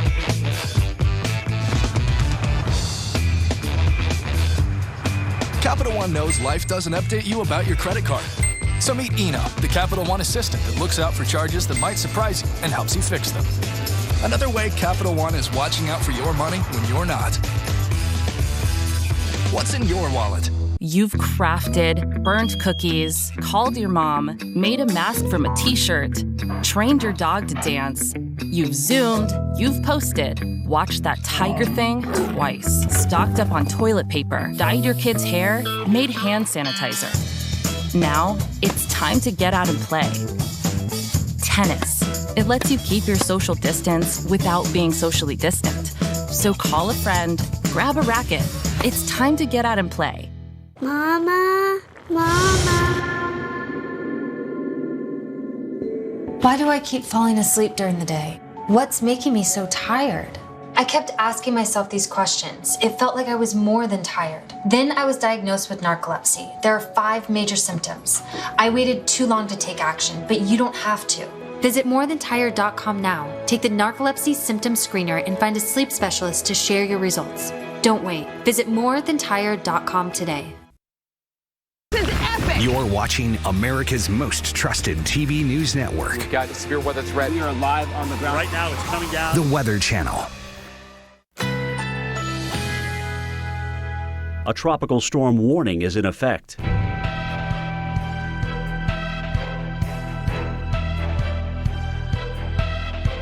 Currently in our area, 75 degrees under mostly cloudy skies.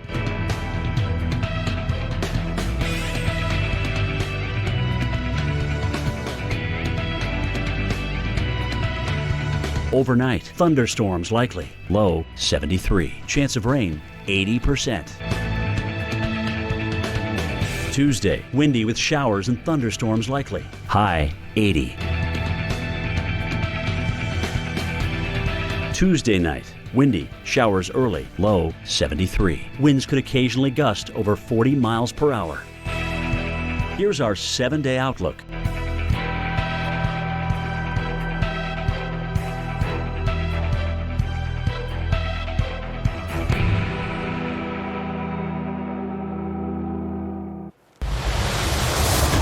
Hurricane Isaias is centered inland just northwest of Wilmington, North Carolina right now. Bad weather stretches all the way through North Carolina up into the Chesapeake area. But we had plenty of impacts down here in South Carolina. Myrtle Beach not taking the landfall of the center, but multiple reports of storm surge flooding, including at the Family Kingdom Amusement Park there, right in the heart of Myrtle Beach. And that is where our Charles Peak is. Charles, this is one of the more significant storm surge events in Myrtle Beach in quite some time. How extensive is the flooding from your perspective? Yeah, Dr. Nab, I moved a little further north. I'm up at North Myrtle Beach now, and this is the Cherry Grove area here. I believe most of this right here is freshwater flooding from the heavy rainfalls and that type of stuff. There was a couple of blocks over, you did get the surge coming up, and many of the areas from the surge, it was impressive, to say the least, of how much. I talked to one fire department official, and he told me in 18 years that was the worst that he had seen it there. Yeah, North Myrtle Beach, northeast along the coast, a little ways from Myrtle Beach, almost to North Carolina. Still gusting to 33 miles an hour there. Looks like power is on, but have you seen examples of down trees, down power lines? There have been down lines, not sure if there were power. You know, just as you know, everything's above ground here, and so it could have been telephone lines. I just left a house fire where the fire department was having to fight it. Talking to the division chief with the North Myrtle Beach Fire Department, he said that they've had 3 different fires that they've had to deal with, water rescues, getting people out of their cars that were flooded. But he did say, fortunately, that there were no injuries to report. Our storm tracker, Charles Peak in North Myrtle Beach, South Carolina. Hopefully we can make a habit in North Carolina tonight with the flash flood problems extending northward to not drive our car onto any water-covered roads. Thank you, Charles. Now, in addition to the flash flood problem that is escalating in North Carolina, including in Fayetteville and Raleigh, we have a number of tornado warnings that we've been tracking tonight. Our Carl Parker's in the lab with the latest on that. Yeah, the expanse of this storm is really remarkable. We've got a tornado warning that is now 180 miles from the center of this storm. That is now coming up into the Norfolk area. There are actually a couple of storms that have spins here in this area, in the Norfolk area. One of those near Moyock and lifting northward. So we've got a possible tornado there. That'll be getting into Bell's Mill at 104, Acredale at 108, and Norfolk at 114. Then another circulation just west, or passing just west of Norfolk. That'll be moving towards Academy Park, Armistead Forest, and Newport News as well. And then down to the south, another tornado warning to tell you about for Beaufort County and Martin and Washington. Looking at a strong circulation, and that's going to be coming right up towards Williamston, moving towards Hoke more immediately, then Jamesville, and then into Ellis Store as that moves to the north at about 50 miles per hour. Let's go back out to Jim Cantori. He's been reporting on the eye wall for us there in Wrightsville Beach. And Jim, just amazing how powerful this storm is going to be as it continues up the coast right through the day tomorrow. Yeah, Carl, and that's obviously what's got us very, very worried for the power outage potential, the flooding and things like that. No question about that. I want to take you back earlier on when we went through this northern eye wall, and, I've done 101 of these things now, and I got to be honest with you. The last time I went to my knee for a storm was Isaac back in August of 2012. So we had confirmed winds here gusting 85 miles an hour, and that was when they were not funneling around the building. They were coming right off the water. So that's where we are. We're about 100 yards from the beach and through here. And not surprising we got that kind of wind, because it was literally about that time when I had to go down, we started seeing a lot of the transformers surging. And they surge because they're protecting themselves, and they're protecting the lines. Because when that power surge comes through, they're meant to trip, and that's when you see the flash. All right, they're not blowing or exploding. They're essentially surging to actually save the transformer. A lot of crews from Duke Energy standing by. What you're going to notice is they're not going to be as big because of COVID-19. They will be in much, much smaller groups, but they are not. That does not mean there's going to be any less effort. And obviously getting out there and doing the heck of a job that they usually do in getting power back up. We're about 200,000 now, if not more, at last check, where we have customers without power in South Carolina and North Carolina. This power outage potential moves north along the heavily populated I-95 corridor. A heck of a footprint here with this thing that will affect everyone from here all the way up into southeast Canada.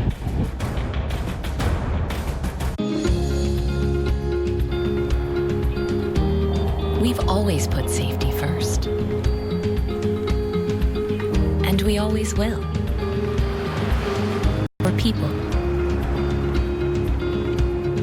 For the future. And there has never been a summer when it's mattered more. Wherever you go, summer safely. Get 0% APR financing for up to 5 years on select models and exclusive lease offers. Meet Function of Beauty, the custom shampoo the internet can't stop talking about. Love the formulas. My curls are on fire. This is the first time I've worn my hair naturally in years. This has literally saved my hair. It was a hair-changing experience. One-of-a-kind formulas created just for you.